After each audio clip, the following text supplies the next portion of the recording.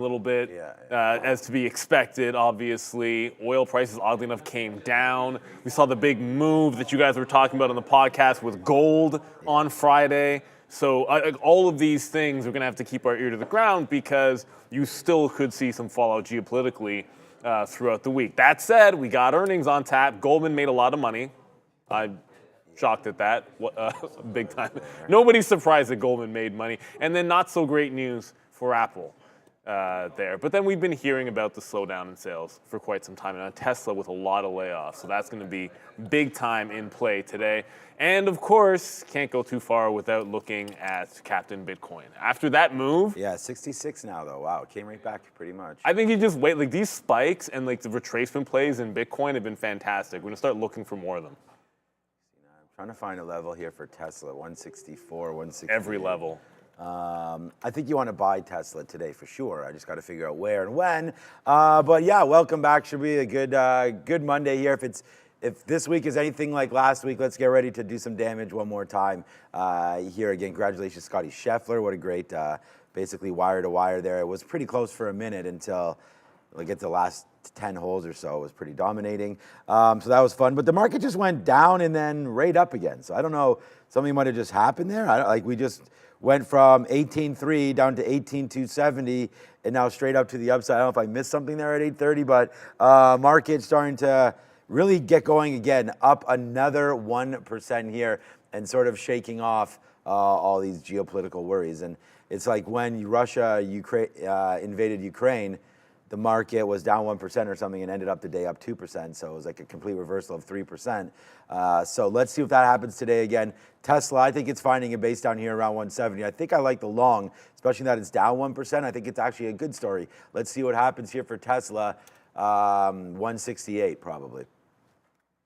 Yeah, interesting move for the futures right now with yields. I wanted to mention taking out the highs right now as well. This is a weekly chart of the 30-year. So we are right back through last week's high and then some right now for the 30-year, 4.71 coming into play right now. You got to go back to November to maybe see the next stop up around 4.8 for the 30-year. The dollar strong as it has been heading into a brand new week here, taking out last week's highs right now, in fact, for the DXY. So one of those days when we're starting to see, the overall market move with the dollar and yields in the same direction. It doesn't happen a lot, but here we go again. And we got that last week, but we got to the red side when the market was red and the yields were on the way down as well. I think it was like Wednesday or Thursday, something like that. So we'll have to keep an eye on that. Yeah, definitely keeping focus on yields as well. You know, we already got CPI last week, but we'll wait for that next Fed meeting in, I believe, May? It's May 1st, yeah. 1st, yeah, wraps up actually May 1st. Very, very close. So we'll keep an eye on that. Brendo, the 2-year as well, right back into that near the highs that we put in on Wednesday. 4.95 was the high. We're printing 4.917 at the moment, so make your point. As the market continues to rip here, now up 0.9 for the NASDAQ. Yeah, we'll just recap real quick. Retail sales there month over month for March, stronger than expected, 0.6 versus 0.4. On the month-over-month number, if you come down here, year-over-year, downside ever so slightly, that might be the positive angle. 1.5% versus 2.5% expected there for retail sales. You take out gas and autos, basically in line with expectations. But yeah, not a heck of a lot on the economic calendar of note this week. Some housing data tomorrow. We do get, as I mentioned, a whole bunch of Fed speak basically every single day this week. So we'll keep an eye out for comments. But here goes the market back to the upside. Morgan Stanley tomorrow. We get Netflix on Thursday. That's probably the major earnings storyline as far as the week is concerned, outside of the banks, obviously. Goldman today, MS tomorrow. There's 1.12. Nice gap here for Netflix to start. And it was interesting last week. We didn't really get that good results from JP Morgan, some others, but Goldman absolutely knocking it out of the park today. Everything was up. We'll go through this, I guess, on the rundown, but fixed income trading revenue, 10% increase. Equities trading rose 10%. Investment banking fees skyrocketed 32% year over year. They beat on both the top and bottom line. Guidance, we're going to get that on the call. Haven't got it quite yet, but good look for Goldman here, Brendo. Just seeing a note on this one, Triple D, 3D Systems bouncing to the upside here. Company gets FDA clearance for world's first 3D printed peak cranial implants. So good for them, I suppose. But wow, this thing has come off a long, long way. $4, I guess. A bit of a level here for DDD. Yeah, you're talking about things that have come off a little bit. DJT is the one that you got to look at right now for that. But look, DDD, that's a good story. You'd like to see something like that do a little more volume, but DJT just now, and it was, I want to say like 10 minutes ago that this started rolling over, and the market's higher, which is great. That's what we want to see, but this one feels like it's going for another one of those sell-offs, and it's been trend down. So it fell apart at $32 pretty much at the open on Friday. And talk about DJT here, and it closed right back up, getting back into that same level. So it was a bit of a rally, a relief rally on Friday. You're essentially giving a lot of that up. I think it might be a short to pop situation. I think the last few times that it's done this, you've been able to look for that move back up after the open and then try to fade off that at previous key levels. So sometimes it's a previous resistance. A lot of times it'll pop back in and you try to get it in front of previous support, like that 35 in here, failed 35. Something in the same thing, like underneath $30, this is probably gonna be a pop and fade. You alluded to Goldman Sachs, they made money, they're up,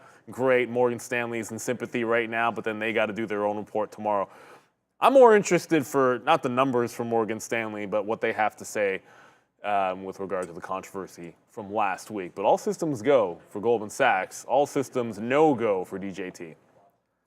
Yeah, Goldman nicely done today, up 4%. So it's nice to see that after we had some of those reports there on Friday where JP Morgan started to head to the downside. And we had potentially worrisome spot for Goldman because you had 3 straight down days, broke through 400 and then got right into some support. But the good story here is it's bouncing off that. So I think it looks like Goldman, and it's hard to trade it on the day of the report, but I would figure that Goldman takes out this 420 and its highs. So good day today for Goldman Sachs. We'll get to some of those numbers as we go because it's going to be on the watch list. And then right here as well, JP Morgan trying to get back. I mean, not a whole bunch of volume today, only 100,000 shares. But again, maybe you get that one big move down. I think it's better to wait for a couple days, but this is nice, at least getting some relief. Like if Goldman had missed as well, then you could see these banks starting to head to the downside. And then, of course, that Morgan Stanley trade, which was one of the best trades for me last week, and we made it in a couple minutes there, as Neil mentioned. The wealth department there, downside move. But they were actually doing really well as well up until that point. So they're looking to take out some highs. So I think the financial sector seems to be pretty healthy right now. But, just some minor pullbacks helped out by Goldman earnings today. We'll see if Schwab and all that can come through with nice numbers as well. You're coming through from Feds Williams right now. So as I mentioned, just be aware this is going to be on and off throughout the week. My own view is that rate cuts will likely start this year. Amazing. I think we've been dealing with that ongoing here. Let's talk CRM here real quick. There was a note this morning about them potentially picking up this Informatica. I was also reading that it's potentially going to be at a pretty steep discount from their last valuation. 3% downside here for Salesforce back to key level here. Yeah, it's a company, unless you're familiar with it, not that well known. They manage data across cloud and on-premises systems. They have clients like Unilever, Toyota, Deloitte. So I'll have to see how that works out. Needham commenting today about CRM maintaining the buy and reiterating the $345 price target. So they seem to like the deal. We'll have to see how the market likes it, though. Just double checking here. Yeah, you got to go out to May. May 28th, end of May even, to get earnings from CRM the next time. But back to February levels here for Salesforce. I saw that on the way in. It's like, okay, well, it wasn't a firm offer that I saw. It was just speculation as to what it might be. And it's not weird that you see a stock down when they're making an acquisition, but when the first note is that the bid is going to be at a lower price than Informatica's Friday close, you're like, oh, so if they're getting it at not that bad of a deal, then why are you down like that 3%? But as you said, Brennan, like you're waiting to get into some key levels here. You don't have earnings for a bit, but 275 looks pretty interesting. I always like to look for like 10, 1030, somewhere in the late morning. If there is an acquiring company that gets beaten down because they're making that acquisition, usually look for that to bottom out somewhere between 10 and 1030. And 75 would be the level for me on CRM. I like the stock, but until you actually have a firm offer here, which I haven't seen, I think you got to step back and just be patient with them. I mean, it just broke the 50 period on the daily. From a technical standpoint, you do want to be patient with dip buys. I did see at least one or two sources on DJT saying they're filing to sell 21 million shares. The float's only 39, so obviously that's not fantastic news. Delusion for DJT, the reason why they're going down. Yuck, yeah. I don't even really, I mean, I was looking at Apple, CRM on the radar, but again, a good stock there. I really like Mark Benioff. I think you buy dips on this name. A big AI name, they have Einstein as well. A lot of companies sort of already intertwined with Salesforce and some of that management there, the management software that are involved there. Customer acquisition. It's kind of like what I was thinking about Microsoft. Once you're already in with Copilot, do you ever leave it? So HubSpot, I mean, there are some competitors here, I guess, for Salesforce. Nice little dip down. The market's, I'm still not convinced about this market move, but you know, again, if you did want to buy something, I think Salesforce is probably, again, going to be on radar for a lot of names as it falls back in. I'm always looking at these 200 periods, like so 250, 260, something like that in here for Salesforce. I think it's probably worth picking something up again. I mean, if you're going to go all the way back into January levels, I mean, that's pretty good to get it all back. So January, we thought we were going to get 6 rate cuts this year. Now we've been reading none. You know, some still saying 2. Well, I mean, you can check the Fed rate tool there. But yeah, I don't know. All was well when we were getting the rate cuts. Now we're not. And some of these sort of mega cap, high flyer sort of tech names will start to come back in, and I think Salesforce is going to be part of that. So, yeah, 250, 260, I think on a little bit of a beat up market. I really like Salesforce.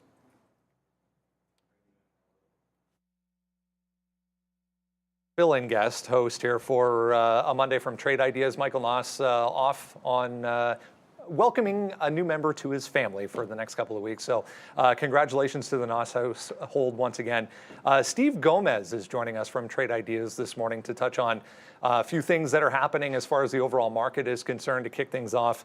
On a Monday, Steve, great to have you. It's an interesting look here as we start a new week, coming off back-to-back negative showings here. Sorry, guys, I can't hear. Not there we only go. Steve, can you hear me? I'm hearing you now.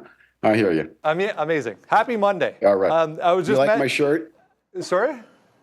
My shirt. I've got a lot of flannel to fill today from Michael Noss. I just thought I would wear this in honor of him. The Canadian tuxedo. Yeah, no, we appreciate it. It's great to have you, as I mentioned. Market setting up in a pretty interesting way here. You've come fully prepared with a ton of charts. I just want to say, for anyone who maybe doesn't know Steve, this guy has been trading for decades, very active online, very active on YouTube going back lots and lots of years, so knows what he's talking about. Appreciate your time this morning, Steve. What are you looking at? Sure. Well, as you said, going into the weekend, I didn't quite know what we were going to wake up with. So the first few slides I have is just kind of showing the precarious position the market is in. We are kind of at the abyss here, and I'm going to give a shout out to my good friend Brian Shannon, who taught me the 50-day moving average is a general bill of health.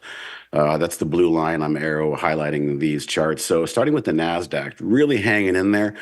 But boy, it's hanging by a ledge. We're getting a bit of a gap up today.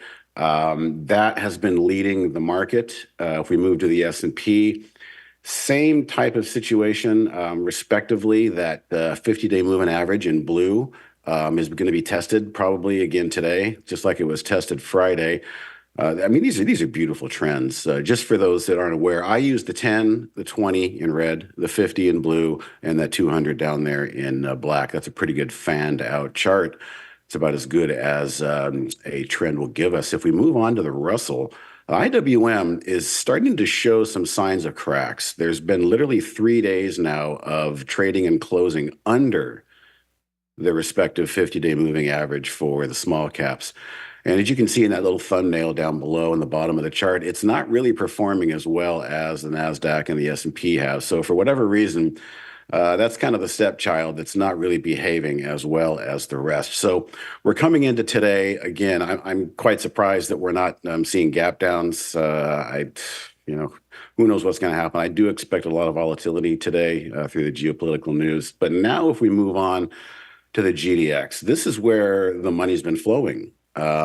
We are above all moving averages. I call that trading in clean air. And Friday had a pretty good and much needed reversal, I must say, in the gold miners. Pretty heavy red candles and selling, but all it did was just come back down and touch my favorite indicator, the 10 SMA. As long as you're trading above the 10 SMA on a daily chart, you are in motion, you are riding a trend, and I use the 20 as a backstop. So with that in mind, the trade of the week here at Trade Ideas is curated by myself. Michael does the strength index, and he's got a lot of math behind him. But for myself, I'm not the mathematician Michael is. I am discretionary. So I kind of do a top-down approach. And so focusing on where the money is flowing, which is the gold miners, I've come up with a name that some people might be familiar with. But before we do that, I want to give another shout out to Brian Shannon here. We're going to take a look at the 4 cycles of the 4 stages of price action. And this is relevant whether it's a single stock or an entire index. And as you can see, we've got the accumulation, the markup, and distribution. And by the way, I'm just going to make a point. I feel like the general market we're in right now, we're kind of in a distribution stage 3. And then, of course, decline. Nobody likes those except for good short sellers. So that arrow that I drew is the ideal sweet spot to try and find longer term trends that are popping out of that accumulation phase and starting to come into markup. Now, a lot of these gold miners, they've had a pretty good run, but there's one that hasn't, and we'll go ahead and bring that up. It's HYMC, might be a familiar name in the Reddit community. I am fully aware that AMC owns 22% stake in this mining company, but this too has had a pretty precipitous fall. We're going to start with the weekly time frame. And what I'm showing you here is one of Trade Ideas' newer layouts that the genius Michael Noss built. He basically took the 4 stages and created 4 different windows, stage 1, 2, 3, and 4. And when I was doing a webinar over the weekend, I happened to notice that HYMC was popping up on stage 1, getting ready to possibly move into stage 2. So again, this is a weekly chart. It's dropped precipitously from its past. And it's very volatile. So I'll remind people again, if you're going to play this particular name, I would probably consider using half size of your normal position size just to accommodate the volatility.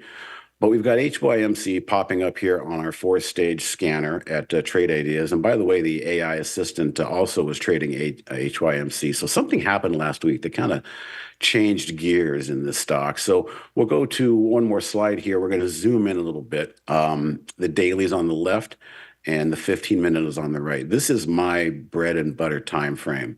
And again, on that thumbnail on HYMC on the daily, you can see that giant monthly decline. This thing has really been beaten up. And it looks nothing like the other gold and silver miners. So if we're going to have a move in gold and silver, you never know if HYMC is going to want to participate. Again, it's part of that Reddit crowd, the Wall Street bet crowds. They're very familiar with this stock, but it's still, at the end of the day, it's still mining and pulling silver and gold out of the ground. And if that's going to continue to be something that the market is interested in, I want to be a part of it. So I've drawn a couple of arrows there on that daily chart to show you how the first push and then a nice, beautiful consolidation right at that 10 SMA. I love that look. And then a push out of there on Thursday, and then a big pullback on Friday. And we'll zoom into our final perspective here. The 15-minute size, just go back one slide, I'm sorry. The 15-minute shares candle, it's showing you that 130, which is a 5-day moving average. It held it very nicely. And so I circled kind of the close on Friday, and we broke back above our 10 SMA. And as I look here, we are right around the area that I'm going to suggest as a possible entry, which is $4. This is a slippery entry. Normally, I'd like to see a little bit more consolidation coming out. We've just had a pretty big pullback, but I'll say this, just don't lose sight of HYMC. Whether or not you decide to participate around $4 is up to you, but that's just kind of a general idea. And then, of course, I said at the end there, please, these are volatile. The only thing you can do for volatility is to downsize your risk, and that's cut your share size in half. As you I alluded hope that to. made sense. Yeah, no, 100%. As you alluded to, obviously other outside influences in a stock like this. What would your time frame be if you did get that break above $4 a day, 2 days, until it shows you it's done type of thing? That's a great question because I want to accentuate my trading style is I like to surf the market. I will load it big and I will take a good half-size profit after a day and a half. Ideally, I get a full day run of green. The following day, we get follow through. I'm contrarian. I'm fading out of that for probably half of my position to pay myself. And then I'll just kind of scale out, let it run and see if I can stick around. Sometimes that last third position will make more than your first big scalp that you took in a day and a half. So again, showing you how far it has come, depending upon how the gold miners do, this thing could have a way to go. And considering also with the fact it's coming out of stage 1 and possibly entering stage 2 in that accumulation graph. Going back to that first chart that you showed of the overall market, you mentioned really, really strong trend still to the upside here. Is there a time, if you go back in time, that this reminds you of as far as the overall market is concerned? You mentioned maybe a little more volatility coming in this week with some geopolitical headlines. There's a lot of people, I think, that are participating in this market and seeing these conditions maybe for the first time. If we went back in time and looked on a chart, is there an area that you might send people to do some testing? I can't really think of a particular point in time and the details to that point in time. I'm a visual person, and so I'm just going to say this. I drew that 50-day moving average for a reason, and we've been holding it. But the very first day that we close below, we may test it and wick back above and close above with a stick save, to use a nice Canadian example there. But the first close below the 50-day, rising 50-day moving average is going to be a huge red flag for me. And I'm personally about 90% in cash right now because I'm not really liking what I'm seeing for longer term overnight holds. Steve Gomez from Trade Ideas filling in for Michael Noss. We appreciate your time this morning. Best of luck this week. Thanks, guys. Thanks. Thanks, Steve. The kick save in there. I like it. It's hockey. I like that. Look, man, it's playoffs right now. I was actually mostly curious about the axes you had in the back there. That was pretty cool to see. Obviously, Steve plays. I think we can get that sense, but pretty cool. And what I love to see, and when we bring everybody else on, like these different guests to give you those different perspectives. But like, how often do we look at things like an HYMC? And for us, when we're talking about these movers and runners, it'll typically be like, what's like the day trade breakout or like the big runner when it's on volume, and not necessarily give you some kind of a swing aspect. And I think, obviously this name has other reasons why it gets exciting, which is cool for a day trader. It's got a decent enough short flow. The whole AMC thing means there's a few extra eyeballs on it when it starts moving. And when something like this starts breaking out, it can get pretty exciting for it though. So again, I do like looking at this one when it has a little bit of extra volume. You do need some kind of a catalyst on our side in an individual day for it to start going. Like I could look at this and say, $5 looks like a good breakout or support at 3 and all that good stuff. But when it's done 20,000 shares in volume, you're waiting for something else, another shoe to drop. So I think it's worth having on the radar because we've seen gold move around a bit. You've seen some of the lower cap oil and energy names be fantastic. I'm talking about HUSA, things like that. So when you get an overall move in a specific sector, sometimes these lower float, smaller cap names can be exciting trades. And I think HYMC is one worth keeping an eye on. Thanks, Steve. Yeah, great ideas there from Stephen. Great to hear another perspective there. Shout out to Brian Shannon again. Shout out to Michael Noss. Congratulations one more time. I'm looking at Palantir today, possibly again for another breakout here. You are going to get an opportunity to get through this 2320, I feel like. So here's Palantir right now, basing out, trying to get back going to the upside here, down on the day while the market's up. I think there's a chance for this one to get going. I'm looking at like 23.25, basically 23 and a quarter. We could take that level and off to the races for Palantir. So I kind of I don't know why it hasn't worked out. Where's my daily here? Oh, there it is. And then here on the 20-minute as well, breaking above the 50 period, breaking above the 200 period, and then just getting upside. So I like this break. 23.30 looks like here for Palantir. So just one name that's always on my radar. But that's another one. Thanks, Steve. Yeah, interesting to meet the guy. Feel like he can come back. So we like Steve. We'll have him back on. Rock on, Mr. Gomez. Yeah, her layoff in this one. All right, let's get some analyst moves here. Adara's ready to go over at the screen with upgrades and downgrades. Lots of interesting names on the list today. To kick off the upgrades, we have Lockheed Martin up about more than 1.5% right now with this upgrade from JP Morgan Stanley. Certainly interesting when you consider the geopolitical context right now. So nice look for Lockheed. Coupang here up about the same amount, about 1.5% here with an upgrade from Citigroup. BofA Securities upgrading Cisco, and Needham, one of the many analysts initiating coverage on Reddit after its March 21st IPO. Generally some pretty positive notes here for RDTT. In terms of downgrades, we have two Chinese EVs kicking off the list here, both the downgrades from Macquarie. BYD and Li Auto, both of them are trading to the upside as of right now. Logitech here getting downgraded as well from Morgan Stanley and gapping down about 3%, whereas we have Avid Exchange down about 5% right now in the day with this downgrade from Goldman Sachs, guys. Good look there for Cisco. But yeah, not so great for those Chinese EV names. We've seen them under pressure. Li Auto, it's up 1% because all the Chinese ADRs are up.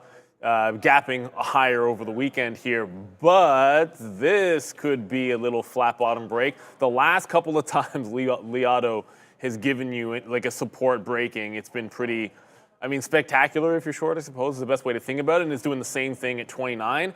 The good news for Li Auto would be, since it's pullback, you've got obviously a big level here at 26, but if this doesn't hold on to 29 even, yikes. I think you've got a nice little $2, $3 area that it could retrace. So Li Auto's on the radar for this week. Just a matter of, maybe you need a weekday for it to happen. Obviously up 1% today. Bob was up 1%. Neo, I think, was up a couple points as well. It might be tough for it to get a breakdown on some strength, but I got Li Auto on my mind this week. The EV names have been a gift when it comes to essentially support breaking and just taking the momentum, because I feel like a lot of stops are getting run on these, and you want to take advantage when you can go short. So Li Auto, 29 even, might not happen today, but we waited around for that Rivian $10 break, and eventually it was good. Yeah, wow, yeah, Li Auto, okay. Yikes. What was the price of Li Auto? It's 29.5. 29, okay. Whew. All right, it's doing better than Neo. Yeah, I thought it was breaking 20 to the downside, but breaking 30, okay. Not yet. So this Cisco right here, this is a name that I think can get going again when some old tech becomes a little popular one more time. We'll hear about cybersecurity heading into election year. We already know about their business models, and it's been real boring, man. This has been basically one of the big tech names that has been dead for a while. So I don't know if it's about to wake up. We saw Dell do nothing for a while, then take off. Similar stuff to Intel before, and now Intel's going the other way. But if you're going to get above the 50 period here with an upgrade, it's not super interesting right now. There is a dividend in this name. I just wanted to call it up to show that, although there's been huge moves in mega cap tech, this name Cisco is about as steady as can be, and I'm not sure there's much money to be made in here. But you never know. If you can get it, down in around 50 on a break, and you're right, then maybe you can get into 55. With earnings, you get into this area. So let's see if they're maybe calling a little bit of a break here on Cisco. Let's see if it works. Breaking back above $50. I like the trade, so it has to get there first. $50 long on Cisco, I think, is a trade that we should probably take. This morning for CSCO. Let's get going. Sharif's going to kick us off here with a look at the futures. 51.67, guys. That's where we closed off Friday. The Friday low, 51.50. It was a quick wick down there, and then we got bought up. We're above 5,200 right now. So let's go ahead and say this. If we defend 5,200 at the open, we'll use that as support. If we can't break If we can't break below 5,200, let's look for that 5,250 as a level of resistance. That takes us to the high point of the last few days last week. Let's get into everything else you need to know here heading towards the open on a Monday. If you haven't done so, grab that. Super easy. Go to tradertv.live, wait for the pop-up, enter your email address, and then you get the watch list every single day for absolutely free. From us, has everything on it you need to know in the morning. Let's go to Apple to kick things off. Research firm IDC coming through with a report this morning suggesting iPhone shipments down 10% in Q1 in 2024, even went as far as saying Android manufacturers such as Samsung have taken over as the world's #1 smartphone as far as sales is concerned. Yep. If you look at the analytics on our podcast, for example, that is completely not the case, and it's dominated by people with iPhones. So, I mean, it depends on what you're looking at, but I mean, there's still a ton of iPhone users out there. I guarantee you this is somehow globally distributed. If you were to look at the West, way more iPhones than Androids, probably. Sure. East, maybe not the same. Just speculating there, but let's talk about the actual data, the factual data, 10%, 9.6 to be example, year over year. This time last year, big drop down. They shipped 50 million. Last year, they shipped 55.5 million, so about 5 million less, as Brendo mentioned. Samsung regaining the lead here with their market share 22.5%. That is up from 20.8% last year, but there's other headwinds as well. Xiaomi, Huawei, as well as others, they're also taking market share there in China. But if you look at the latest 2024 smartphone poll, they're looking at growth, resurgence and growth this year, 7.8%. The smartphone market's supposed to grow globally this year, Brendo. Yeah, we'll keep an eye on it. Obviously, heading into the next couple of weeks here, we'll get earnings from all of these. But a huge move up on Friday, guys. We're trying to get back to basically aftermarket levels here for Apple so far. Still down about 0.5%.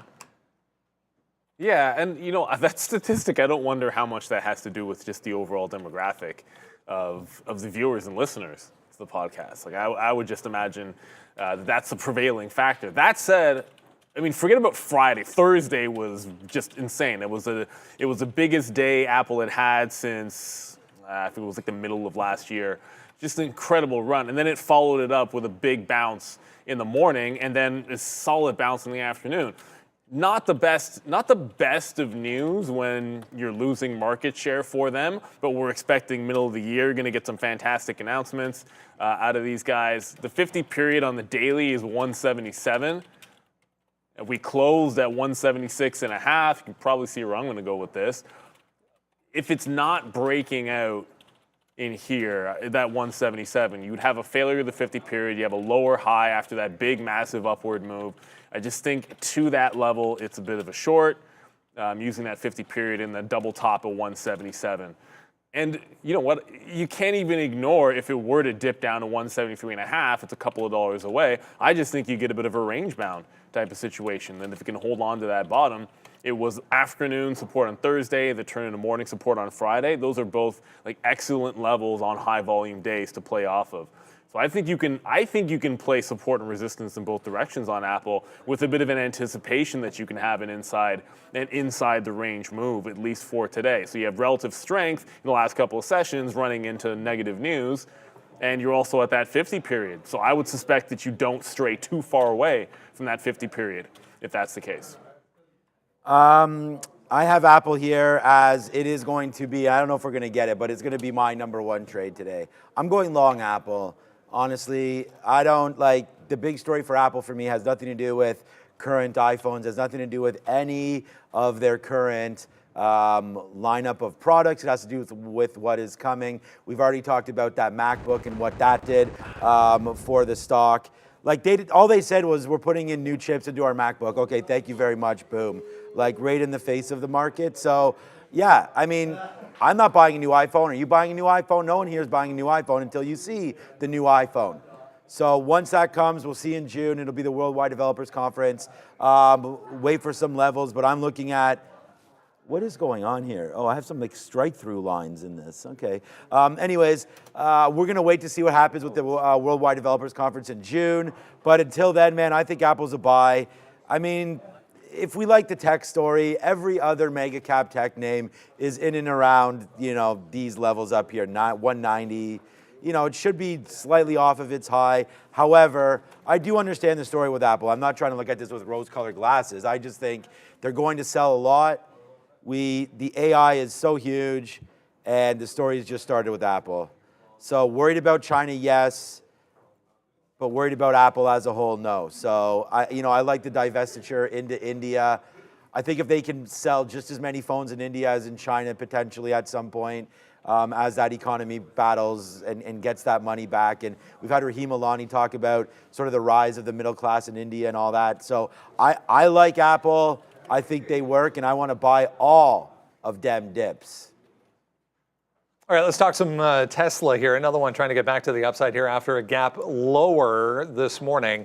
This comes out, kind of a surprise here, I think, or caught a little bit off guard, caught a few people a little bit off guard. We get down to 168. I mean, everyone, I think, is eyeing 150 if you zoom out on a daily chart for Tesla, but trying to bounce here this morning. Yeah, Elon was at the Science Awards yesterday, the 2024 Breakthrough Prize, and he was making comments with respect to multiple different things. But the headline really does come down to this huge layoffs here, Brendo. They employ about 140,000 people worldwide, and they're looking about cutting 10% of that. Elon says, as we prepare the company for the next phase of growth, it is extremely important to look at every aspect of the company for cost reductions and increasing productivity. As part of this effort, we have gone through a review of the organization, have made the difficult decision to reduce our headcount by more than 10%. So sad for some people going to lose their jobs. Trying, however, right now to get back to almost positive here. It's still about 0.5% to go. Trying, and usually, I mean, how many times have we said in the last year, like cost cutting good, stocks go up when you say you're going to be doing layoffs or any strong measure of cost cutting. But at the end of the day, the price action is going to be king. And I think in this particular case, look, Tesla has bounced. Last week you had 168 twice. You had 168 on Thursday. That was the day that everything was sort of ramping pretty much the majority of the session. And then at the beginning of the week, it bounced off 168. Well, this pre-market, what do you think it bounced off? The 168 level. So if that actually holds off the open, I'd be looking longs off 168. If it flushes through there, it's got like $7 to the downside because 160 was that big support level for Tesla. So I don't necessarily think you want to get too cute. I almost feel the same way about this as Apple. You look at the range that got put on Friday, and I don't wonder if when you get to the top of that, you don't just short that too. I'm very much anticipating, and almost everything I was looking at this morning felt that way, where I think you could see some inside action for today and possibly tomorrow. There was a lot of volatility that we saw last week. Obviously geopolitical issues and all that good stuff, but Tesla 168 is going to be that bigger level because of the big gap out under it. And I do not want to discount. We got away from Reddit. It's not Reddit. Rivian on Friday, after it was a great short on Thursday, and I think you just go back to the well for this. When you get trends like this, we showed the chart of Lucid, we've shown the charts of NIO, we've shown the charts of all of these EV names, and they all look eerily similar. And when you break a support level, generally speaking, I just want to be looking short. The last time it broke a major support level, you got 2 big days of follow through and then a bit of a bounce. And then when the end of that run was done, you got multiple days in a row pulling back in. So I just want to play that pattern on Rivian. First looking for 925 off the open for a pop and fade. And then if it breaks higher, maybe the 950 level would be the next one up. But the EVs have been in trouble. I think it's easier. It's been a lot easier to pick on pretty much all of the ones that aren't Tesla to the short side. And when you look at those charts, they speak for themselves. And I'm looking at you, Rivian. Obviously, Fisker has gotten punked as well. Lucid didn't move as much. So I went from Rivian to Lucid on Friday, and that was a mistake. Should have just stayed with Rivian. We at 52 week. Okay, just writing some stuff about Google here. Look, Tesla's going to be, again, it's funny that it's the number 2 stock, but it's going to be my number 2 idea as well. I mean, any dip buys into 168, we are buying Tesla. I like the story here. I loved that it was down when we started this sticky note, down at 168. Unfortunately, now you're up $2 from that level. Doesn't mean we can't fall into there. I'm a buyer of Tesla down here at 168. I love the robo-taxi thing. I love that they're getting more productive or more efficient with their productivity. And unfortunately, like Sharif mentioned, many of those jobs being lost, but this Tesla has printed many millionaires, and I hope that it is the millionaires that wind up losing their jobs because, you know, that's the way it should be. We'll wait to see what happens here. 170, 10,000. I don't know what percentage of their workforce that was. 10. But is it about 10%? Yeah. Yeah. So, yeah, not great there. That's too bad. But yeah, I don't know. It's in what's been such a tough year for EVs. You know, that I guess job cuts is to be what expected. 10% is a lot. That seems to be too much. But yeah, I feel bad for that situation. But 168 down here for me is a log for Tesla. But now I feel bad about the job cuts, so maybe we'll short it eventually. All right, Meta showing a ton of relative strength here so far this morning, 1.3%. Trying to get higher right now as well, back to 520 early on. I mean, there's not much. Citigroup with a really positive note on this, reaffirming a buy. Going to 590 on their price target for META. Yeah, liking this a lot. Analyst Ronald Josie at Citi basically saying with Meta's newer ad innovations, new AI video architecture, and greater overall advertising adoption, we believe advertiser demand for Reels will continue to improve, and so he's bumping up that price target from 525 to 590, Brendo. Good look for Meta on the day. Week Wednesday, we get earnings from Meta, guys. Ooh, it gets exciting. You get those tech earnings coming in. Meta's always, you know, we get that first look, and they tend to, you know, lately they've been blown out of the water, and then you get things off on the good foot. Today, they're up, I mean, obviously more than the market. And the good thing about Meta, when the stairs go up, you just last week put in another support level, like another higher low, not even touching the 50 period on the daily. If you go now, we'll go to the 15 minutes. So you have this, it's not exactly 505 or it's in front of 500, but like 506 is held, 510 on Friday. I just think looking for longs, whether or not you can get those levels seems pretty unrealistic to be able to get like that next step in.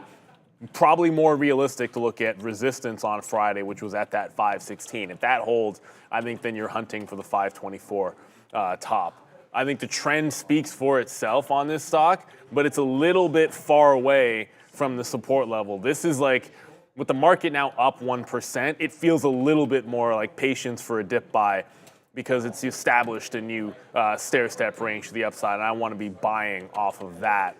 And that's been the way to go on Meta. Like when it was in the previous range, it was like the 480, 490 area that you wanted to be buying on the dips. And I think now that's turned into like 505 to 510 on Meta. So you got to be patient this week. We'll see if we can't grab that one at some point off of this 5.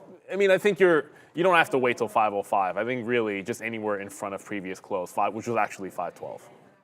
All right, so I'm going to flip over to another major cap name there that's very, very similar to Google. Really, really like this, man. 160 break there, 52-week high, 116.25 on Google. The sticky note is now out, just posted a couple minutes ago, or a couple seconds ago. I just think that we're here for a reason. The trend has been amazing on Google so far. I mean, just look what this name looks like. The chart is incredible. Broke through the high, well above the 50 period, bounced off the 200.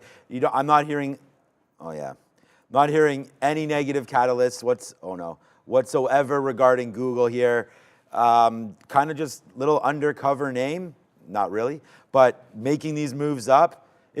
What I mean by undercover is just like it's kind of just creeping up here. We have stories on Apple, we have stories on Meta, Tesla, AMD, all the chip names, right? Meanwhile, Google just keeps on making these moves higher as they get, DOJ investigations, like all throughout Europe. Everyone's investigating all these companies, and it's a hold my beer situation, and we just continue to go higher. Its 52-week high is at 160.25. So on your sticky note today, the breakout price is 160.25.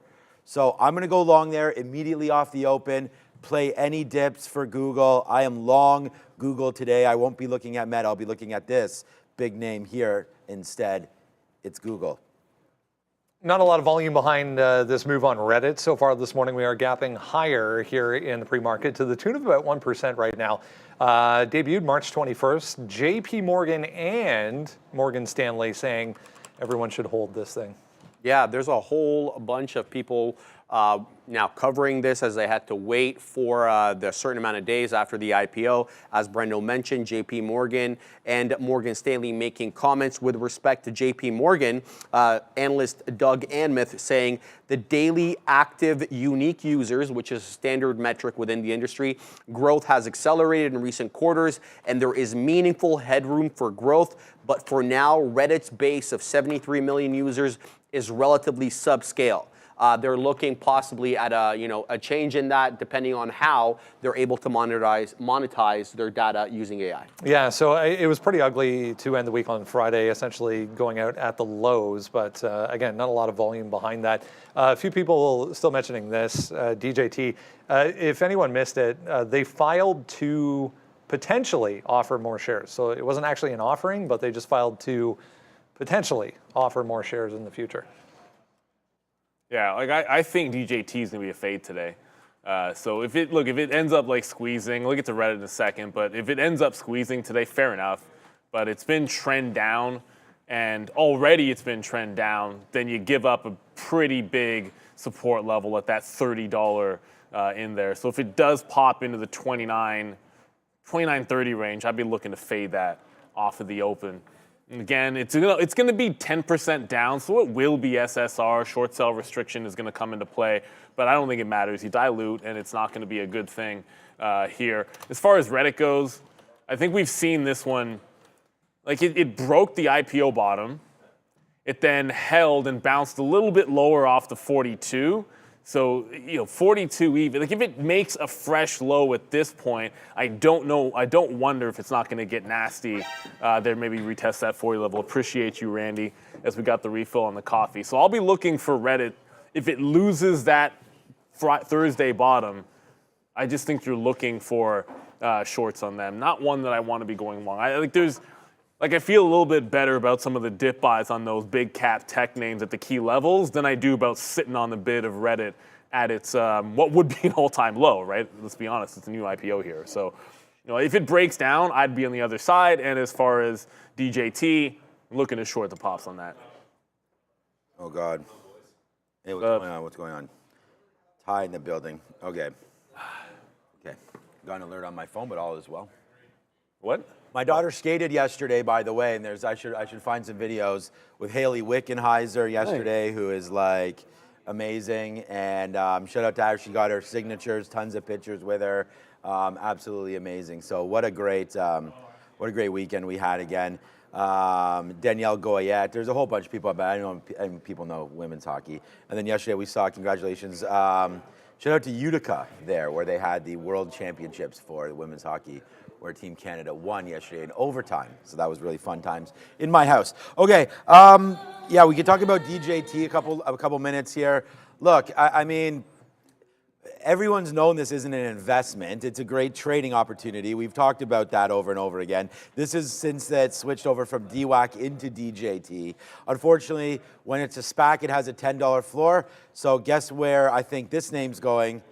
Sub $10 would be my guess. Especially when, I mean, that is allowing them now to do a share offering because they've disclosed it. Well, what do you think they're going to do? So let's just wait to see.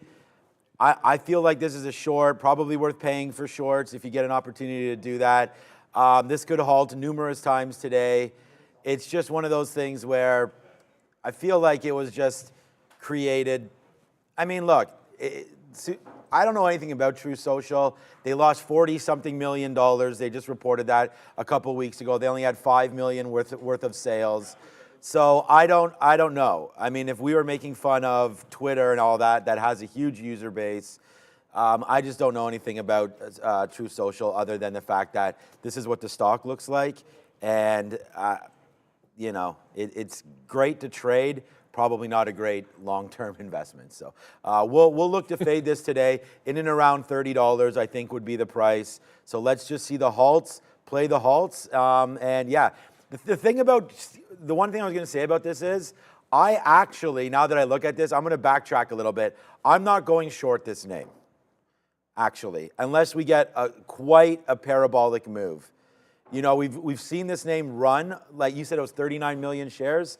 The float is not huge on this. We know what can happen in the options market and how excited this stock could get. I'd actually rather play dips or wait for a huge parabolic move, because when I just said there, short 30, I thought to myself, that is like a guarantee. Like, if that doesn't work, this is going to blast up $1, $2, $3. And with the spread being what it is right now, I don't know what the liquidity is going to look like if everybody gets scared at a key level. So I just say watch out for this, but it is going to be on my radar. Already doing 1 million shares. I like the sort of the low float. I like the story here, and I like the volatility. Let's watch some DJT. A few other names moving around here. Charles Schwab just popping up in front of me on a scanner, back through 68.90, out with earnings this morning in the pre-market here, downside a little bit for SCHW. Any of the Chinese ADRs, you're going to see to the upside ever so slightly here. That was BABA, JD, even the EV names higher here. There's XPeng, or NIO, I should say, all gapping to the upside. There was some positive momentum. From the Chinese side of things on regulations, on securities regulations coming out overnight. For those, there's Goldman, meanwhile, 4.5%, just took out the highs after a monster beat for GS to kick off the week. What a big report for Goldman. Profits jumped up 28% year over year. Revenue up 16% year over year. They beat on the top and bottom line, beating analyst expectations. Metrics, fixed income trading, 10% year over year jump. Equities trading, another 10% year over year jump. And then the biggest move here was investment banking fees jumped 32% year over year. They beat the mark on all fronts, Brendo. Yeah. So if I can just mention quickly here, today on How to Trade, Fabian, we're going to be talking about riding the wave. We're going to be talking about small cap trading, a lesson on momentum trading. Fabian, screen, thank you. There we go. So we're going to be talking about that today at 11 with Adair and I. Just seeing another note on Tesla here real quick. Senior VP Drew Baglino is said to be leaving the company as well, just coming out. Okay. I mean, Wait a minute, Drew Baglino's leaving? yeah, like This. Well, first I was gonna be like, does anybody know who that is? Pull out of not here. good. This stock's not going up. I mean, who cares? Do we care about that? Because Tesla didn't even move on that. Like, not even an inch. Okay, fine. Like, it might have moved like 20, 30, whatever. It moved like 30 cents. So call it that it did do something. Goldman Sachs, what a great report. And obviously they're making boatloads of money. They've gapped up a little bit here. I don't wonder if there isn't like a stink bid opportunity on the good news. Watch out there, Ram. I'll give you some more slack. Somewhere around the 400 level. Like, if you look at this, it was pulling right back in. Oh, how gorgeous was that 390 consolidation area. When you see a good stock that has accumulation like that, that's generally speaking a good place to be buying it. But now you're getting above the 50 period moving average. I think if it dips down in like 395 as a 50 period, that to 400, if they decide to sell this off, you'd still be like, the stock would still be green if it got under 400 bucks. So I'm looking at that 395 possible decent dip buy spot for Goldman, but it is an earnings play. I think you got to be patient. I would change nothing on Tesla with regards to that headline. It doesn't really move the needle for me. I still think you've got that flat bottom. It's not really a flat bottom, but that higher low at the 168, that's still going to be in play. So I'm not changing anything because Drew Baglino leaving the company. It doesn't really matter. Yeah. Yeah, what do you guys know about Drew Baglino? I mean, we're going to see what happens sold a bunch there. of shares. So I have offers right now on AMD. Goldman Sachs, we've already sort of talked about that. I think it was nice that they were come save the banks a little bit here temporarily. I mean, it's a great report. It's up 4% and a bit. Looking at this report, looking at JP Morgan's, I mean, all you can really do is try to figure out what the action is on the stock. And I mean, we've already bounced off of this support area. It was only one day. So what is one day doesn't necessarily make, you know, this huge move here, but I like it. It's held the 50 period. Like I said, if we get decent reports from Morgan, I think 420 comes into play, and I think it come in next couple days. So I really like that. I think I think Goldman Sachs breaks higher here. JP started to get going there. Now it's down about $1 since those imbalances came out. So let's have a quick little look. Remember, this is day 2 for JP Morgan. They reported there on Friday and had a very bad day, down $10 to 185 and closing at 182. So be careful with JP Morgan today, but let's have a quick look. As you can see here, pretty mixed buys and sell side. The biggest name on here is going to be Amazon. That's a decent sell, which is kind of a surprise. So there's Amazon right now. You can see on the daily, it's been cooking just like Google. I almost went to Amazon instead of to Google. So Amazon right there does come with a sell. That could be an early gift, honestly, especially with this market going high side.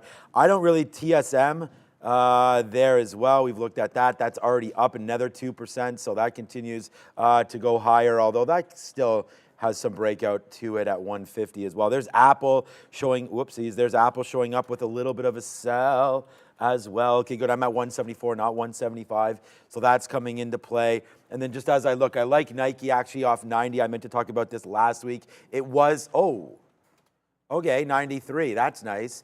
It was last week's idea on the sticky note at 90, and we got within a few pennies of that on that on Friday there.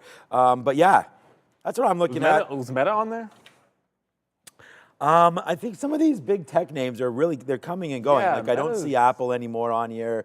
Amazon started the day. The TQs, which is the short, which is the triple Q long, but it's a sell there, so that could be something. But yeah, no, you know what, Neil? There's just a lot of. I don't think it's a very huge open for the imbalances. I'm only saying because Meta dropped like $3. Yeah, then it probably it must have been a sell. Again, it doesn't really matter, but the market didn't really do much there. But Meta dropped in about $3, so maybe it might be able to get this. Like it might actually come down. Whoops, zoom. I want to zoom out there. There you go. It might actually have a chance to come down and test, the Friday close area. Late resistance right around that $512. So that's always a possibility. Got to gear up. You got to be ready for it if it does happen. Oh, forgot about the chips. Intel, yada, yada, yada, trend down. You guys all know what it looks like with only a minute to go. 37, probably not going to come in today. Still had that marked off from Friday. But the 36.5 zone, the spike that it had late morning, got back into 36.5 and then flushed for the rest of the day. I'm playing that for resistance today on INTC. Emmanuel talking about Nikola. Not really going to be looking at Nikola until the opening range has settled itself down. If we see NVIDIA 905, remember every time it's gotten to 905 in the last week, that has been last 2 weeks, I should say, that's been a fade zone for NVIDIA. So we'll be on the offer of Intel for any kind of a fade. We already talked about Tesla 68, Apple, I had 173.50. And then Meta, all of a sudden, seems like it's a possibility on a dip buy after that little bit of a sell. Going into the open on a Monday. And happy tax day to everybody. But more importantly, let's get this week started in 3, 2, and 1. I was planning on doing some taxes. I gotta get going on that. Really? We have time. In Canada, it's different. We have plenty of time. We have not plenty of time. I think we have a couple. Only a couple weeks. Yeah, is that plenty? Okay, so Google with a little bit of a drop down here off the open. We said that there was going to be, just a little bit of movement here off the open. So with Google coming into 158, let's take a little bit more long here. I like the trade. I've liked the stock. Obviously, this movement is not the greatest.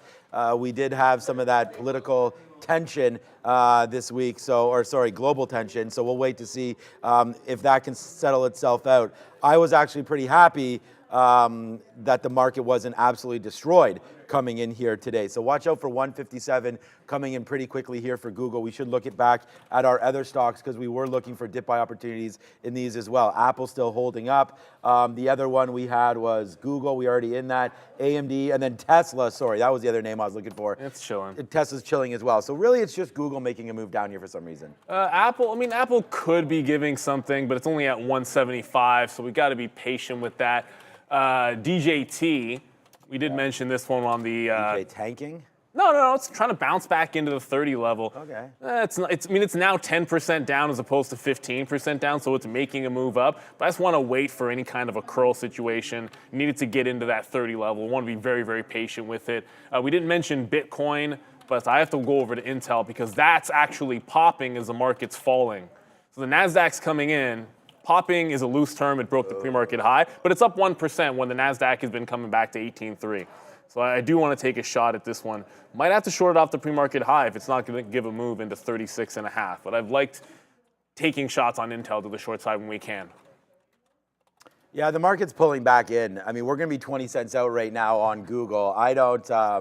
I still like the trade. I'm not trying to stay away from this by any stretch. We didn't want to buy more 158s. I wanted to wait for it to get down into 157, but I like the story. We're only long here at 40s, so far so good there. I mean, I love the Intel trade. We've talked about that name being a short for a minute. AMD did go upside. We were waiting for 168, but just look at this, everybody. We got right into sort of Friday's, you know, the teeth of the problem down there. Apple's tanking right now. I just got Apple shares. So this is, all right, we are long now at 174.05 with a decent amount here. We really like this position, 174 for Apple, but this came in pretty quickly. What's up, Adara? Coupang, CPNG, making new 52-week highs right off the open here. On Friday, reported that they're going to increase their membership fees. This morning, they get an upgrade here and a price target increase from Citigroup. So nice move up here for CPNG, guys. Their Apple with that 170. I like 173.5 as a support zone for Apple. It is now starting to come back in here. It was Friday's lows on Apple. Oops, I was on the wrong chart there. If we get back into 174.5, that was the Friday low right there. Going to look to take some out as we get into that particular price. Tesla was the other we thought we'd have at the open. Oh, wow. I just missed. 168.40, it looks like Tesla bounced off of. I was sitting at 33. Oh, no. We Larry Birded that one. And we are huge over here. Yeah, we should have gone to like the 40s on Tesla instead. Oh man, we are huge again over here, guys. We're gonna go 2 for 2 monsters again. Hopefully, Google right now is starting to rip up back up to the upside. We're now 40 cents. Let's see if that can get going. We actually took out a third of our Apple because I was like, huh? I didn't think Apple would be down 1.5% here as the market it continues to make moves lower. So we get long at 174 as it was written on the sticky note. There's a 174.23, so we have a 23 out and a 31 out. So far so good here as we continue to rock and roll just a little bit with this market. So I don't think it's like a crazy one yet. I still feel like we have some more upside to go. Here goes Google right back into here. If we can get like 159-ish on this name, let's take advantage of that. We are long right now in this 30s for Google. We talked about it, and this is what I mean about staying with names that you believe in. So we thought Google had this chance to go today, so we take it. We also take Apple trying to go. So only 2 names for me so far, and they're both pretty good. So we'll continue to hold on to this, go 2 for 2 here off the open while we look for some more opportunities. I mean, the other one that we had was AMD. And I'm not in the short yet of anything, but AMD has really come in. So it looks like we were looking right about the short there. Most likely NVIDIA, I would think. NVIDIA is moving down. Making movements as well. So okay. Oh, NVIDIA is down. It hit 885. I did get a fill. Apple out in front of 174.40. So it is stepping it to the upside. Was able to get a reload as well on Apple. So if it gets maybe the next level, 174. 80s in there. If we do get a push into that price, we're going to take a little bit more out. So it is making a nice little bounce. AMD is now, I mean, okay. AMD is down at $160. Crazy, huh? Yeah, this was, okay. 160 is the big support level on the daily. All right, I was thinking we'd be shorting some pops, and I'm in Intel, which is out of the money 10 cents, believe it or not. But 160 was a long zone that I didn't think we'd have any chance of getting to today, and we're going to be staring that one in the face. So you got to be able to adjust. So I'm going to look for a 160 bounce on AMD. We've got to be pretty local to that level. It is 1.5% down and looking nasty here. So AMD continues to be the black sheep. Well, you know what? Intel's been the black sheep, but it's not looking any better. We are absolutely monstrous now. I don't know what else to do around here. 174, we told you with conviction, I hope, that our #1 trade today was Apple. I mean, it's the #1 listed trade on the sticky note. It is the #1 stock for me here today. But with Mr. Baglino leaving here, Tesla just comes all the way back in to 168. So we're long down here at 168. It was a level that we sort of talked about a little bit. I wasn't too sure about this on this news, so we'll take a little bit out. I did have a decent order there. Let's take something out as we wait to hear about what exactly this means. But we are really, really rocking. It is your first dollar club trade right here. Actually, don't even have Stream Deck open, but there it goes right now. It is your Apple of the day right now. Let's take another piece out. We're pretty good on this one, man. It was written down there on the sticky note, so we'll put it down there for that dollar up to 175. Need to take that profit if you're going to make it. So there it is. Nice move there. Tesla, though, as we can all see, falling down. Google falling Tesla down. looking ugly. Yeah, it's really just Apple, man. Apple is the one here that is really holding myself, quite frankly, above water here, because some of these trades are starting to go downside right now, including Tesla, including the market, starting to get a little juicy. But let's just hold out hope that we got it right with Apple at least. Yeah, Apple looking fine, but Tesla broke the low and I got taken out of that one. Rivian, I tried to short a pop. We're not getting that. Rivian just bounced off $9.01, so again, it continues to head lower. We'll try to short the pops in this one. We talked about this. Getting away from Rivian and trading Lucid last week was a mistake. Rivian was the one. DJT, still trying to break that 30. He just wicked up their 29.80 twice. So fading that 29.80 level, I think 30 is going to be the spot, it looks like. So next time it comes up here, we'll look to short the pop on DJT, the stock. If Apple doesn't hold on here, and I don't know what else is looking good, but the market is weak. Meta, I mean, Meta's not quite down at that 512 level that I wanted to dip by. You got to be patient with it. And as I said, Tesla cranked through that 68. So I got out of it. I mean, we got to wait for this one to calm itself down. Like right now, it's looking pretty nasty on a lot of individual names here. Yeah, the market's not necessarily doing too healthy here, is it? All right, nice move down. I'm trying to find a level 4 Tesla. We've already, remember, we thought we were in a little bit of trouble there early on Tesla, so we were able to get out at 20%. So we didn't take a huge position. I'm not sitting in these huge positions as the market does this. We've talked about sort of that new plan of action for us, and that is to not get overly carried away, getting into things. So let's be patient with this if we can.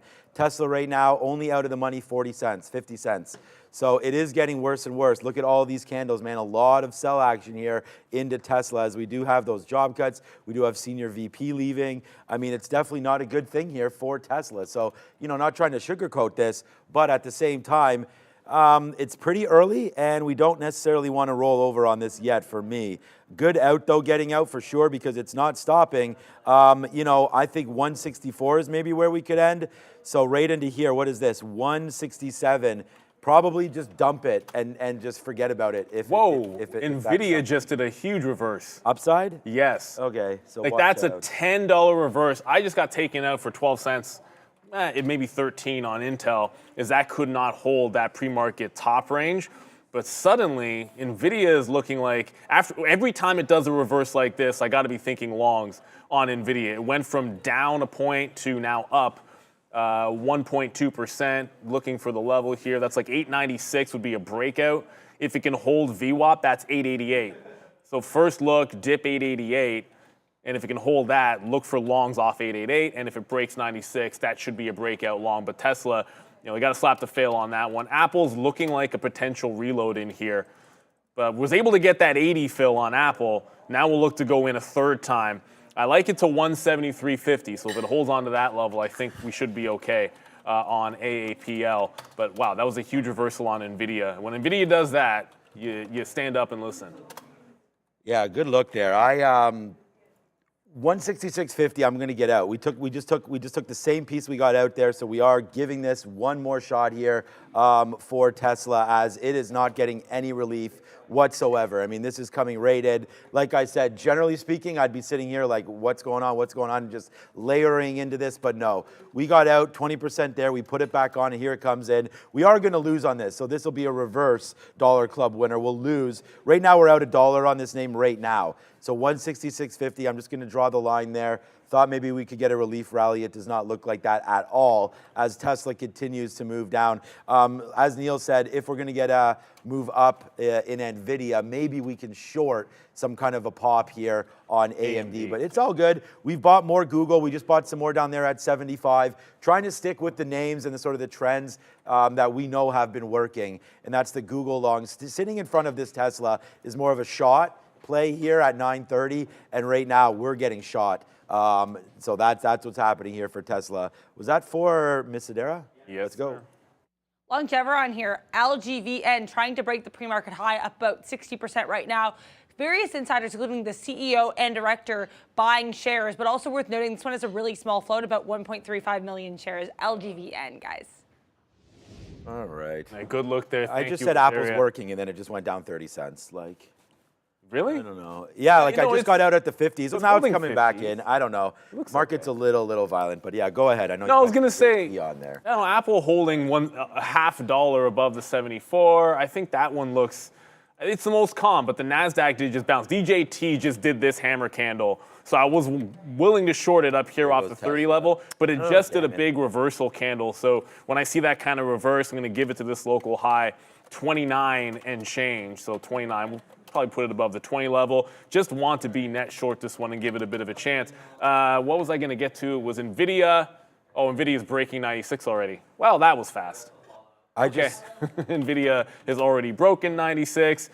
I put the dip buy in for the 88 and didn't put the breakout trade for the 96.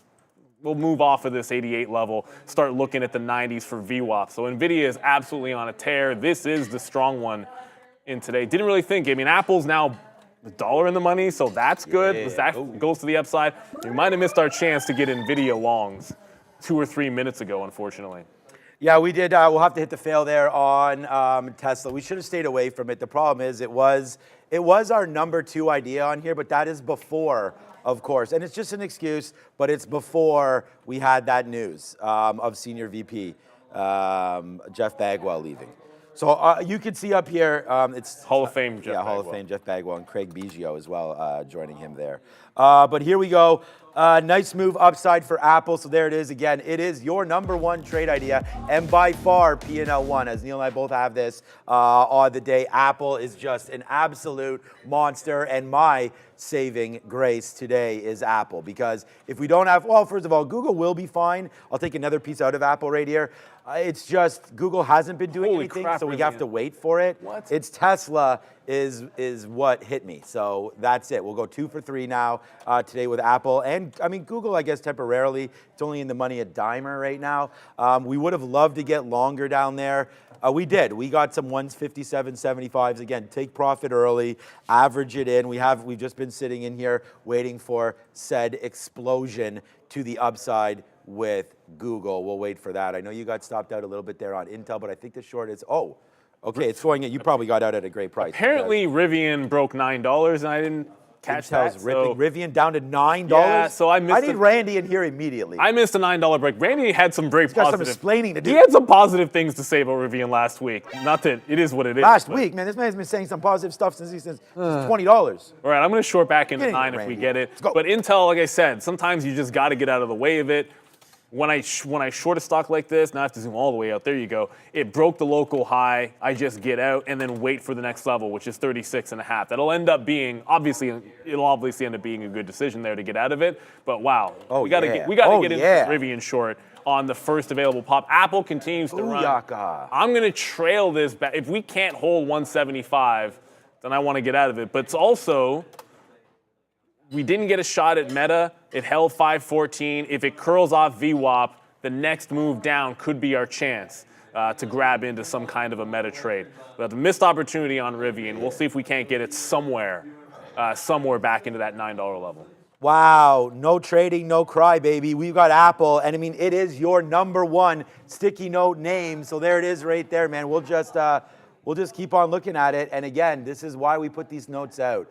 I mean, here it is right here. This is the sticky note sent out today, 9 o'clock. Here it is right here. Thank you for everybody for your patience on that. There it is right there, 174. I like the level here. Believe that we're over on the weak iPhone demand. I like the level. We called this Apple long down there at 174. We're about as patient as pie on that, and then we are paid off. So that's been a really, really good trade so far here today is that one, the Apple long. And you know what else is happening right now? Just like I said, let's keep it a little undercover, if you know what I'm saying. Let's wait to see what happens here with Google, as this one is, we're getting a face slap on Google right now. This one going 30, 40, 50 cents in the money now. $1 in the money on Apple, 50 cents in the money on Google. And trust me, this was another one. We really like this one as well. It's too bad we sat in this Tesla trade, but you know what? If we're going to be wrong about something, let's be wrong on a name that we know we've made money on, Tesla. But still, bad call there. We should have, we do lessons all the time, and Neil talks about this, but it's like right there, we had written it down, and then all of a sudden, something had changed in sort of the macro environment with Tesla, and that was enough to send here. I'm looking at Google because I'm getting out of that. That was enough to send it downside right now. So maybe we are starting to get washed out of that trade right now. So there could be a long developing here sometime in Tesla. What's up, Adara? Not a single red candle right now so far today on the 3-minute for Spirit Airlines, SAVE. Really nice look for this one. Forecasting higher than expected Q1 revenue, and also saying that they ended Q1 2024 with $1.2 billion of unrestricted cash and cash equivalents. So very nice look so far today for SAVE, guys. Save. Not a great look for DJT, down 13%. It's holding on to VWAP. That's actually the good news. So it did this hammer candle off 29, shorted after that underneath 29, got some out there in front of 50, going to get some out in front of 28. Then I'm looking for the low of the day there. I got out of Apple when it didn't hold the 175 on the way back in. I'm looking to rebid this one. Well, I am rebidding this one in front of 174, looking for another pullback. But if it starts holding VWAP, and that's the way that it's headed up, then that's perfectly fine. When a stock is trending higher, you don't mind taking higher lows for entry points. I think you want to stick with the trend. NVIDIA, let's just cancel getting bids in front of 888. I feel like that ship might have sailed for us. Got to look at VWAP here as well. But the market is, weak right now. And the short that I wanted, well, we might have a chance to get this one. So Rivian's starting to push back to the upside. If we can get something into VWAP here at the $9 level, we'll have to take a shot at that. If you look at what's going on, we didn't even talk about Bitcoin, I think, which is, Not. No, I feel like we didn't really. But Coinbase is the name within there that I wanted to be able to trade. It's been rejecting the 250 level a couple of times here off of the open. 54 is also a big level. I'm thinking fades on this. The 250 level actually looking quite good, but I had 54 marked off.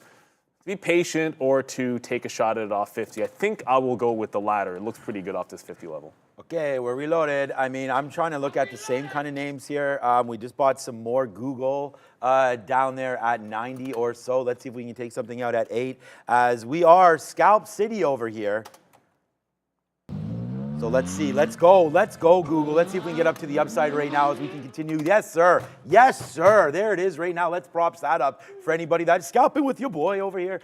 There it is right now. We have lots of videos out all about this, and that's exactly what that was. A little bit of a pullback in on a super strong name. We will put P&L 1 and 2 up here with Apple and Google, and then P&L 1 to the downside with Tesla as that continues to go. Let's go. What's up to Dan McIsaac? What's up, my guy? North Carolina representing up there with Mr.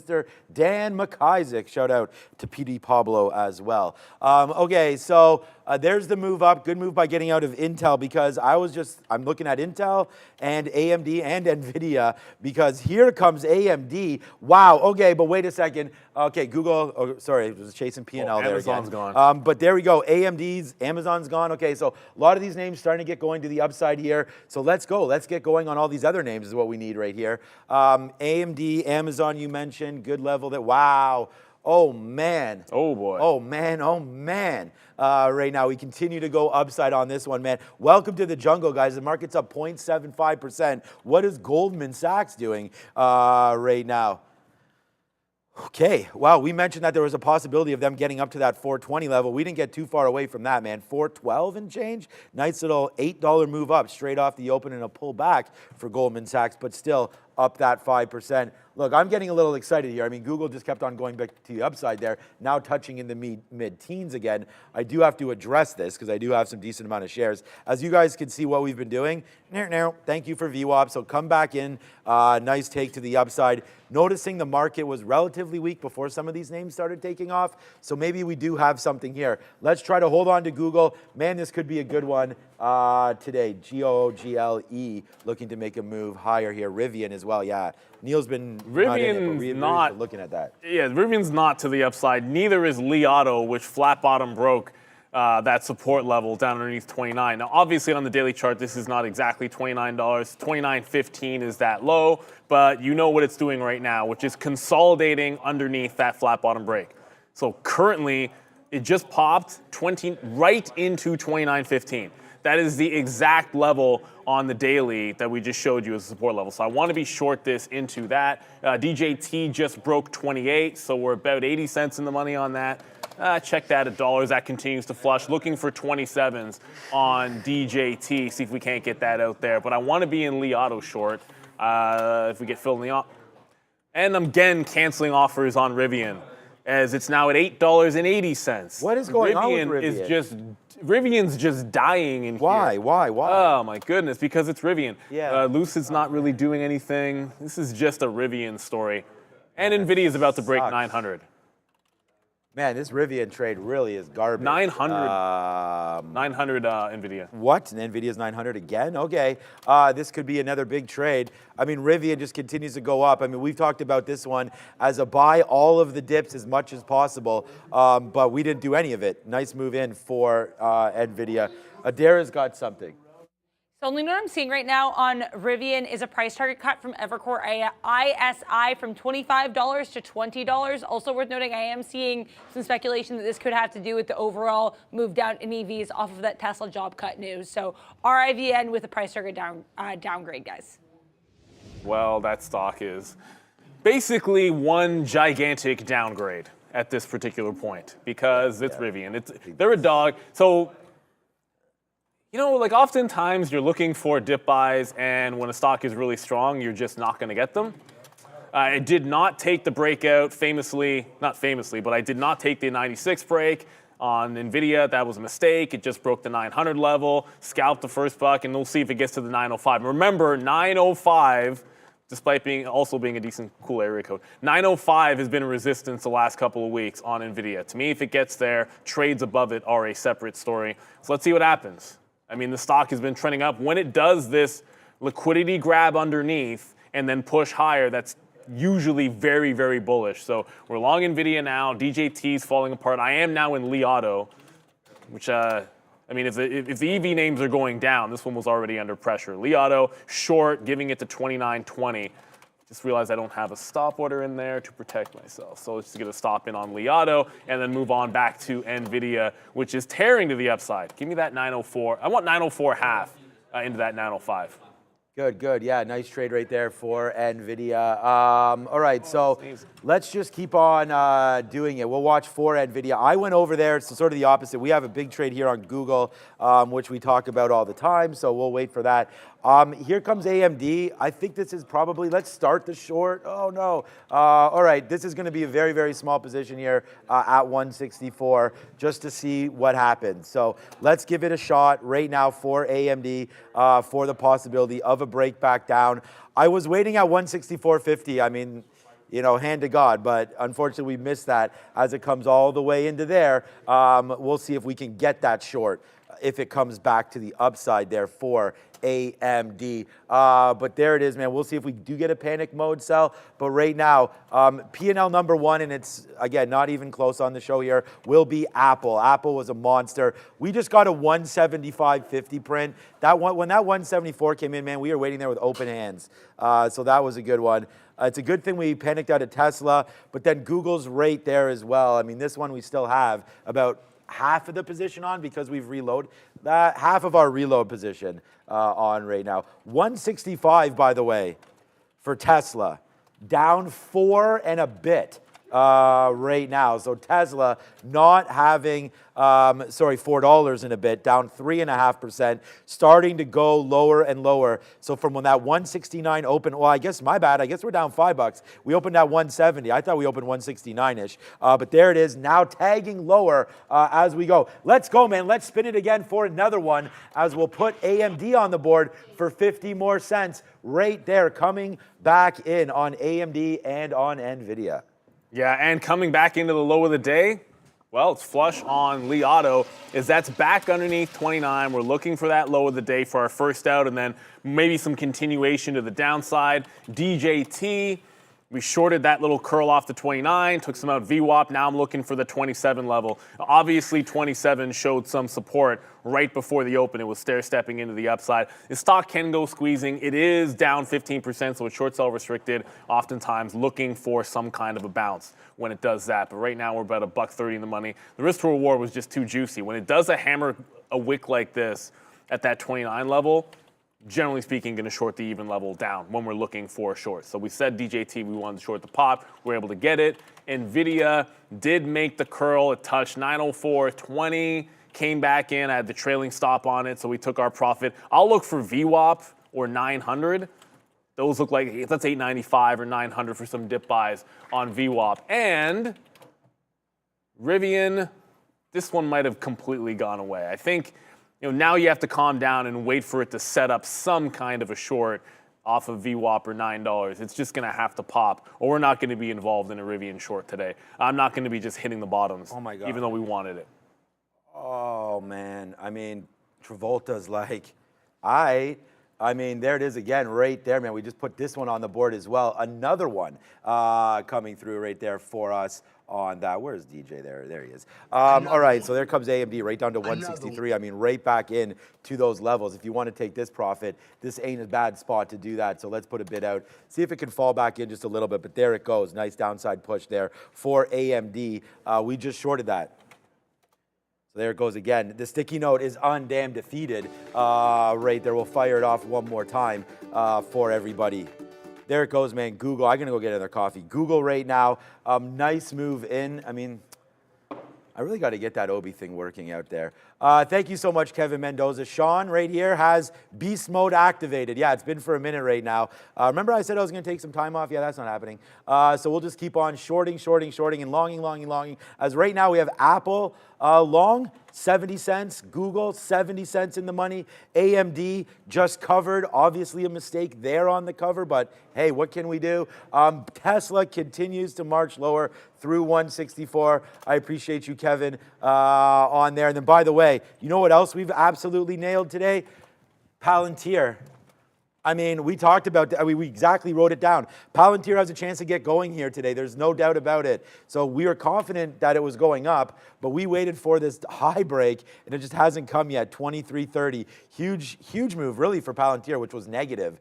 Basically up 2% there from the open is Palantir. So we nailed that one. And by the way, Google coming back up to its day high again one more time. I mean, the reloaded stock. We've traded 4 names for you today. Apple, P&L1, AMD, we just took 75 cents, now $1.50 in the money. Google, come on, PL2, Tesla, horrible to the downside. So we'll go 3 for 4 here, be green, and let's just hope that the rest of this day will be as profitable as last week was. So far, so good today, 10 o'clock. Right now. So yeah, and just do you. Like, that's the sort of thing. Like, have your levels, have your trades. Took a hit on Intel, but it's half of what we had for the win on Apple, half of what we had for the win on NVIDIA, a third of the win we have on DJT. So it's all about risk to reward. And I'll short Intel a second time. I'm not short Tesla. Wish I was short Tesla. We all wish we were short Tesla this morning. But if we break this 35.5 level, 36.5 level, 5.5 I should say, 36.55. From Friday. That's the resistance level we wanted. We tried that old pre-market high, did not work out. As all of a sudden Intel up that 2.2% is bucking the trend a little bit. But Li Auto's working just fine. I'm trailing DJT. We might be able to get a dip buy in Apple here one more time off 174. But I took the money and ran at 175 and it couldn't go any higher. Now we'll look to reload off of support. Apple down 1% and really actually relatively weak. Let's go to Adara. Some numbers coming in here. We already got the two key numbers here. Business inventories month over month coming slightly higher than expected, 0.4% versus 0.3% consensus and forecast. NAHB housing market index coming in exactly as expected here, 51 compared to the previous of 51 in the consensus and forecast of 51. So exactly in line. We just got here as well the last number at 10 a.m. Retail inventories ex autos month over month coming in again exactly in line with forecast and consensus. So 0.4% to the upside here. SPY right now trading up about 0.8%. Definitely chopping and churning a little bit for the last couple 3-minute candles. A couple individual names to keep in mind here. We talked about having some of those Goldman Sachs earnings this morning, but we also had Charles Schwab earnings. SCHW here up about 4.2%, having a sales beat here at inline earnings per share, also announcing a 20% year-over-year increase in total client assets. And the last name here to talk about, Meta, up about over 1% after a very positive note and price target of $5.90 here coming from Citigroup. So nice look for META, guys. Yeah, definitely a good look for Meta. They had that weird sell right before the open, which was right when the imbalances came. Oh, bye-bye, NVIDIA just took out the highs. Apple's starting to hold VWAP in here. Oh, yeah. Just want to move my trail a little bit tighter on DJT because it looks like it's catching a bit of a bid. But wow, NVIDIA just took out the top. So forget about VWAP. It looks like it's going to hold that 900 level after all. I'm going to check out AMD. No, not breaking the top yet, but it's finding a way. Tesla, 165 would seem to be like it's holding. Whoops, I went too far there. 165 would seem like it's holding, but 160 is the only support on the daily chart. 165, good psychological level every $5. But I see nothing when I zoom out there for its own support. Dell, shout out to you, the Schmirking, and Liam in the chat noting that Dell is super strong. But I don't want to get away from the names that we're trading here. Want to be very, very patient. It looks like we're going to get AMD taking that high of the day as NVIDIA continues. I wanted to buy the dip. We're not going to get VWAP there. We'll look for VWAP on Apple as NVIDIA. No, almost 3%, so 3x what the market is doing. We'll see if we can find another long here for you guys. Looks like the 900 level could be it. Man, I really like this put up or shut up strategy we have right now because there's Google again right now coming in. So big time right now coming through. So we really like that one. Google, we just took another couple pieces out right now. Okay, so we're going to go over and have a quick look to see what's going on. Tesla up here at 166.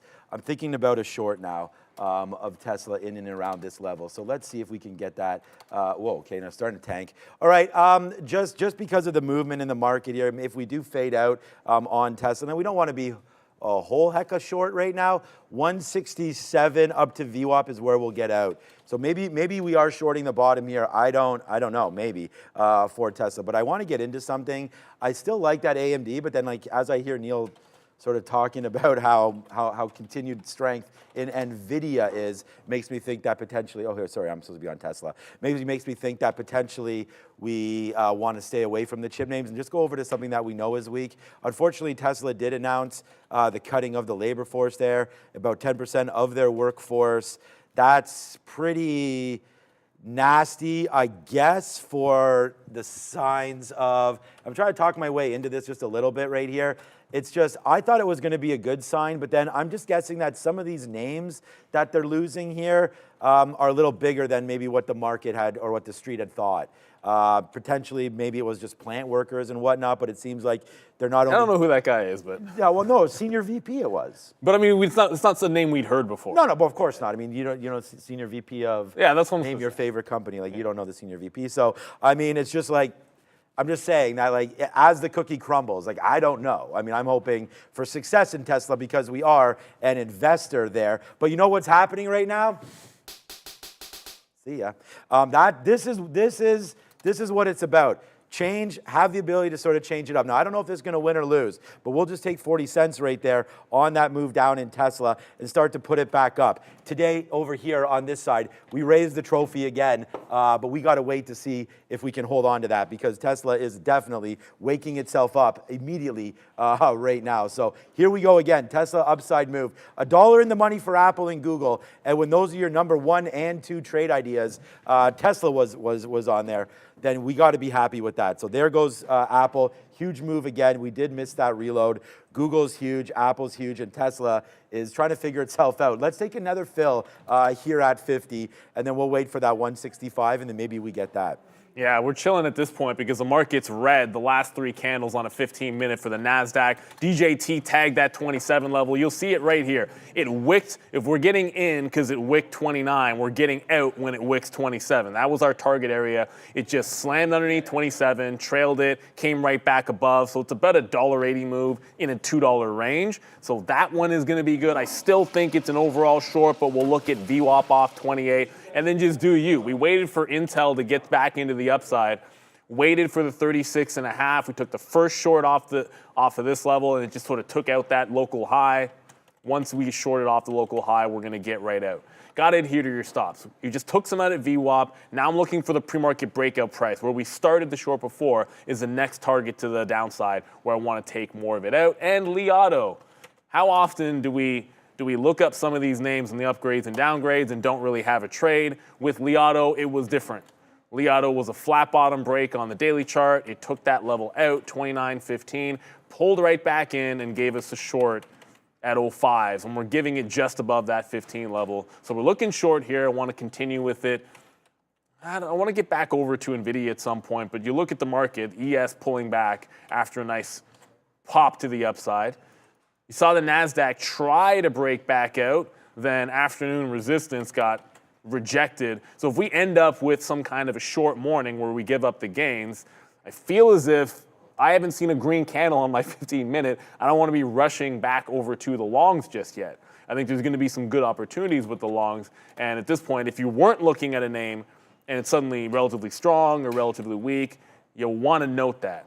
Amazon looking relatively strong. It might have just rejected the pre-market high, but up 1% into a NASDAQ that's like 0.5%.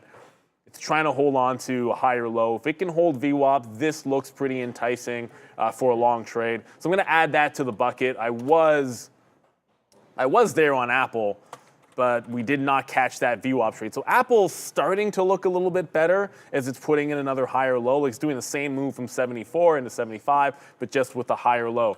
I got to go over to Intel because that just popped down.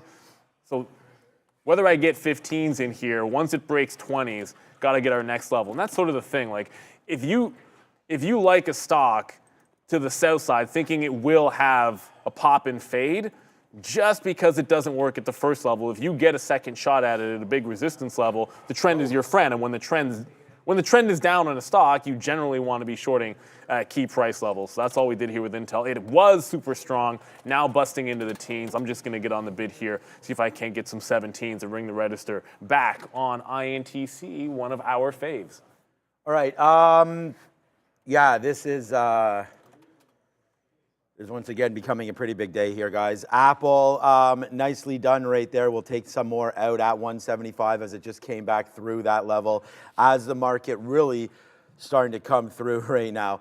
We'll take out another piece of Google. Unfortunately, we have some good outs at the highs. I mean, look, to take $1 and worry about that, you know, that's one of those 99 problems again. Here comes Tesla. I mean, we flipped up our game plan, man. We talked about that. This was the latest trade that we put on. So again, unfortunately, we need to get a new graphic, but this is another one for you here on Tesla. So let's get to the downside and see if we can hold that 165. I mean, I'm bidding 165.11 right now. See if it will fall into us. And here it comes, and there it goes right there. Let's props it up. That's another dollar club. So we'll see if it can break through now 165 and get lower on this one. Shout out to Kevin Mendoza and everybody that's rocking with me now today, because we have two stocks right now that are $1 in the money. This one was just put on 5 minutes ago. So there goes Tesla to the downside. Apple just continues to work. This is your #1 trade idea of the day. And I mean, that one's really been working out. The market's really coming in now. Potential to look at the NASDAQ right now, because that's what we've been doing. We've been trading the TQs pretty good. We've been trading the SMH pretty good as well. So let's have a quick little look to see what we got on a longer time frame here. Again, you're still in the middle. We talked about 18.4. That, you know, that's nowhere near there today. We open up 18.350. Had the chance to get to 18.4. That's that Google 160, some of those break levels, Apple 175, you know, whatever, all those sort of breaking levels. We're at Apple 175 right now, but There it comes. So that's moving in. So I feel like, again, on a move down, 18.2, we got to look at. Because if you can break there and hold below, then yeah, this is going to turn red today, the NASDAQ. And we're getting pretty damn close to that right now. So here comes 18.2. Let's just hold on to the short. It's really cranking now on the short side. So far, so good on that one. But it's Apple holding up highs right now. I don't know if there's anything else. You had NVIDIA before. Amazon was, no, NVIDIA just cracked 900 without a bid. Amazon is taking out VWAP, so that's starting to look a little bit weaker than it was. And again, you don't, like I said, I'm not rushing into the dip buys on these stocks. I think you want to see some kind of a bid. I still see no green on the NASDAQ. It's falling like an absolute rock as we speak. Google was okay. The one that we didn't look at was Microsoft. And even Microsoft is trying to take out these bottoms at 424. So it's looking pretty rough out there for some of these tech stocks. Ooh, here's a little bit of a bounce in Rivian. All right, this might be a shot for this to get back into VWAP. DJT is making a bounce as well into VWAP. So both of these names that are weak, we're looking for fades back into VWAP. I'm going to get an offer out there on Rivian. We haven't been able to short this one today. Intel still looking good. Li Auto bouncing a bit. And, oh, yeah, Coinbase. At 250, forget about it. Yeah, remember 250? We're not getting 250 again. It was a double top. We threw the offer thinking we'd get a chance off of VWAP. Now we're down at 243. So Coinbase taking it on the chin here. We didn't really look at Bitcoin in particular. Even this is starting to break some support. Remember, on Friday, it was a huge bounce, like a liquidity vacuum bounce. If we take out that low, you could see another one of those on IBIT. I like that reversal play. If you get a huge volume candle on Bitcoin up or down, I kind of like that reversal. So I'll be on watch for something similar to what we saw on Friday. All right, guys. I just want to say something. So today, again, the reason why this is important is because I want to talk to you guys. You know, one of my very first trades today, we had lost there on Tesla. Okay, but we stayed in our lane. We stayed believing what we thought in the market, okay? And today, again, despite us having a rough start, will be another one of those big days. So, you know, it's just one of those things where stay there, stay where you are, trust the names that you have, trust your feelings, and as Neil says, man, know what you do best and just keep on going back to it. You know, if you are a closing trader, a spread trader, something like that, know what you do, stick with it, and just look at the results. They speak for themselves, and that's the most important thing. So we went over to Tesla again. Although we had the bad read, we sort of talked about that. We went back and shorted it. We shorted it twice, actually. That's how much we liked it. So we got two fills there at 166. We were going to wait for, we talked about where we'd possibly get out here, 167. So it's just in the money $1, but it's a great trade for me anyways, because we flipped it up. So again, have that ability to do that. So we'll make back a little bit of what we lost. We had more shares here so far on this move, so we will still be red on the name. And we're only out right now 60% of this trade, so 20, 40, 60. So we just took a piece out right there at 165 flat. Let's see if it continues to go lower. I've spread this out a little bit and looked, and I think that 164 would be an area. So we'll look to see if we can get some strength in and around 164 here on Tesla. So that's an area for me to be somewhat concerned about. So I have a bid down there trying to cover some at 164. We may or may not get there. I'll try it again to short more if we can get up here. But for right now, here it comes back in. I am bidding 164.26. And again, what's going to be another big day. And we'll do the leaderboard after, but I'd congratulate guys behind us. It's been a big day for a lot of traders. Let's just see if we can continue the rally in the market and in some of these names. But this rally off 18.2 is only 30 to 40 handles. So let's see if maybe we short some of these pops. Yeah, the thing about the market rallying is you've had a couple of names that are strong, but, oh, okay. I'm just in two things, Li short, Li Auto short, and Intel short. We're at a DJT. Okay, apparently we refresh it. That'll come back in the next fill we have. So we could have the first potential green candle if we get any kind of a pop here in the NASDAQ.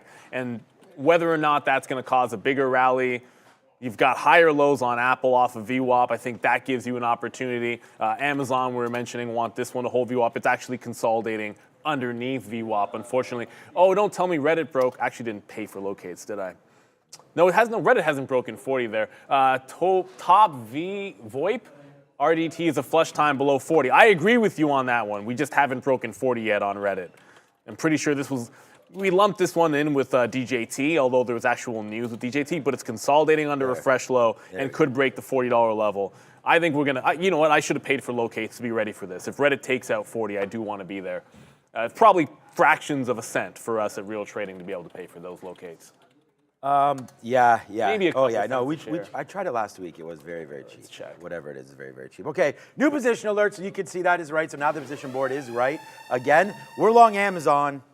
I mean, we'll sit here and look at it for as long as we want to, but at the end of the day, we didn't get the best price. I should have been waiting down here at 187.20. Instead, we're long again right now at 187.50. So here it goes. I mean, it is another one more time. We'll say maybe get Mark. Happy fruit salad to everybody right now. But it is starting to make a move back up to the upside right now. As there it is, the position board is correct, I guess, Lee Auto. No. Oh, you still have more. Okay, well. Oh, we have free. Here we go. So Lee Auto right now, and then Neil also You're only in one position? You also have Intel. Yeah, it's all. I'm still in Intel and Lee Auto, and we have free locates on Reddit, actually. We can go short that one for free today. Yeah. I think it's been pretty good for us, Reddit. Yeah, so I mean, sometimes with the new IPOs or newly added stocks, you can't really go short on them right away. I think that's a good sign for us. There was something else. NVIDIA, we'll get to that one in a second on Reddit. So if it does break 40, I can just punch short or just put a stop order for it. Now you're getting back above VWAP and holding the 900 level on NVIDIA. I do not want to be shorting this when it does one of those hammer candles unless it's off 905, 910. So let's see it hold VWAP here. It was a huge move down before it was able to battle back. I just want to see it hold on to that 900 level. As I said, Reddit will have to break 40, maybe something at VWAP. I'll keep my eye on that one for a fade. DJT, it's possible we're one and done with this. It is SSR. Whether or not it comes back in to give a short off the 30 level or the 29, no worries, you can be patient with it. I think the flush off the open was the play once it showed you the hammer candle. You didn't have to sit out in front of this one. You could just wait patiently to get into it. Yeah, BTC is working down, but Coinbase is nowhere near where we want that bad boy. And Meta. I mean, Meta bounces off 512, still looking weak. We wanted off of Friday's low. It got relatively close. I mean, $3.50, I suppose, isn't that close to Friday's bottom. Maybe we should be a little bit more patient with that. I mean, I'm probably not going long $4 off support on Meta, but it is trending into that level. So that's one that we could find ourselves in a bit of a bid. James Price is watching AMC. I probably won't be looking at AMC. It's Rivian I want. It's NVIDIA that will be playing some. DJT maybe at that 29 level again. Reddit in here as well with a potential breakdown at that $40 level. So let's be patient. Don't have to force ourselves back into anything just yet.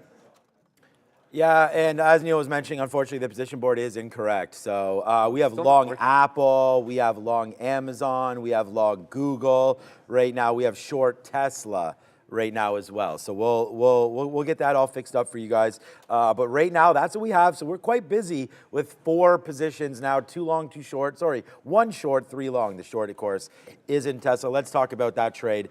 So if we can get more shares, we'll do that in and around. I mean, I just put it at 166.50, kind of like VWAP. I was going to give it to 167, possibly there. So that was going to be like my area of concern if we are concerned, which I'm not, but that's sort of where I would be on that one. So we'll wait to see if we do get stopped out around 167, looking to get more short around 166.50. If it pops up there, I mean, I'm not sure.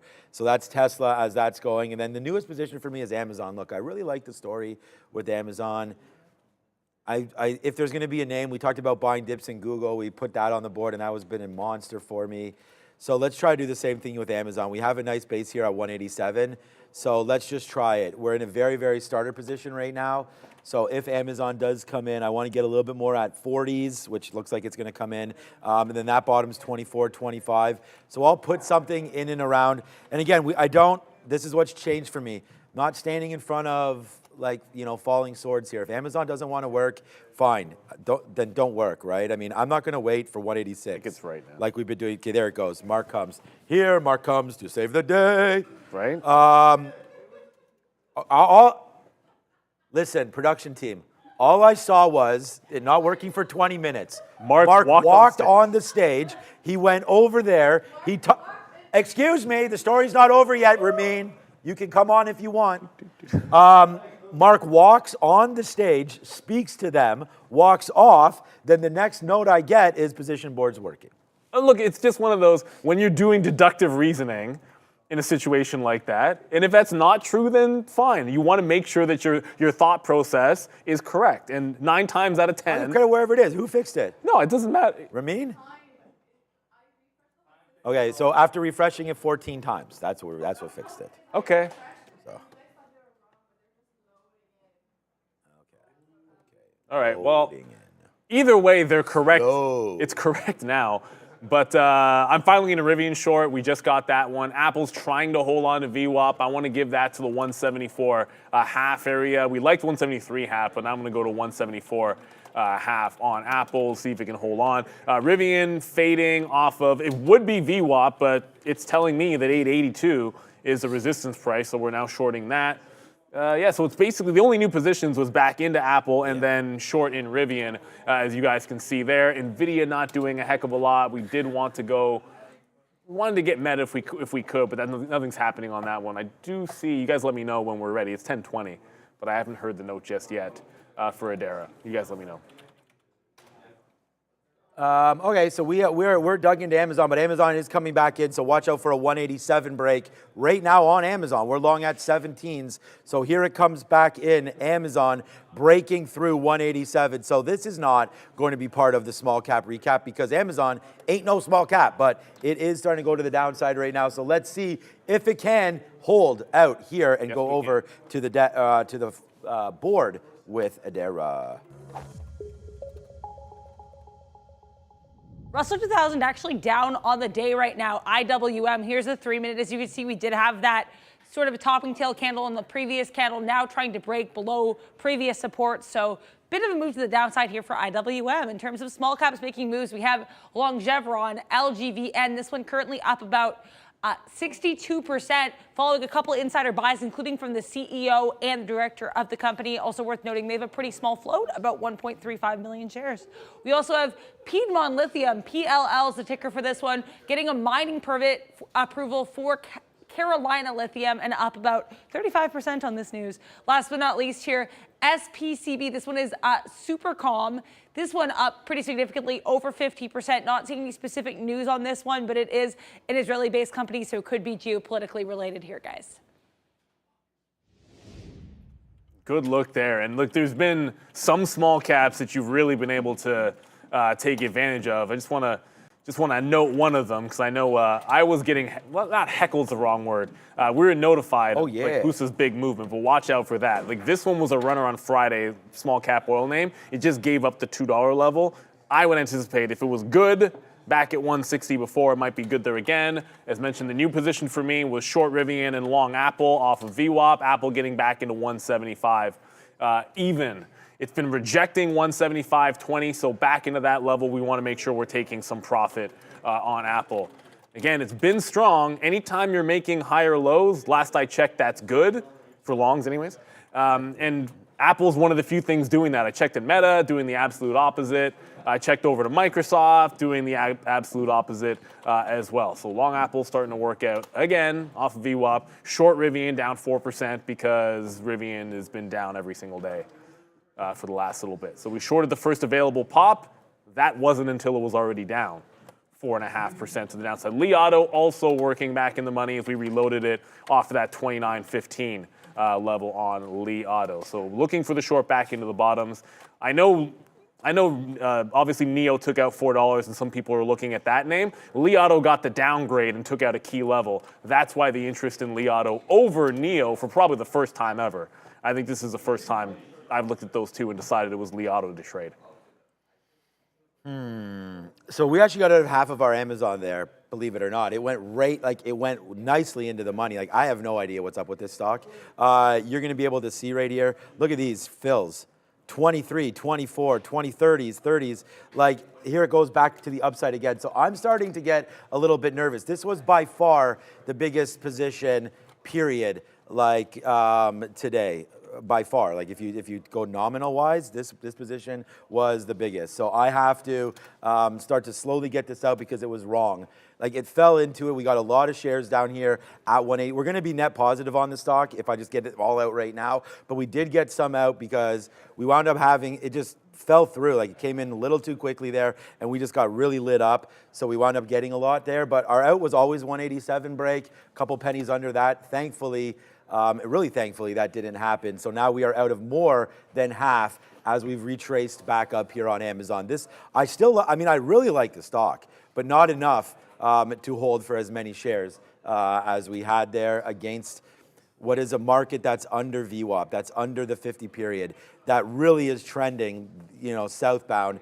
For me to be able to sit there and just load up, and it's going to work. We're net positive. We have one losing trade today, Tesla. That's it. After that, we're trying to watch out for Amazon. So the NASDAQ, again, trying to get back to the upside as Amazon's in the 20s again. So let's see if we can take another piece, but hopefully we can battle. The NASDAQ right now holding that 18.2. There it goes. Oh, hell yes, sir. Let's go, Amazon. There it goes, putting another number up, putting up more digits for everybody. Make sure you hit the like and the subscribe, as today has been another decent day, and it's only 10:30 right now. So follow the vertical. What does that mean? Oh yeah, there we have the vertical stream in that as well. Go over to @TraderTV It's super Live. cool. Scan that. I think it takes you everywhere it needs to go. Whatever you happen to like. I mean, there's a lot of ways you can consume it, and we also have you also have the dashboard, which is up, which will show the positions. Today is one of those days. Like, it's really just Tesla was the only problem. There you go. You can see the positions. Those are, just double checking, they are correct. Apple long, the prices are good. So, hey, all systems go. I wonder if that was right the whole way as well. When we were I don't having know. What issues, does my Amazon price say? Yeah, it's incorrect. Never It doesn't mind. matter anyway. No, it doesn't matter. Positions are right. The positions are right. Before it's like 10, it's almost 10:30. We're going to get into crypto in a quick little second there. But Goldman Sachs reported that they make a bunch of money. And it was if you read the report, they essentially beat on everything. But they're starting to sell back off. I was looking at the $400 level for a potential bounce play, and we're starting to get a little bit close. So would like to see what the market is doing and chilling at that moment when it gets there. Intel, we're able to get it back after the initial loss. It's consolidating under VWAP, looking for a break down to the low of the day. Might be a VWAP short if the market holds on to weakness here, but we'll play that as it comes. Don't want to rush into it. NVIDIA, we took one trade on NVIDIA, which was a 900 break. Should have been the 896 that we were talking about, but we mentioned it and then didn't get my order out. I went over to another name at that time, took the 900 break. Now we just need to see some kind of a hold of VWAP and then show me some strength in NVIDIA, and we can get back on over to it. Li Auto, just reviewing some of the trades here. We're able to get some out 29s there on a reload, looking for the low of the day as that continues to take the stairs to said downside. We definitely got some out on Apple there on the VWAP reload, but this is a different trade from long in front of last week's support. So you had 173.5. Wouldn't carry this all the way down to 173.5. I'd get out the 174.5, then look for another entry point on Apple. We do want to be taking, if this is going to stair step up, you want to take multiple entries if you can, if it never gets back down into the bottom. So Apple's looking pretty strong. I think it looks good. Tesla, what do we just see? Tesla to the moon? Well, Tesla to the VWAP short, I think is what's happening right now. I don't know if that's the moon or anything, but it is making a nice little bounce. If it does come into VWAP, that's that 166.5. There's no significant support to resistance price until it gets right back into 168. And you know what? If it gets there, if I thought 168 was a dip by long on a red day when the stock goes down, I'm going to want to short 168 because the level is key. The direction was wrong off of it. I'd rectify that if it got back to 168. So when I like a price level like that, I'm usually willing to go the other direction when it retraces. Let's get onto the desk. To the desk with Adara for crypto. Yeah, this note was initially talked about as more of a report and less of an official news bit here on Friday, but now officially we have gotten approval from Hong Kong regulators for spot Bitcoin and Ether ETF launches in Hong Kong. So nice look there.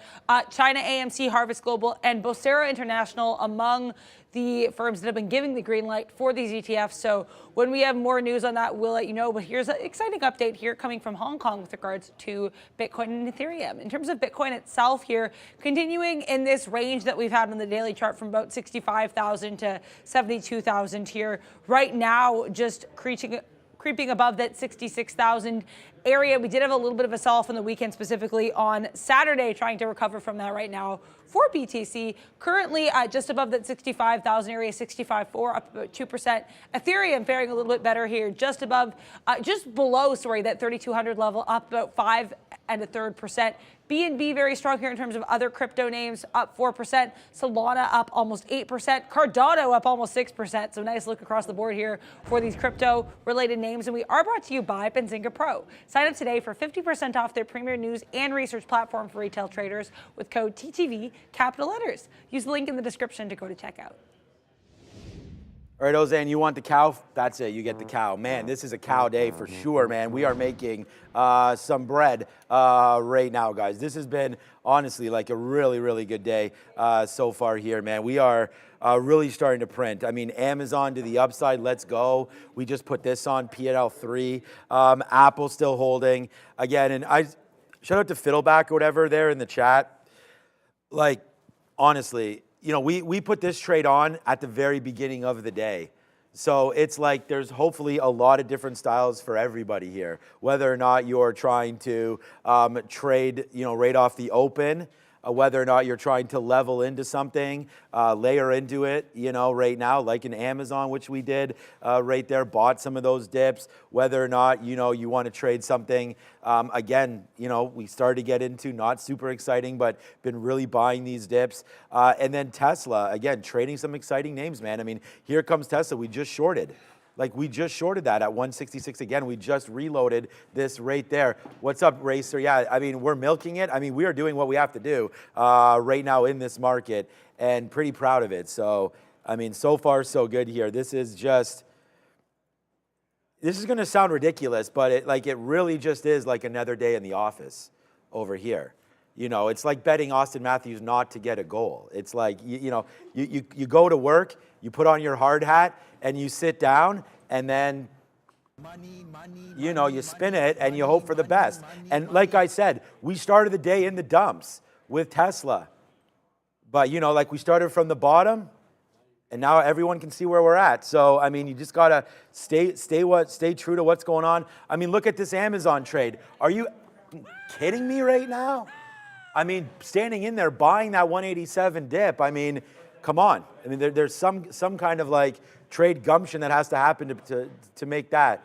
So you got to sit there and be able to make some trades and like really trust the positions. We're going to see if Apple wants to continue to work. The one position right now, isn't it just so funny that like, again, today will be a really good day, but the one stock that's really continues to hurt remains to be Tesla. Like, we took some money there. Now, this is the only one that I'm sitting and worried about. Like, it's just crazy how that happens. Sometimes you don't get good reads on stuff, and you have to go the other way. But I am shorting this into 167 on some bad publicity, some bad job cuts, and then, of course, some of those names that, again, we aren't too familiar with, but I guess it seemed to have hit the name just a little harder than I think any of us would have thought. So Yeah, we'll wait for it, but again, another big day. It's a trophy. It was one of those days where it was a key price level more than anything else on Tesla, and if I look back on it, hindsight's always going to be 2020.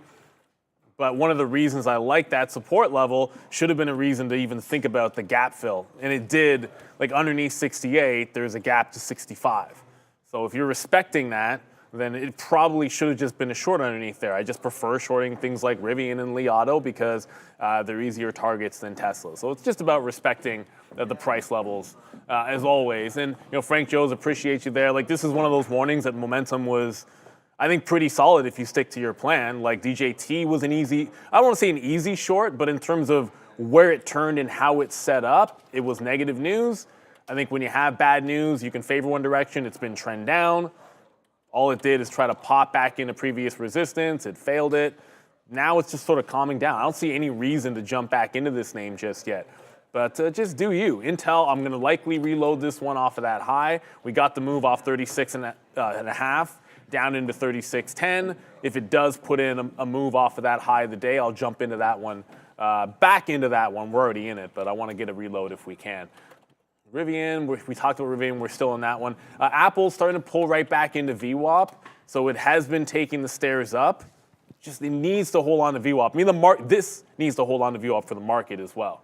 Because if Apple loses VWAP, I think we could be retesting some of those lows. Intel's a reload. Coinbase will have to adjust our plan because I don't think we're going to see the 250 level or the 254, which were both fades for me on Coinbase. One place that I might jump over to, look, you have the halving going on this week with Mara. I think it's on the 20th is the latest I checked. Bitcoin halving, that's bad for the miners. Mara's been obviously having a rough time of it. It just got down into the $15 level, which was the major support, maybe even 14.5. I think it's getting pretty close to the spot where maybe they priced in all the bad stuff here going into the halving, and we could have this bounce eventually on Mara. We've been waiting patiently for it to get down here. So $15 even looks like a bit of a spot here for Mara. We could finally at least look the other way. Oh, man. There's Tesla again. We just took a buck there about. Nice little reload all the way down. It just hit 165.50 right there to the downside. Oh man, this has been good, man. This has been really good. All right, so what else? Nice downside push for Tesla. We're still in Google. I did take a piece out of Amazon again. Yeah, things are getting good. All right. Oh my God, this is crazy. Trading sideways. Yeah, and that's why you have to trade what you have to trade, man. Oh man, so far so good. Look at Amazon now, 70 cents in the money and still going. Apple, Amazon, Google, all longs, followed by the Tesla short. So yeah, I mean, lots happening.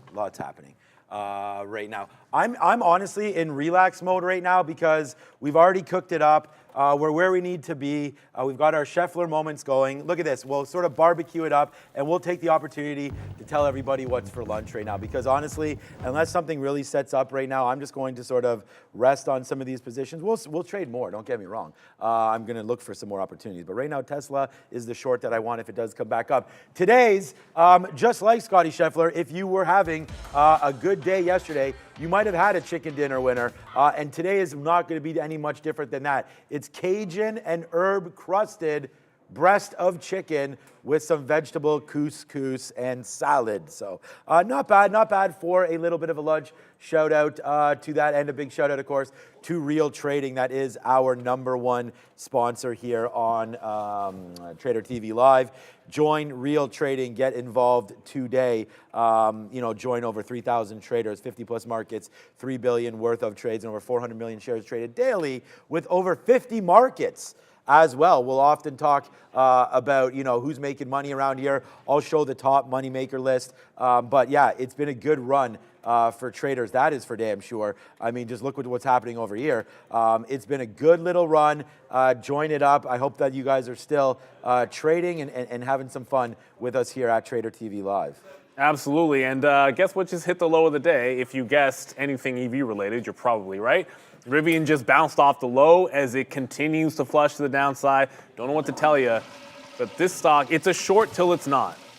And one day, I don't know when, Rivian's going to bounce. And when it does, it's going to be spectacular. One day, NIO's going to bounce. And when it does, it's going to be spectacular. Although this is bouncing now. I tend to think if it gets back above $4, maybe look at pop. Oh my goodness, we forgot about Alibaba. The market's at the lows.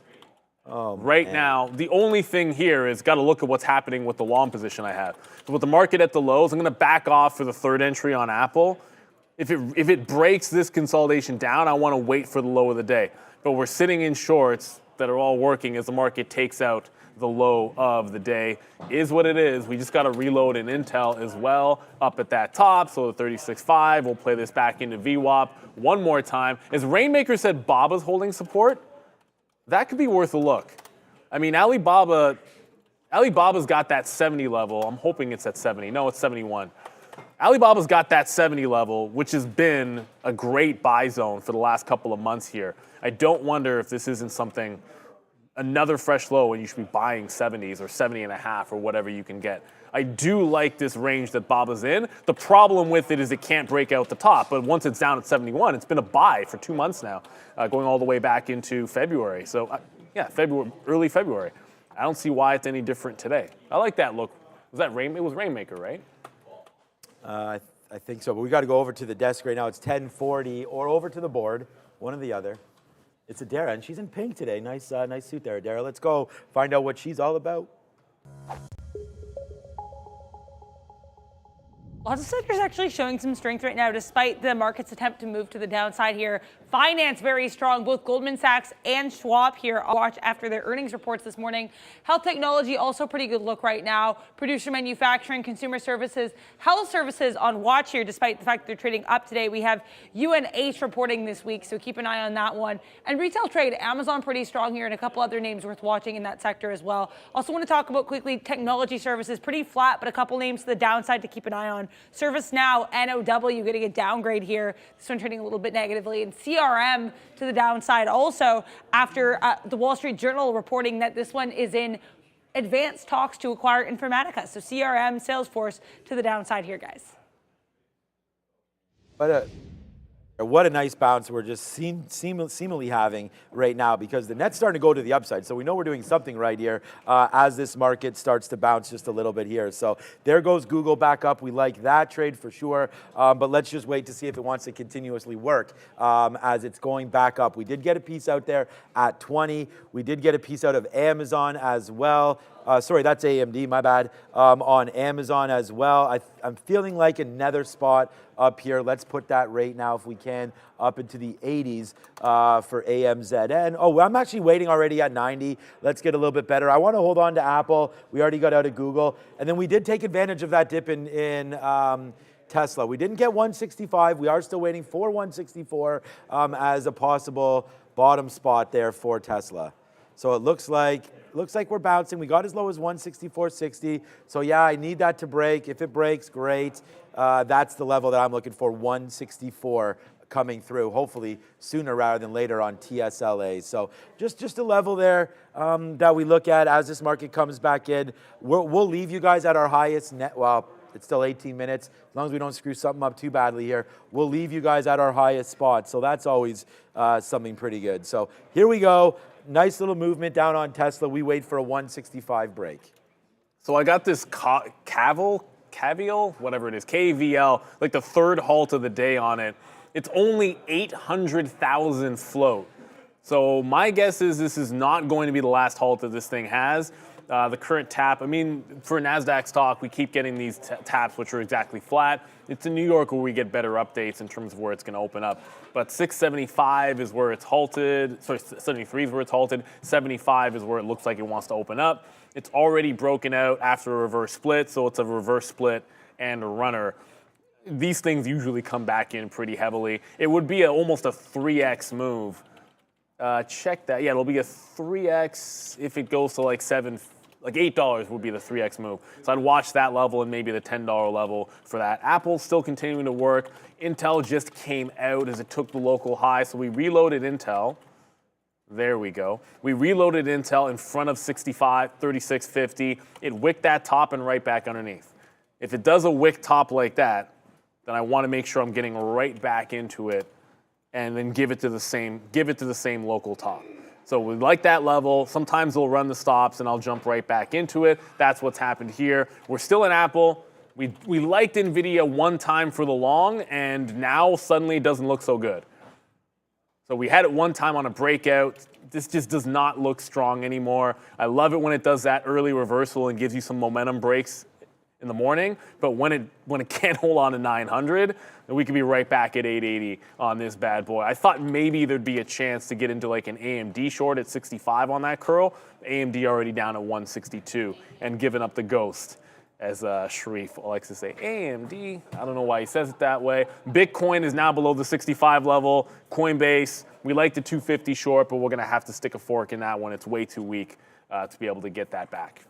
Has to be some kind of a pop. I think NVIDIA probably gives you a VWAP short at some point. You just want this one to settle down a little bit. It just broke VWAP underneath. We've seen it do this before, where it'll give you a consolidation and then you can short 97s. SMCI's done this for us as well.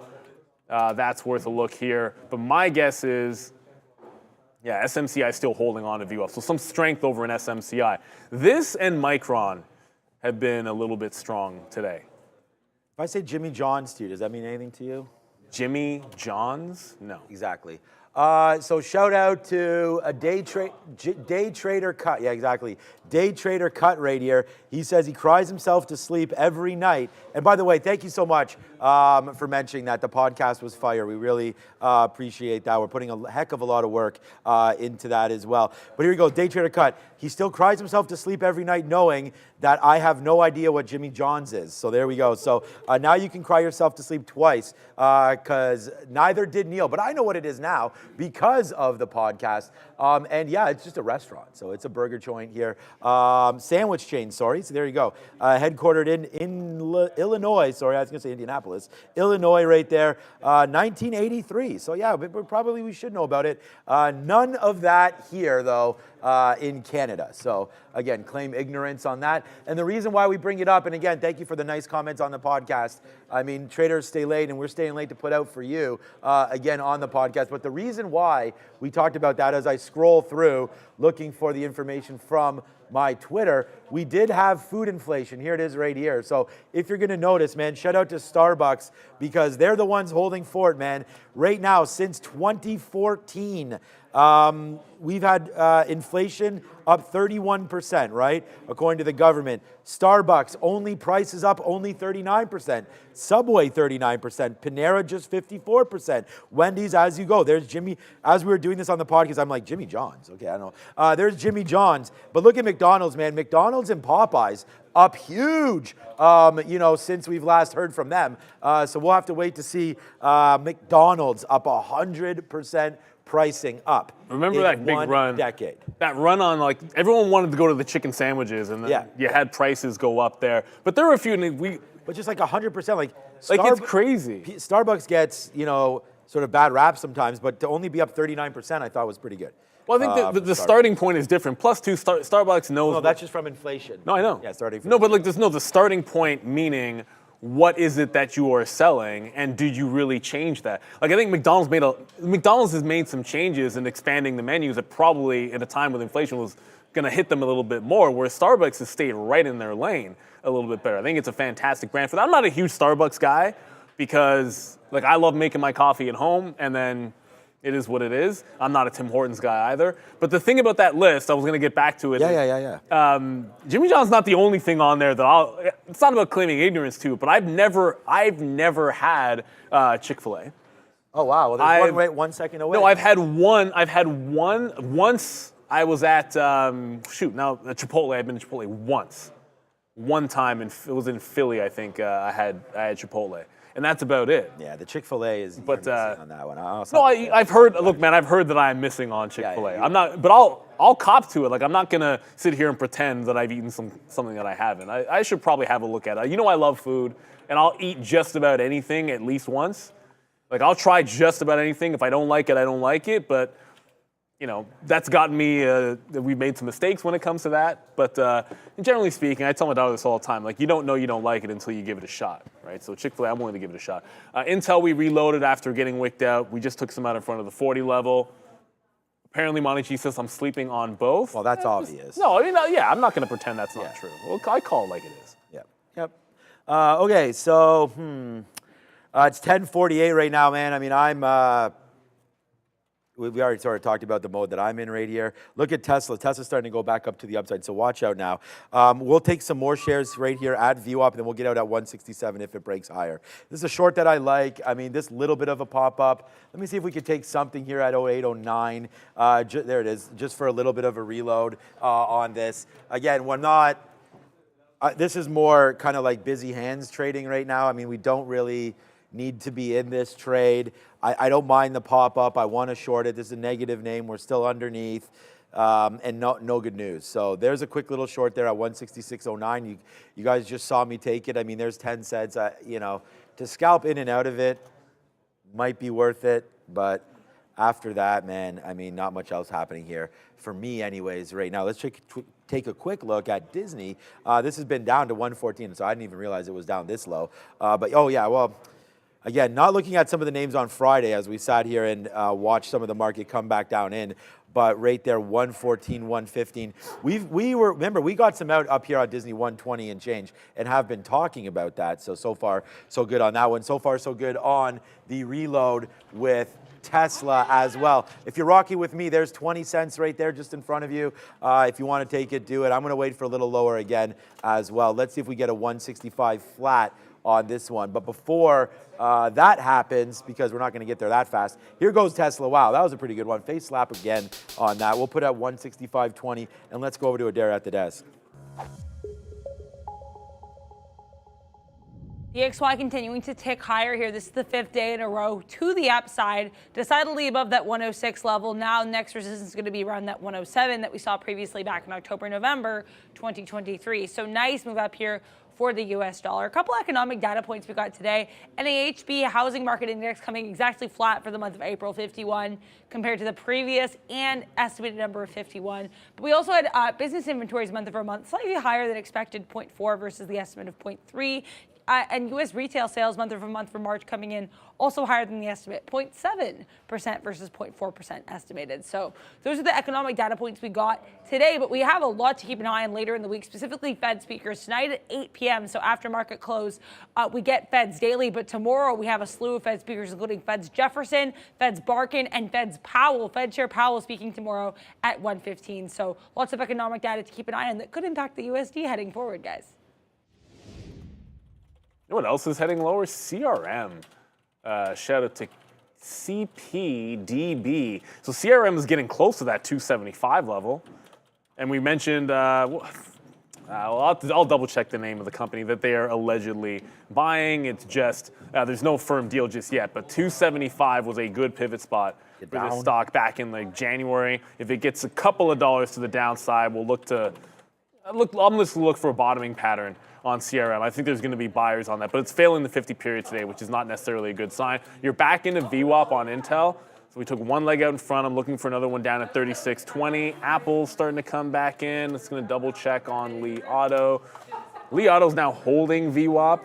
So it's held 29. It's a bit of a higher low. So we had one good short, one half good short because we got a much bigger move the first time through. You were able to get almost a full percentage point. Now you're getting like a 10-cent move. That's right. It's Informatica. That's the name of the company that they have potential offer in. There's nothing firm yet for that. Do keep your ear to the ground. We've been asked about what we think about like earnings. Netflix is the big one this week. And I know you guys were talking about who's tonight. I have to still check. Tonight was. It was. There it is. Wow. I'm not sure who it is. It was nobody stood up. It was tomorrow. We had somebody else that was decent. Morgan Stanley obviously is going to be the one after Goldman Sachs today. I mean, props up.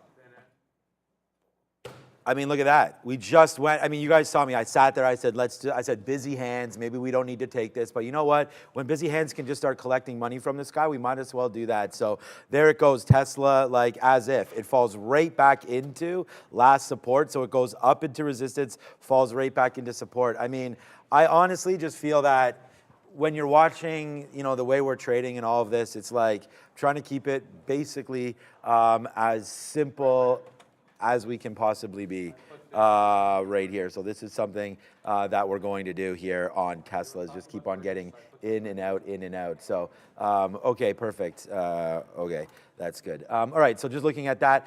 All right, that's that. Yeah, we can quickly look. I don't know if we have the earnings board. I know someone in the chat saying day trader cut. TSM's not till later in the week. TSM's like it's not, yeah. Wednesday or Thursday. Yeah. They're later in the week. Like this week, you start off with today Goldman and Schwab, and then you get Morgan Stanley tomorrow, and we get Netflix later in the week as well. Yeah, there's not much coming tonight after market if today's the 15th. You come over to my screen right here, or if we have it, we can show the earnings board. Well, that's Remina. Earnings? The screen, yeah, or earnings board, whatever you have, whatever you have. Okay, there it is. So tonight, not much, man. Digital brands could be something there. We've talked about that a couple times before. And then even tomorrow, man, Morgan Stanley, it's still the banks. We got Johnson & Johnson, and United Health. Yeah. So a couple big Bank Dow of names America, coming maybe. through tomorrow. LVMH, I suppose, is. Yeah, I mean, world's LVMH will richest give man. you. I'm the world's richest man, but that'll give you some indication how the other side is doing.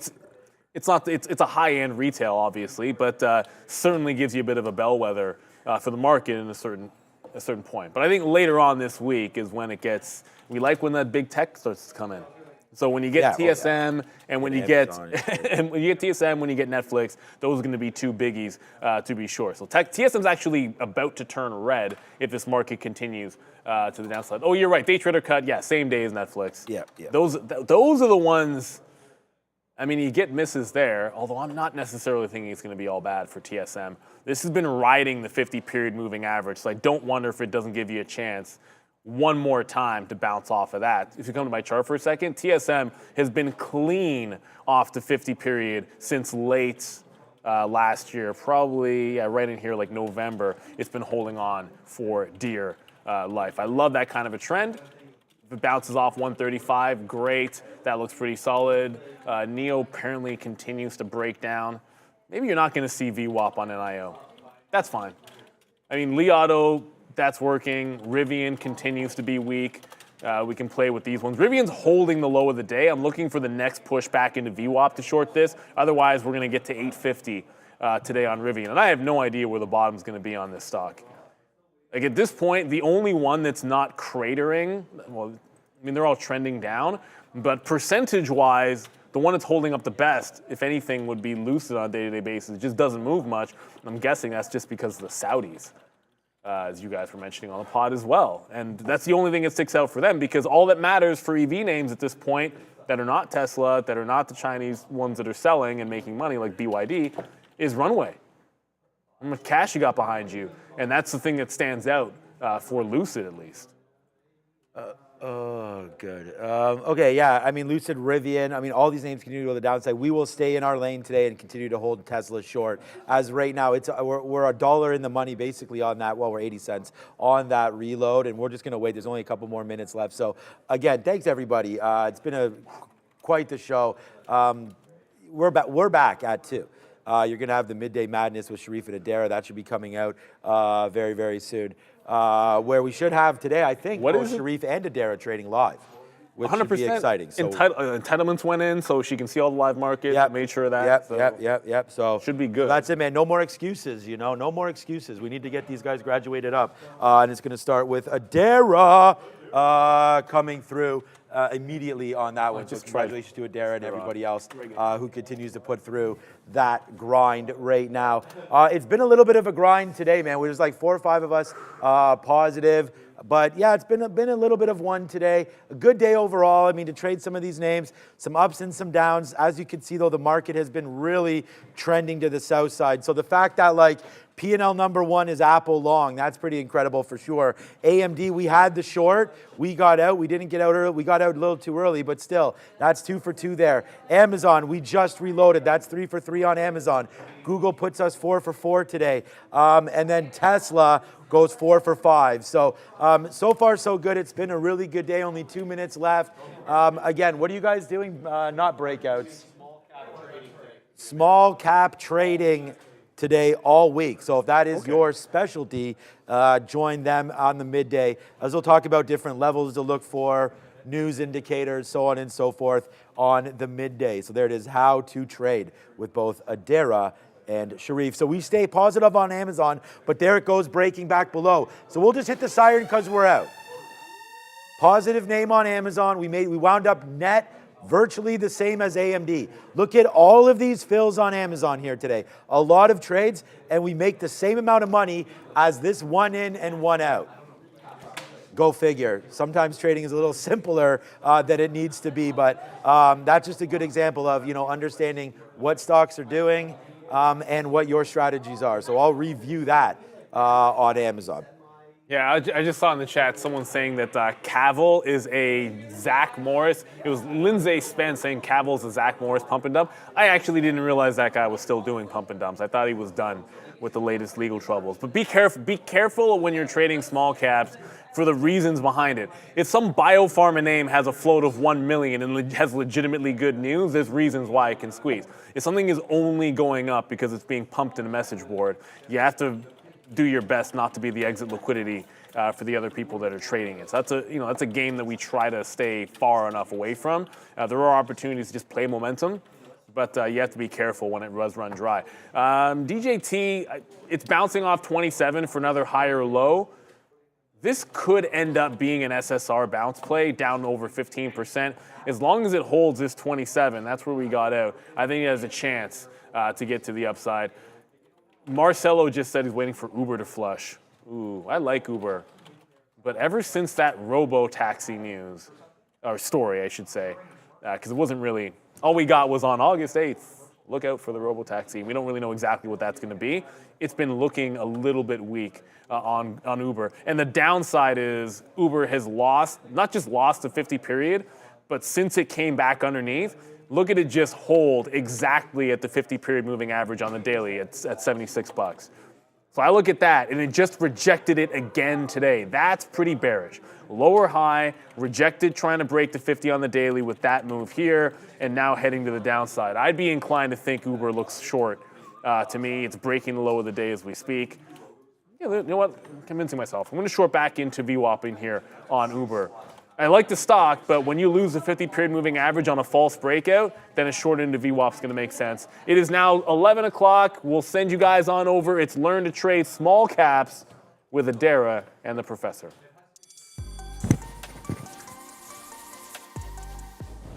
What is up, beautiful people? Oh, sorry. What is up, beautiful people? To use a Sharifism, I am Adara, and that is Sharif. And today we are talking about trading, and the markets are moving. This is How to Trade, formerly known as the Midday Show. I am clearly not a great Sharif. Oh, you can do it your own way, though, so you're good to go. How's it going? How's your weekend? Things are good. We slept a lot. I wrote a little bit, and I'm excited to trade today live for the first time. We're on the two-shot. There we go. I'm excited to trade today live for the first time. Yes. So we shall see how that goes. That's going to be cautiously huge. Optimistic. I noticed the layouts changed. The colors have changed a little bit. Now it's a live setup. You're good to go there. I've cleaned it up a little bit. It was a lot messier on my side charts, as Sharif can attest, in the past. And now it's marginally neater, which is always nice. Much neater. It's really Thank you. good. Appreciate that. Let's do the patented roll call, baby. There we go. We got Mel E. We got Hold My Beer. Pillsbury, we got Market Sniper, TH, Tisha Perkins, small cap trader extraordinaire. We got Andrew Chow, Mateus Lane. We got Ronaldo. We got the best, the world's greatest moderator, baby. Bears versus Bulls. We got Joseph Horn, David Clark, Big Bob W. What's up, sir? We got Christopher Holcomb. And we got Manesh Mahat, we got Adam Khalifa, we got Stan, Matt Booth, Harris Ruck, Christian, and Jimmy Cassius. That's an awesome name right there. Love that. Or Cassius? How do you say it? Yeah, do you say it Cassius or Cassius? Cassius. Nice, yeah. I used to have a dog named Cassius. Oh, he was a boxer, so it was a little on the nose, I like of course. That. I mean, I'm down for that. Yeah. That was, I actually named him. He was my parents' dog, though, not my own. All right, guys, we are talking about small cap trading all week. Right before we dive into that, let's have a look at the small caps that are moving on the day. Let's bring in the trusty small cap chart over here. The biggest, the baddest of them all on the day goes by the ticker KAVL, Cavel. Let me give you deets on this one. Cavel Brands Innovations is $16 million market cap, with a float of less than 1 million shares, 843,000 and change. This one's been a multiple halter, to the high, to the up and downside. Let's have a look at this one. This one really started going right after the bell, 9:45, and then it halted from 9:46 to 10:31. I believe 10:31. It opened up there. That was typically that you should have been. They were saying it's a circuit breaker halt here, but that's usually a news pending. But in any event, you had then some more normal halts, all 5-minute. volatility halts to the upside. This one actually, contrary to what I just said, did not halt to the downside. It is now breaking below the volume-weighted average price, below 615, and obviously on the way down, looks like to $5. So we'll keep an eye on KAVL to see if it's continued to be tradable later into the afternoon. The second baddest, I guess, on the day is Longeveron, LGVN. This one had a split a couple of weeks ago. It also had an offering. Today it's got its own headline, I believe. LGVN, where did I put that bad boy? LGVN, let me just give you the catalyst real quick on this one. Here it is, trading higher following buys from multiple company executives. So it looks like there's some insider buying on Longeveron, precipitating a big move up. Again, much like KAVL, though, trading below the volume-weighted average price, and according to my small cap gapper rules, not tradable. It has great levels from the started moving around 5 a.m., has a definable pre-market high just above that $3 area, 315, broke the pre-market high after the bell, so a lot of check marks beside its name. Sadly, though, can't seem to stay above the volume-weighted average price, therefore not tradable in my book. We'll keep eyes on ONVO as well as ADIL. These are also small cap gappers. ADIL, a holdover from last week. ONVO showing up anew today on my scanner. So we'll keep an eye on the small cap graper. Look at Apple. What the hell is Apple doing here? Breaking into 176. Apple's on a tear to the high side. Flat top break at 175. Shout out to the big kahunas who have been holding this since the low mid 174. I had a dip trade here to try to play the range on AAPL between 175 and 174.5. Forget about that range. The market doesn't give a you-know-what about my range. Apple on the way up, breaking, coming into highs, printing new highs. We have a high of the pre-market high, excuse me here, let me just tell you what the pre-market high real quick is on AAPL, and that would be the level that we already broke. It was a 4 a.m. print. It was 176.21. Now it's 176.35. Careful for a mean reversion trade here on AAPL. What a big move up. Is there a catalyst here? I was just looking. An I'm not intraday? seeing anything intraday. I don't see any increased spending. And here, I don't see that they're spending more money in Vietnam. That's what I see. Oh, yeah. I mean, I know he visited Vietnam. That's really weird. Yeah, I know. He visited Vietnam. He didn't say anything later in the day. Okay, so I'm getting these spending more supply money in Vietnam. Anyway, kind of a weird move there intraday for Apple, but who's going to complain about that? We'll keep tabs on that. That's what I was saying about Apple. I was just yelling about that. We'll keep tablets on that. We'll keep tablets on Apple. Okay, I like that, Dara. All right, here it is, baby. We are talking about small cap trading all week.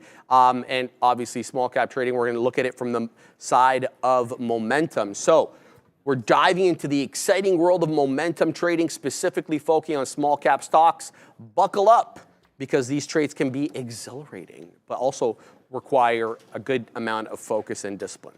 So let's get right to it. What is momentum trading, just so if you're starting anew? So imagine a surfer catching a perfect wave. Momentum trading is similar. You're trying to identify stocks with a surge in buying pressure, which are indicated obviously by rising prices as well as increasing volume. Not just a price watch here, we're also keeping an eye on volume. The goal is to ride that wave up or down, it doesn't matter, for a quick profit before it typically comes right back down. That is kind of the hallmark of these small caps. They're around for a good time, not a long time, all right? And why small caps? Why would you want to trade these small cap gappers that are here today and not here tomorrow? Well, small cap stocks with their lower market capitalization and as well as lower float means the amount of shares that are available on the public markets for trade, okay, it can be more susceptible to momentum swings, and that's what we're looking for here. So a positive news release or even a strong earnings report, so a news catalyst or an earnings release, can cause rapid price increases compared to larger, more established companies. And so that is the benefit here of small cap trading. You get these big percentage moves on an intraday basis, typically that you wouldn't get on an Apple, well, I don't want to say NVIDIA, because NVIDIA has its own thing here, on a more established name, a more blue chip, large cap, okay?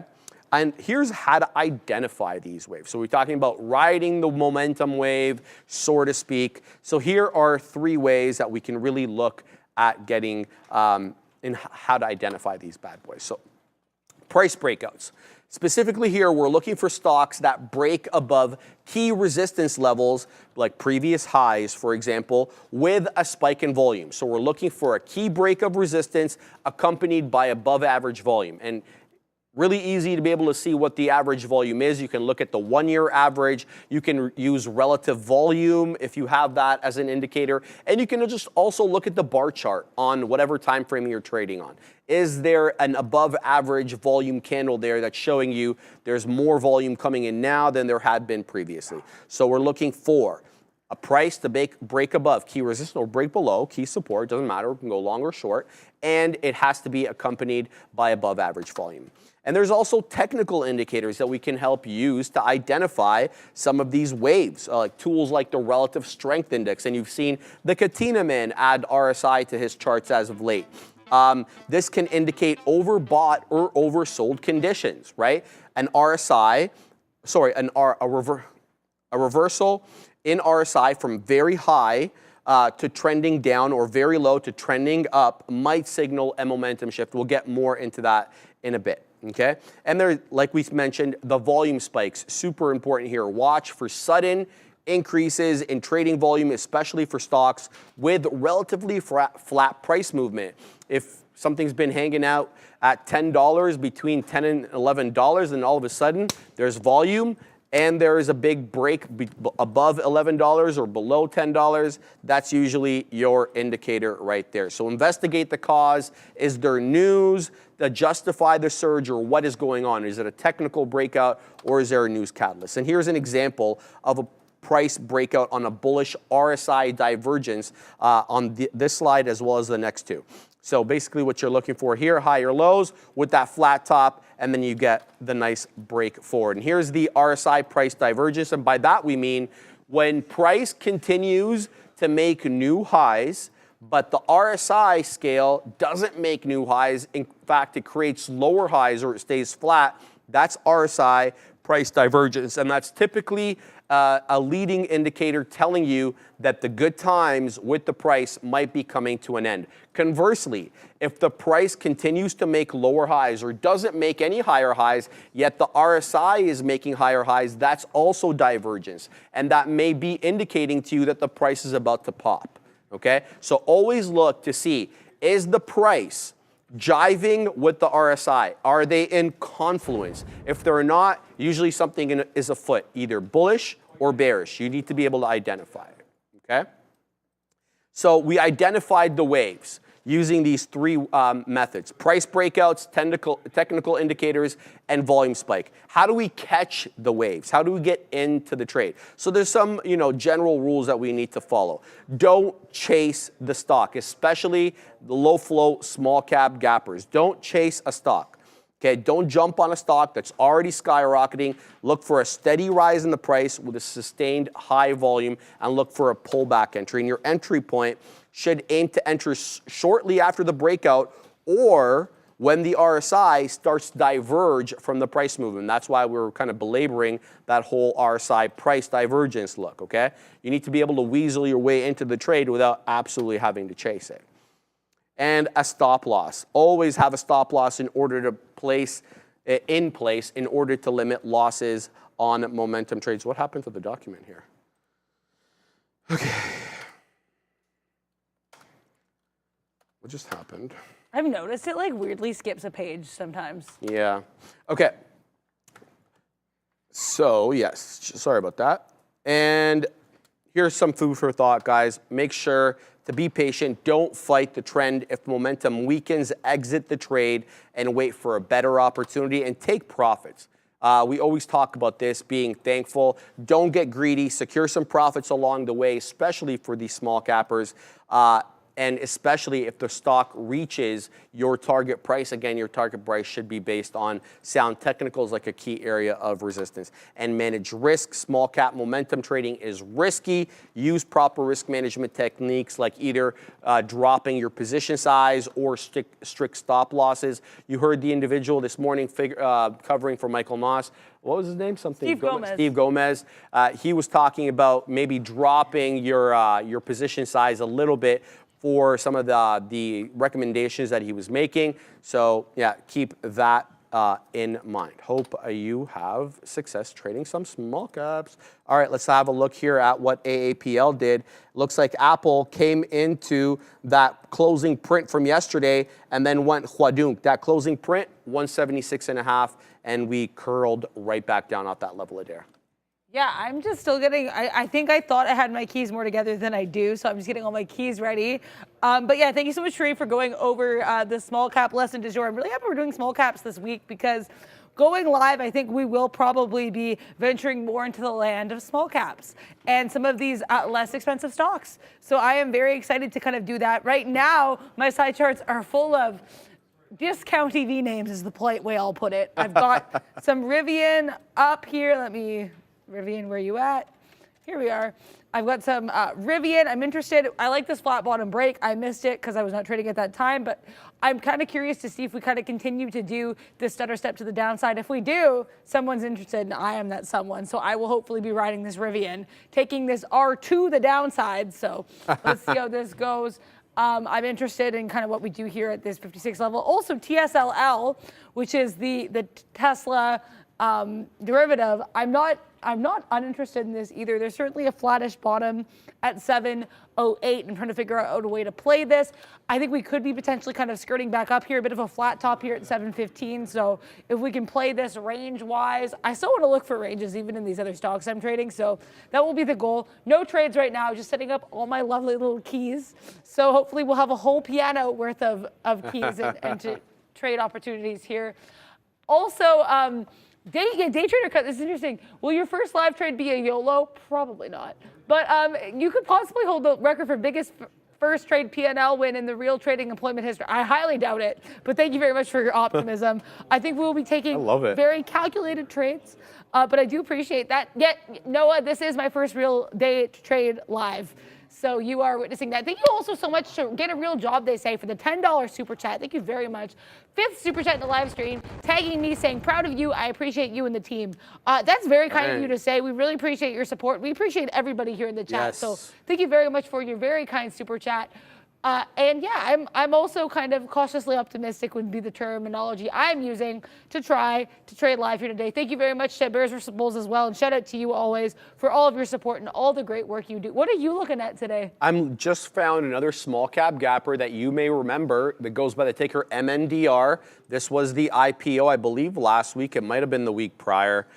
So we'll have a look at this one. This one's up nicely there.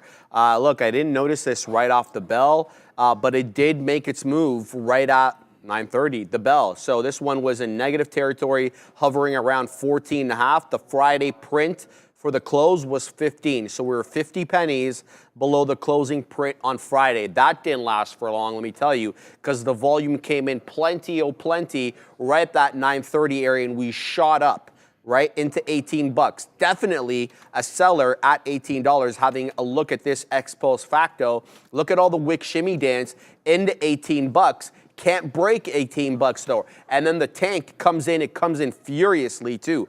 Off that 18 rejection, we tank all the way down below 16. It looks like we held up at 1580, holding up at the 50 period. And then the volume came in yet again. This time, a completely opposite look. Breaking through 18 like it didn't even matter on the previous occasion. Look how many 5-minute candles rejected off 18.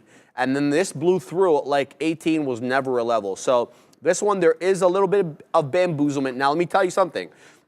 My first move after the break of 18 would be a wait for it to retrace back into 18, because we know that previous area of resistance has a way of acting as a new area of support, but that already happened on this one. So once we broke 18 here at 1050, we shot up into 1997, essentially 20. Look at this candle. comes back down right into 18. So if you're waiting for a dip trade at 18, you already got it. So I'm hesitant to try to use that previous 18 level as my dip trade, owing to this candle here at 1055 that already used it.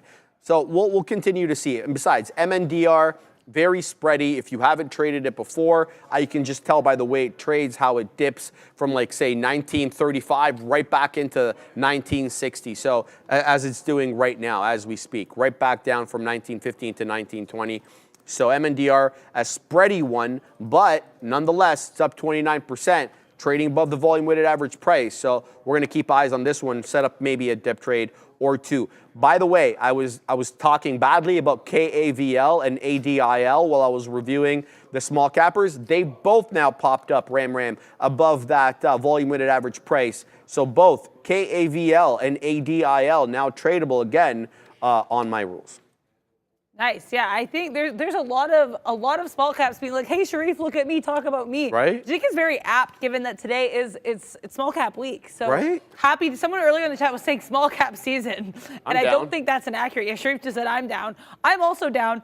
Also, Rivian, if you want to keep going to the downside, I think I will step into this beautiful R2. I really am a fan of those Rivian vehicles, and see if I can get a short here. I'm kind of interested in this 52 level. Yeah, we're just going to do it. We're going to do it. This is my first live trade, so we're going to do it. We're going to see how it goes. Oh, yeah, you can actually see it on the screen. There we go. So when I'm getting so excited. So that once we get filled, that will be happening, and we're trying to take it. Maybe I want to get some out here at 48 and then save pieces for dreams a little bit below 48. So I have enough for two beak wetters, two very skinny beak wetters that the ducks will not be fully sated. They'll just be a little bit thirsty, but this is very exciting. This is very nerve-wracking and exciting, and I'm very happy to be able to be here sharing this experience with everybody here as well. So let's see how this goes.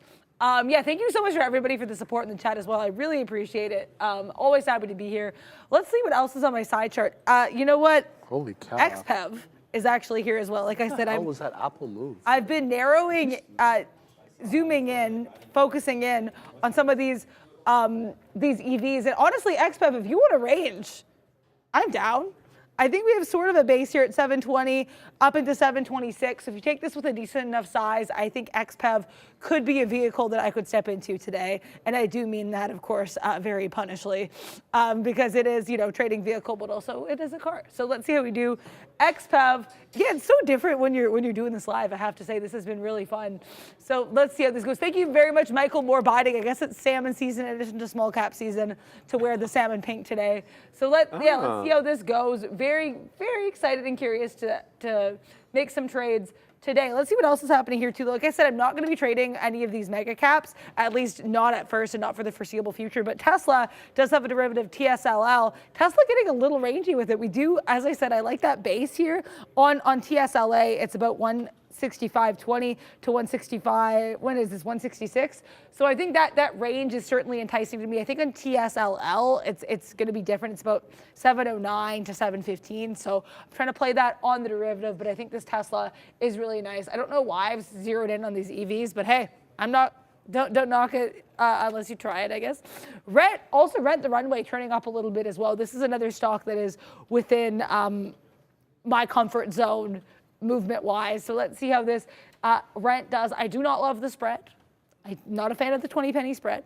But TSL, I think Rent has a bit of a support here at that previous area of resistance at that 16 level. So this is an area I will be watching as well, and it might make it onto my side charts. I like it. I like how that's like the standard, that you and I have set. Yeah. You are a good boy. You might make it onto the side charts. Behave yourself. Yeah. In AAPL, I looked over the Katina, man, and I'm like, what is going on with AAP? He's like, I have no idea, man, but I'm in it and I haven't gotten out. So I waited until the dip into the volume weighted average price. I'm talking about AAPL because we went all the way up into 176 and 2/3. Exactly the HOD on the day is 176.63. And then we Christmas tree retraced all the way back down into 175. Lo and behold, the volume weighted average price on my side 5-minute chart here is hanging out at 175.07. So I put my line in the sand. I went long at 15s. I said, look, this breaks 75 with the viciousness, with the vigor, with the intensity, with whatever descriptive word you want to use, I'm going to get out. I'm going to have that line to say, and I want to see a bounce off the volume weighted average price. A lot of, conflicting data coming in here for Apple. Oh, they're AI bound, finally. We got wind last week. Great, check mark, pops up. Oh, their sales are crap. Back down again we go. So a lot of, multiple different headwinds and tailwinds, both at the same time here for AAPL. So you can definitely understand some of this price action that we've been getting in lately. So we'll see if we can hold up above 175 or thereabouts at the volume weighted average price. So I haven't looked at anything large cap related, just yet, but Apple will be the first one. The other one, multiple trades off MSFT, Microsoft last week.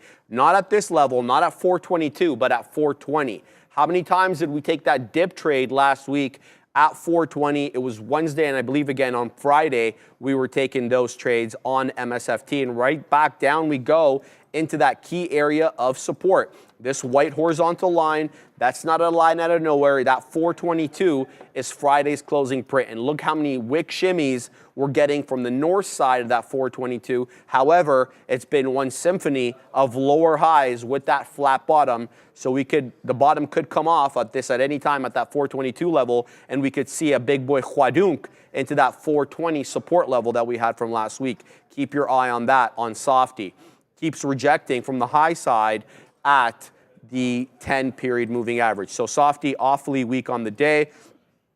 TSLA, obviously you saw this one tank right at the opening there. They're looking to lay off about 10% of their workforce or so, it's being reported. It really is a mixed bag about how the market receives that. Sometimes it's received well and the stock pops. Sometimes it's looked at as if that's more indicative of larger company weakness. It looks as if the market's interpreting it in that way today because we dipped in from that closing print of 171 on Friday into that 164.40 low that we put in at 11.05. Trying to curl back up now, still well below the volume weighted average price, which is hanging out at 166.25. We're still south of 166. So keeping an eye on these names. Obviously, NVIDIA, there was bamboozlement there too. We close off Friday at $881.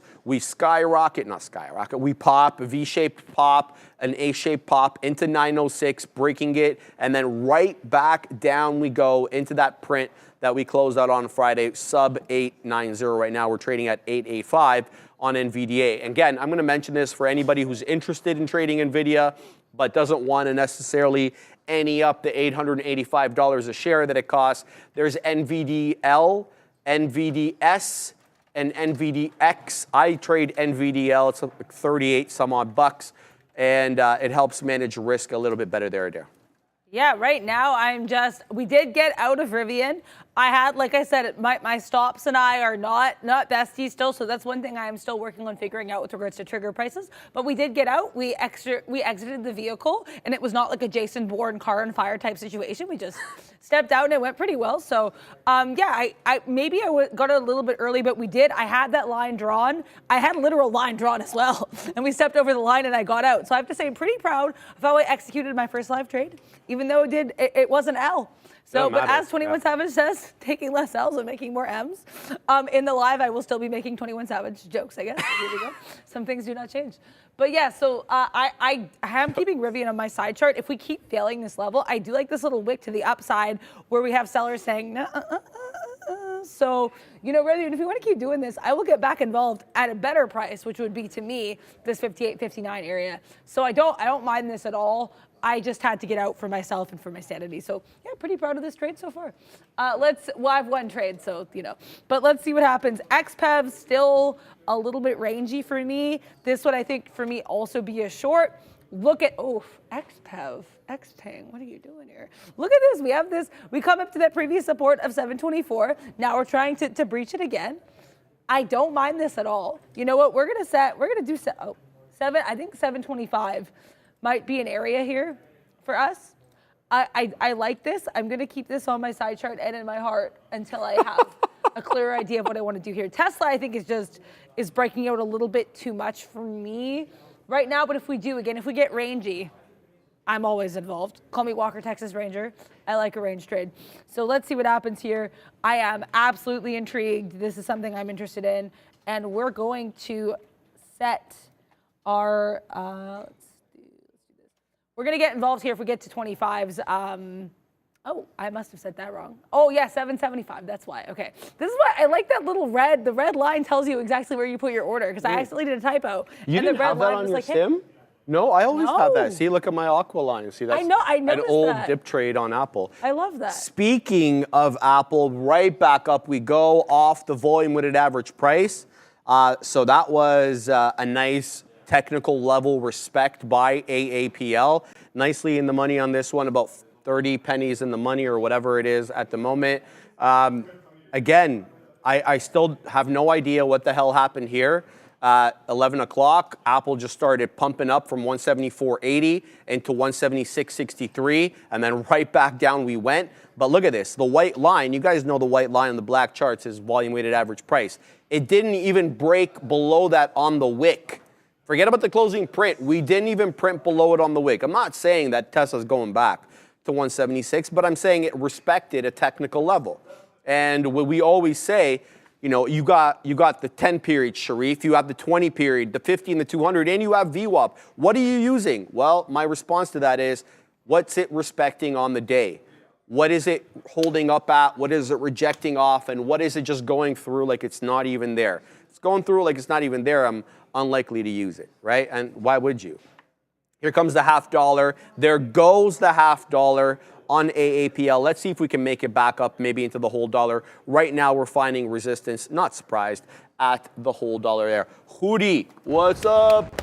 99 penny super chat. Thank you very much, my man. Shout out to you. No message attached. But there's a big smiley face with $ eyes. So I wonder if they printed on that. I think maybe they did. I'm willing to bet that they did it. And if they did, congrats to them. Yes. And also, we love the money, the dollar. That's a great emoji. It's a very fun emoji. You know, we have like the money, money, money. We have all of those fun signs there. Also, did you see the skip 8? I did. I wanted to, man. That's why I was giggling, right?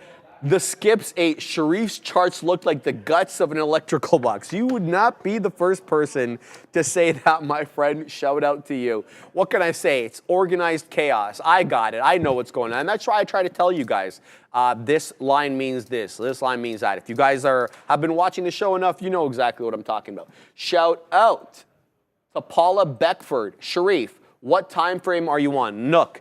If I'm on my black charts, it's always going to be the 5 unless I say otherwise. If I'm on my white charts, it's always going to be the 1 unless I say otherwise. So black charts are always 5. The white charts, like these ones right here, Ram, these are all 5 minute. Always. And then on these ones, the trading screen will be 1 minute. So I hope that helps, Paula. All right. What else we got going on here? We're still doing the dance with no pants right now with the $0.50 level on AAPL. We wet our beak there on some profits at the $0.33 of a dollar. Gonna let this bad boy run and see exactly what we get. Oh, I'm gonna get trolled, aren't I, now, because Arsenal lost on the weekend. Oh, here we go. Puya.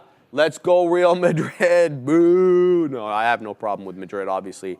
Madrid, you know, I'm agnostic to what Madrid does, but obviously they're a good team. There's no question about it. Madridista. Hey, what's up, Chile Nightmare? Fabian doing his thing on the 1s and 2s there. There he is. Hey. Fabian doing his, hello. That's a really meta shot. Mm-hmm.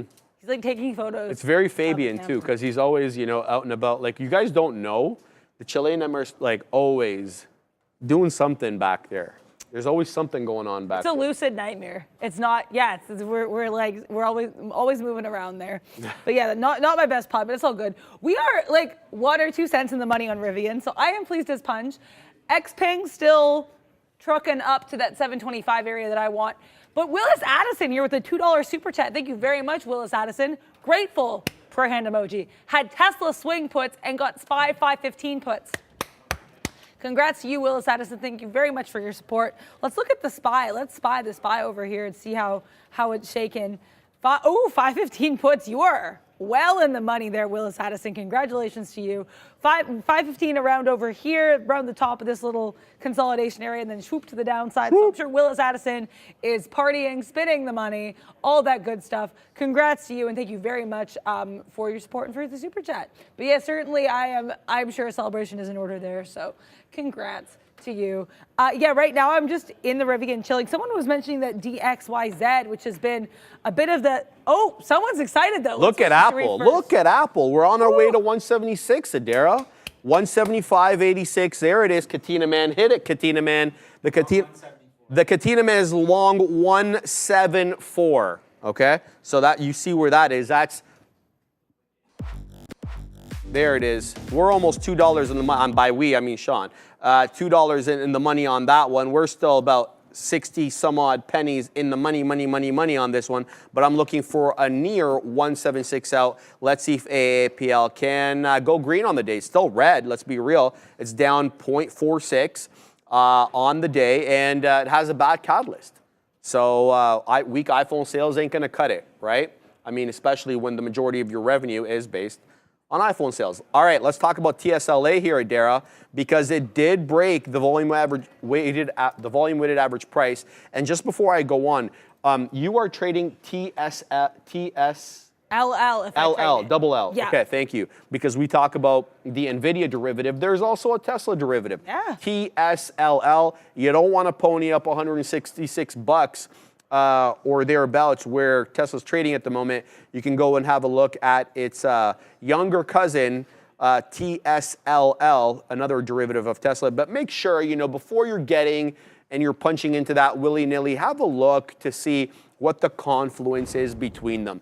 How much does TSLA need to move to get a corresponding move on TSLL? It behooves you to do that. It behooves you to do that on NVDL if you're going to trade NVDA as well.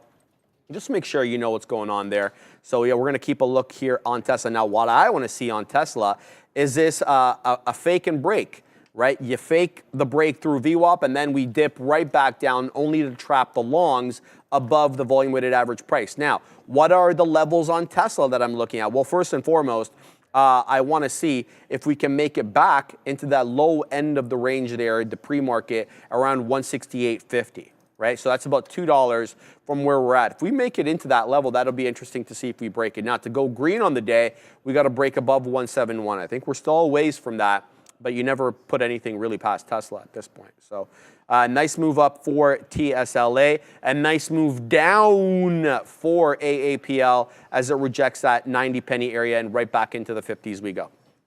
Yeah, so I think certainly not. Yeah, what a market. I don't even know what I'm saying. I'm still, I have to say, getting a little bit used to being live, but I'm in 2 trades right now. And I have to say, feeling okay. Rivian right now, I'm watching what we do at 60s. We got to 60s, we rejected pretty viciously, so I stayed in the trade. Right now, at this point, if we could take about 53s, 54s, I'd be pleased as punch. I know that's not a super ambitious trade, but I'm still trying to get used to taking profits, getting in and getting out. So that's what's happening right now in RIVN. We may be moving back upwards, which of course would not have me super happy, but that's what we're doing. I also right now have a trade though in XPeng. So let's talk about that as well. I'm in 2 EV stocks. So XPeng, this is a very calculated trade here. As you can see, I'll just remove this line because my order is kind of showing that. So I'm adding to this position if we get to 28s because that was kind of the top of that range earlier. If we break above 30, which happens to coincide with VWAP, that's when I will be exiting the vehicle with the viciousness. So that's what I have going on here in XPeng. Bless you. And that will be kind of what the goal is. Rivian, though, I think is probably reversing to the upside. So if we touch 60s and break above again, cutting that short, that I will be getting out of that stock for sure. But yeah, I like this XPeng right now, no complaints. TSLL, though, as Sharif alluded to, is one that I will be trading if I trade Tesla. I like this at VWAP. I got excited there. I scriddled back, but I like this at VWAP. We have this, attempt to break into VWAP, and then we look like we might be scurrying back to the downside. I want to see this 5-minute candle close before I make a decision there. And I want to, of course, cross-reference its older cousin Tesla and see what it's saying. As Sharif was also mentioning, which I think is really key. Seeing how TSLA is doing before you accidentally take an L in TSLL, because no, you don't want that. How is it going with the Apple? Good. It's doing the dance a little bit in 60, a little bit in 50. I want to shout out big Kyle Burdett. Hope you feel better, my man. My man's suffering a little bit there under the weather. So we want to shout out Big Kyle. Hopefully you get better soon, brother. And Kyle sent me a whole bunch of pictures on the weekend, man. Let me tell you, this man can fish. This man can fish. And the thing is, he sent me a whole bunch of pictures of the fish. And like I don't know if he organized it like this, but the fish kept getting bigger and bigger and bigger until like they were as big as Big Kyle. You know what I mean? Like, I think it has to be on purpose. No, yeah, I figured he did. Because like they started off pretty small and then just like, yo, Kyle, bro. Jeez. Like scaling into a trade, scaling into the fish side. Right? There you go. So shout out to Big Kyle. Hope you feel better, brother. Let's talk about Bitcoin because Zed, I tried to tag you, Zed, but it wouldn't let me tag you there. So let me have a look at BTC, and then maybe we'll look at some Bitcoin derivatives for Mr. Z over there, or Zed, depending on whether you're Canadian or American. All right, so Bitcoin on the day, let's switch to the 15 so we get a bit of a wider view. BTC's closing print. What's going on, computer? 64,190. Look, the bottom end of the range that I like better than the current range we're at right now is got to be a little around 64,000. Look at all the action we've had at 64,000 there. That takes us into the morning. We hold 64,000. We don't hold it strictly. We hold it in general. Now, obviously, there was a range between 63 as well. We make higher highs and higher lows. We end up rejecting. Is this VWAP? Let me just double check. No, that's the 200 EMA. So we have to change the color on this one. We need to change it to blue. I love your like little color wheel you have there to choose. Well, apparently it looks like the guts of an electrical output, according to one of the viewers. You have to make sure you cut the right wire. Right? I like that. But in no seriousness, no. We reject off the 200 period moving average on BTC. That was around 68,800, almost 67,000. You could make the argument it was a 67,000 rejection. But what I do like about this, Z, is that we come back and we use that level of support, 64,000 yet again. So I like that dip trade here. Look, I need to see higher highs and higher lows. Right now, we're kind of getting a little bit of a higher low. Based upon where the trough was this morning, but we kind of broke our higher high pattern there by rejecting off the 200 period on the 15. So I don't really have a great read on BTC today. Let me tell you the truth. That is until breaks out of this area here, about a $4,000, $3,000 area, 67,000 to the top. Looks like 64 to the bottom. So yeah, tougher look on BTC. We'll keep eyes and see if anything else is going on. Richardson, €5.99 super chat. Take your money and run. Adara is coming to take it all. Congrats to going live. Good luck to everyone, and keep on being this great community. Yeah, and keep. Well, thank you very much, Richardson. I really appreciate that. I don't know if everyone needs to go screw with their money yet. We've had just two losing trades in Rivian, but I'm really happy I left Rivian where I did and stuck to my guns because, look, we popped up here with a viciousness at Rivian, and I'm very happy I was not there for that trip in the R2, let me tell you. So I'm proud of, I feel like the instincts are getting a little bit more defined when you have the real money on the line. You know what I mean? You have to be like kind of an apex predator in these markets, like a little cheetah or a cougar or something, or a jaguar, and just know when to hold them, know when to fold them. And so I think that instinct is getting a little bit more heightened, a little bit more honed in, a little bit sharper. So happy to see it. Right now, Xpeng, if you want to do anything, just let me know, because right now what Xpeng wants to do is this. We're about a penny in the money, so I'm not going to go get too mad at it, but very much skirting this 90 EMA in a way that makes me think we might be reversing long. I have plans to add, just a dash of shares here at 728, and then get out entirely for break above 730. And then, of course, I want to start taking some profits at 720. So I have no problem with these risk parameters. I'm pleased as punch about it. I'd be more pleased if Xpeng wanted to do anything in either direction, because right now I'm just kind of waiting for it to make up its mind. It does not know what it wants to be when it grows up. And if it decides what it wants to be when it grows up, I'd be pleased as punch. Some people in the chat were mentioning Tesla long, and yeah, my TSLL is certainly something I'm watching. I want to see what we do at VWAP because TSLL and TSLA, as Sharif was hinting at, they're not always going to be exactly in tune. Right now, TSLL just ducking below VWAP, whereas TSLA has already peaked its little head above VWAP. So to me, that's the biggest difference between the two. Pattern-wise, though, if you look at these candles, they're almost identical. It's really only the position of VWAP, to me, that makes a huge difference between them. I want to study them for a little bit longer. But I do think a potential long off the 9 EMA here on TSLA is not out of the cards. I think it needs to be going on my side chart. It might replace Rivian, unless Rivian rejects at that 868, in which case I want to take that short. So maybe I need to make a new side chart to let my friend Stressla have a place at the table. So let's see how this goes. Or I guess I can't call it Stressla. I can call it Stressel because it has an extra L. So it's not because Tesla and Stressla, I guess it's Stressel. So I think Stressel will be maybe having a place at the table. Rivian, though, I like it. Trying to reject off this area I drew, which is that previous support. So Rivian, I might be taking another stab at this one. I don't want to get too involved here, but that's certainly something I have my little eyeballs on. So Rivian, Stressel, and next thing. How are you doing? Not bad. I'm looking at KAVL because everyone keeps yelling about Cavill. This thing is rocketing up, guys. We're doing the dance right now with $9. It's up 236%. Beautiful top breakthrough, $8 there. You had a bit of an accumulation around 780, comes back down to 680-ish, a volume weighted average price or thereabouts, and then boom goes the dynamite. But be careful with this, guys. It is awfully spready. Oh, not spready. It's awfully volatile. It's a good spread for a $9 name. You know, 4 pennies at the widest. Typically, though, it's about 2 or 3 pennies at any one time. I just want to remind you that the float on this is 843,000 shares.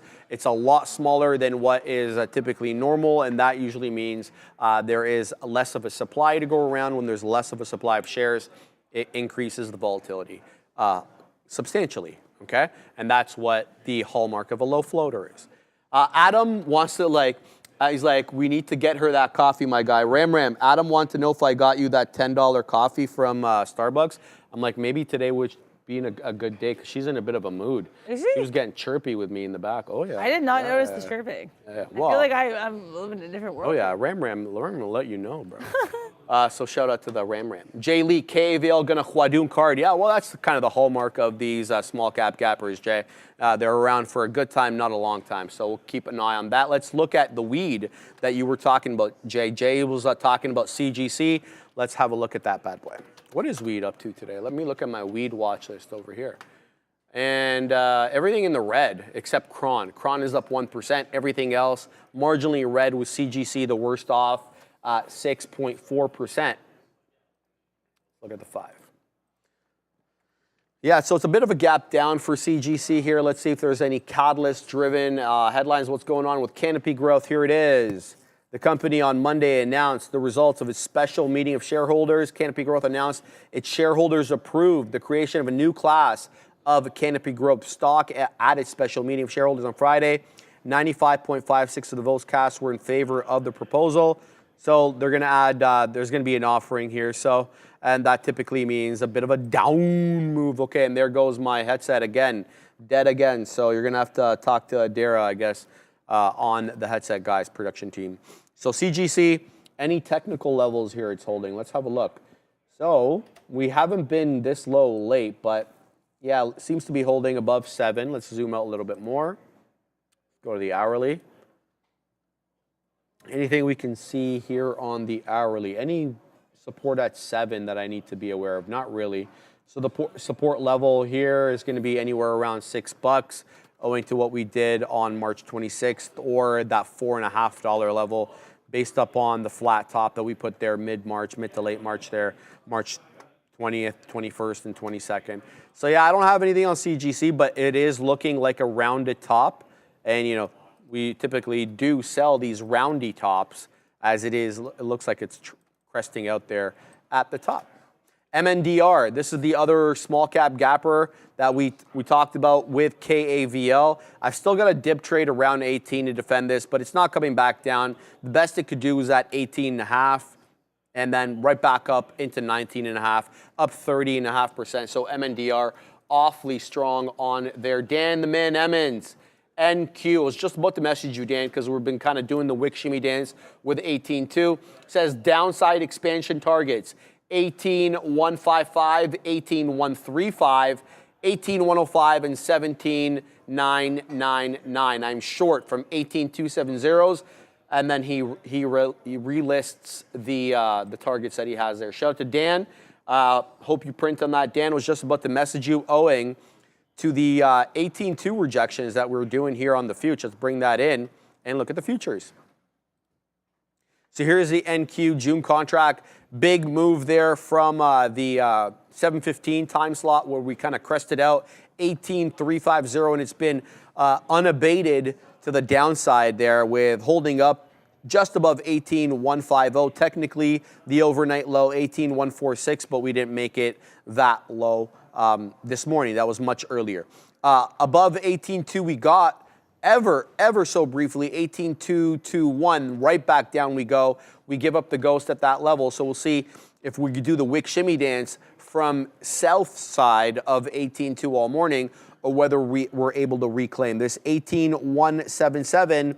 That is Friday's closing print, and we are still just marginally above that. So we are technically green on the day, but in all intents and purposes, really, we are flat on the day. Let's go ahead and have a look at the trade that we're actually in, which is AAPL. Right back up into the 60s we go, so we don't make a newer low. We don't come back and test the volume weighted average price.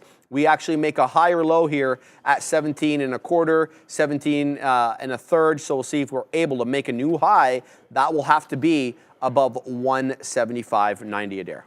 Yeah, I mean, I got involved in Stressel. As someone pointed out as well, there's also a Stressus because there's TSLS, which is the short ETF. Although this one is actually, the volume on this is not as good. It's about 755,000, whereas TSLL is at a whopping 11 million, almost 12 million shares here. So the reason I went long here, I want to explain. I know we're below VWAP, but I was like, Adara, we're kind of dancing at this 90 MA nicely. We're going to give this about 3 pennies. That 715 was a massive resistance area earlier.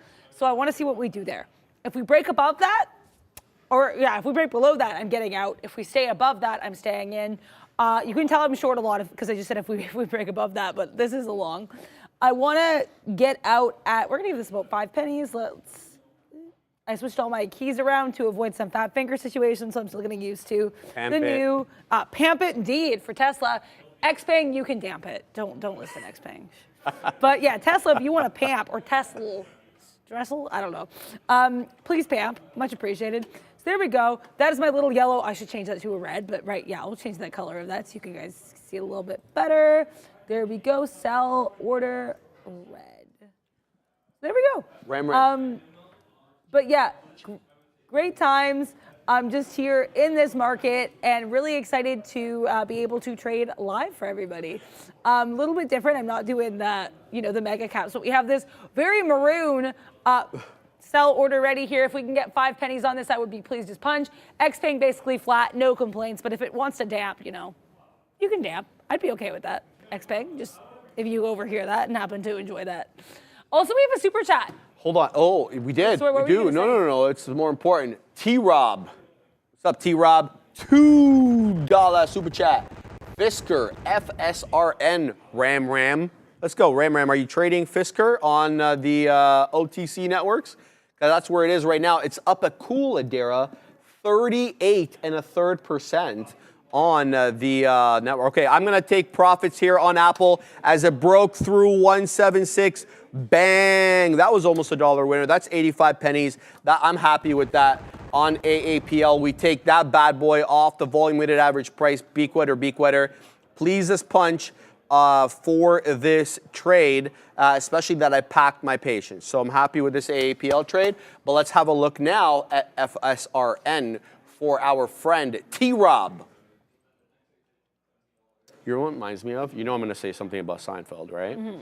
So George, so desperate is he to be, accepted by his coworkers, he concocts this plan to have a nickname. And he wants to develop a nickname that he thinks people will like, okay. Something that, masculine and good. So he comes up with the name T-Bone, right? So he starts like doing like an inception thing, like inserting in people's head that he's T-Bone, and then his boss ends up calling one of his other people T-Bone. And so when I saw T-Rob, You thought of that. remind me of T-Bone. That's pretty funny. Right, so yeah, shout out to all my Seinfeld heads out there. Let's have a look though at FSRN. FSRN on the pink sheets, the dreaded pink sheets. 1 minute, let's have a look. Okay, so nice pump up there. Look, the pinks start trading at 9 a.m., so I don't have pre-market action on these bad boys. So everything that we're seeing here is actual prints, not pre-market prints. Up and to the right is what I see here on FSRN. How much shares? Okay, so guys, it's a 3 penny stock. Okay, 3 1/4 penny right now. It's done almost 50 million shares on the day, which looks like a lot, but when you account for the price of the stock, it's not really that much. Topping out for whatever reason at 34 pennies, can't break, 3.4 pennies, excuse me, can't break through that 3.4 penny area, but it is finding support at 3.2 pennies. It did have a bit of a consolidation top there, and then you can see that there is a buyer right there because it's not printing anything lower than 321. 0.0321.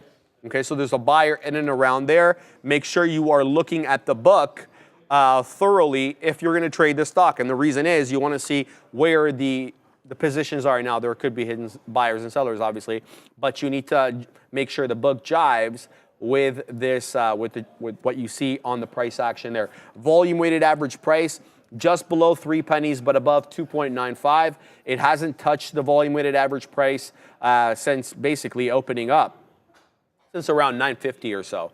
So we'll have to wait and see if it retraces, but good luck for it on the day.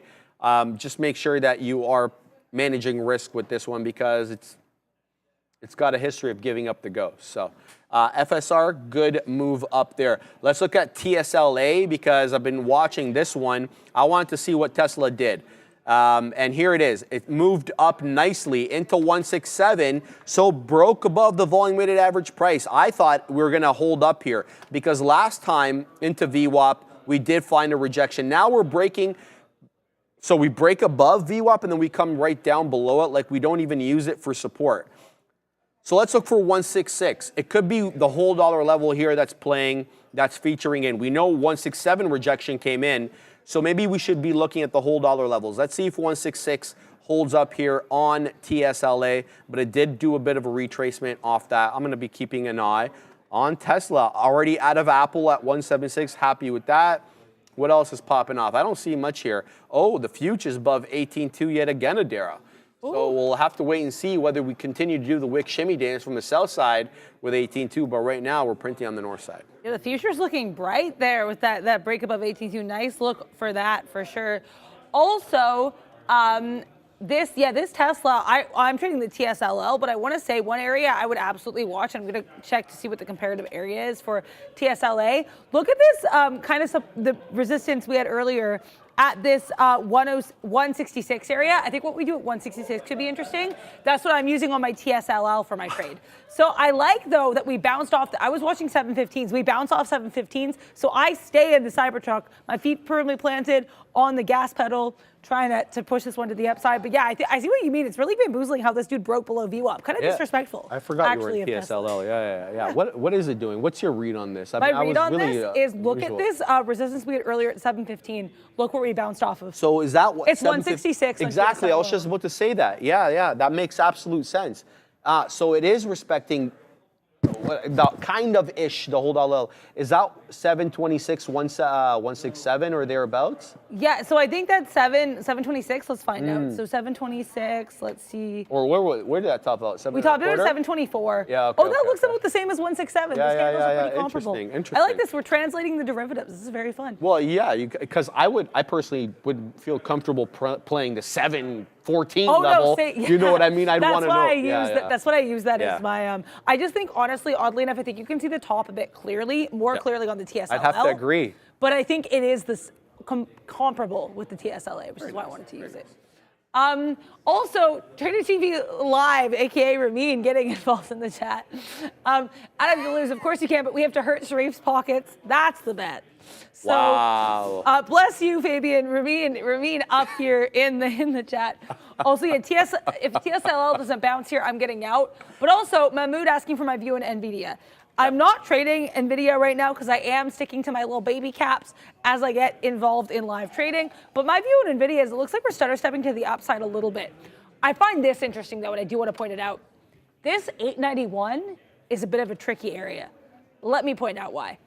Earlier, we have this little area in the pre-market. This is 820.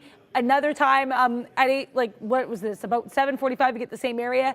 NVIDIA and this 891 area are doing a thing, 21. I don't know what it is, but it's something. Look, we pop out here from this 889 to 891. That's a topping tail candle. We break to the downside. We don't make a lower low. We come back. Guess where we're showing another resistance? Where? That's right, 891. 891 in NVIDIA, I would absolutely watch that area like a hawk. That's my take on that. I hope that makes some modicum of sense. We are getting out of this Tesla because Did you say modicum? Modicum, yeah.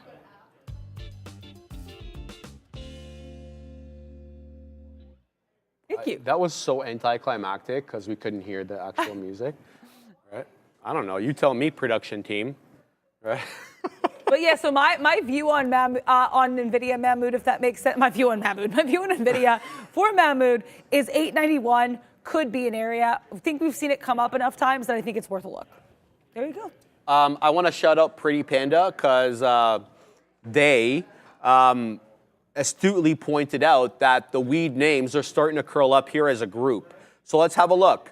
So what we're looking at now is CGC. We looked at this possible double bottom that took place at 715, 720. It's a skewed extra bullish double bottom because the right side of the double bottom higher than the left. Let's look for that 745 break and take or even that 750, but definitely there is something afoot here with weed. Same thing with Aurora Cannabis coming off the bottom there. ACB going green on the day now, breaking $6.60. That was Friday's closing print. On the way up, it's printing 667. There's others as well. Tilray just went green as well. It's not the big mover that maybe we all want it to be, but there is obviously a top here at $1.84 on Tilray, but now it is also green, 0.82. Cron, which was the only one that was green when I looked earlier, is now up over 2%. So weed curling up here for whatever reason, I don't know why, but the names as a whole, as a group, a lot of them still red, but definitely curling up here at the moment. Let's have a look at some of the ETFs. MSauce, it's curling up as well, looking to go green. To go green has got to break above 892. It's printing 888 right now. MSOX, the triple levered ETF, or is it double? 2 times levered, excuse me. ETF, the weed ETF, about to go green as well. It's printing 477. To go green has got to go 481. So weed all curling up here, but not the big move up that, you know, we would maybe want, I guess.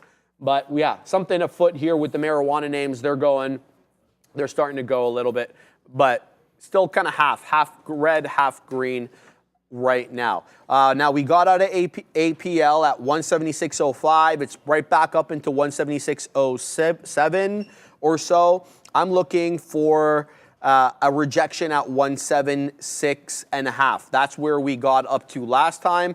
But the thing is about this one, now we're putting in these higher lows. So now we have a discernible pattern here off which to work with Apple, and that is a series of higher low, higher low, higher low, right? The higher highs are a little bit bamboozling because sometimes, you know, they do something like this and then they're more, and then some other times they're more stable with their ascents like these ones. So be careful with your entries. Try to get an entry on a dip trade on Apple. That would be my suggestion. It's still negative on the day though, guys. Still down 0.25%. So, you know, we got to break above 176.5 to go green. Last time we were up there, you saw what happened. It was a Christmas tree retracement right back down in a V-shaped way. Yeah. Is Neil ready? Oh, okay. Oh, no, he's thought you were not. looking at me. I don't know. I was just processing. I also never realized that MSOS is MSauce. That makes so much sense. Yeah. So you can get MSauced. I literally never Got noticed. lost in the sauce, as the one that Kanob always says. Shout out to him. What are you looking at over there? How's that XPEF trade doing? I'm very proud to say it is my first profitable trade so far. Oh. In the life. We're just waiting right here for our last peak wetter. I'm really proud of this trade. Very small size. I want to clarify, very small size as I get comfy. And we're a little bit still down from the Rivian and Tesla trades. But yeah, I'm super proud of what I did with this XPeng. If you want to fill, though, we're like half a penny away. So XPeng, if you want to finish the job, I'd be pleased as punch. But I have to say, right now, I'm already super happy and super stoked with what I did with this stock. Basically, I'm really happy with where I got in. It was just based off that previous area that we were kind of having a little bit of a range off of. I had the area to get in a little bit more at 728, but XPeng didn't even go near 728. So I was like, okay, do your thing, 21. So really happy with how this trade went. Took out 2/3 of the position at 723s, now waiting for 721s. Of course, is it like, the biggest money trade of all time? No, but I'm really proud of what I did. And I think sometimes perspective can be very key. And yeah, I have to say, pretty pleased with what we did here. I'm a little more displeased, though, at Tesla. But right now, all I'm ready for is Neil's lesson of the day. So let's see how the real deal with Neil, what he has to give us. The lesson of the day brought to you, as always, by Real Trading. Get your trading journey started the right way with Real Trading, the only place where you're going to get those best executions and the best platform out there for active traders. You always hear the same thing. You want to buy low, sell high. So it's the easiest and most obvious concept out there. Hey, well, how do you make money? Buy something low and then sell it higher. But you know what? When you're trading, a lot of times, and I've heard this when I was a trainee, what about buy high, sell higher? What about when you're short, sell low and buy back even lower? Sometimes the best trades aren't about the perfect entry. It's just about being in the right direction. And if you get yourself too anchored to getting the perfect price or the best entry, then the reality is you're going to miss out on a lot of trades if you're super concerned with buying the low and selling at the absolute top. Doesn't matter if you're perfect if you're able to find something that works. Perfection is something that people are always chasing, but the reality is you're never going to be perfect. So, buy high, sell higher. What that always boils down to is the trend. But how are you supposed to not get anchored to that open price? Well, I'm going to give you a couple ideas of how I go through it every single day. Every trader's been in that spot where you miss a trade, where you like the stock in one direction, and you just don't get it. So I'm going to start with something that was a big miss for me today, and that was Coinbase. And it's only a miss because I don't have a trade on it. I came in overnight. You had Bitcoin down over the weekend. Coinbase had made a good top and a reversal and a pattern down on Friday. And I wanted to short one of two levels on Coinbase. It was set up pretty well. You had a stair step down, 260, the 254 resistance, and then 250 in the afternoon. So I'm thinking I want to short back into the first level if it gives it to me, or the second level off at the open, and then we'll just look for a similar pattern. Now, obviously, it doesn't really push into that 254 that I like. It does push into 250. Now, I'm going to tell you what happened to me here. I had the levels that I liked marked off to short. And when I missed this one, I just essentially didn't make any trades on it. And after that fact, you can end up seeing it does stair step down. The short was the right play here, but I completely missed out on it. Well, what can you do when this happens to you? You can completely ignore that perfect entry price and just look for the trend. Once you have a bias, a lot of times, just after that opening rush, look at the actual setup. You don't have to throw out your notes, but just look for a place to join. If I hadn't looked at that stock at all and been anchored to $250, what would I see after the opening rush in the first half an hour? What I'm going to see is, okay, this is 10 o'clock. The range is 245 to 250. All it's done, and if I hadn't looked at 250, I didn't care about it, you essentially have the same bottom as Friday with a similar top as Friday, and then it breaks it down.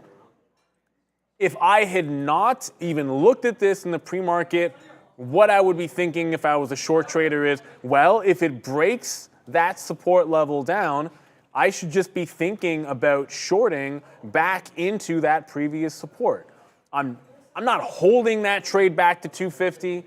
I'm not trading off of that big 250 level. I'm just simply saying if the trend is down, there was the range that was from Friday and it put in that same range. If it breaks, I look short off of that level.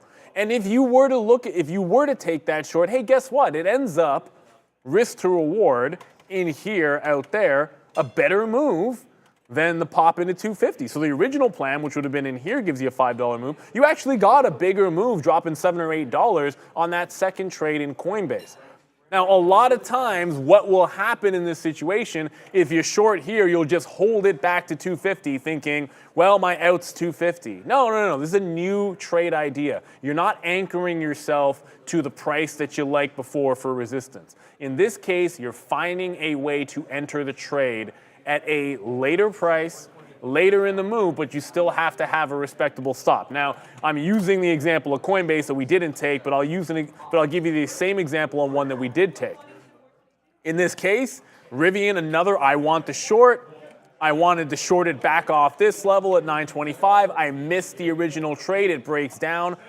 What can you do at that point? After the opening range settles down at 10 o'clock, it pops, shows resistance at 880 at 10 o'clock, short it to the 1080 level, and then hold as it breaks down into the low. This short isn't to here. It's to that opening range. I call it the first 30 minutes. Some people look at 45 minutes. I love that first half an hour. Go back at 10 o'clock. And when you start finding resistance or support at those prices or at those times, then I want to take those trades. The most important thing about entering after a big move and consolidation at 10 o'clock is you do not want to hold all the way back. And I'm going to show you exactly why you can't be holding all the way back to the original level. Because sometimes it's going to get really nasty. So if you look at that 10 o'clock level, sometimes you push into 10 o'clock. I'm going to show you NVIDIA here. This is NVIDIA at 10 o'clock. What does this look like at 10? It was a breakout into Friday and Thursday's highs right at 10 o'clock. Its range was $25 up. Now, if you were going to sit there and say, okay, I'm looking for longs after 10 o'clock, it's breaking out into those highs, let's just go with a long somewhere back into like 895, but I'm just gonna give it all the way back into the low. Instead of having a tight stop, this is an example where you have to adjust. You might have liked the previous close in the morning for a dip buy. That was great. But when you're buying it off the 10 o'clock level, you don't want to be holding it all the way back. It's just too much risk. At that point, you should be okay with taking that long. If it stops out tight under here, fair enough. Because if you got stubborn with it, that 10 o'clock range price ends up turning right back into resistance. So an example of one that doesn't work here on NVIDIA, now the breakout at that price was good, but one that doesn't work on the dip, when you follow the trend to the upside, it's not a big deal. If you hold the VWAP and it loses, it's a small loss relatively speaking, and maybe you can work your way into the reversal. And again, I can't say this enough. If you decide that you are going to join the trend by buying higher and selling even higher, you've still got to have quality risk to reward. The benefit of it when it really starts to work, and I'm going to use an example of the best trending stock to the long side today, when it does continue to work, you might be able to use these levels all day long. Apple at 10 o'clock was putting in higher lows at VWAP. So if you were, like many of us here, looking to be long Apple into Friday support, there's your trade. After 10 o'clock, joining the trend or entering it was just off VWAP here, 174.5. And the best part about it, it was then good at 10:30, not just 10 o'clock. It was still good at 11 o'clock to be doing it. If you step up in front of VWAP here at 11:30, it's the same thing. When you start looking at it this way, I'm not anchored to my original price. I'm not anchored to my original stop out. You can then find yourself in 4, 5, 6 winning trades over the course of a trending day. But again, You've got to be willing to step away from your original key price or key price area that you might have been lining up all night, the night before, all weekend maybe, or all pre-market, and be able to make a new trade. I'm like everybody else. I will say, well, I love this price. I'm waiting for that price. Oh, I missed it. It didn't get to my price. But if you're willing after that first half an hour to step up and find another way to join that trend, then there are a lot of gains out there for you. Showed you multiple examples today. Rivian, one that we did have. Apple, that we did have. One that we missed, certainly on Coinbase. So you know you're going to miss trades. You're not always going to get that perfect execution at 9:30. The question that I'm asking you is, what are you going to do after that? Are you just going to sit on your hands when you knew the stock was a short or you knew it was a long and you watch it trend all day? Just because you didn't get the price you wanted, you're not going to trade it? You can't trade like that. So the lesson of the day here is be willing to join that trend, buy high, sell higher, or sell low and buy back even lower. If that's not in your repertoire, then you'll never be a trend trader. So I love the trend. Stick to it. It is your friend. As always, lesson of the day brought to you by Real Trading. Buy high, sell higher.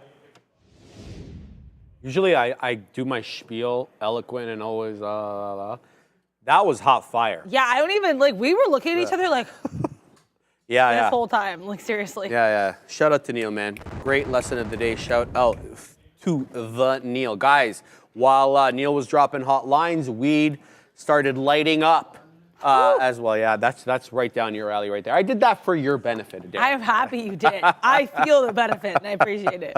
Because that's like your modus operandi there. But I feel like you're having an effect on the way my mind works because now I'm starting to see these puns. No, but seriously, MSOX going here, guys. MSOS and MSOX were both red when we left you guys about 15 minutes ago. That's since changed. MSOS, the regular ETF up 0.6, the double levered ETF MSOX up 1 2/3, 1.5 now. Again, don't really know what's going on with weed, but midday they all started to curl up here. Nothing like exorbitant or anything like that. They're in positive territory, but something to keep in mind. Shout out to Jay Lee, alerting me to the strength of the marijuana names a little bit earlier on. Now, the other names that we're going to cover, because we're talking about small caps all week, so it behooves us to cover the small caps that are moving on the day. And they go by the tickers, KAVL. Look, this one's off the high. It did the dance with no pants near that $10 area, 969.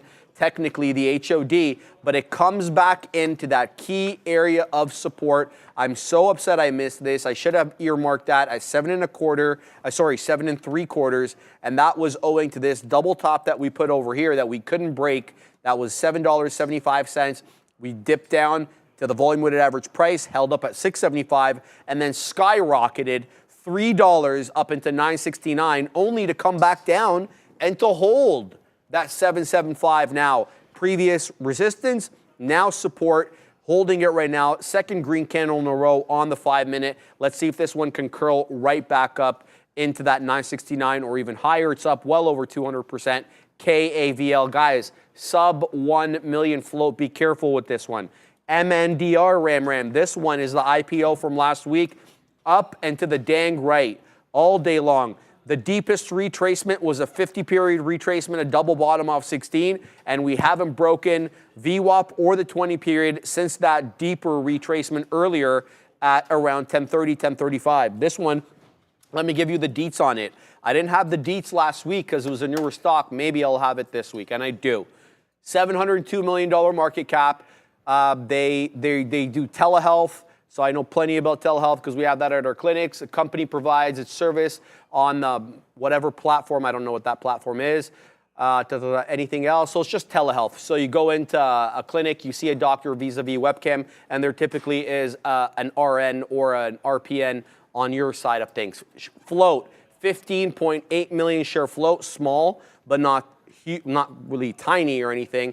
This one really got going. Where did IPO at? $4 and just south of $5. Ever since then, though, you can see the IPO's been very well received.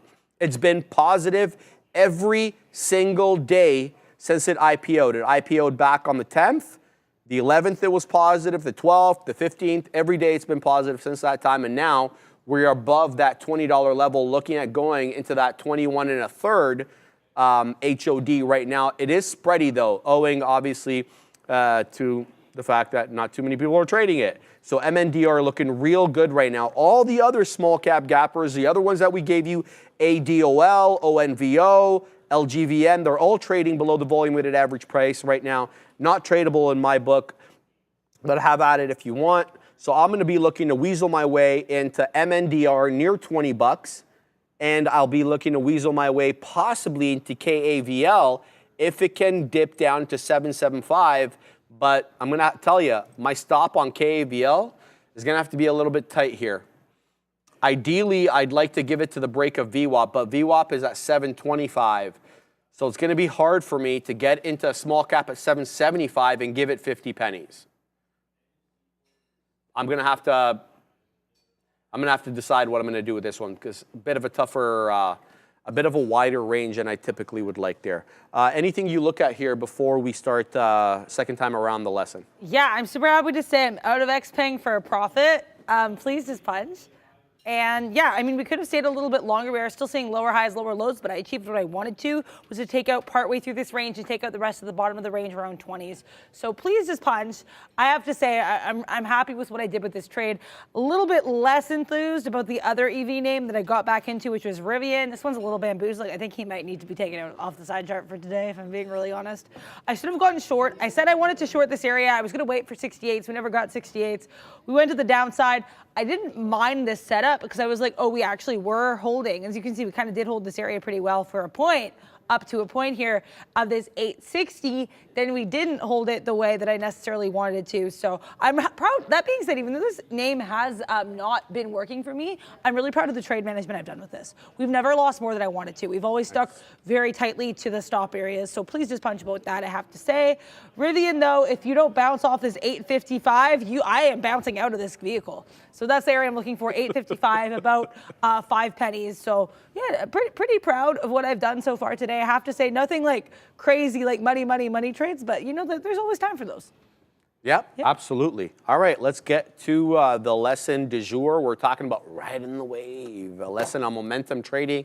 Specifically, we're talking about small caps. So today, we're diving into the exciting world of momentum trading, specifically focusing on small cap stocks. Buckle up, because these trades can be exhilarating, but also require focus and discipline. So for the newer traders, momentum trading, let's just give you a quick, 411. Imagine a surfer catching a perfect wave. Momentum trading is similar. You're trying to identify stocks with a surge in buying pressure, indicated to you by the rising price as well as the rising volume. So you got to have eyes on both price and volume.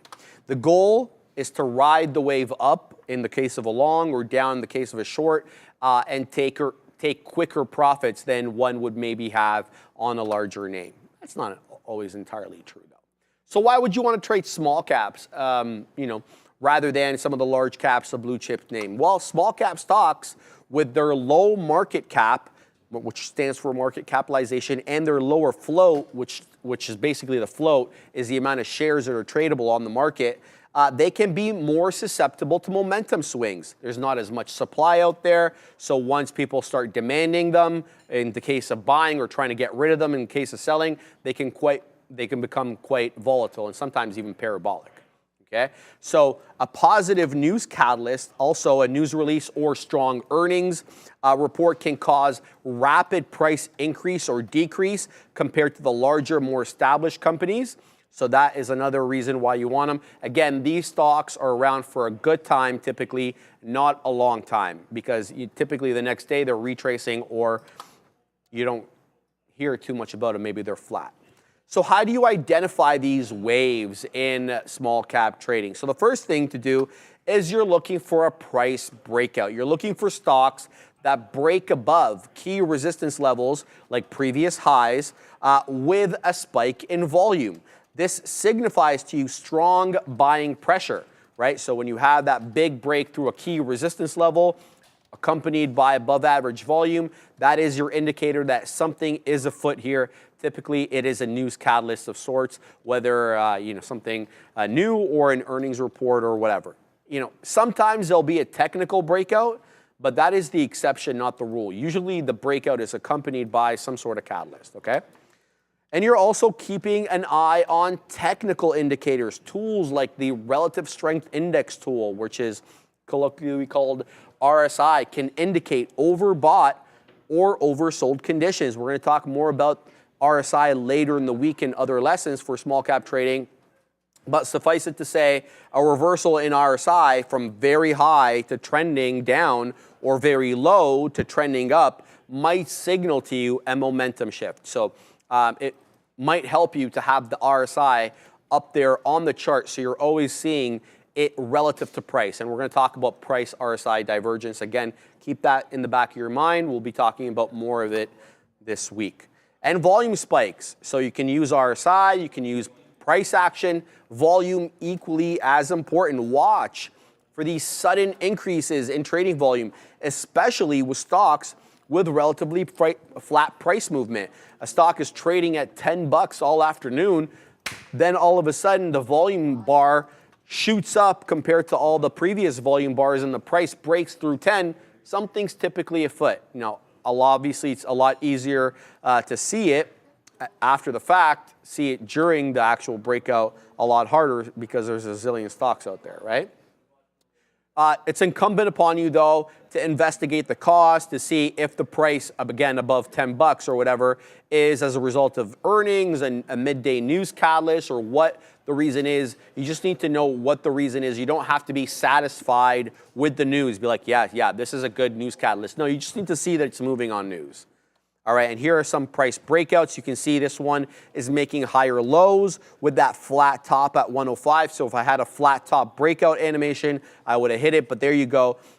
Third time is the charm here for that 105 level, and it ends up breaking out. So you should have been alerted to the bullishness of this stock vis-a-vis the higher lows and the flat top. We call that an ascending wedge. And then this is an example of the price RSI divergence. The price is continuing to make new highs. You see that vis-a-vis the higher highs, but you don't necessarily see RSI making higher highs. And again, I mentioned this earlier. You saw what the Katina man did there lately on his charts. He's added the RSI to that. He's been commenting about RSI price divergence. And there's a reason for that, because typically when the RSI stops making new highs and the price continues to make new highs, that typically is a leading indicator that the good times for the price may be coming to an end, and it may be time to wet your beak on some profits or get out of the trade entirely, depending on what your situation is. So again, we're going to be talking about this a lot this week. RSI, price divergence, we use it in the small cap trading. All right, so we talked about identifying the wave. Now, how do we catch the wave? In other words, how do we get into the trade? So a couple of rules here that we should iron out first and foremost, with specifically to small caps. Don't jump in the stock that's already skyrocketing. You may get lucky, you may do well, and you may have a better knack of it than others. But as a general rule, if you chase these, you end up getting cupped. Look for a steady rise in price and with sustained high volume, and then determine your entry point, okay? And you can do one of many things. You can look for RSI price divergence, like we just talked about, in order to get in. You could be looking for a retracement into a key area of support. That depends on what you're trading. Could be the 10 EMA, could be VWAP, it could be a whole dollar level. It's all gonna be specific to the stock that you're trading. And make sure you are using a stop loss for your trades in order to potentially limit losses if the momentum fades. And then riding the wave safely, of course. Be patient, number one. Don't fight the trend. If the momentum weakens, exit the trade and wait for a better opportunity. Take profits, wet your beak. Be grateful for the profits that you've gotten so far. Secure some profits along the way, especially if the stock price reaches the target that you've earmarked earlier, and manage risk, guys. Small cap momentum trading is absolutely risky. These stocks are around today. They may not be around tomorrow. Use proper risk management, Adara, techniques like small position sizing or strict stop losses, not general stop losses, in order to protect yourself. Yeah, we are making new lows of day here on these markets, just a skosh. It's interesting too. Like some of these mega caps didn't even notice it right away because some of them are kind of coming back into previous areas of support. So it's not manifesting. I mean, these candles look pretty sharp, but it is in some ways just kind of potentially a bounce zone, right? So that's why I think we're going to kind of wait and see what we do here on some of these. And I say that because look at.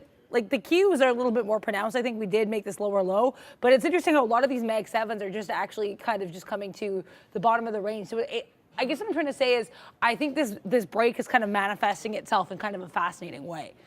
We have, there's lots of new, Trying to not look, fun see if there's news anything stuff, this whole geopolitical. This whole series of time.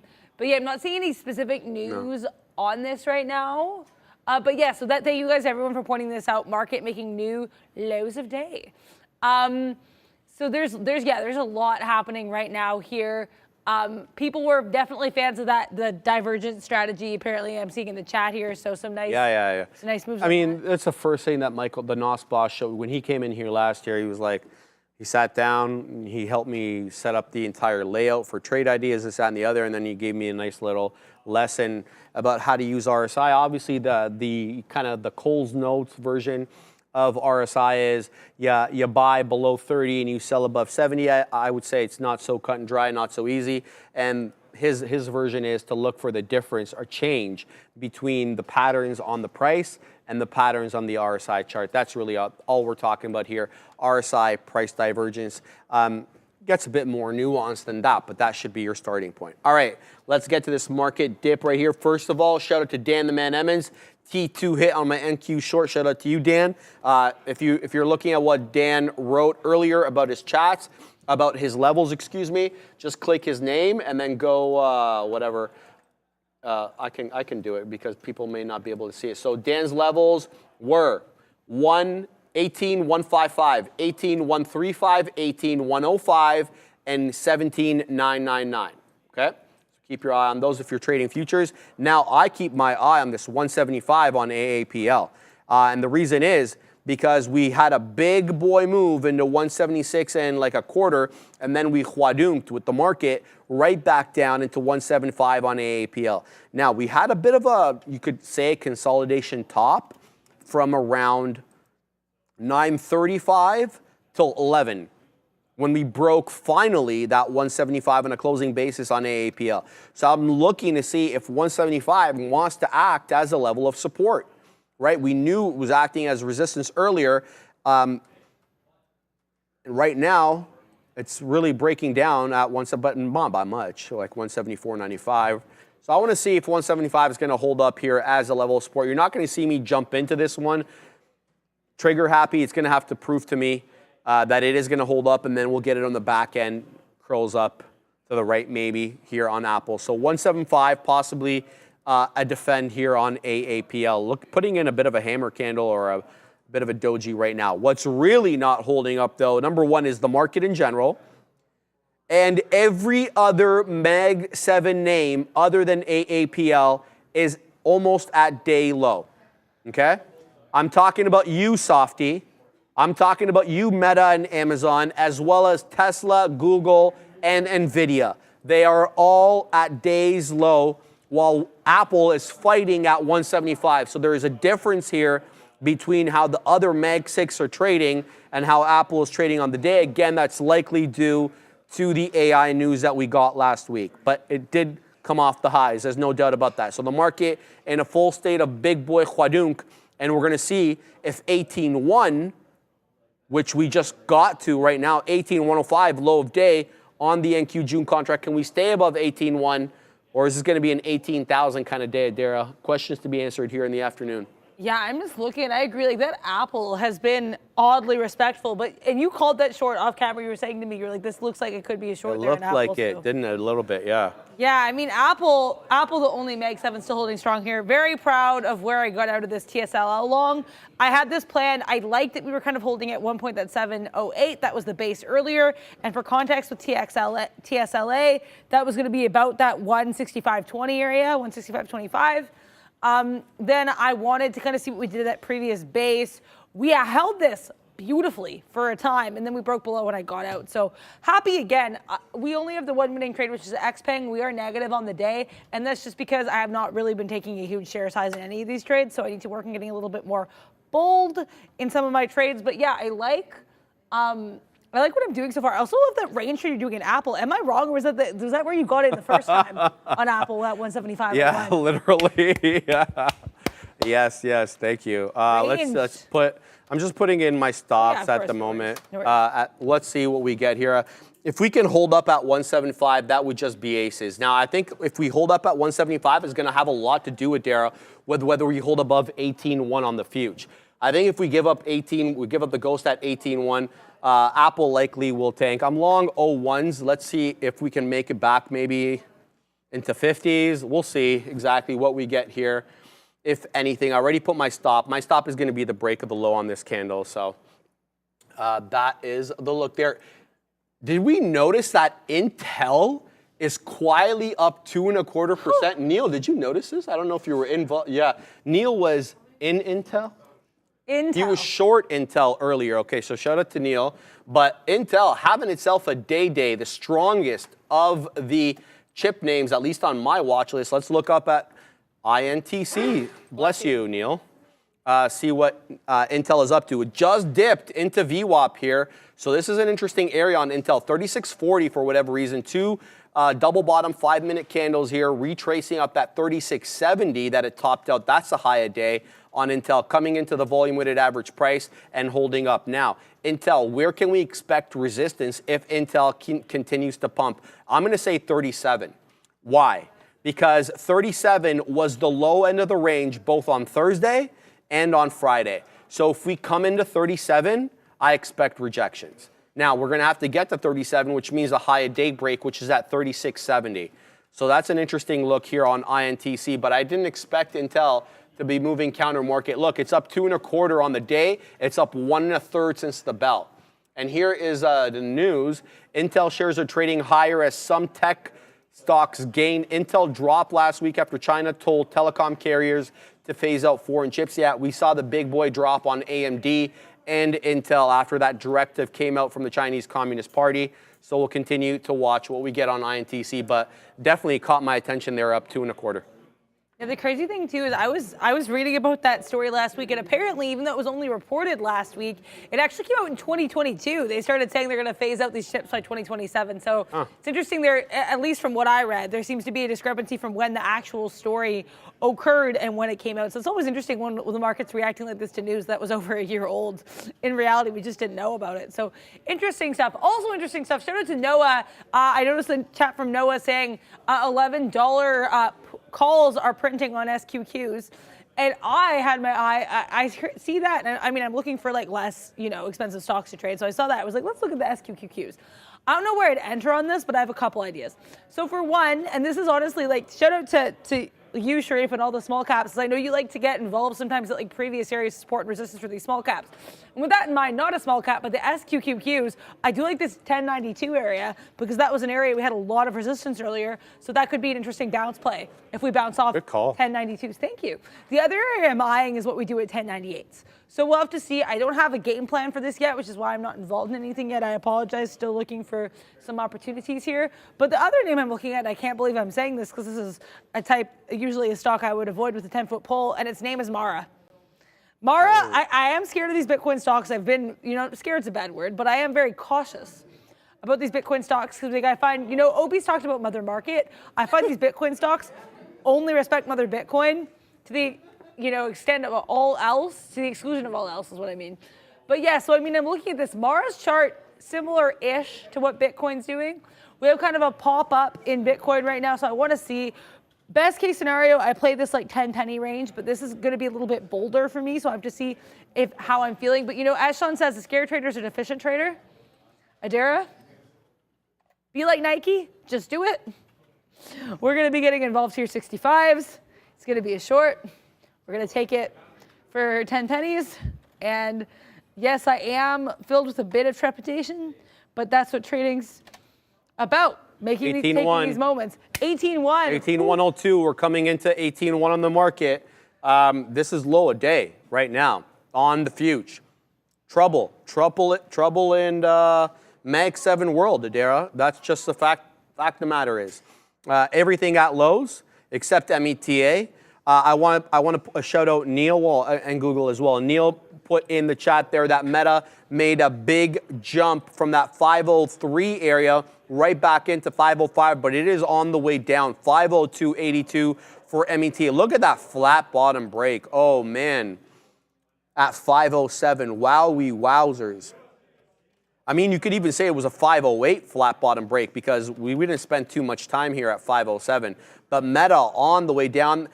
Pivot point support level 1 is at 502 1/3. So make of that what you will if you end up respecting pivots or not. We wet our beak on Apple on some profits there, but if this breaks the 90 penny area, we're getting out of Dodge on AAPL as it is now below 175. It's below 175 by a penny.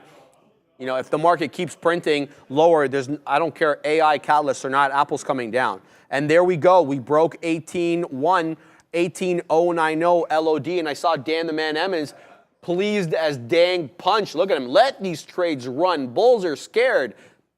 Expletive right now. Still short.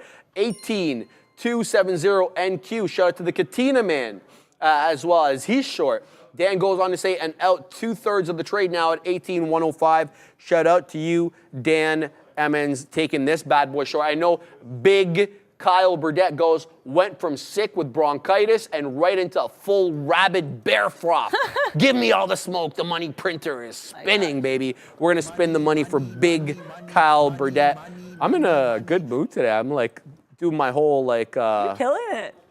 My like, I don't even know what the words are right there. I'm trying too hard here. But congrats on those trades. Like you had that great Apple out the first time, and now you're taking the range trade and having a beak winner. I'm living vicariously through your range trade because I'm not trading Mag 7s right now. So if anyone knows an Apple derivative, let me know because I'd love to get involved in that rangy action there at AAPL, though it might be breaking down. But yeah, because the second I saw you got it at the exact same price, I was like, Sharif is ranging Apple, and I love it so much. I've been beside you too long now. I'm starting to trade your style. It's a nice trade, though. It's something I would have gotten. It's like I can trade vicariously through you for that one because I would have gotten involved in that had I not. You know what I mean? But so this Mara range is holding up remarkably. Okay. I was not able to get filled, unfortunately, in the short. But now we're trying to get filled on the long side. I might have also missed this opportunity. I need to be a lot faster. I need to be quicker on the draw, and that's one thing I'm going to have to work on in this transition. But I have to say, like I said, I'm proud of what has been done so far in terms of management. So I want to take that as a bit of a W in and of itself, even though the only actual W is going to be our I was going to say PAL, but this is a shocker. XPeng coming in here. Clearly I exited this short too fast, but I was trying to play the range and I did play the range, so I can't be too pressed about that.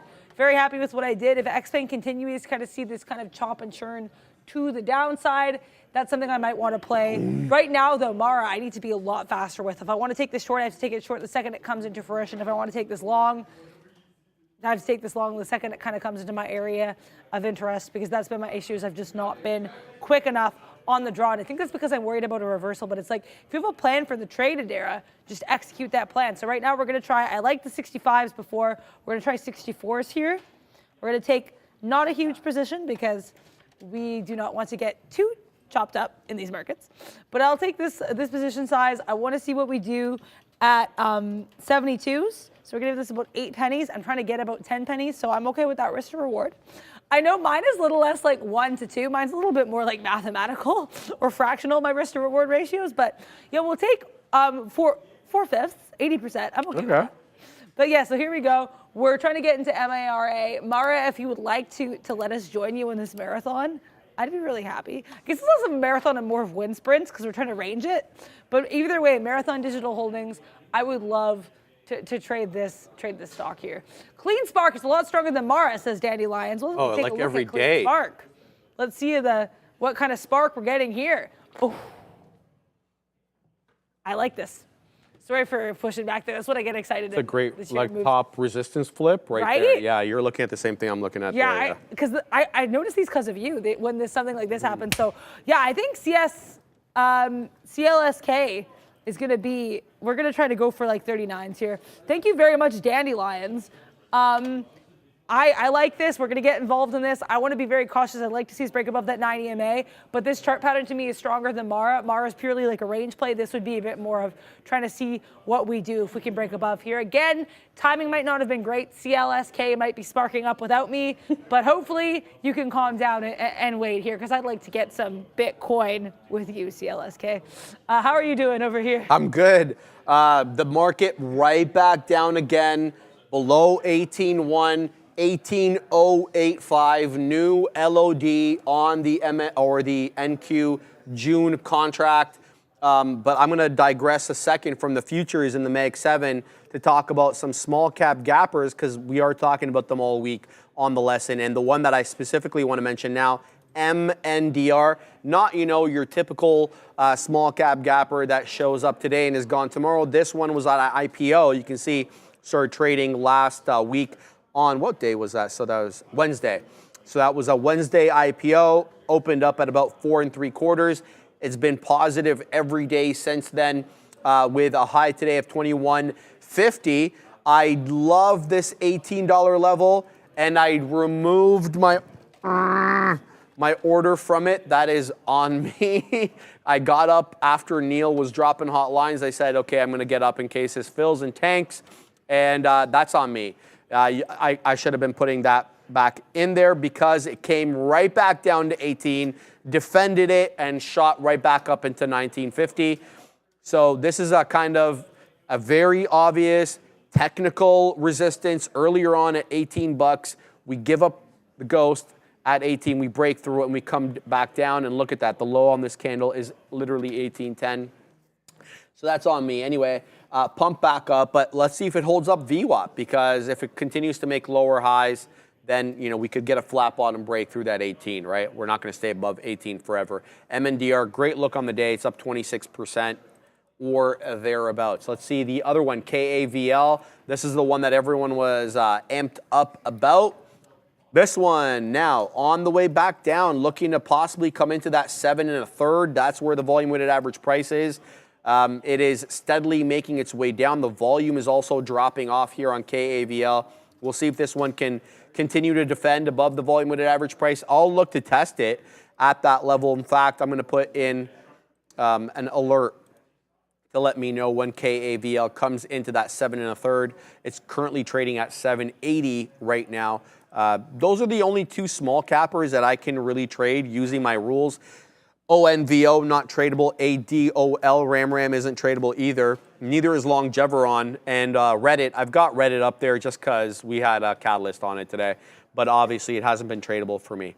So I'm looking at for KAVL and MNDR. Obviously, I'm in Apple looking for a 175 hold on AAPL. I really do feel that if we give up the ghost bigly at 18.1, Apple breaks 175 with the viciousness. But right now, we're not too far away from 18.1, we're at 18.091. So still a possibility we do reclaim it. Future Eddie, what's good with the market? Good question, brother. It's been a bamboozling couple of weeks. Last week, we get a very hot CPI. The market tanks. And the next day, we get a positive or decent PPI. And Apple news, the market skyrockets. The market ends up selling out on Friday. Gaps up again today, selling off again today. So we're in that zigzaggy phase. We're going to have to deal with it until we get direction again. Noah, $5 super chat. Shout out to Noah. Much love. Grateful for random day off trade question. How does the market historically do on U.S. tax day? That's a good question. I actually don't know the answer to that. Question. How high do you think SQQQ will go? God bless. I know you were looking at SQQQ earlier, so I'll throw that question to you. But yeah, that's a really good question, Noah. I've never looked at to see the market how it is on tax day, but that's something I'm sure you can easily go back and look at if you have a chart that goes back a year. So if you find out, let me know. Yeah, I'm just going to get out of this Mara because I realized going short one crypto name while getting out of the other. No, it's okay. Going short one crypto name while going long the other name is a choice. So I decided not to make that choice anymore. We lost a couple cents on Mara. It was a range plan, didn't end up working out. But yeah, I'd love to look at the SQQQs for you there. Let's see if they are going, in the name of a 2005 film, Sky High. Let's see if we go Sky High with these SQQQs. Shout out to that very good movie. But yeah, so let's see how we're doing here on the SQQQs. I pointed out in 2 areas earlier, and I will continue. I'm going to shout them out again. I think this 1092 is really fascinating in terms of that little resistance area earlier. Resistance can become support. This kind of look was the same impetus for me entering Clean Spark, which I can get to in a moment, but also this 1098 here. I like this little doji, then we continue to the upside. I'm watching what we do. I'll probably start a position at 1098 and maybe add to it 1092, get out 1082. If I get involved, again, this isn't advice, it's just, my take on the chart here, but let me look at the daily to get some better levels for you here, Noah. Thank you very much for your super chat. Ooh, okay. I need to look at this SQQQ more. Like, this is so rangy. Yeah, the SQQQs, I guess, with that bull market we've had as of late, a little bit more downside here for these dudes. But I think what's interesting is there's a lot of chop and churn. And I think on the upside of that chop and churn, recently we've had 1120, right now we're at 1104, so I think that's pretty realistic. 1140 too could be an area if we continue to break to the upside. But yeah, I think this SQQQs right now look really strong. This is kind of the first little baby pullback, let me switch to the 5, that we've seen in quite some time after having 1, 2, 3, 4, 5, 6, 7 5-minute green candles in a row. This could be a bit of a bearish engulfing though, not totally, because we do start a little bit below or midway through that green candle, but I'm really curious to see what we do here in the SQQQs. And with that in mind, Jay Lee was asking about going long the TQQQ, so let me pull this up. This is interesting because just as I said, the SQQQs had a skosh of a bullish engulfing or bearish engulfing. To me, the TQQQs have a much clearer bullish engulfing candle. I keep saying the opposite. With a little baby, well, not little baby, but smaller red candle, what looks to be a nice big green candle. I think we have these wicks to the downside here below that 5780 area saying, hey, we're not playing around. This is some area of support. So I think this TQQQs could be pretty interesting. My one thing though is we still are very much down on the day. It'd be a little bit harder to find profit takers, for me at least, with the TQQQ in this area. Like, to me, I think the SQQQ has set itself up a little bit more clearly than the TQQQ's, Jay Lee. So I hope that helps. I do see what you're seeing though. We're trying to make some kind of engulfing here. And in the words of Sharif, pamp it. Pamp it, baby. Also, thank you very much to Odyssey Fights. I really appreciate the $5 super chat. First super chat that you've made in a live. So congrats to you and shout out to you saying, Adara LePage, how does your first day of live trading going so far? Honestly, I've really enjoyed it. Thank you very much for asking. Killing it, 21. Thank you. Thank you there, sure. But yeah, so I honestly, shout out to Dandelions for pointing out CLSK, because we made 10 pennies on this one. So I'm really proud of what I did with this. And I kind of am noticing some chop and churn. So you know what that means? I'm ready to get back involved, add back to this position here at 1540s. So if I can keep playing this 1540, 50-50 range, you know I will. I love my ranges. I love this kind of setup where you can just kind of add and subtract. We'll be getting out at 1530, so about even risk to reward. I don't have any issues with that, I have to say. So yeah, thank you to Dandelions for pointing this out. Initially, my involvement was with Mara, and I was actually weirdly short Mara and long CLSK, although I guess that doesn't look that weird now, because now that actually could have been a valid trade, but that's okay.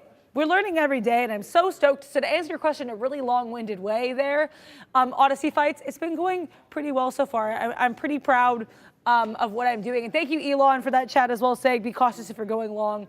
Yeah, I appreciate that. I think because Bitcoin is a bit of its own entity, that's why that's the only long I have right now, and it'll probably stay the only long I'm comfortable with right now. But thank you very much. I definitely appreciate what you're saying. I think these longs are a little bit no man's land right now, except Apple has been very, he's just chilling out.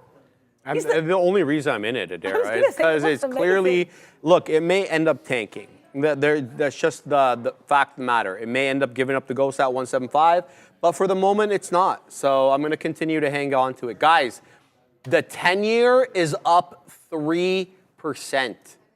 The 2 years up 1.25, but the one that's really got my attention here is the 10-year. These are the October highs when the market was much, much lower than where it is now. Look at that, 495. We're right back up into 4659, essentially 47 on the 10-year. This is the 10-year yield. not the actual bond itself, okay? And you know how this typically works. Yields go up, equities go down, vice versa. That's not always a hard and fast rule, as we learned last week when we had the market and the yields both take a nosedive. Today, yields in a full state of pamp, and the future is not in a full state of damp, but definitely down on the day. We're down 0.21 on the ES, 0.43 on the NQ. We're flat on the down. We're down 0.86 on the Russell. And it's interesting. What was his name today? Gomez? Steve Gomez? Steve Gomez. Yeah, Steve Gomez. He was talking about the IWM. I thought you might have been listening to him because I know you like to trade the IWM, which is the Russell ETF, guys. Anyway, so wanted to mention that with respect to yields for anybody who wanted that data point. Let's keep an eye on that 10-year as it's inching a lot closer into 3%. This is kind of why I'm still in Apple.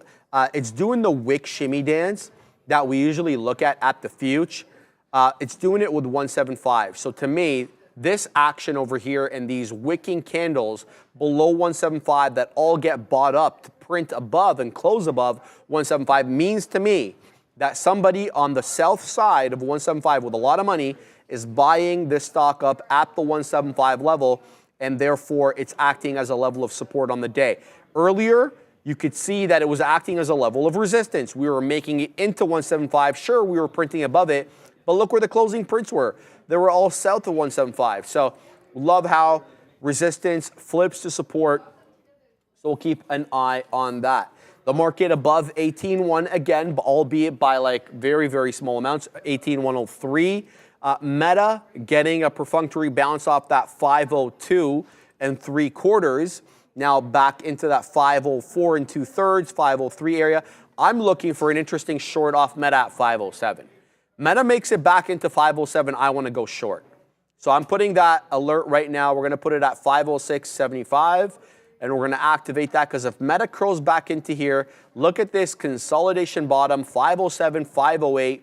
You're not going to see me just jump into this. I'm going to have to wait for a rejection and then a curl back down, and then we'll participate in maybe for a 502 touch, but this is definitely something I want to be involved in. And when I woke up this morning and I looked at my my phone, I follow Meta obviously as one of the stocks that I have my eye on every day. It was up like $10 in the pre-market just because it got an upgrade, right? And not like a weirdly positive note about Reels. Right? Things. Yeah, about how it's going to become more monetizable, this, that, and the other. I saw that headline as well, and well, it's given up everything now. So big move down for Meta now, down almost 1.5%, was worse at the lows.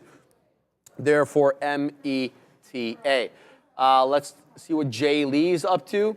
Adara, Sharif, time to go long NVIDIA, NVDL in my humble opinion. Bring it up. We should be at the bottom resistance. We're up a few percentage already. Go long, question mark. Let's have a look at NVDA, which is which is not NVDL exactly, but as NVDA does, NVDL does, obviously their levels are different. Good call there, Jay. A bit of a bottoming tail candle right there. Let's not put too much stock into one candle, but the subsequent 5-minute candle makes a new high. That's one nice little check mark I like to have.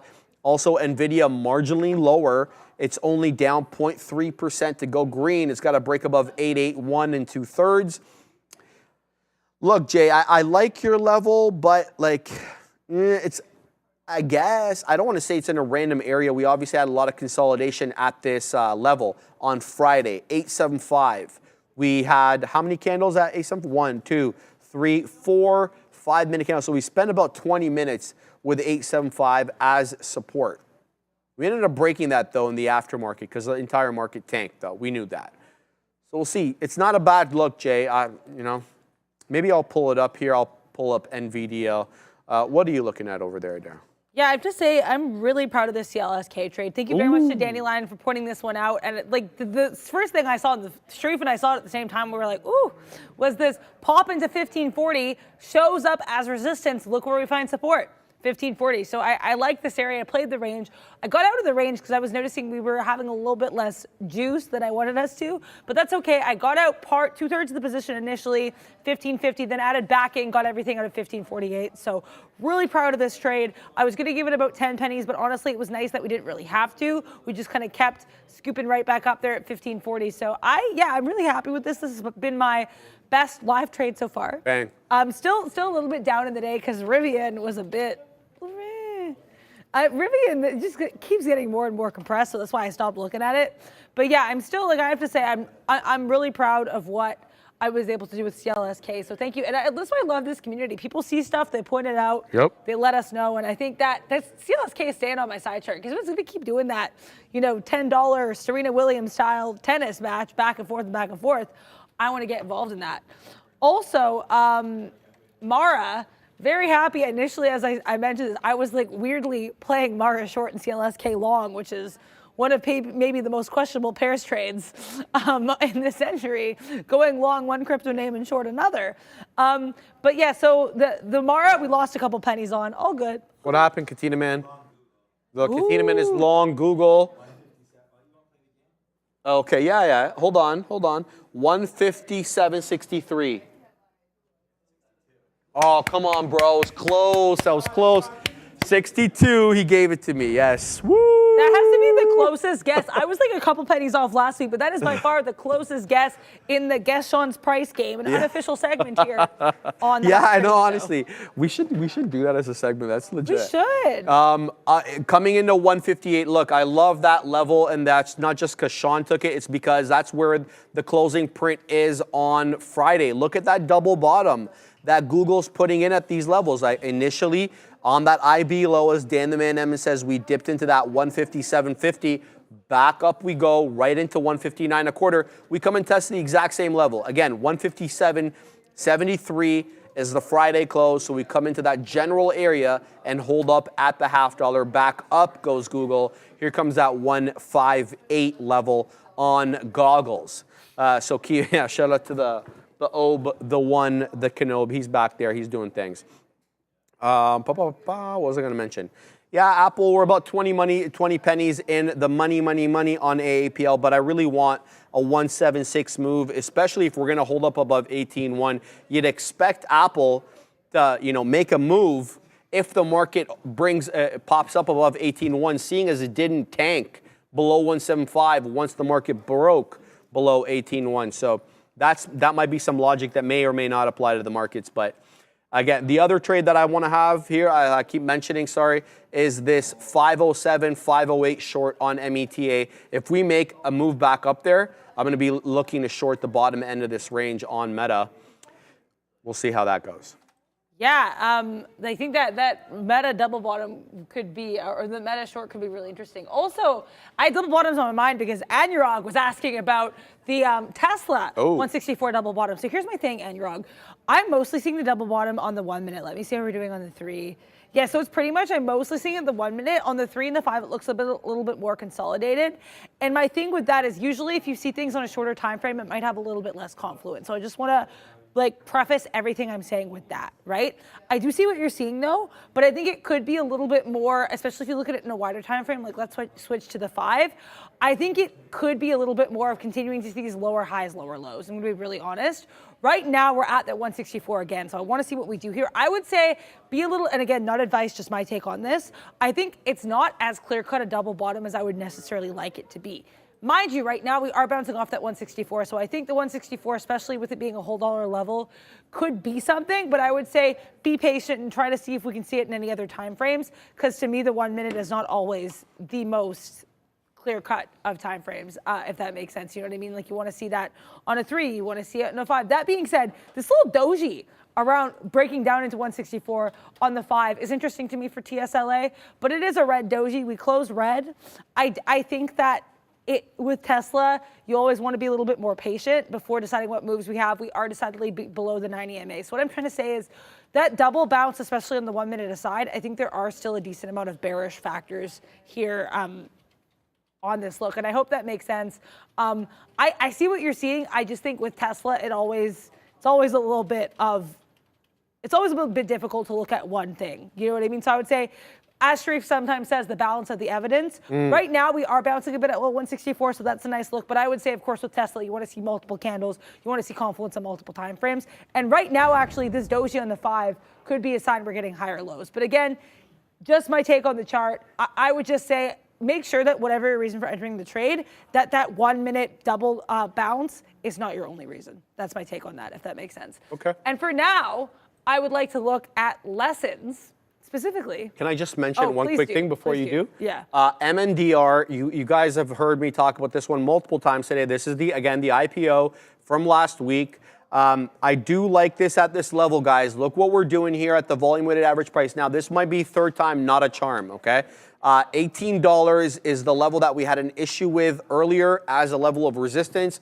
We came back down, and now we're defending $18 or thereabouts. By $18, I'm talking about 18 and a third, 18 and a half, because it is a bit of a rangy stock with a 1453 low and a 2150 high. So what I'm trying to say is, very uneloquently, is I'm looking for this area here that we're currently trading at to be a level of support, but you could give up the ghost on that level. It doesn't have to hold above 18 forever. But this is the level that I liked on MNDR, and so I'll be looking maybe for a dip trade here around 18 and a quarter, something like that. I just want to point that out because I've been talking a lot about it earlier. MNDR. Yeah, thank you for mentioning that. Also, Darwin saying antitrust action against Google news. I'm not seeing anything on that right now, but if I see anything, we will let you know. I just wanted to put out there. Okay, it just came up here. Japan readies antitrust action against Google over search ads. Regulator expected to accept voluntary improvement plan in case involving Yahoo tie-up. Nikkei Asia is reporting this. So we'll read more about that just to make sure we have all the facts on that, but just putting it out there that is a story. Thank you very much, Darwin, for letting us know about that. Benzinga, shout out to our lovely sponsor, Benzinga. They just had that story coming up there. So we're going to take some more time to read over that. But for right now, speaking of reading, let's look at the lesson of the day. Not the best transition in the world, but here we are. Not Neil's lesson of the day, mind you, our little how to trade lesson. Although you can catch Neil's lesson of the days, definitely check those out. You can find them on, I believe, YouTube. But let's talk about riding the wave, a lesson on momentum traders. Welcome, wave riders or surfers, because today we're going to dive, pun intended. I didn't, but good call. Good catch. I'll take it. Good catch.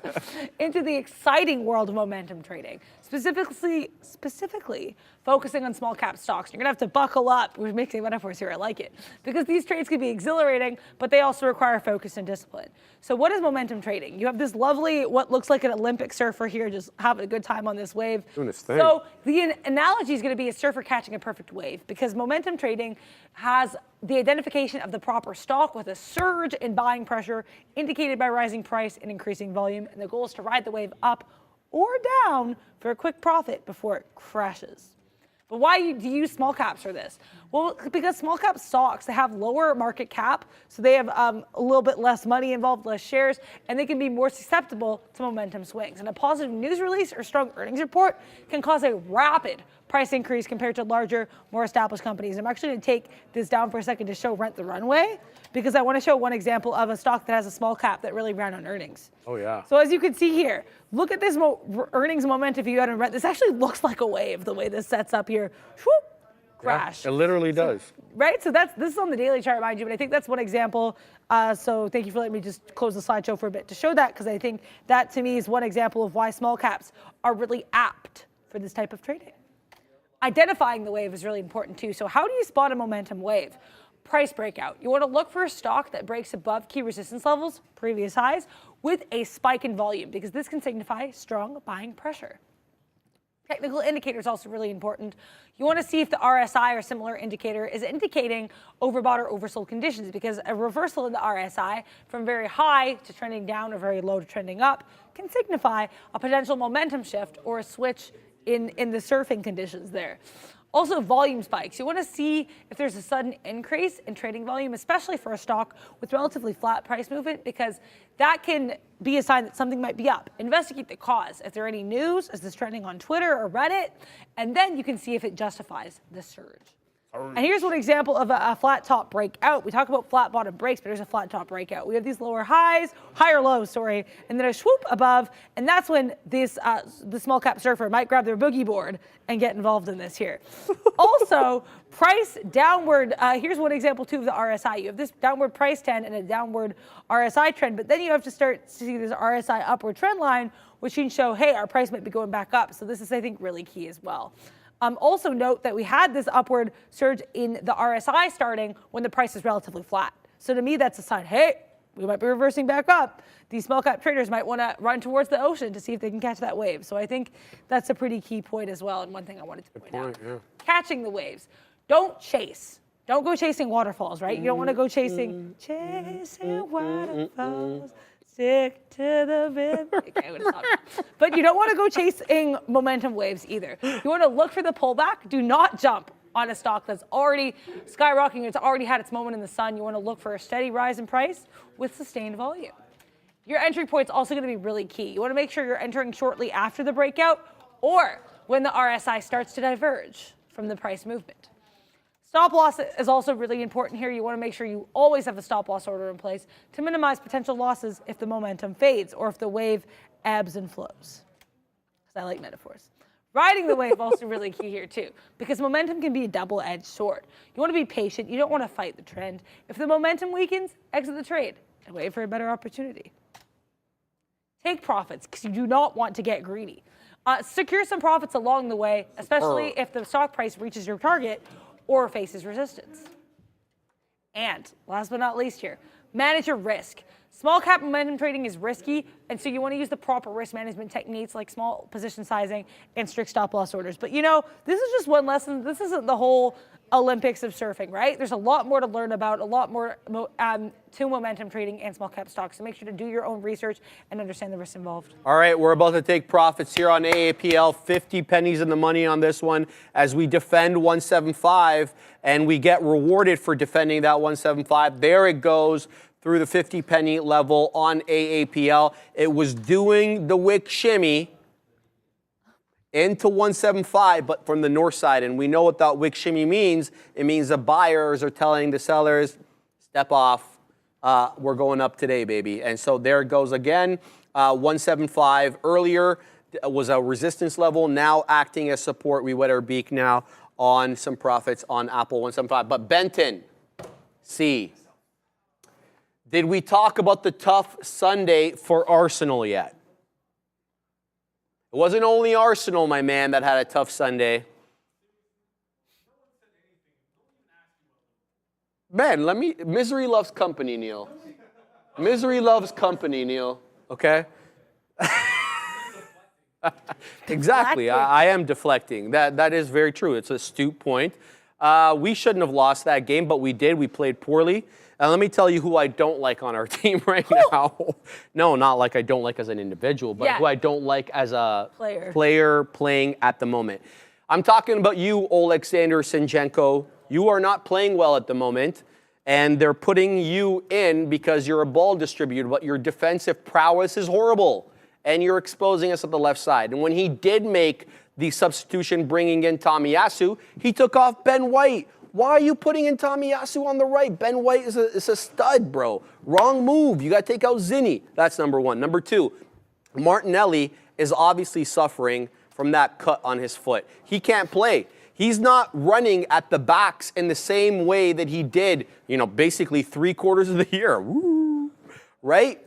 I mean, this guy, number one, he's not starting. You put in Trossard, because he's obviously got a problem with his foot. Now, I know we're at the stretch end of the season. Everybody's playing with injuries. You're having to, do things you don't necessarily want to do in the regular season. I get all that. But the dude just was not up to play. He couldn't run with speed. He couldn't cut in as he typically does. He usually goes outside the back on the right-hand side, cuts in, across the ball. He wasn't doing any of that. So we're having a lot of trouble. And I think that the Bayern game kind of maybe messed with our ego, messed with our psychology a little bit, because then all of a sudden we saw our two center backs could get exposed by speed. And we know Villa has speed. Oli Watkins, Bailey, they got speed. So it was a tough loss for Arsenal. Great week for Manchester City because Liverpool lost at home, Arsenal lost at home, and City destroyed the competition 4-1. So they're 2 points in the clear, but there's 6 games left. So they better win all 6 games because, you know, we know the other teams aren't losing either. That's my Premier League spiel for the day. Obviously, very disappointed, but I'm looking to Wednesday when the Champions League is back, baby, because we'll get the second crack at Bayern Munich. Oh, hopefully you get Bayern. Hopefully you get by Bayern.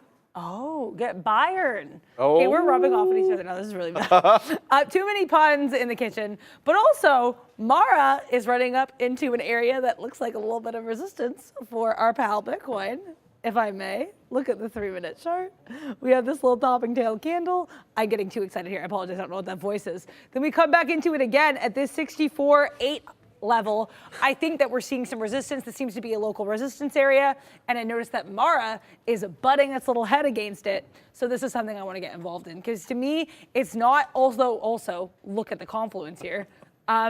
We have Mara doing this at VWAP, and also previous support becomes resistance. We know this. It also happens to be in confluence with VWAP, which is really cool. And also, Bitcoin is rejecting over here too. So I'm going to stop yapping and start punching in. The word's better in my head. But let's try to get involved here because I do think there's some opportunity for me. If we break above this 86, we're going to be getting out, so I'm comfortable with that. And we are going to be, let's do 80s. Let's do this many shares. There we go. Let's see if we get involved. I love the little lines. These are so fun, the little like lines. I'm really surprised you didn't know about these earlier. I don't know why you didn't have them on. I saw them, but I didn't know how to get them on. You should have just asked me. I should have just asked you. But now I have them, so that's fun. We could all be part of this fun little cool dot club, which I really like. Also, I don't want to chase too much, but I think I'm going to move my entry point down like a couple pennies because I think I was a bit too ambitious there. But that's cool. I like Mara. I like that it's rejecting. I'm really proud of myself for trying to trade some different names. You know what I mean? I'm going live, and so you have to adapt. Nice. And my way of adapting is apparently trading exclusively EV and crypto stocks. Didn't know that was going to be how it is, but I'm having a lot of fun doing it so far. So what a market, what a world. Happy to be here. I need to change this to purple because this is a short, but like I said, I'm giving it to about 86. So I'm comfortable with that, and let's switch this color so it's purple. I don't know if these are all going to be the same shade of purple, but here we go. It's kind of like a black purple. I should change that. But anyways, we are purple. We are short sold. We are looking for profits around 70s, and we are pleased as punch. I like it. Thank you. I like it. All right, we're keeping an eye on KAVL here, so I'm done with my Apple trade. Happy with that. Let me point out MNDR before I talk about KAVL, because this is what I was worried about MNDR. We kept talking about third time might not be a charm, and it certainly wasn't, Adara. So that $18 level came in, and it came in well. So if you took that 18 dip initially, you were rewarded because it bounced off every single time. And then there was going to come a time where that probably wasn't going to be the case, and that's now. So right now, we're breaking well below 18, well, not well below, we're below 18 bucks, and we are below the volume weighted average price. So that level that we were looking to hold as a level of support previously, resistance, has given up the ghost. We're at 17 2/3, 17 3/4. Let's see if we're able to reclaim volume weighted average price, which is hanging out around 18.40 or thereabouts, but it's really $18. That is the level. Okay, because this is the previous area of resistance. So that's MNDR. Now, KAVL, a mistake on my part. This is the second mistake I've made today with a small cap gapper. And let me tell you why. Again, I kept saying this is the level that I like, this $7 level, put in a dip trade, didn't put it in, and it did come into 7.10, 7.15-ish, bounced right back up into 7 3/4, so there was money to be had there. But this one is kind of doing the same thing as MNDR, similar, not the same, where it's coming down into the volume weighted average price, which also happens to be a previous area of price support. Now, how many times are we going to bounce off that level, bounce back up, and then how many times do we have to touch it for the bottom to give way, and then we get what we call flat bottom break, which we got exactly on MNDR there through 18. So KAVL continuing to be tradable in my book, in my small cap trading style book. So we'll see if this one holds up. I'd like something in and around 7, 7.10. I guess 7 2/3 is just a little too far away from my entry for me to be taking this. So we'll keep eyes on that one. Let's flip back into the large caps and see what is moving there. We're back below 18.1 yet again on the future. So that dance with 18.1, we dip below, we reject off the 10, which is the green solid line on my chart over here, this one here. We come into the 10, 18.125, right back down we go. Do we make a newer low? 18,084 is the low of day. So if we make another low of day, then that's another low, lower high, lower low. But if we hold up above these levels and we print a new high above 18.125, that'll be awfully interesting. So decisions to be had and things to be seen at this point. But guess what? Despite the fact that the market just printed that low, look at Apple right back into my exit position, 1750. Look at that dip trade too, right into the volume weighted average price. That's a hammer candle if I've ever seen one. Look at that. If it closes this way, it has to close this way, which it has, I don't know, a few more seconds, 10 seconds, or no, it's got a couple of minutes to close. Dips right into 17 and 1/5, right back into 17.5. Apple is like the strongest Mag 7 name on the day. Not maybe by percentage, but definitely by price action and chart shape. Another thing here that I talked about earlier was the Meta short that I'd like to have. I'd like to have it around 507. It did make its way through 506. It looks like it got to 506.25 on META. The reason I want the short on 507 is because support typically flips into resistance, at least when you see stuff like this. So this is the bottom end low, 507, 508. So if we make it back into this level, I'll be looking to get short, especially if the market starts, doing its thing and also curling back down. So eyes to be had here on him, but I may have missed the short on Meta. It may not make its way into 507. There it goes, makes its way into 506.25, and now we're down into 504, below a half. So $2 off that level. This could be a big boy Huadunk here for Meta. Oh wow, the future just tanked. Look at the future. Here comes, I think Dan the Man Emmons might get that 17 quadruple 9 or triple 9 price target that he had. I didn't chuckle or anything when he wrote it in there, but I thought to myself, that's quite ambitious, Dan.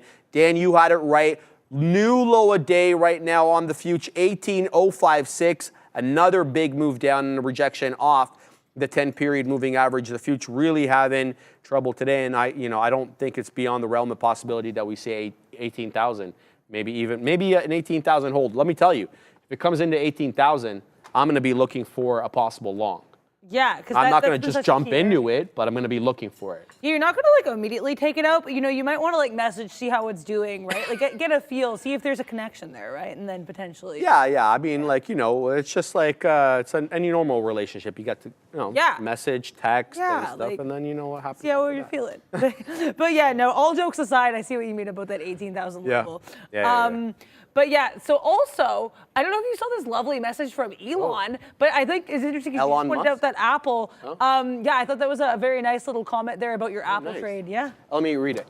Hey, Sharif, you just demonstrated to us practice gratitude even for a 50% profit in a turbulent downward market on your Apple trade, because if you don't, losing money is even worse. Well said, Elon. Absolutely. Shout out to you, my man. And to be honest with you, I like the Apple trade for 175, and it's just, there just seems to be so much downward pressure today.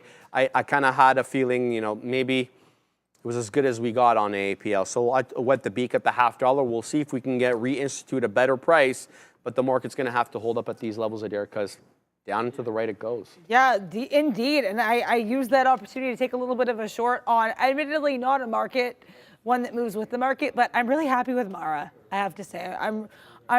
This is another trade I'm proud of. We lost a couple pennies on this, and this is I think 2 pennies, and that's the first trade.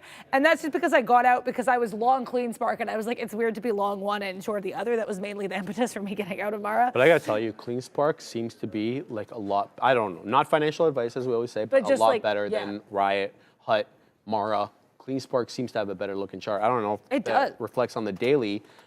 Well, yeah, that's intraday, definitely. Oh, but sorry, yeah, in general, when I do look at the I hope it doesn't crash. Don't crash. Don't crash. Oh, this is nice. It's not a bad looking chart. Not a bad Well, look. you know, It's not off the highs, great. obviously, Yeah. but yeah. Rami Rahim, 199 super chat. Thank you very much, Rami, for that. I made 4K back shorting the triple Q. Shout out to you, Rami. And it was one hell of a day to short the triple Qs today. Oh, Let me yeah. tell you. Where is the? Oh yeah, there was that super chat earlier as well from Rami. I forgot. We're about to hit 18,000. We are. We're about to hit 18,000, Adara. 18,015 new low of day. That is a 300 plus point move off the top. And Apple is right back into the range high. Insane. It reminds me of NVIDIA when NVIDIA didn't give a you-know-what about what the market was doing. It's like, Yeah. But March Apple into- usually doesn't behave like this. Although Apple usually ignores dead what its one. Meg 7 friends are doing, so I guess this is in character for it. True. So instead of being the dead one, it's not the red one, which is also, or it's still down on the day, mind you, but it's like less red than its friends. Like it's kind of like medium rare, while all of these other ones are like bloody. If we're gonna use state Very well said. comparisons, you know what I mean? Yep. So. But yeah, nice look. Also, yeah, sorry, I just noticed this now. Rami had another super chat earlier today, so thank you very much, Rami Rahim, for the $4.99 super chat earlier. I made 4K unrealized long NVIDIA and QQQQ, or sorry, just 3 Qs. Walked away for an hour, came back, and was down 4K, closed for a loss. Well, really happy you made your 4K back. Yes, sir. And I appreciate you being honest about that whole experience, because the markets can be very bamboozling. As someone who is entering them live for the first time today, it's kind of a different mental beast. I was talking to some of the other guys in the back about this during the lesson of the day, and I think it's one thing where you need to get the mental part of it, at least for myself, kind of screwed on straight. So I think that's been certainly really interesting, and definitely going to look for some shorts here, because it looks like it is it's short season, not necessarily outside, but certainly in the market. It is summer weather. You're going to put on your shorts, put on your sun hat, and hopefully this analogy got lost somewhere, but get tan and wear those shorts. I'm getting trolled in the chat, man. Sebastian, is the market tanking because of the gunners or what? Come on, bro. Like, can I just live this down? Like, I had to watch the loss yesterday, and then I had my old man two-stepping on me because gunners lost, and then I knew that I was going to get the business end of things today from the chat because of Arsenal, but that's just the way it is. If you're going to celebrate the wins, you better be ready to take the heat when you take the losses, because people are going to remind you about it. All right, I'm keeping an eye on 18,000 here. That is a level that I want to play off. That's a big level for me on the futures. It could mean a big level for a lot of Mag 7 names as well. As you can see, I've loaded up the T triple Qs. I think $57 might be the corresponding value of 18,000 on the NQ June contract. I'm not 100% sure about that, but it looks like $57 on the T triple Qs could be that 18,000 point level. Let's see exactly what we get. When we hit 18,000, we'll see what the T triple Qs is at, whether it prints 57 or thereabouts. So if you're looking to make or see an equivalent level on the T triple Qs and the future, I'm talking about the NQ, that could be the level there. Yeah, we're watching as now the low of day on the NQ June contract is 18,009.5. So on the way down to 18,000, and Dan the Man Emmons says that he has a beak wetter on the other side, the south side of 18,000 at 17,999. So I'm definitely keeping an eye on that level. We'll see what happens when it comes. Sebastian says, I am from Munich. Ah, that makes sense. Of course. Of course. A Bavarian amongst us. Shout out to Sebastian. I was just joking. It's okay, brother. I mean, you can troll me all you want. That's just the good-natured ribbon of it. Big Adam Deleuze, good result for Liverpool over the weekend. Fantastic result for Liverpool. Nice 1-0 loss at home to Palace, of all people. Neil's giving me the dirty look. Crystal Bro, Palace? I just talk badly about my team. I can drop some lines about Liverpool. It's Crystal Palace. Yeah, right? Palace? you know because of that, what's it called? Ted Lasso. I'm pretty sure Ted they Lasso, filmed. yeah. I might be wrong, but I think they filmed at the Crystal Palace Stadium. They're a I'm London pretty team, sure. you know that, right? Pardon? South London. Oh, okay. So many London teams, you would have no idea that they're from London because their name doesn't denote that. That's why I was confused. Yeah. But yeah, no, I'm pretty sure that's around where they filmed. I We think. broke. So that's why I thought it was 18,000's gone, guys.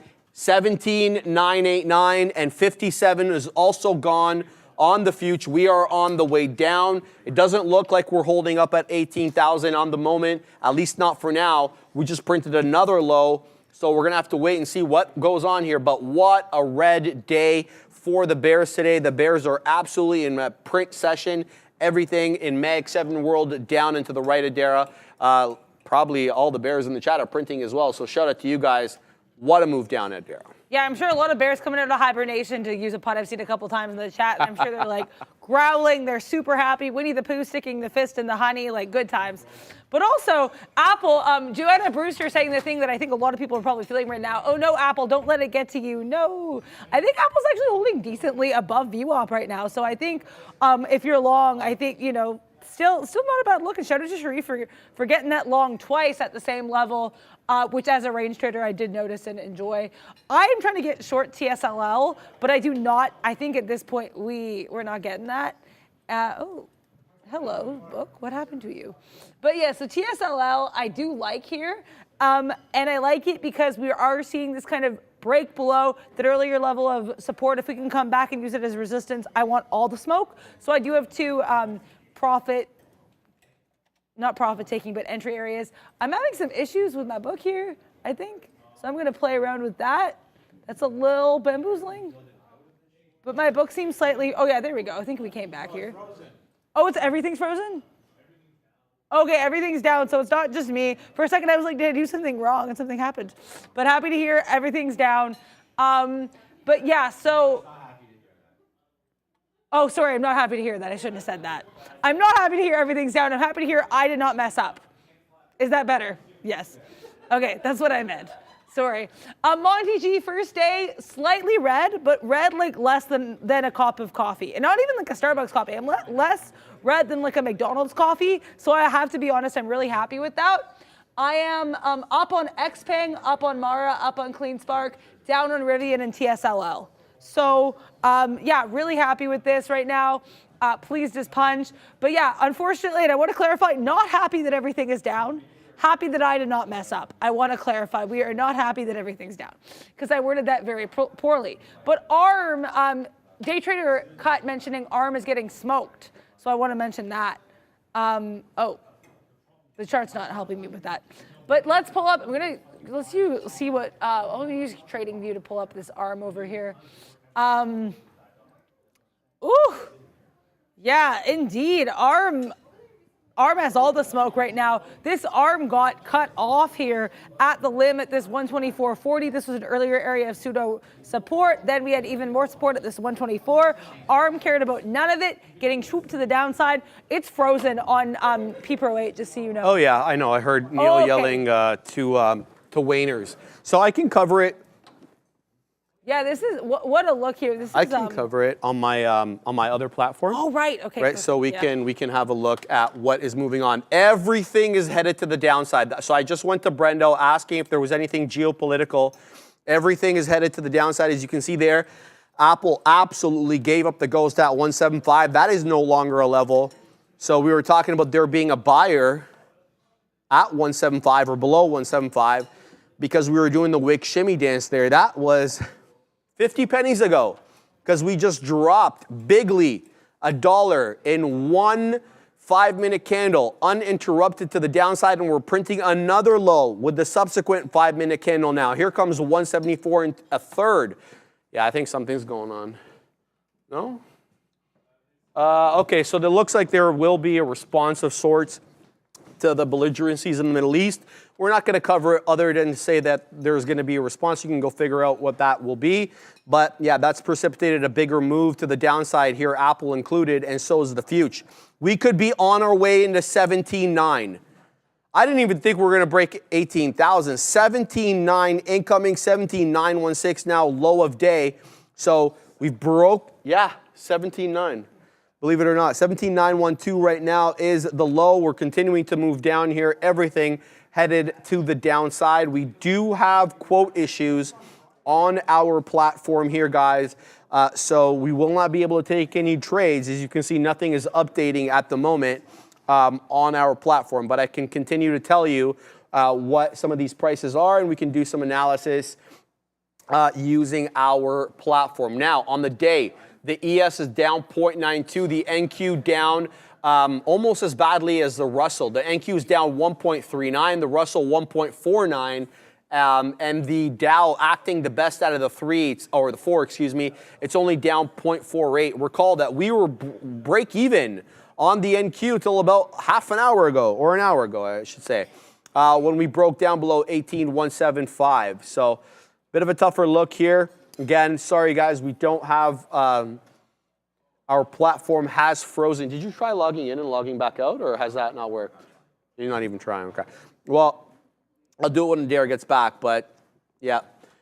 So we just touched 17.9. 17.9 just got touched. 17.899 and a quarter now is the low of day, but you can see buying came in there fast and furious, bringing it right back above 17.9. So right now, a bit of a hammer candle forming, but we're going to have to wait and see what the rest of the day brings here. So really, really bad move down, to be quite honest with you. On the future. Zed, could you kindly take a look at the BTC chart? Thanks, brother. Absolutely, Zed, and you're very polite in your request, too, so let me just shout you out for that. Let's have a look at Bitstonk and see what it's up to, and I mean Bitcoin, obviously. I'm just joking, right? All right, down and to the right as well. I mean, Bitcoin really, we've been talking about it not much as an inflation hedge, but as a chaos hedge almost, and a devaluation, a store of value. And right now, it's also taking a bit of a beating here. Can you really be surprised with everything that's happening in the world? Down to the low of day we go, breaking down below 64,000. We were doing our darndest to kind of try to stay above 64. Look at all that price action earlier, where we dipped down to 64, and then the buyers step up aggressively, bringing it right back into 64.75. But that was not to be for much longer, because now we're printing 63.931 at the moment, so we did break below 64,000. The closing print, and I know everybody has a bit of a different closing print for Bitcoin, because depending on when your when your day starts and when it ends, 64,150 on 150 or 190 on my chart here, but looks like we're trying to break above 64,000 again on BTC, but we'll have to see how that does. What else are people talking to about in the chat here? All right, guys, try not to get political. I know that we all have very strong emotions about what's happening, but the fact of the matter is, this is a trading show, so let's try to keep it on trading. Tisha Perkins, INDO might make a move. Let's have a look at INDO for Tisha. Remember, this one is from last week. Remember that? Yeah, this one was moving last week. It's from Indonesia. It's an Indonesian energy company. And yeah, it got a nice double bottom there, Tisha. It looks like at 420 or thereabouts. And if you were savvy enough to buy that, you were rewarded. Now right back above the volume weighted average price. But I got to tell you the truth, Tisha, this is still negative on the day. That is until it breaks above that 495, 494. Let's see what it does at $5. I mean, you had a nice pump there, 715, 730 in the pre, and then we couldn't, for whatever reason, get above that 570 area. So Indo's nice.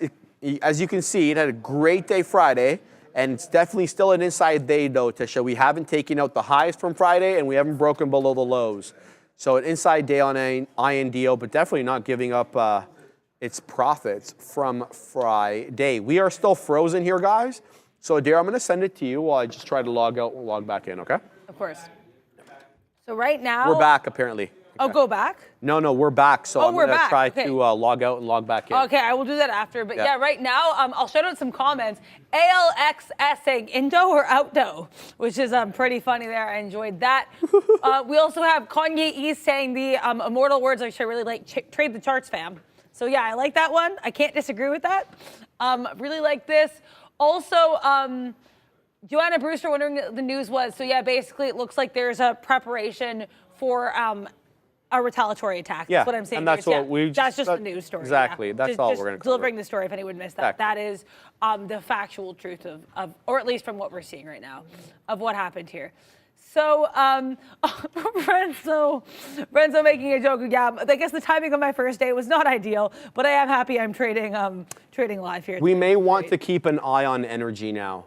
because what I was reading this morning is that, a lot of the Middle Eastern action was priced in. Some of it, though, the retaliation may not be priced in. So we need to keep an eye on energy as WTI comes back in to local highs there at about 85 1/3. So let's not forget that energy is going to have a big part to play here as a possible trade, obviously owing to the fact that it's the Middle East. So let's be real about it. Just want to mention that there. Yeah, thank you for mentioning that.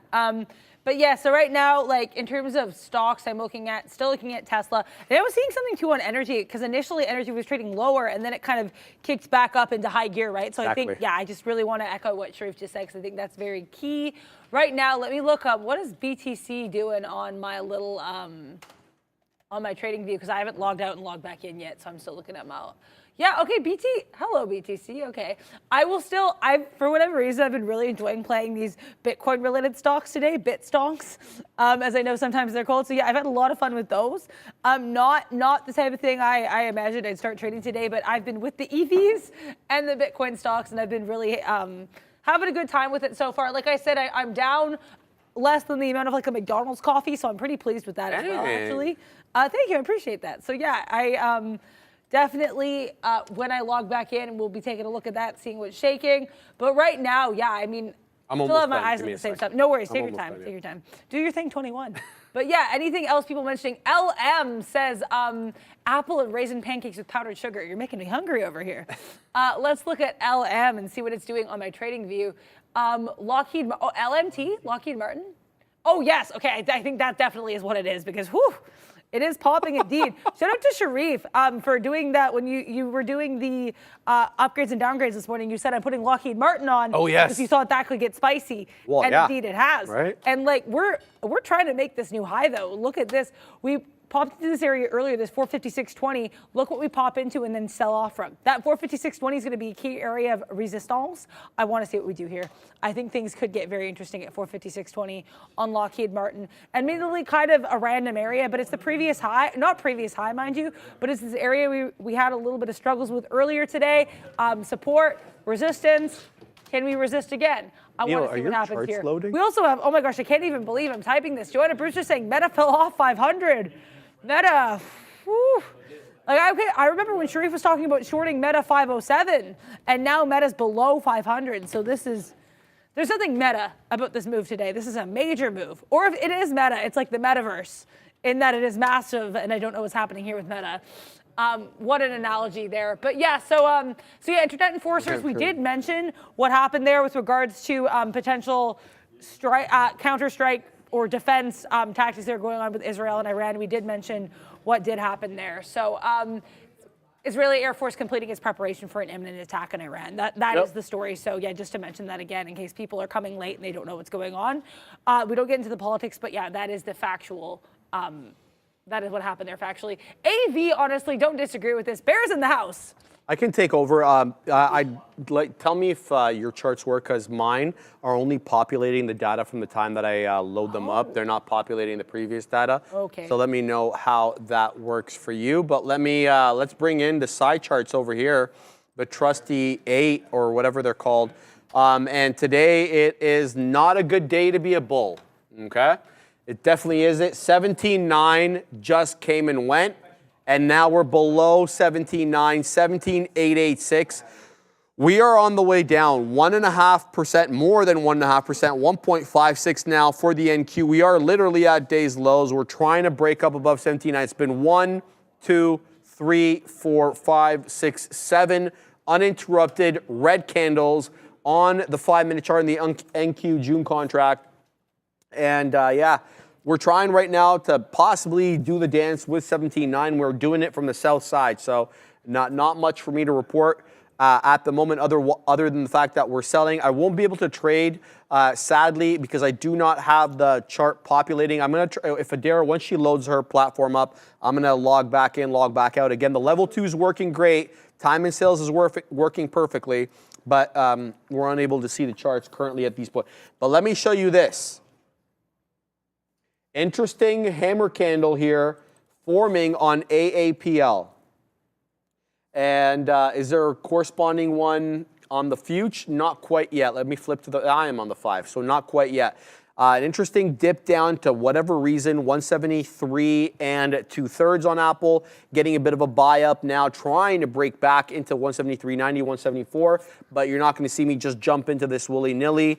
We're going to have some proof that we're bottoming out here now. Look where the IB low is. Shout out to Dan the Man M. Is the IB low on Apple today, 173.83. So we're kind of at the IB low. We're lower than it, that's for sure. But you know, these areas are, these zones, they're not exact levels. They're kind of just general areas. So let's see if we curl back up here, especially if we start seeing some green on the future. So your charts are working. Well, they're great. not I just want to say, so they stop at 1250 and then they come back at 140. So there's a big gap, but I think they are more pseudo-functional than yours are. Yeah, like mine is not showing nothing. Yeah, bro. so I can take over for now then. If Yeah, okay. Yeah, That'd okay, be no cool. worries. So I will do what I can with the part charts, the parts that did work better in my head. It was just a rhyme and not a pun. But yeah, so Tisha Perkins, Indo moving, but big seller stacked up. So let's take a look at Indo. Let's see if it wants all the smoke. Oh, this is not. It went very smoky. Oh. What's up, Neil? We actually have the smoke there. With because remember we said Indo? Indo, yeah. That was intentional pun on my part. I want all the smoke. But let's see, is this AM? I'm trying to find the right. There we go, AM. Yeah. Oh, so yeah, Indo, I'm also only seeing the one candle. This is weird, okay. I'm gonna switch, sorry guys for the technical issues. Let me pull up Indo on the, okay, yeah, I see, this is a nice look here with volume here too. Tisha Perkins, if you got involved in this, congrats to you. Look at this break above that that double top area that Sharif was mentioning, double bottom, double top at 470, and Indo's like, I do want all the smoke. Jumps a cool like 50 pennies, Adara math, about 50 pennies, but then we have this interesting area here too, which also kind of comes into about previous support last week, which is going to be around that 524, 525 area.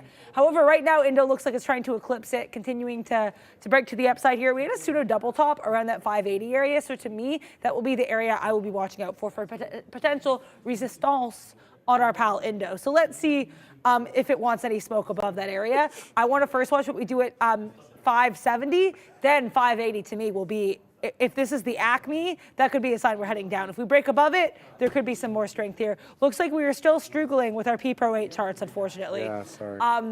But yeah, this is interesting too. Gatekeeper mentioning, or I don't know, I said Gates, it's just one gatekeeper. Gatekeeper mentioning UPST getting below 20. Yeah, I mean, let's see. It doesn't look like it's starting up. Oh no. Down start, more like it here. Ooh, this is bad. Down, as Sharif just said. This is interesting though. I see what you mean. Gatekeeper, I like this pseudo double bottom we have on the 3-minute here, and little rangy area. If our charts were doing things, I might get involved in this because I like this 22 bottom up into that 22.30 area. Like I said, I'm not trying to trade the more expensive stocks as I trade live, but this is about a $20 stock. I feel comfortable trading Upstart. So if Upstart doesn't stop this movement, I do like this range of 22.10, 22.14 to about 22.30. This is nice to me. But yeah, I see what you mean. I think if we break below this, I think this could be with a swiftness there. My brain turned off. Gatekeeper. Yeah, I thank you for not gatekeeping this stock because I think this is a nice movement down here. And I think if we break, and there's just a pun on your name there, if we break below, I think this could be a nice look because look at this. We have this little chop and churn. We're down on the day. Let's see the 1 day to see if this is, oh, gotta switch my chart around here. Yeah, okay, this is interesting too. This is almost a flat bottom break on the daily chart. I love the sound of that. Yeah. Chilean Nightmare killed it on that flat. That's a great looking animation. But also, shout out to Fabian and Ramin or Ram. But yeah, I think too, because I know Neil talked us through this live with that Li Auto flat bottom break. And I think too. By the way, I was very happy to see Neil trading Li Auto. I know you were like, ooh, Li. Yeah, because usually we don't trade Li because the volume sucks, right? Yeah. He's usually not great. But yeah, Neil mentioned that earlier and then took advantage of that. But I think too with Upstart, what I like about this, sorry Gatekeeper for going off on a tangent of the stock you mentioned, lower highs, look at this, lower highs. We come to 22s. This is an area of support we've danced with a couple times. But look, earlier, back in February 2023, it was an area of resistance. Upstart, I think you're going to down start at this level, and I do want all the smoke. So thank you very much to Gatekeeper for bringing up the stock I haven't thought about in many moons, which is Upstart.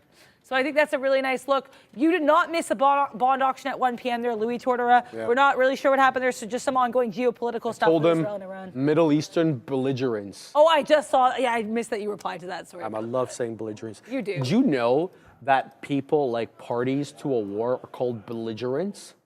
So you're like, okay, who were the parties to the World War II? You'd be like, okay, the belligerents were. Oh, yeah. Did you know that? I've heard of that, but I Yeah. never made the connection. It's like, okay, so you're being belligerent, you belligerent.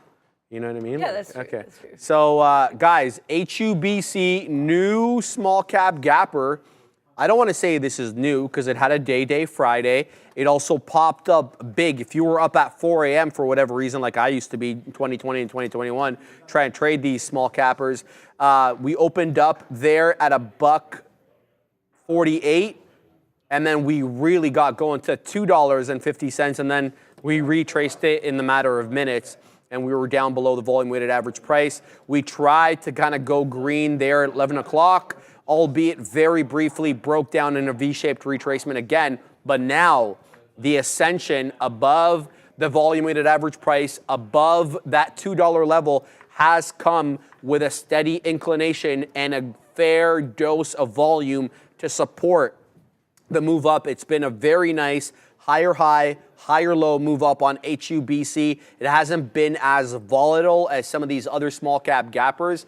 It is up nicely, 56% today, and it's above a key level of $2. Let's see if that trend continues. Most of the retracements on the 5-minute candle chart are coming into the 10, which is the green solid line on my chart. When the retracements get deep, they're going to the 20. So it depends on how you want to play this. Do you want to, take a little bit of a more higher risk and try to, take a dip trade or a retracement trade off the 10 period? Or you'd rather pack your patience and get a better price if it comes down into the 20? Right now, that's a yellow line on my chart, this yellow solid line. So HUBC doing things. Hub cybersecurity company, minuscule market cap, $20 million market cap. The float, a little larger, 7 1/3 million shares. So not a bad look there. This one, again, like I said, moved on Friday, and it is one that we are familiar with. Also, shout out to Tisha for INDO. What a nice break and hold through 5 there, Tisha. Keep your eye out, though, Tisha, on that 575 or thereabouts. It's not just a local level from the pre today. This takes us back into actual regular market hours on Friday when the majority of the prints were rejecting off that 5 3/4, with the best print being up into that 595. Couldn't quite break 6 though, Tisha. So INDO, great trade for you if you took that on the day. And I really don't have anything bad to say about it other than to point out to you that KAVL, which was a small cap gapper du jour, it was the leading one, up 150%, has now broken down below VWAP, and in my book is no longer tradable. That same goes for last week's IPO, goes by the ticker MNDR, now only a cool 11 3/4 up on the day.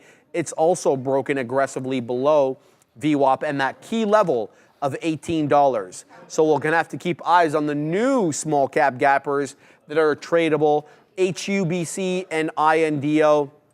They're both doing things at these levels, but it really hasn't been about the small cappers today, despite the fact that they are the focus of our lesson. It really has been about the market in general and the NQ more specifically, because what a big move down, guys. 18,350 today was the high. We broke down briefly, and we are now below 17.9.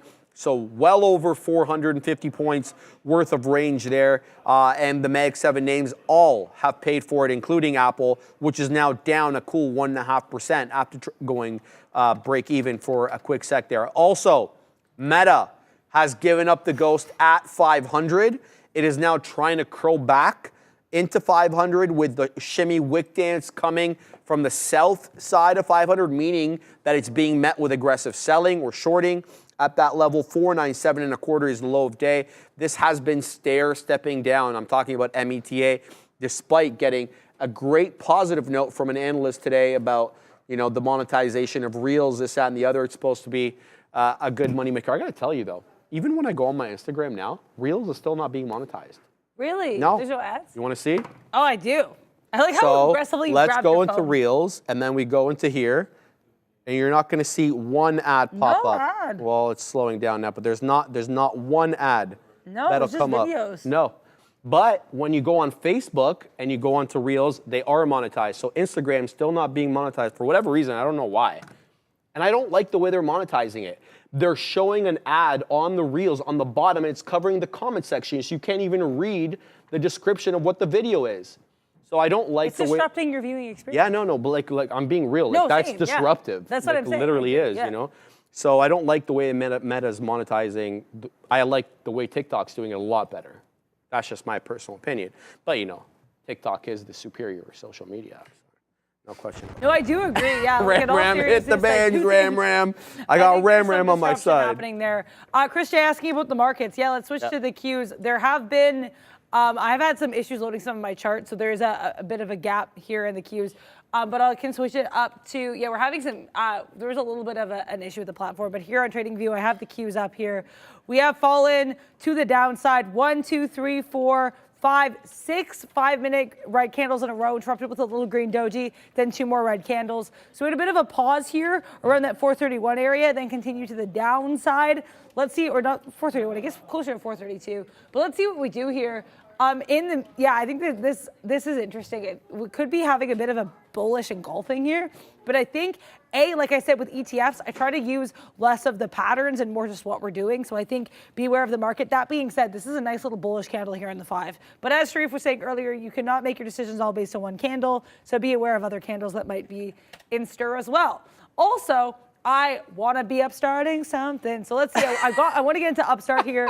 I'm interested in this 212 area. Neil's jamming. Oh, yeah? Want to be starting something. Yeah, we're just taking it over here. That's a great beat. But yeah, so, it looks like we are upstarting something. We got into upstart. It looks like the timing of this might not have been optimal, which is unfortunate. But we're giving this like 18s. I'm not just using that because that's the only candles I can see on here.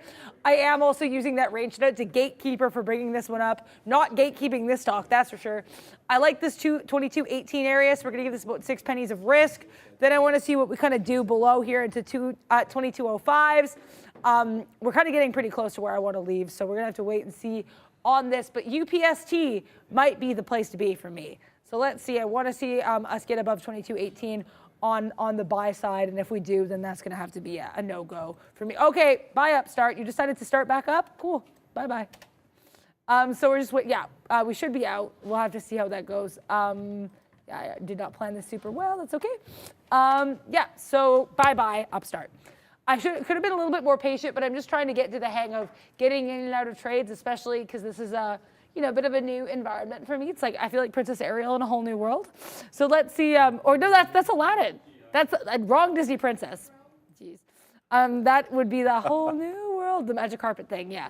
I was thinking part of your world, but also let's look at Disney. Speaking of, if I'm going to reference Disney, you may as well just pull up the chart. And DIS, just chopping and turning here, had that sell-off like the rest of the market. And this is interesting, too. We had a couple moments of support here at this 1390. This is a nice little range earlier. 133.90, not 1390. Then we dropped below, 113.90. Third time's the charm. We said the number right this time, 113.90. Bit of a chop and turn here, fell below. Seeing another round of chop and turn here, now at 113.16. So Disney faring pretty well over here. Indo is coming into highs, Adara. So all the small cap traders, this is the level that we topped out in the pre, this 575, and it is the level that we couldn't break on Friday. Be careful with this level, at least initially. You may reject it and then come back down a little bit, then break the level. It's not going to be there forever and ever, right? So there is, the opportunity to break 6, but the point is, usually you reject off that level because a lot of people are looking to take profits. Shorts are looking to institute a position around this level owing to the pre-market top and the Friday top at these levels. So be careful. Big move up for INDO though. Shout out to Manuel Palma for bringing that to my attention, that it did come into that 5 3/4, and true to form, it is rejecting coming into that 5.5. But I think there is a chance that this one does retrace into the highs and maybe really give $6 a run for its money. We know on Friday, at around 12.15. The best print we could do was at $6.95. $5, pardon me. $5.95, excuse me. $5.95 was the best print. That came in at around noon on Friday. INDO, an Indonesian energy company, and energy in focus, guys, vis-a-vis the Middle East. You wouldn't know that if you looked at the CL May contract today because, well, oil is still down 0.3%. So this is the West Texas Intermediate to go green on the day. WTI has got to break above this $85 and 2/3, so 85.66, 85.68. We're awfully close. We're about 30 pennies away from that. But as I look at my energy watch list, XOM down 0.5 point, Chevron down 2/3, Occidental down 2/3, Devon 1.25, Fang down 1/5. So there's a lot of red names in energy section in the energy sector, today, despite the fact that you could have made the, I think, legitimate assumption that if there was going to be continued belligerencies in the Middle East, that we would see oil rise. Seems to be like that's already priced in, at least for the day. So keeping an eye on, obviously, on energy as well as these big tech names, because it has not been a good day for the overall market. Right now, I just want to mention the futures, 17.9. We talked about 17.9 being, these 100-point levels have a way of acting as resistance and support. And right now, 17.9 is holding up this market from absolutely huadunking. At the moment, 17.914 is where we're printing right now, with the low of day being about that 25 points lower at 17.876. Ugly, ugly day today for the longs on the futures, so we'll continue to see if we can recover a little bit here as the market digests that information coming out of the Middle East. Yeah, speaking of futures, Sorayajit, I'm so sorry if I mispronounced your name. Sorayajit Saini asking if we can show the SPY, and yeah, let's look at the SPY here. This is interesting. The SPY looks like it might be curling up a little bit here. Again, don't want to make too many assumptions on a few candles here, but we did have 2 green candles back to back here, making this continued climb to the upside. I would be kind of interested to see if we could eclipse this 506.50 area. It might seem a little bit arbitrary, but we had a lot of failed wicks into that level. So I think eclipsing that could be a pretty nice look. I can't believe we only have 2 minutes left today. Yeah. It's been a crazy day. Thank you guys so much for your support as I embark in live trading. It's been a really fun, crazy journey thus far in day one. I can't believe we only have 1 minute left. Yeah. And I'm going to take that opportunity to shout out Dan Emmons, because I saw him kill it today. We saw Dan's levels. I called out his levels live on the show for you. It was an absolute print factory for Dan the Man Emmons. What was that, Dan? A 300-400 point winner today on the future. Shout out to you, man. You held true to your guns, and look, you were rewarded today bigly by the market as, you take advantage of some of the trouble there in the Middle East. About 30 seconds left on the show, Adara. Any final thoughts? Yeah, my final thoughts are, I think it will be definitely, it's going to be like a bit of a different week, I think, given everything that's going on. But hopefully, we're able to give some market coverage and some understanding to people, and we're always happy to be here, bring you guys these markets. I don't know why I made this so Oscar speech-like, sorry about that, but that's okay. I mean, we have a whole week of small caps. Last week we were doing ranges, which I love.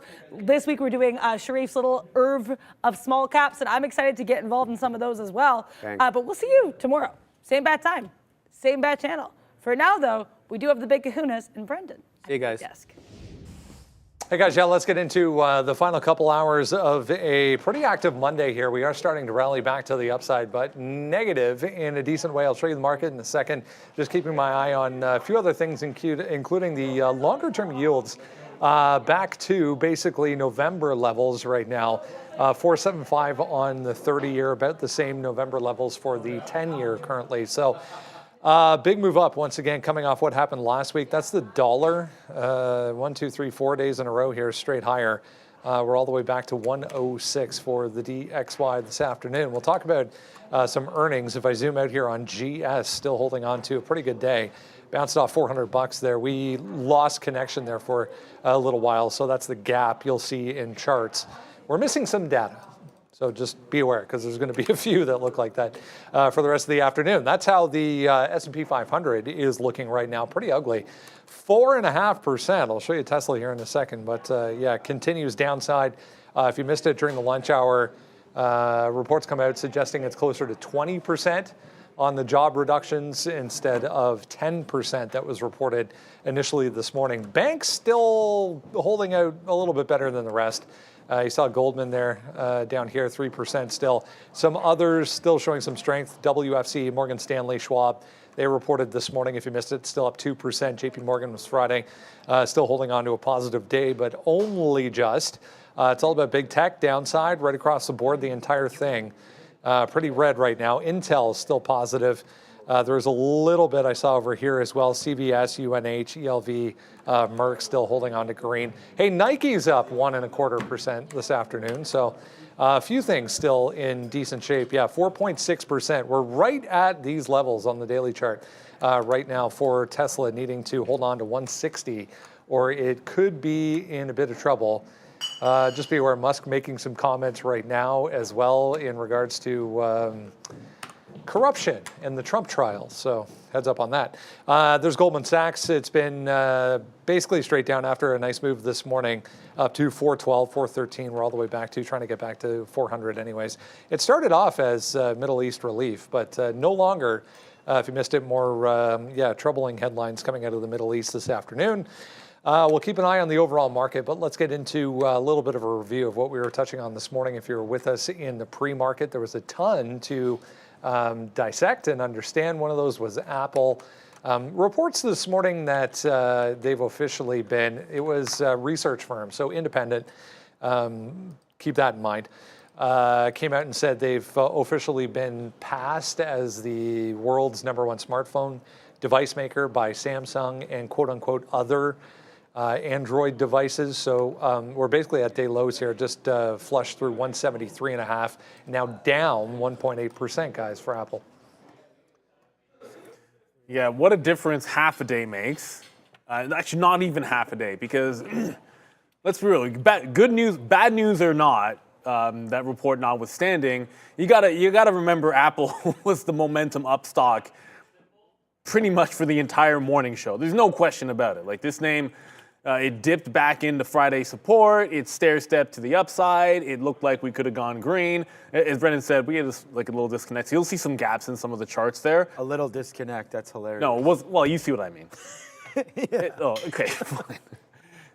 On the chart, it looks like a small gap, but we had like quotes, execution went down for like a few minutes, which is an eternity when it's exactly the same moment, obviously, that news came out of the Middle East.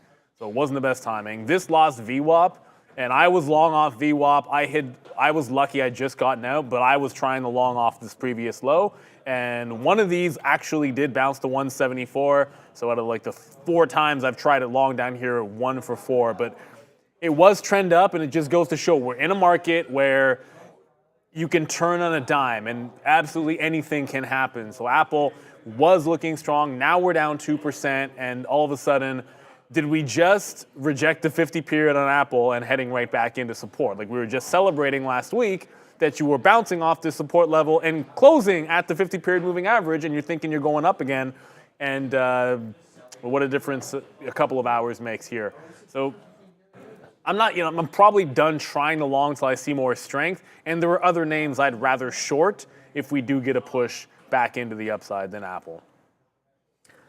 Yeah, I really like Apple, and yeah, it's tragic timing. Those of you that are seeing this, so I lost like about half of the next person net for the month. In about 20 minutes, I lost like too much. For me, probably about. I can tell you how much. I'm not going to tell you the exact numbers because then you'll know about everybody else. I lost about 20% of my whole month here just on the system going down. And that's the problem, like we said, when you're going to trade bigger shares. But that's part of it. I'm not even worried about it. It's just that's what happens. We get that order, that news coming out right here. My stop is Apple 175. I can't even execute it until we're down to 174. So, that's the problem sometimes when you have these kind of stops. This is not anything other than execution on the system, but that's what happens. But there we go. Apple all the way to the downside. We've punched out. I'm holding a small piece just to see if something does happen. But yeah, pretty tragic for me there. But it's okay. We'll battle back. We're definitely not up on the day, as you guys can hear. But we've had a really good month and everything will be all right. So we're going to just hold out hope that this market will bounce from this point, and I'm just going to regroup. Potentially, I know I'm on Google here, but this was Apple. Obviously, we just talked about it. I mean, at this point, honestly, like I just got to get out of these positions and then settle everything down. But yeah, like we had Google, we had Apple, both of these stocks completely cracked in. And unfortunately, when we lost, I mean, you could see when we lost it. Like, we lost execution here at 18,000 break. Like, I mean, come back 80 handles after that. Tough to swallow over here. But, yeah, we'll be fine. Mood will be different. I'm just reading a few things on X here regarding X. So Elon is going to go ahead with this quote-unquote small fee for free users to get rid of spam, apparently, for X that we can't trade anymore, obviously. Here's Tesla, meanwhile, trying to get back to day lows right now. What a flush it's been.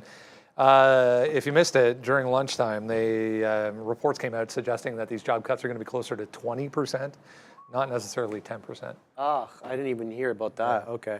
Well, I saw him coming out midday there on X, surprisingly enough, and saying, it's the worst thing he has to do. It's not what he wants. Obviously trying to save face. Look, they employ about 140,000 people, so you can do the math there, 20% of that. Sadly, comes as interest rates continue to remain high and EV sales continue to remain weak. You see the big automakers kind of taking their foot off the shift there, Brendo, into going to full EVs because the demand just isn't there. Yeah, back to hybrids. Just reading a note here, Apple reportedly sold 50.1 million iPhones in Q1, down 9.6%. That was the story we had this morning. Bloomberg just reiterating that. So just saw Apple here, day lows now 2%. Before we get to Tesla, I did just get a fill for a new position, so I'm going to go there first. We didn't really talk about chips this morning, but bottom consolidation here on Intel, which is still up 1%, believe it or not. Bottom consolidation here at 36.20 into 36 even. So I'm going to short into 36.20 and take some out in front of 36 even. If it breaks 36 even, then probably going to hold it till a pre-market lows. But Tesla came in today with 68 as a level. And you know what? It was probably the right level. That's the thing. Like, sometimes you have the right level, the wrong idea at that level. You held on Thursday. It held on Monday, and it did not hold today. So I was long in front, took one shot, one loss, and probably everything is always going to be hindsight. It's easy to say when it breaks down, you should jump into the short. I jumped over to Rivian, which if there's a bottom in Rivian, Randy. Oh, Randy, because every time Randy comes out here, he keeps talking about some positive things that Rivian has going for it, and then we look at the chart, and Rivian just gets nastier and nastier. I got out of the Rivian short, the 875 at 850. It tagged 832. So I don't know where the bottom is going to be for some of these EV names, but Tesla does cost cutting and gets beaten down when usually that's seen as a good thing. I mean, demand goes down, and you cut costs to become more lean. That's what you're supposed to do. And it got beat up anyways. I just feel like, we say this a lot, these daily charts on all of these EV names are shorts, and when you see this, just look short first when a stock is only going down. Speaking of which, only because I show Rivian in like 4 days in a row, Boeing, by the way, this is not related, but Boeing has yet to put up a green candle since the beginning of this month. Every single day this month, and starting on April 1st, so it's been a bit of a joke, this stock. It's been red every single day. The next one is going to be the first green day for Boeing in the month of April. I can't even believe how bad that is right now. Well, it's only been 10 days, but yeah, I mean, wow, Boeing, nasty. That's nasty stock. This market, we've been talking about how nasty this market's going to get for a while, and today it's happening. So, I mean, down we go. We were able to get in and out. Now Tesla looks like a genius stock. We were able to get out of that long and flip it over to the short. Then it kept, now we're actually at 162. This is actually a level for Tesla that I don't mind buying, to be honest with you. But someone in the chat just like, why am I still long? I'm not actually, most of my positions got covered when I came back, like I punched them out. And as you guys were noting there, I had mentioned already that, yeah, we had lost just the platform had lost connectivity there for about 10 minutes or a little bit more than that. A little longer than that. A little longer than that when the market started to crank lower. So I was just like, I just took a fill now on Google thinking about 155, but honestly, these are not like a lot of shares. We got out of Apple. Like, look, the system came back and we got out. We tried to buy some more dips, but we are, continuously going lower here right now as the market goes. So I like Tesla. I thought it was decent news about the layoffs, but honestly, we still are going lower here. So not great, but yeah.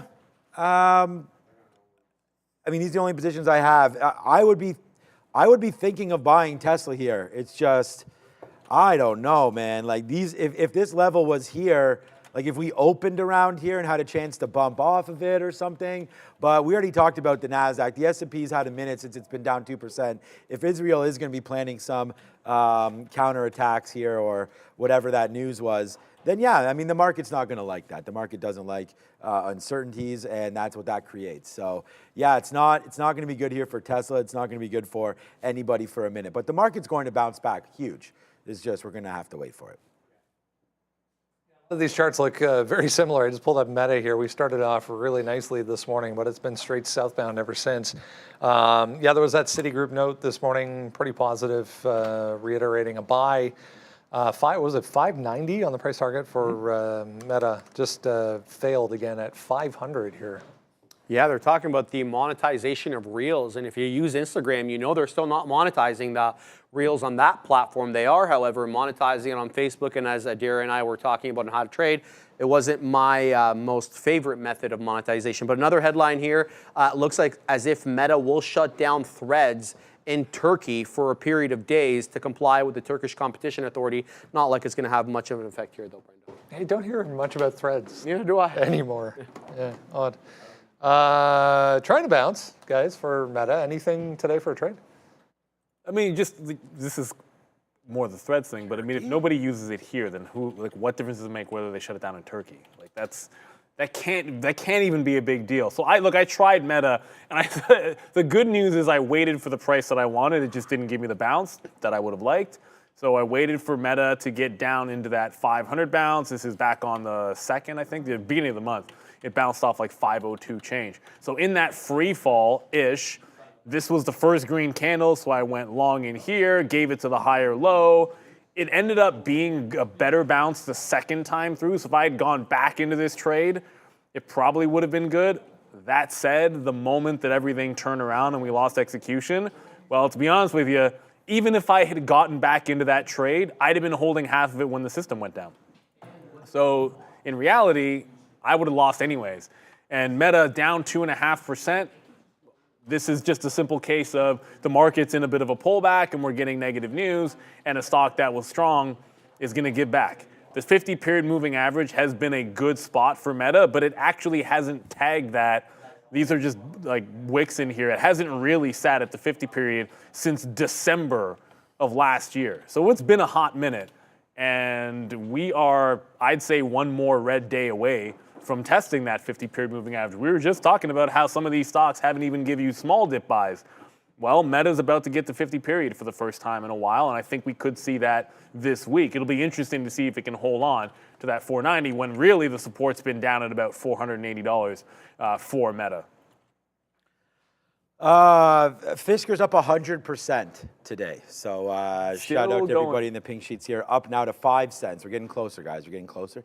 Nice move up there for Fisker. We were just talking about Tesla, and people in the chat are like, what about Fisker? So we can't. I would love to trade this, but we can't. Here at Real Trading, we're unable to trade stocks on the OTC markets underneath $1. So that's going to be a nothing on that one. Meta. Okay, so I'm just going to go over to Google. Google was great. I don't know what else to say. We were up a lot. We were up really good on Google. Look at this.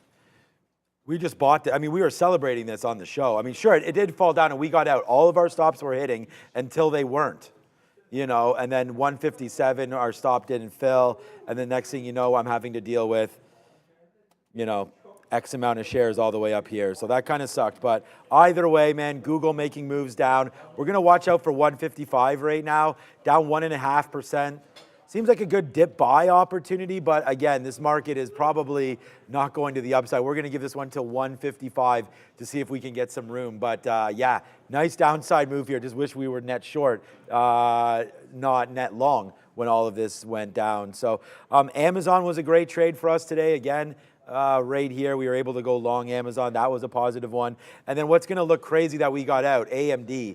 All the way up here as well, since we don't have any more chip talk to go. But AMD at 164, I mean, that just touched 159 right now. Wow, that made it all the way back up to our see, like, look, this is the thing. And this is the thing that I actually don't plan for, right? Is like, you don't think about it when you use more shares. This hasn't happened to us in forever.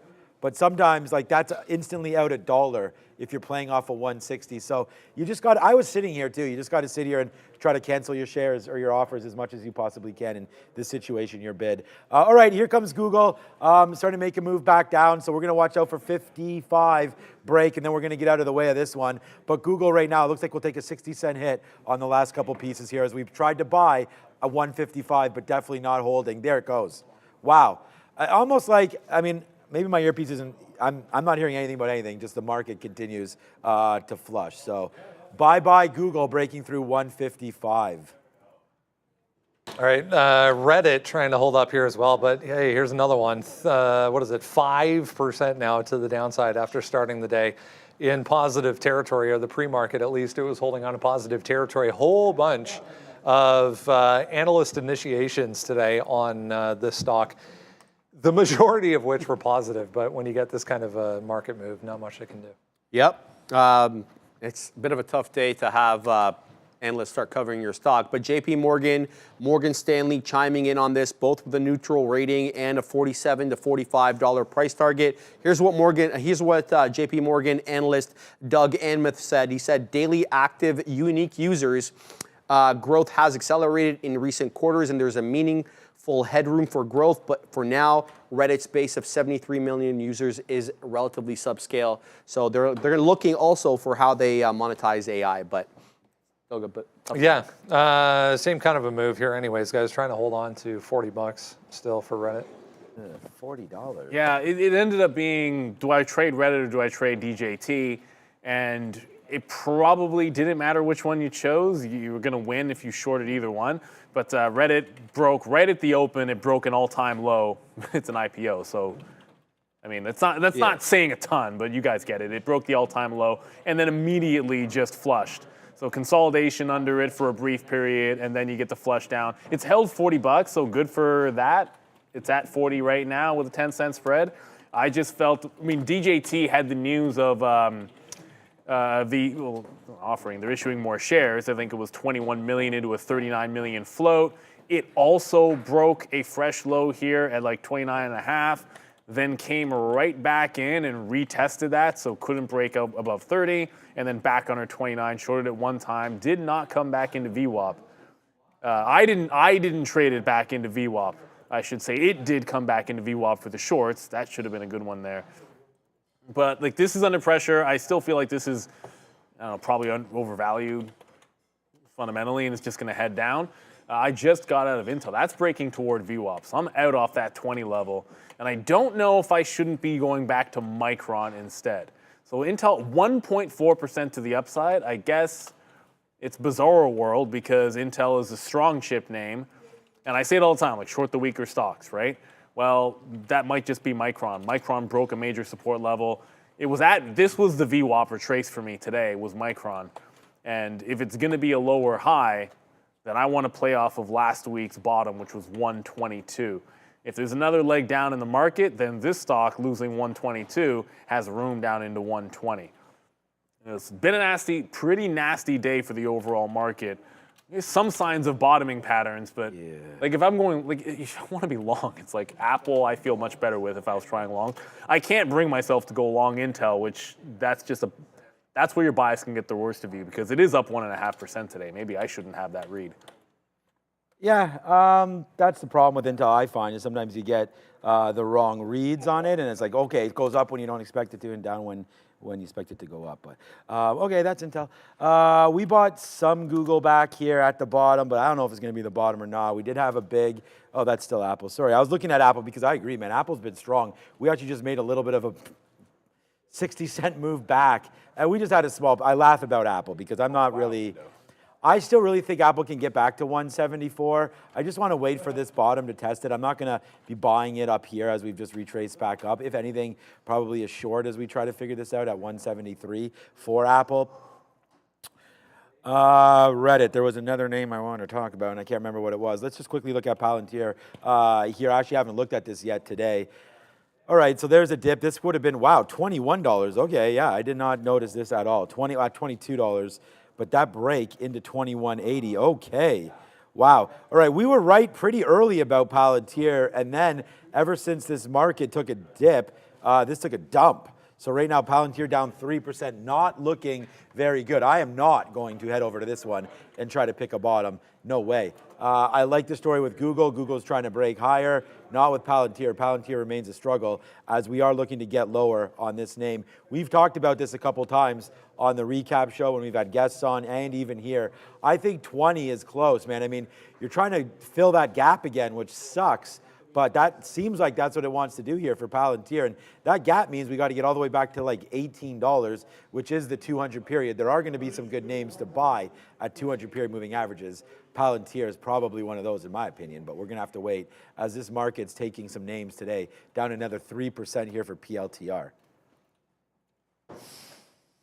Still holding on to some sort of positive territory here for Goldman Sachs today. But as we saw on that board, the S&P board, most of the strength at this point coming from banks. But this is fading fast right now, trying to get back to day lows. It's been basically a flush ever since the open this morning. But nice Q1 report here this morning for GS. Yeah, the market having a tough time appreciating the 28% jump that they added to their profit, or that 16% jump they added to their revenue, because that's what they did. They beat on the top and bottom line. Fixed income trading up 10%, equities trading up 10%, and the best one of all, investment banking fees up a cool 32%. Brenda, it was a really good report here for them. Yeah, decent amount of room here to go, guys. Downside if it wants to. Yeah, I mean, it was a good report, but like all things, this is it's a kind of move that just brought everything down. Like, I think even looking at some defensive names that aren't even as strong as you would have expected them to be on a day like today. So, Goldman Sachs, if this had been at $400 at the open, I was saying it would be a dip buy. If you got that little kind of stink bid at 9:30 at this time of the day, given the reversal we've had, I'm really not feeling it. So I'm going to stay away from this one. It's so different. If you get that wick down at 9:30 and then it just bounces off 400 for a scalp trade, as opposed to market trending down, let's trade this when it's got a spread, and it's clearly trending down with the overall market. So good report. I think they put a little pressure. They put some pressure on Morgan Stanley to step up when their report comes tomorrow, which is the case every earnings season. They always have to follow Goldman Sachs. And that will be a little bit tough for them to be able to follow that one up. And then the market reaction to Goldman Sachs here by selling it off with the market probably doesn't bode well for Morgan Stanley either. The good news for Morgan Stanley is it's down so far, right? Like Goldman Sachs had to report as the stock was near the highs, whereas you're going to get Morgan Stanley reporting after they just had the lawsuit and the investigation, and under a lot of pressure here. So the good news for them is they've already sort of pulled back into support before they even have to drop their report. Yeah, I think instead of, and we talk about this all the time on all the shows, but especially on the recap show where we talk a lot about ETFs. I mean, XLF, instead of worrying about which ones to pick, I think you can. I mean, it's a stock picker's market right now, especially with some of these moves that we've seen today and with these individual banks. If there's a okay, you know what, guys? Honestly, I have to deal with Google. All right, yeah. What I'm getting at here, we're making some money back right now. I told you that we're going to try to defend that 155. So let's put some money back in our pocket here a little bit with some Google on a nice little blast higher here. Oh, that's still XLF, my bad. right there for Google as it's trying to get back. I have a lot of executions down here as we try to get back to the upside. So we did break it. We talked about that. There's the move back up to the upside as we waited for it to try to give us a bottom. Unfortunately, we're missing a huge candle here again, but I can show you on, this is why I went long. It was a very, very big exhaustion candle right here. Okay, hold on a second. It's because it's showing me all the volume from before. Anyways, you can see it's in there. I can't, why isn't this cursor's not letting me pull that up? Oh well, anyways, on the minute chart, you can see right there, that's it right there, a big candle to the upside right there when we broke 155. So me too, like some of us got liquidated there. We didn't have as many shares, thankfully, on that move, but we were able to get some back in. So let's start to take a little bit out here on Google. We'll take some 33s or 34s. There it is, 34s. And now let's see if we can get back up to the upside. We're making some money back now, boys and girls, as the market's starting to bounce again. So, all right, I'm going to take another piece out on Apple here. Let's see how high we can fly on some of these markets. I'm hoping a hell of a lot higher than this. Just real quick here, guys. Just noticing Peloton. Peloton at all-time lows right now, $3.25. Apparently, they're getting rid of their free membership or free app membership because it, quote unquote, did not lead to paid subscribers. So if you're giving it away for free, why would they pay? Well, I told you off camera, these things are selling for a huge discount now on Marketplace. I'm seeing $400 or $500 for these bikes. Crazy. Tough look there. All right, guys, tomorrow we're going to continue with our small cap trading all week. Tomorrow specifically, though, we'll be talking about an RSI reversal, how to spot momentum shifts. Catch that with Adair and I tomorrow at 11. I good indicator. I know you're all about that one, Sean. And I think when you're trading those small cap names, like they're moving around so much and they don't always have price history at the prices that they're trading at, sometimes you just need to have an indicator or some indicators out there to use to your advantage. Apple bouncing off 173.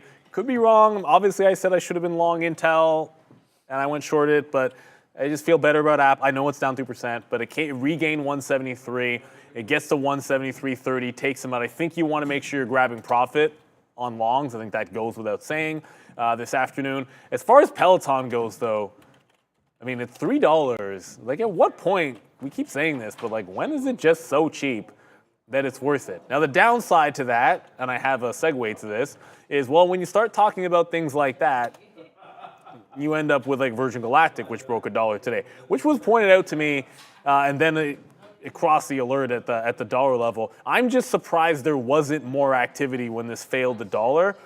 So I have it on my radar for a possible like bounce back through, and only because it's the $1 level. But this is, if this doesn't regain $1 today, I'm probably going to be short this tomorrow.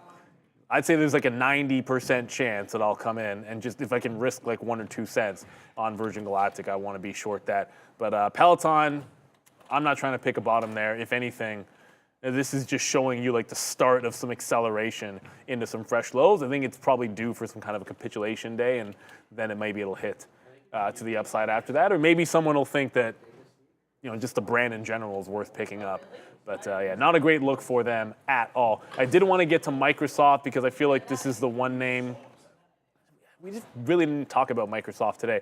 And this is bouncing right at the 50 period on the daily at 415. It's got a nice consolidation off the bottom, down 2%, but I mean, everything is down at this point. The way Apple was able to regain 173, if this could regain 415, you got a lot of room to VWAP here, and it's all because it's also the 50-period moving average. That's a defensible price, but I need to see buyers over that price this afternoon. If that can happen, I'll like Microsoft a little bit better. We whined and complained about not getting the dip buys last week, having to reposition some stink bids in the stocks we wanted to pick up. And if you complain loud enough, Microsoft gets to the 50-period moving average. Meta's getting close to the 50-period moving average. Clearly, we're not going to the 200 here anytime soon. But yeah, those are reasonable pullbacks in a bull market. And really, it feels bad, but you look at the chart, it's really not that bad. Yeah, I'm going to pull up my trade ideas and find out when all these companies are reporting. We don't have too many stocks tonight. We're starting to get into the bank season, which we've already talked about here. So more outs here for some of these tech names, as we'll wait to see if we can make some money back, which we are doing right now. Intel, okay, so we're just going to regroup. Like I said, to each their own. All right, 36.25. You know what? Intel's not exciting enough. I mean, we've done well on Intel, but we're going to see if we can do something else here. Okay, so AMD. Ooh, AMD's really recovered nicely. Where's NVIDIA? NVIDIA, I almost went long at 575. It's a good thing I didn't, most likely. Yeah, because look at that, 875. Oh, yeah. Look at that, 875 right there. Yeah, wow, that's a good thing that we didn't, because, I mean, we would have got triggered out, I guess. We would have definitely taken this out. Oh, wow, that was really close to getting smoked on that too, if you were in that when the system went down. But again, I'm not in that one. But there it is, NVIDIA right now. It's too bad I don't have any data there, but taking this level, this level is going to look key, but it's not. All right, the 50 period, 867. Let me look at AMD again. How much under are we? Okay, so 1.6%. Just looking to see how far away we are from VWAP, 162. Still has a chance to get back up there, 161. I mean, some of these lines will. How long was this actually? This outage that we had was 26 to, oh yikes, 41. So just 15 minutes, not too long. But all right, so it shouldn't affect the lines too much. Obviously, it will. Okay. We're just gonna have to start playing momentum. I mean, that's what we did with Google. Yeah, like our VWAP lines and your moving averages will be a little bit off, but it's not. It depends on how much the stocks move. Some stocks, it won't be that bad. I mean, other ones that were going absolutely crazy, you have to adjust it a little bit. Someone asked me what the next trade is. I'm looking at Micron short. I mean, the top end of the range here is like 121.70, and it's just starting to break higher. So this is another one that it flushed.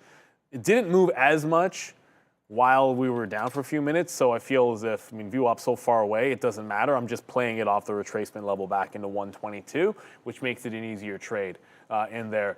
There was some small cappers that were going. We already talked about that. It was Cavill, which is actually underneath and looking a little bit weak. There was another one, but I'm going to get back over to Apple's. That's actually starting to go. It was Indo, Tisha Perkins. Indo making a nice move to the upside, but I want 174 on Apple. I'm going to get an order out in front of that. If we get to 174, going to take some out. VWAP is clearly going to be a little bit lower than this line.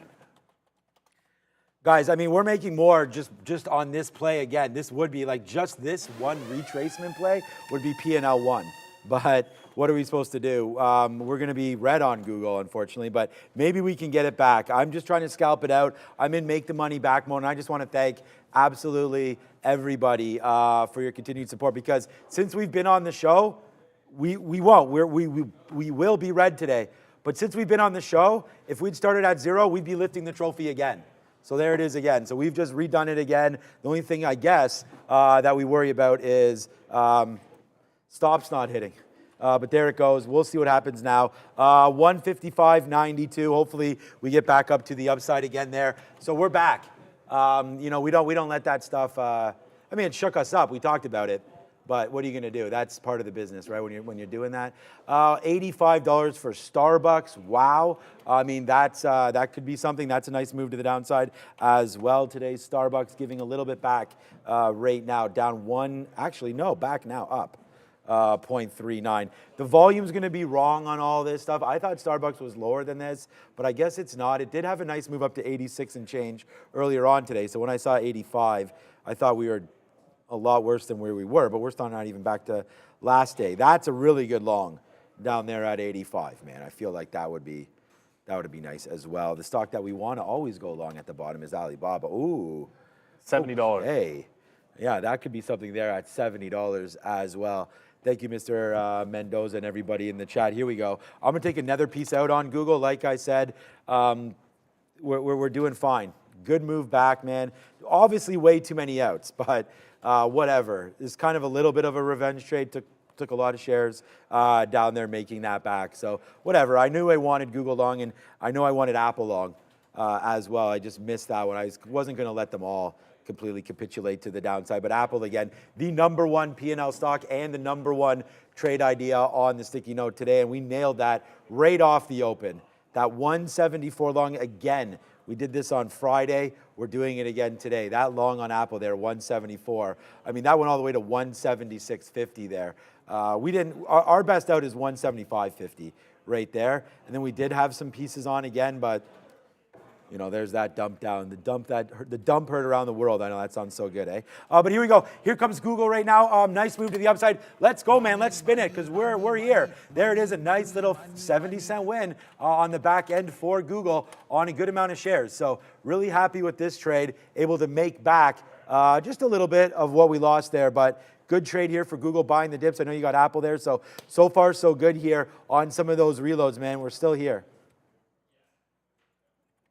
It looks like Lockheed Martin got a contract. I'm just hearing that in my ear. That stock has not been as strong as I would have expected, Lockheed. I think it's a disappointment. It was Indo, that's the one, INDO. I know I mentioned that there were a couple of small cappers moving. This breaking out the highs, double top move, just held $6, continuing to run up 32%. This is Amex stock. There you go. So it's like a day two runner. If you go way, way back on the daily chart, as this starts to zoom out, there we go, taking a little bit of time. Thank you, daily chart. You do see $7 was a resistance spot. So it's gonna run into some overhead resistance at 7, at least on the chart it will. Doesn't mean it has to flush. But if you look at how strong this has been, like higher lows on the 3-minute in here, I think the next dip, once it gives some kind of a consolidation, could be the previous high, like 630. It makes a lot of sense to me. I think I'd work this one, at least give it a chance on the next dip, giving you a long. Has to pull back at some point. Do not want to be punching any highs.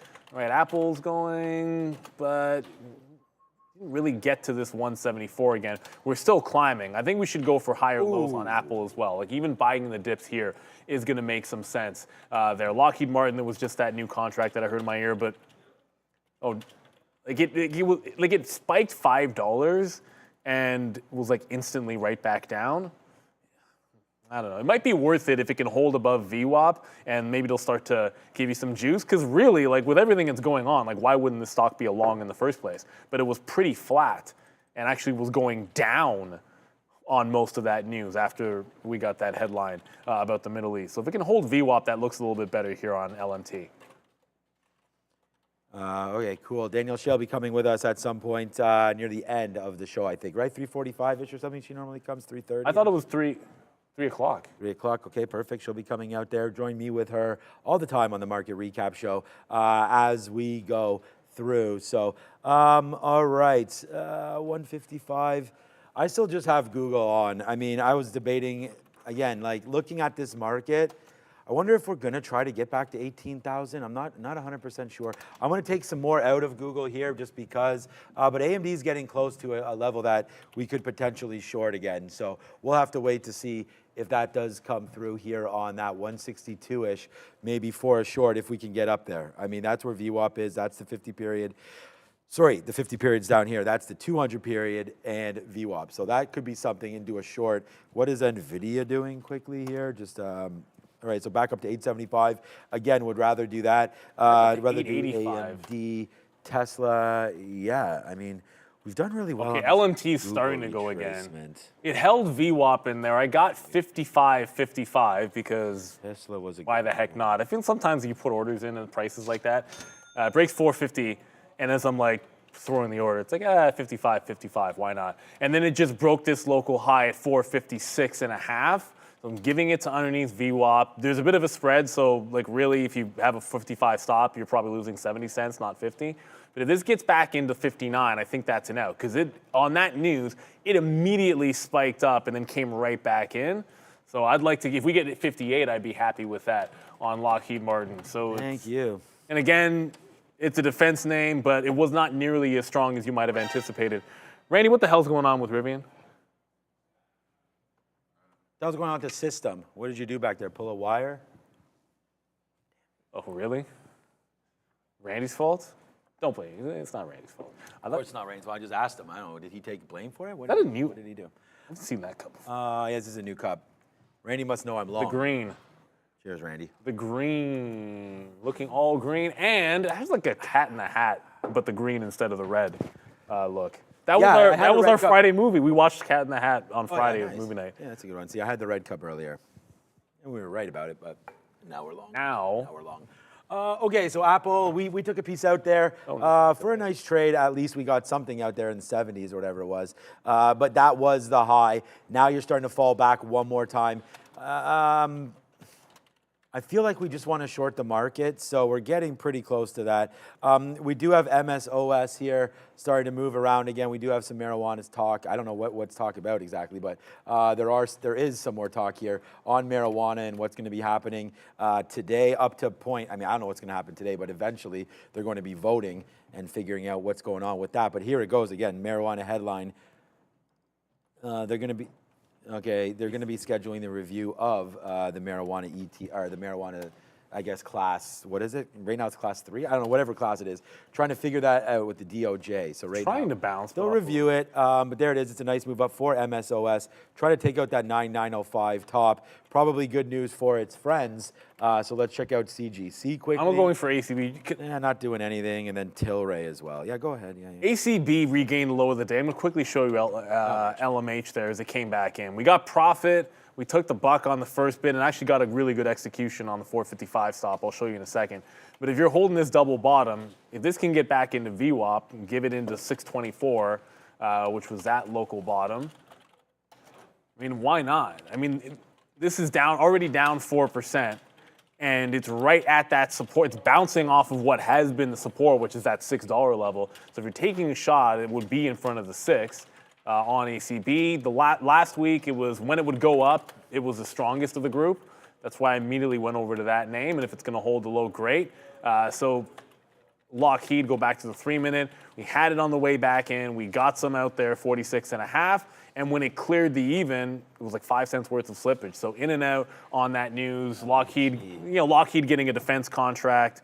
So because we were trying to hold the rest of it for a bigger win, it'll be a small win there because we didn't really get it all out when it gave you that dollar move. Fiddleback saying AMC, basically 25 cents. What the range or the? Oh, you're talking about, since the split, what the actual price is on AMC. I was thinking that AMC made a 25-cent move when you just said that, but you're 100% right. AMC with the split. Nobody's in Bitcoin here. You know what? When this goes to $1, that's going to get spicy when it gets to $1, AMC. And it's getting real close. $2.50. No, because it's one of those stocks. Stock, man. Like when Virgin Galactic, I love when stocks trade around $1, but like Nikola does volume when it gets to $1. Virgin Galactic broke $1 today and nobody even noticed. Until I probably said something. When this stock gets to $1, a bunch of people are going to notice and might be interesting to trade again. But it's been a hot minute since it was at this point. So ACB, I just want to see if it can hold on to those quarters. Looking for some, if we're just going to hold this range at the bottom on the futures, I'm holding Apple for more, but I want something which gives me a chance to move. I thought maybe we'd get that Indo, not literally that Indo dip buy, but we're not going to get that Indo, although it's not that bad. It's starting to come back in here to the $6 level. It just has to do the bouncing part next. Yes. Smoking on Endo and sipping on gin and juice. That's what it is. Shout out to Snoop Dogg. Snoop Dogg is coming here this summer, and the wife was asking if we want to get some tickets. So that should be fun. Who's the tour with? It's not just him. Yeah, it's probably not just him. Actually, I don't know. No, because I'm sure. No, yeah. There'll be like. Yeah, there'll be somebody coming through for sure with Snoop. Trying to think of some names. I don't know. I mean, Exhibit. I mean, is there going to be like? Is that guy still alive? Like, Exhibit's alive. Is he? Okay, good to hear. I saw. Actually, you know what? The only reason because YouTube suggested some video to me with. He was talking about how he got in the club video and the shout out in it. Oh, okay. I guess he was on some podcast. For some reason, I get a lot of suggestions for. Like old school hip hop dudes when they're on podcasts, and then anything they say, it's like I guess because I watch it, then they're like, just keep firing me more. And I hadn't seen Exhibit in a hot minute, but whatever. Yeah, he could be there. I don't know who's with. I don't know who else would be, but Snoop was a legend back in the day. Yeah, he'd be a good one. All right. We keep thinking about Tesla down here at 162 because it seems like it is the bottom, or is it? I mean, at some point, we're going to have to make a decision here if we like to go long or short. But I've been getting out of Google and getting out of Apple because I think that we've had a nice little move back. Like, I'm not hearing anything different about, unfortunately, anything different about anything, unsettling in the Middle East and all that kind of stuff. So as we go, we could check out USO. I mean, I think Brennan was talking about this, or Sharif was, or somebody was, that like oil is not really doing much today, basically flat on the day. So you would have thought that this could have been a problem. So it's not, though. Oil, I thought, could have been ripping today. Something like an XLE, I think, was down at one point. So, you know, maybe this oil story isn't, you know, as deadly as we sort of thought here on the pullback to the upside. Maybe a lot of this is priced in, and we've talked about that. Possibly the market getting a lot of this priced in. Like when we came in this morning and the market was up a couple percentage points and we didn't really hear anything from Iran or Israel or anything like that, it was a little puzzling because we left everybody on Friday and I was net short heading into the weekend and thinking like, okay, maybe we would have this kind of a move, only to see the NASDAQ go down 350 points. So right now that's 18,350. Well, there's 18,000. And now we get lower than that, 17,860. So that's 500 NASDAQ points today gone. I don't know what the Dow is down or up right now, but the diamonds probably also getting hit to the downside. We look at diamonds, here they are. We always look at NASDAQ because most of the stocks, you know, that I'll be trading are the NASDAQ, but the diamond's actually holding out okay, only down 0.62. These are the Dow 30. So we talked about this on the podcast, buying the NASDAQ or buying the Dow 30. And when I was talking about diversification, this is why. You know, NASDAQ getting crushed today and, you know, 100 points difference between the two. So if you had sort of switched over, you know, like you could predict the future, this would have been a little bit of a better play there. But look at the diamonds, man, with Intel, with United Health, with Boeing, with Apple, Microsoft, like all these big names in the Dow, and many of them, you know, retracing lower. So that's why I was like, okay, if you want to grab some value, maybe the diamonds in the DIA or the Dow 30, which is what this is, continues to make lower lows, I guess, on the day here.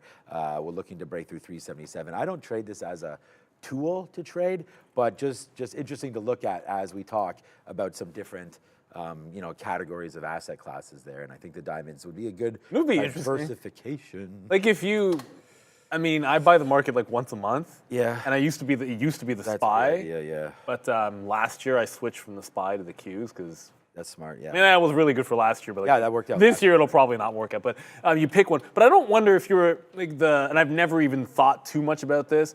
But if you did that whole, I'm going to dollar cost average into one of the ETFs, it's like, oh, well, for these months, while this is happening, I do it in the diamonds. Yeah. And in these months, like last year would have been a great time to do it in the Qs. And maybe it makes sense to do it but then you're trying to pick too much. Yeah, because you're not timing anything really. Yeah, like you could be trying to buy dips in the diamonds now instead of the Qs.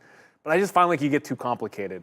So like I always try to make sure it's like a core amount of the personal account goes into the market. And then when I'm messing around with other stuff like Rivian, then it's not as bad because you have your buy and hold and for like the bigger core positions. So when Rivian is a dumpster fire, it's not the end of the world. It is a dumpster fire, by the way. Yeah, I was gonna say when you mean, or what exactly? Did I say if? Yeah. No, you said when, but I was like, currently a dumpster Oh, I mean, fire? Yeah, like there's no question the Rivian's a dumpster Smartest guy in the room was Brendan. He was in there, he was out of there. It's like, yeah. God damn. Well, see, my problem was when I first bought the shares, I'm like, I'm buying here and I'm not buying anymore, and I'm willing to, the amount I put in, I'm willing for it to go to zero. And I think when you do that, oftentimes, it's like if you do it with a penny stock, it's easier to do with a penny stock because like there won't be so obvious places where you should be getting out of this, and you know you're going to be able to re-enter at a better price. Like when this flat bottom broke 15, it's like you just get out. And if you really like it, you're probably, when it does a move like that, you're probably going to be able to get back in. I'm talking about Rivian here. But when you take a shot in a penny stock, and it's, you know, like let's just say when Virgin Galactic gets to 25 to 50 cents in a couple of months, and I want to go to space one day, and maybe I think that it's a good value down there. It's so much easier to buy a 25-cent stock and be like, it's going to zero, or it's going past $1 again. I think when you do what happens if you're a shareholder, you get like a free ticket to go to space? Can you imagine if they ever did that? I'll just buy one share.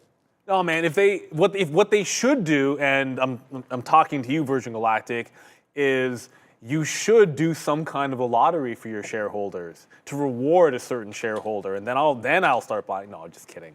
Because you probably have to buy so many to like have extra spots in the lottery. But I would absolutely love to go up into space. I just don't want to have to own the stock to do it. Still not back above $1.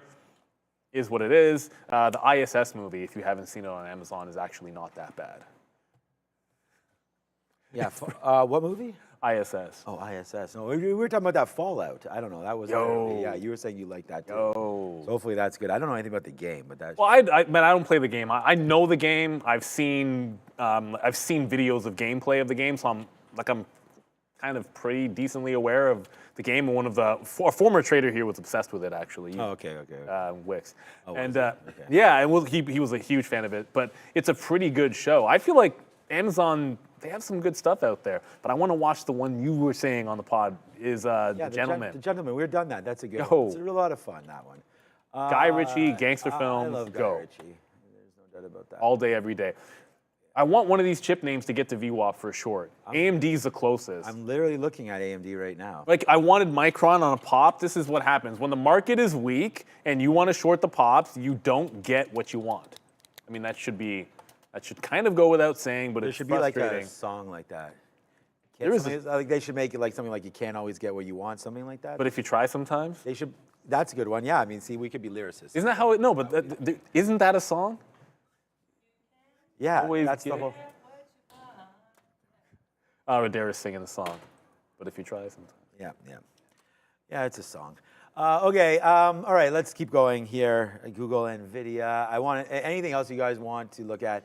All right, let's look at Amazon. We did have Amazon written down as a level there for us. We can look at some oil names maybe as this market just continues to go lower, breaking right now the low of the day. This is probably time. Should we just put on the TQs or something like that and just go short and forget about it? Because right now the market is just continuing to go. Like, why are we even messing around with anything at this point? That's the 50-period moving average. We could have, again, it sucks. It's kind of like when you're trading without, like, I'm looking at this level being like, oh, maybe that should have been a level there, but that's not a gap fill or anything like that. But we are going lower right now. I mean, we could trade off the 50-period. We did have a nice break there of the 50-period. If you're looking at something more long-term, today we did this in the morning, and we said, like, if you break 18.2, I said, look out for 18.130 or whatever this was right there. But that didn't even, and I guess that's when we lost. There it goes, man, just like straight fire to the downside. I don't even know what else to say. This market is continuously going lower right now, and it doesn't look like it wants to stop. So we're gonna have to get into some kind of a short. We just have play money on Apple, but I might as well just get the heck out of this as Apple's come right back into the 50-period as well. Well, this isn't We everything. already took it out. Isn't everything moved down? I got it at Lockheed at 455. It went down to 453. Like, that's a defense name. Everything. That's a defense name that can't catch a bid today. And they got a $17 billion contract that was just announced, and it's still lower than when the news came out. So it just goes to show you there isn't much of a bid on these. And when that happens, oftentimes you look at, like, Indo's not really holding that 6 level the way I'd like to see. So even a small cap name like INDO here, like, I wanted to see it try to show some kind of strength around 6.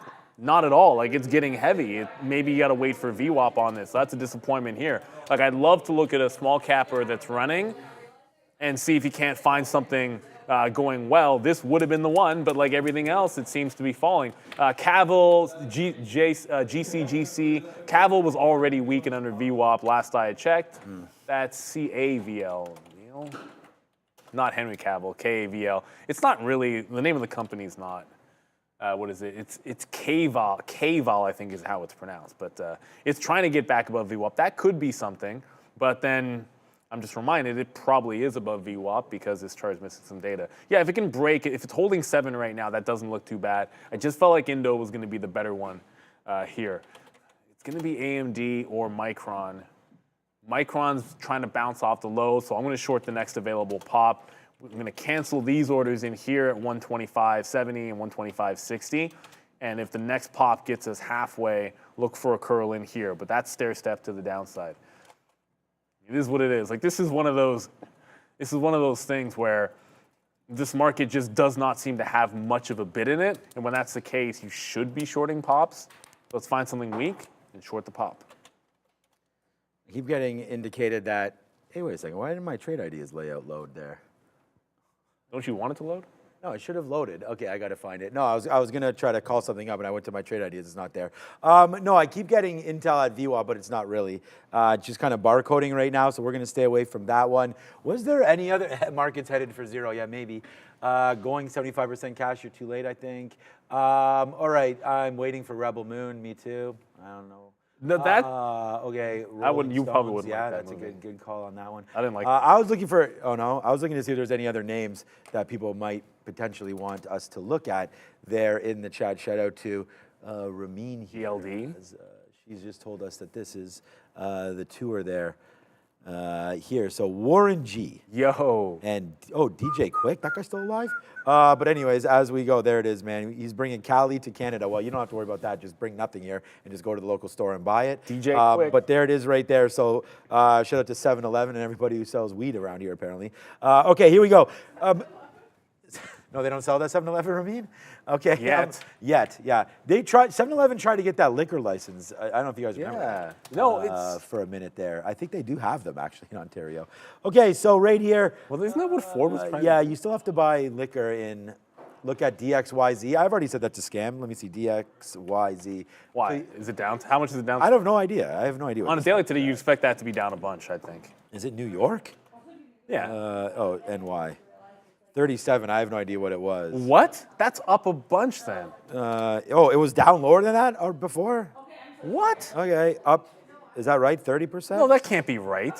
No, that's not up 30% today. No, our numbers might all be messed up. No, why would that stock be? Yeah, it is up that much. Is today. it? Well, how is that possible? Why would because it closed at. Oh, it closed at 28. Because it got destroyed on Friday. Oh, well, yeah, from 122 down to 40. I was calling this stock a scam or something like that on the way up because I just didn't understand it. I don't actually know if it's a scam or not. I just think that there's going to be, someone's going to look underneath the cover here and it's not going to have what they claim to have is what I think.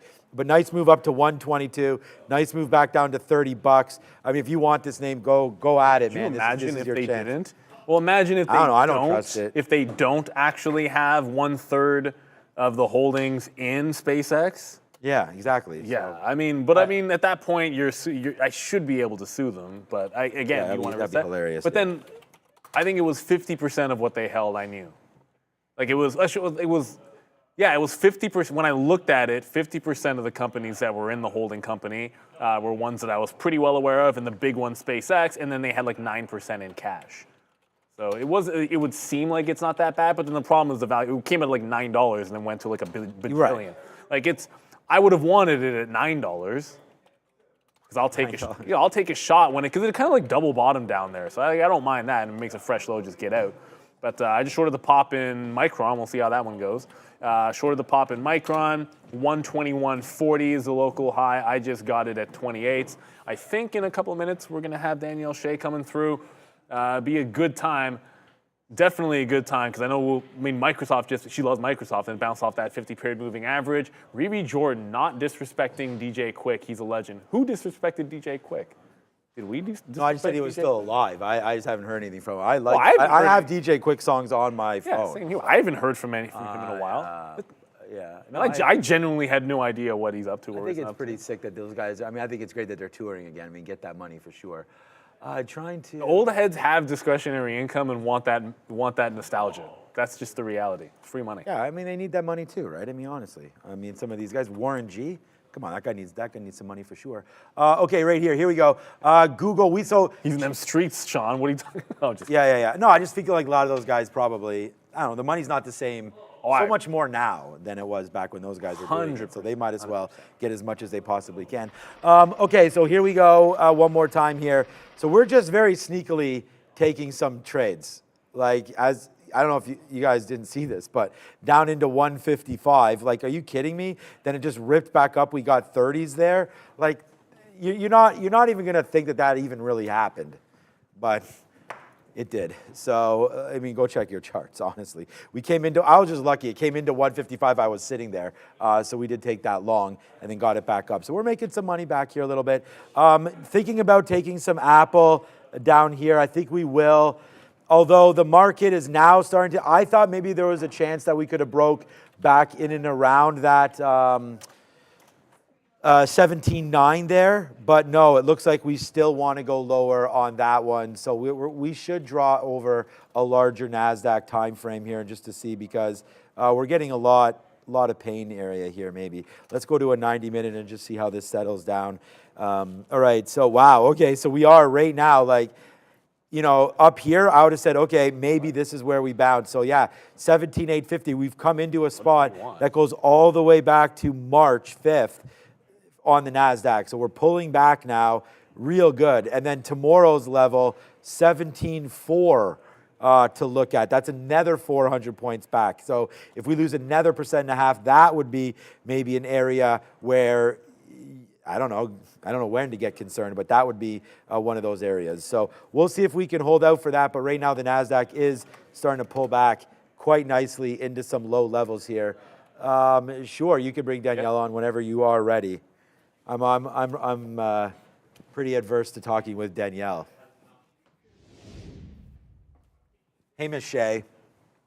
Hey guys, how are you doing? You know, we're doing pretty good. I mean, this market continues to fall down here. I know you and I have talked last week, and I even asked you about the put-call ratio because we were a little nervous about this. Anything that you saw today that maybe could have got us out of going long?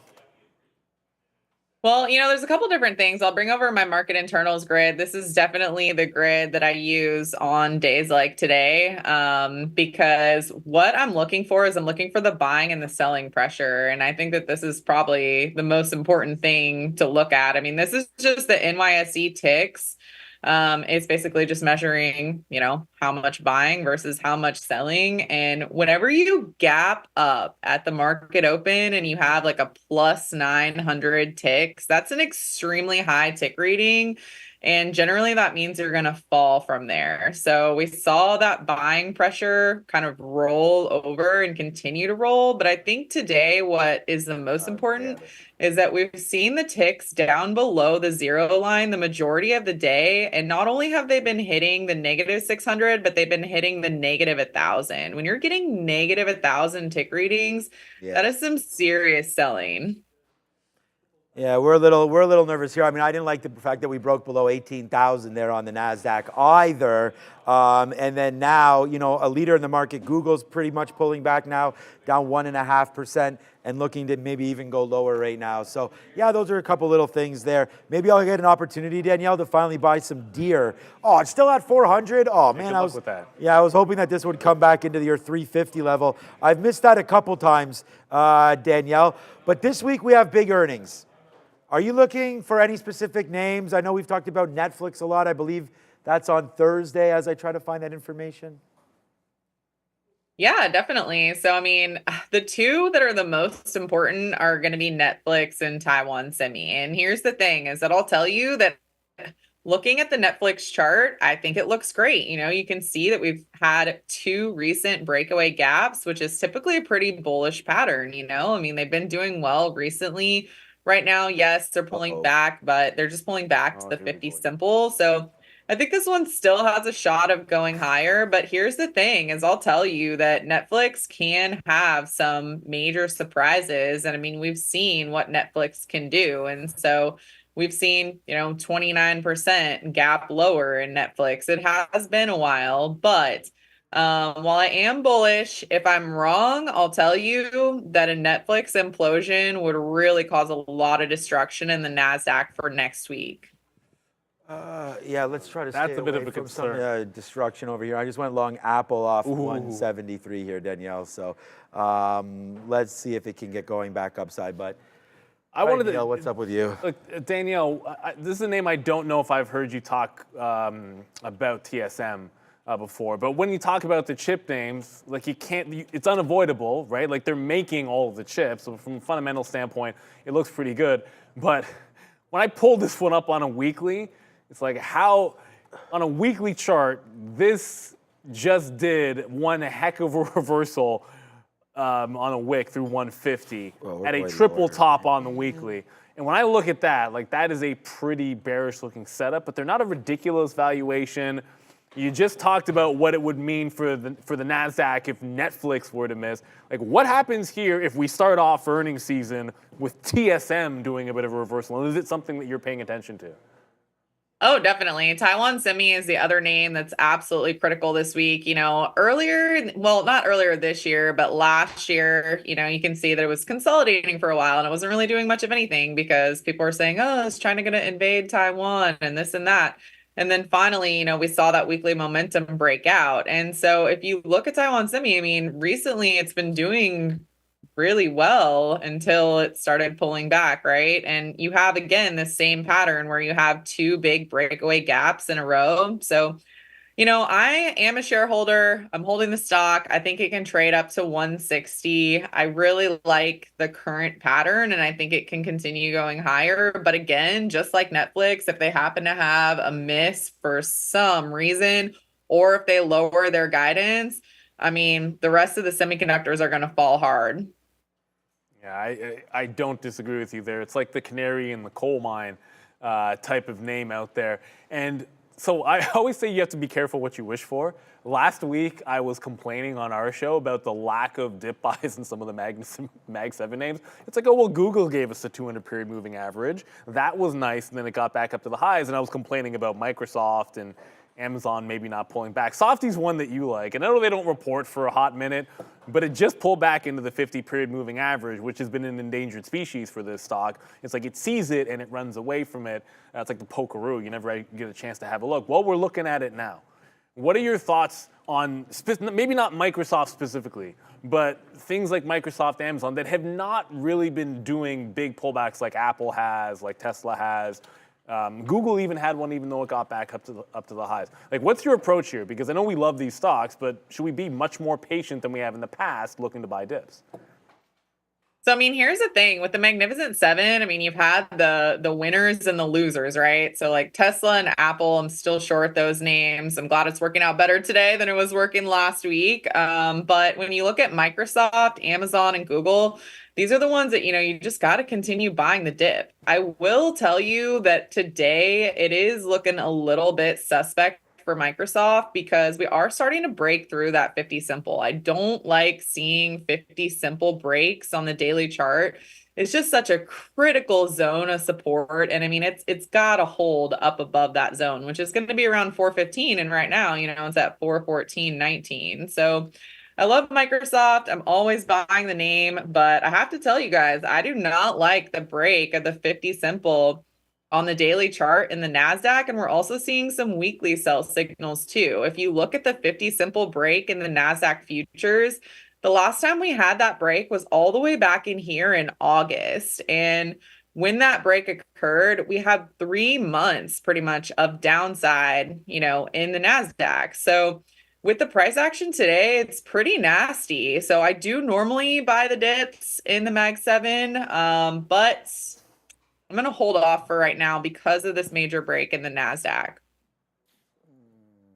We've had hey Danielle, we've had a big move in some of the banks. Hey, what's going on? JP Morgan. You and I talked about this on Friday. It's slipped up a little bit here. So you come over to my chart. We've had a big push back in just now. Morgan Stanley on deck. Goldman saving the day a little bit here. But, I mean, this name's pretty red today, but actually much better than the market. Maybe we'll find some strength coming through at some point in the banks. I mean, I was talking a little bit about XLF. That's under. I just heard you mention the 50 simple. That's under on my chart anyways right here on XLF and maybe looking lower. The KRE. I mean, some of these regional banks and the big one, the XLF, they're all really starting to get near some pressure points. I mean, look at the KRE. That's at the 200 now and looking to get lower as well. So any thoughts on what we've seen so far from some of these banks? So, the banks can be really positive if they report well and they continue to push tech stocks higher going into their own earnings reports, or they can be a bad omen. And in this quarter, it is a bad omen. When you have JP Morgan, like arguably the strongest bank, coming out and saying, hey, you know what, this inflationary environment, high rate environment is impacting our bottom line. That just leads you to believe, what other companies are going to say the same thing. And so when you look at a chart of XLF and you see that XLF is now broken below the 50 simple, and if you look at a weekly chart, this is a pretty nasty weekly sell sell signal. You have a break below the low of the high bar. You have just a major reversal, break below the 8 EMA. For me, this is a pretty bad sign, especially because JP Morgan is typically pretty strong as it relates to earnings, but you have a big sell signal off of that $200 price point. That's why I want to mention to you, because you and I talk about trying to buy some of the best of breed and whatnot. You want to look at one more name for me? What about Shopify? So we're getting some people in the chat here. Yeah, sure, I'll call it up a little bit here. Shopify coming through. I don't know. I don't even have my trade ideas up, so I have to find out when they're reporting. But for right now, Shopify not looking the greatest. I mean, we're looking to break even lower right now. Once this loads up here, I have my e-signal charts up here, but we are sitting right now on a level that I've generally recommended buying in and around $68 with the 200 period moving average right there right now. So again, some of these stocks have really slipped up. I mean, even to look at Shopify, like this is a daily chart. We were just here, April the 4th. This was an $80 stock. Now you're down to 70, so 10% in just a week and a bit. How does Shopify look? I mean, I think if we lose that, yikes, maybe down to 60. So I'll tell you that anytime a company has a big gap lower the previous quarter, that's just a huge red flag for me. And so looking at my earnings grid here, you can see that last quarter Shopify gapped down 12.7%. So that's not looking too good. And then you also have a break below the 50 simple, and you've been unable to recover that 50 simple as well. So I can see trying to buy it off of the 200 simple, but if it failed, this thing is going to careen lower. So for me personally, I would rather stick with the bearish side on this name, just because, when you're coming up on an earnings report, investors get nervous. They say, oh man, it gapped down 12% last quarter and it's continued falling the entire quarter. What if it does it again? And they start bailing before the earnings report. So that fear can cause continued downside pressure going into the earnings report. Yeah, good look there. May the 9th, Danielle, that comes through. So I actually want to thank you for something here, Danielle. Yeah, let's go. Because a lot of times, obviously you've been a great friend of the show, but a lot of times when you ask a question and it's obvious what someone wants to hear, and you don't just tell people what they want to hear. You give the goods, right? Like, no, I'm being dead honest about that, because clearly, like, I'm being honest. I'm looking for some reasons why Microsoft will look good at that 50. And I know you look at the Shopify. Like when Sean mentioned that, I was literally doing this, which basically means like eat. Let's get more. Right. For those of you who don't understand, it's like a football thing. But like you mentioned, hey, it looks relatively bearish to you. Might be at a good moving average, but you're not seeing it that way. And I think that's what we're all about here. It's about getting real perspectives and not just sort of a bunch of talking heads saying exactly what everybody wants to hear. I appreciate that. I would have liked that you'd said something positive about Shopify, because my first thought there was, there's something we could dip by. But some earnings this week, obviously you're going to get some bigger ones going out into the future. Is there anything else this week that you're keyed in on that maybe we haven't touched on? And we touched on TSM, we touched on Netflix, the Magnificent Seven, but is there something else on your radar? Do you ever look at defense names? Like, just give us another name to look at, or a couple of names to look at. Yeah, I'm happy to look at the defense names, but I'll tell you, I think the two that are probably setting up the best right now are going to be Tesla and Apple. And I know we talked about it a little bit last week, but last week they were rallying and they rallied right up into resistance. And at this point, now that they're down and they're breaking, first of all, I told you guys on Thursday I was short and I was getting a little bit reamed on them. It wasn't working out very well for me. But at this point, the setup is coming through. And what's great about these is that you see with Tesla, it's just right at the lows on the year. Anytime you're coming up to a low on the year and you're down, 5%, people might say like, how can there be more downside? Well, there can be more downside when that low breaks and the thing drops another, 10%. So I think that Tesla is really close to rolling over here. I think, Tesla could break down into 150. And then the same thing with Apple. These are companies that they haven't really been doing very well the last couple quarters with earnings. And yes, Apple did rally strong last week, but you can see the way that Apple rallied, and it rallied directly into the 50 simple and it failed. So With that one, I was a little bit early to it, but I think adding to it here and trading it back down to the low on the year and then potentially another lower break, I think that these two are great spots to focus right now. All right. Well, thank you, Miss Danielle Shea. I mean, it has been a very, very busy week. And are you joining us on Thursday or no? Are you with me on the market? Yes, I will be with you on Thursday.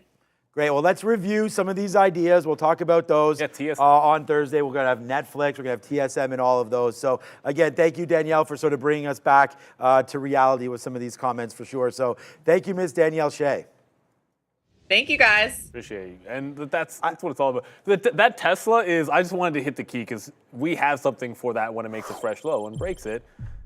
That would be a flat bottom break. Yes. That's what Tesla is at 160. I'll tell you this much. There's at least, I mean, I don't know who will actually be during the day, but I would say, I know for sure half a dozen people that will have a 160 break stop order to go short on Tesla on this trading floor. It's that kind of a trade when you get a triple bottom on the daily. Oh, God. I think it just sort of stands out. Maybe whether we get there, I mean, I don't know. It's worth 162 today. That could literally be tomorrow morning. We could be talking about that trade. It could be, who knows? I actually really do think it could be tomorrow morning, but probably this week. Micron did come in there. We got that 121.30-ish area. I got 28s into the 40 level. Got some out in front of 21 even. Now it's holding underneath 121. I'm just thinking if we get to 120, if the market can continue to fall to the downside. Apple, I did reload, and we'll see if that's going to be a good idea. There we go. Reloaded off the 173. Quickly got some out at the quarter. And I feel like it's about to break underneath even, and I don't think we'll be reloading another time, given this one just under 95. The longs in the market today, it's like you take a short and it kind of like instantly goes in the money, and I think that sometimes that's like a lesson. Like when you go into a resistance level, it tags it and then reverses pretty clean. When you go into a support level, you get like one green candle and then you're retesting the low. So, you know, I said I wasn't reloading Apple another time. It was just, it seems like a week ago when Apple was trend up this morning. And now we're headed to the downside. So we'll hold on to the Micron short. Couldn't find myself into AMD because it just didn't give me anything. I wanted VWAP on AMD, and I feel like sometimes you're just not going to get it. There wasn't a very clean entry into AMD, I didn't think. And I mean, VWAP doesn't really matter. It's going to be a little bit skewed.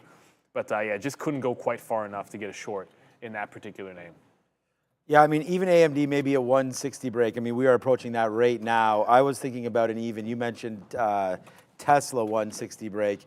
You know, what about an AMD? Let's try that. I mean, I feel like this name, you know, it's been weak, obviously, here. We have the 50 period there as a bumper. If we break that, the last time we did it, I don't have the exact data here on this chart, but if we pull it down here on AMD, the last time we broke 160, it didn't stop at all. So where is it? Yeah, right here. So yeah, well, I guess it bounced a little bit to 160.05 or so. Where's this level in case we break and get a bounce? So 20s. So, I mean, well worth it. 20 cents worth of risk, I think, on a break lower. This is something that I'm going to try. So here comes AMD coming back into 160. Maybe we do just get that flush after all into this market for the closing. So let's see. What time is it now? 3:20. So we've still got a little bit of time left.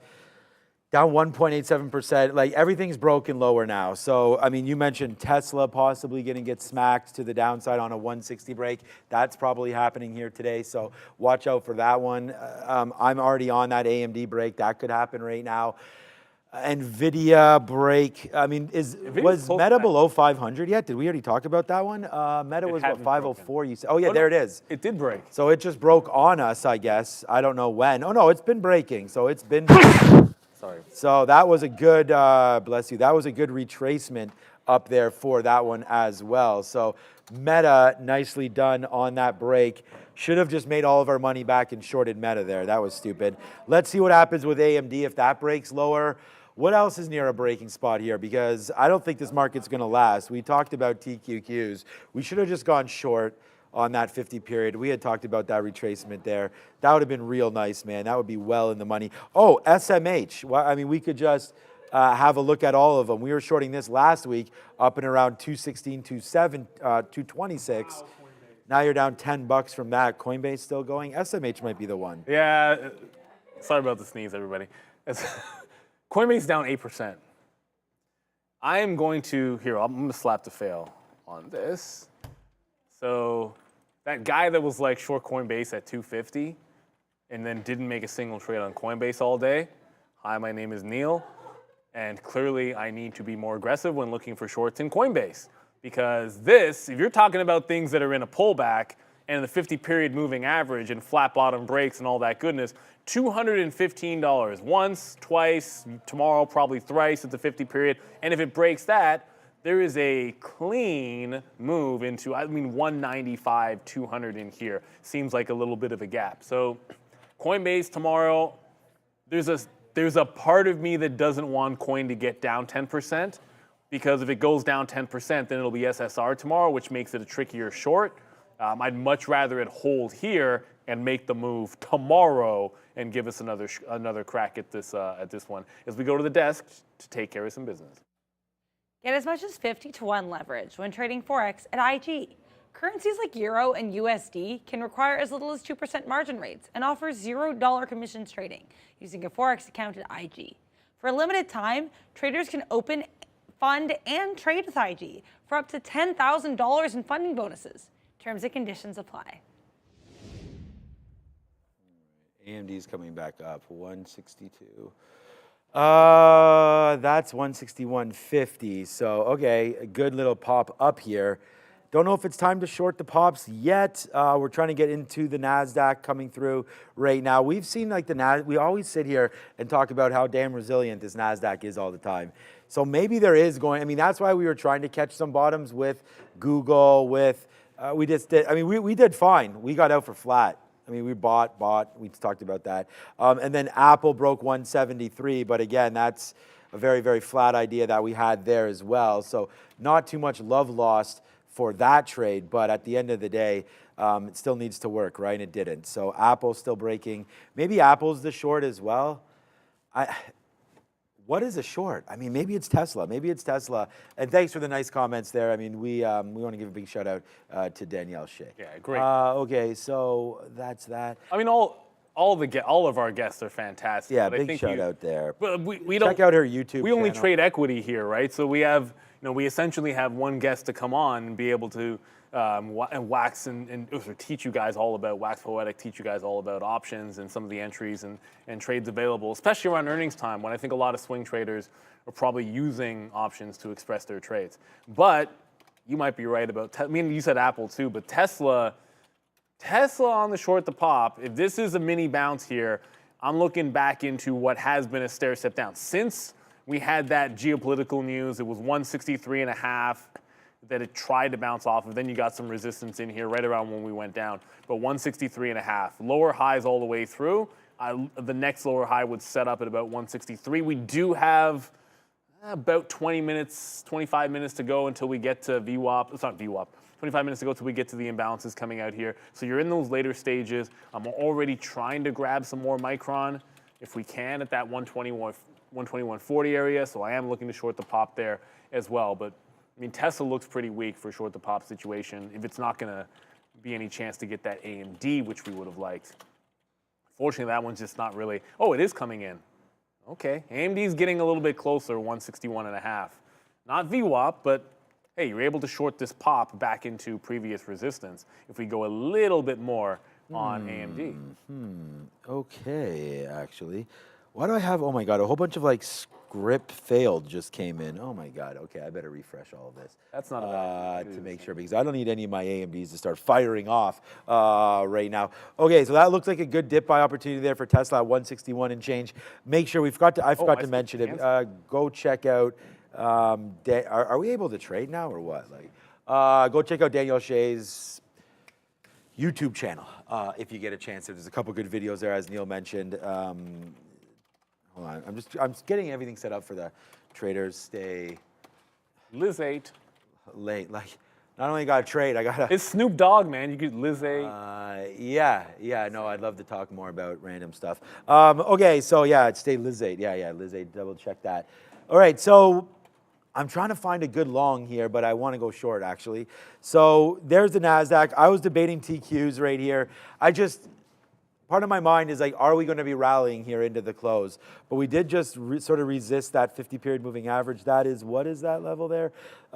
We just went up there. It's not a huge exhaustion candle by any stretch of the imaginations, but there's another 50-period. So over the last 30 minutes, we've bounced off the 50-period once and now twice again with a little bit of an exhaustion wick to the high side there. Normally that is an indicator for me to possibly get out of that trade. But for right now, it's still holding that level. That could also be a break long spot there as well. So something to think about as we look at this market and the rebound potentially into the close. Still down that 1.65%. We have seen this before. When we get those imbalances coming through, we'll talk about those. Those aren't until 350. I missed PLL. What is PLL? That's a penny stock. Piedmont. Oh, wait a minute. Lithium. Oh, yeah. So, look, some lithium names have been pretty hot fire. I'm not going to deny that. Up 16% right now. For me, unless you really know those names, LIT, the ETF has been pretty hot there as well. Let me just check the temperature, speak about hot, on gold right now to see what that's doing. Probably falling with the market. No, not. Okay.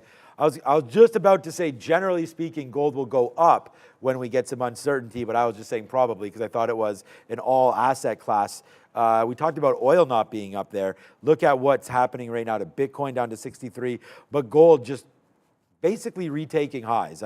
Sure, we dipped down into 215, 216. It looks like we held pretty good there, and now back up, looking to close at its highest level on a daily. So gold itself won't close, but the GLD looking to close above this 220.70 area for a brand new all-time high close on GLD. Congratulations, man. Gold looks like it's one of those trades again here as the market goes to the downside.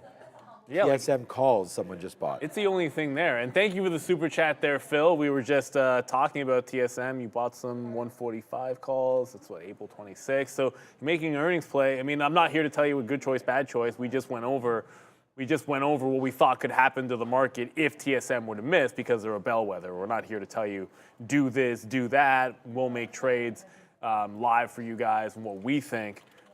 TSM.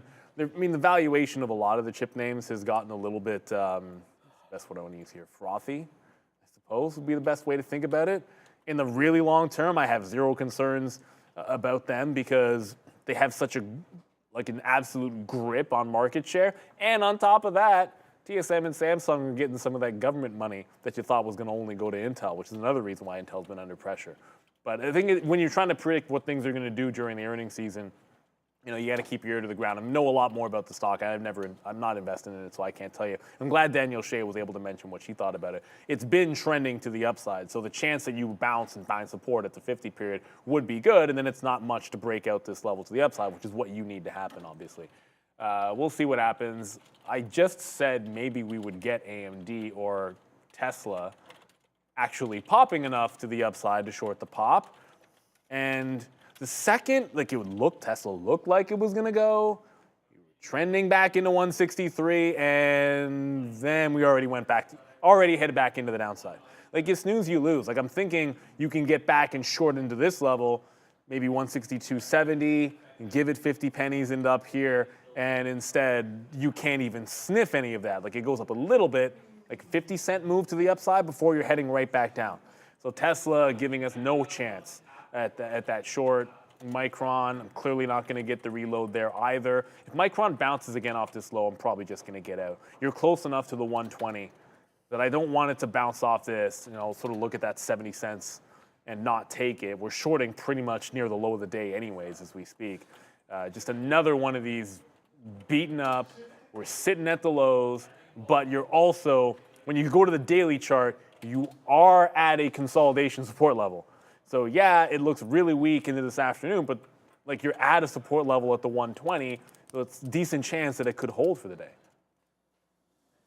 All right, so as Neil's talking, we'll take another 20 cents right there. We'll just celebrate because we finally went short we've been short, but we finally went short just now on AMD. We were short 65s. We took a 45 right there, as you can see, just hitting. It's hitting right now again. So hopefully we'll come back into the downside. I am still bidding down here Actually, I'm at 160.10. We got to go a little bit higher than that. Let's go to 160.20. Oops, I canceled the trade that I had higher up. NVIDIA just broke 860. NVIDIA's going down? Okay, Yes. all right, well, that's a good. Let's see what happens now, though, for AMD, because it's not really going down as much as I thought it would have, considering what NVIDIA was right doing. back so maybe, up. yeah, okay, I was going to say maybe we're on the wrong name here, but that looks like it's still going as well. So, yeah, NVIDIA, oops. Come on, charts. So NVIDIA does break that 860. That is the low of the day, I'd imagine. Yes, sir. Unless there was some crazy movement off the open. Wow, 860. So you're getting back into these levels again for NVIDIA. Like those of us that thought we had missed that. We were saying earlier today when it was up at 900, man, that was a miss down here at 830. Well, you're not that far away now from potentially getting something here on NVIDIA.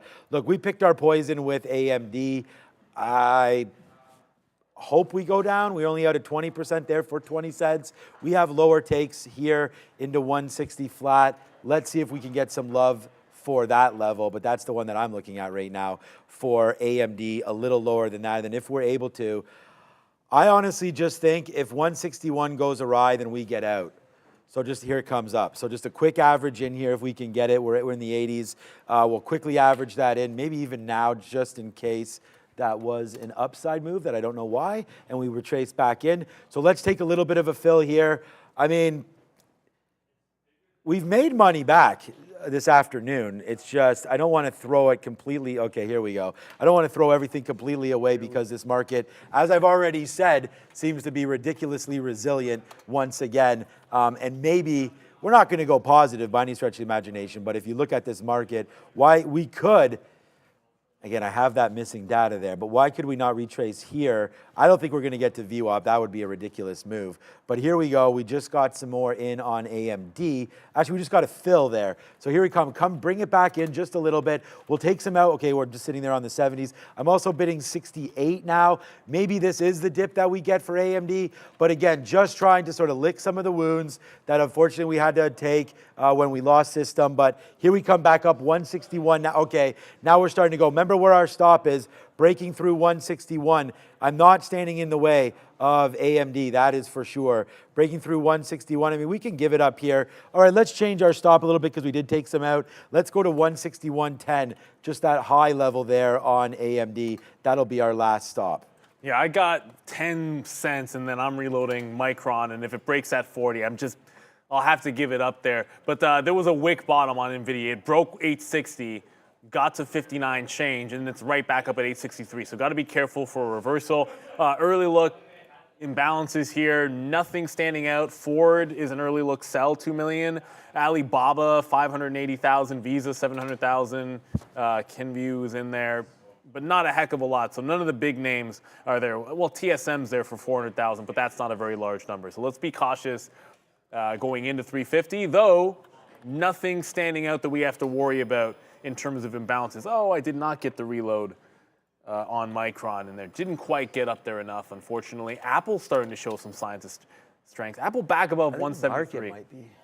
Apple, I still kind of feel like Apple should be the one off this support level, off this support that it's at. Like it was able to hold this 73 area. Like how many things are setting up that they're at the last couple of weeks resistance levels and trying to bounce, and that's what Apple's doing at 173. I was just probably way too early last time, and now you're starting to look a little bit stronger. So I might go back to the bid off 173 on Apple. Again, relatively tight stops. I mean, you have a local bottom here, 172.80. So it's not as if you're risking a ton of points here if you do get a nice little dip buy in Apple. It's the only thing I've been, outside of that, I mean, Lockheed Martin was a different story to the long side. That had news, and it cut back to VWAP. So we took the long when the news hit, the contract, got out of it for like a 60-cent hit. We did take $1 on the first bit, but then it went all the way down to 453. So Lockheed Martin is holding VWAP. That's what you would expect to happen. Like the stock, with the news that we have and with the contract, you would expect this would close. I would have thought it would have made a shot at the highs. I'd say a disappointment for LMT here. Something to do with resistance on the daily, I'm going to assume. Yeah, they had Northrop Grumman as well. That went to the other way. So interesting there on a deal news. I'm just trying to watch this AMD kind of like a hawk, but not overly. I mean, it's bouncing off the 50-period moving average. We want lower, we need lower, and I think it goes lower. but I've been scalping a little bit out here because my stop is getting, ever more close to 161 with this. Come on, bring it down, man. We're 20 cents in the money, which honestly, for scalping out, I could take it. But I mean, if this market, oh, come on. If this market goes back up to the upside, we already have our stop, and it's well in range for me. So we'll hold on to AMD. We are watching out for NVIDIA, 863. Too bad that's not back lower. Again, we're still in the money here on NVIDIA. Watching out, we'll also look at the SMH to see where that is. And again, on the day, we're just so close to losing everything right now on all of this. Like the SMH to 50 period is right there as well, starting to break lower. Look, we're at the 50 period. We just keep on wicking higher here. As you could see, 217.50 or so on a break maybe. That would start rallying some of these names. But for right now, I mean, here we go. AMD just goes back into the money, then shoots right back up again. Now we're in the 80s. It was just 71, and I was debating getting some out. Like, here we go again. Nice move up, nice move back down. Market trying to figure itself out. Apple is moving back up to the north side right now. So we got out there at 173 off of a 173.10. Some profits there in the 20s, then out for...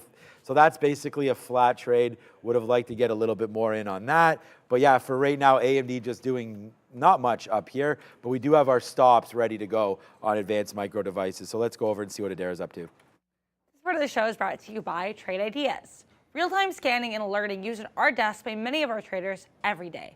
See what's moving in the moment with Trade Ideas. Check out the link in the description for 20% off.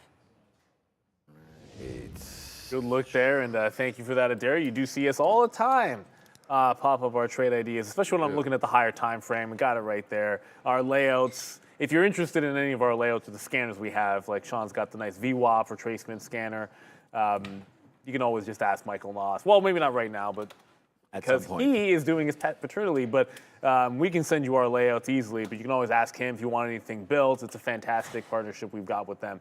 I reloaded Micron, so it's like a chip afternoon, I suppose, with a little bit of a Lockheed Martin sprinkled in, some Apple sprinkled in. Tesla hasn't really given me much of anything. I just got the reload. We'll look for the low of the day here.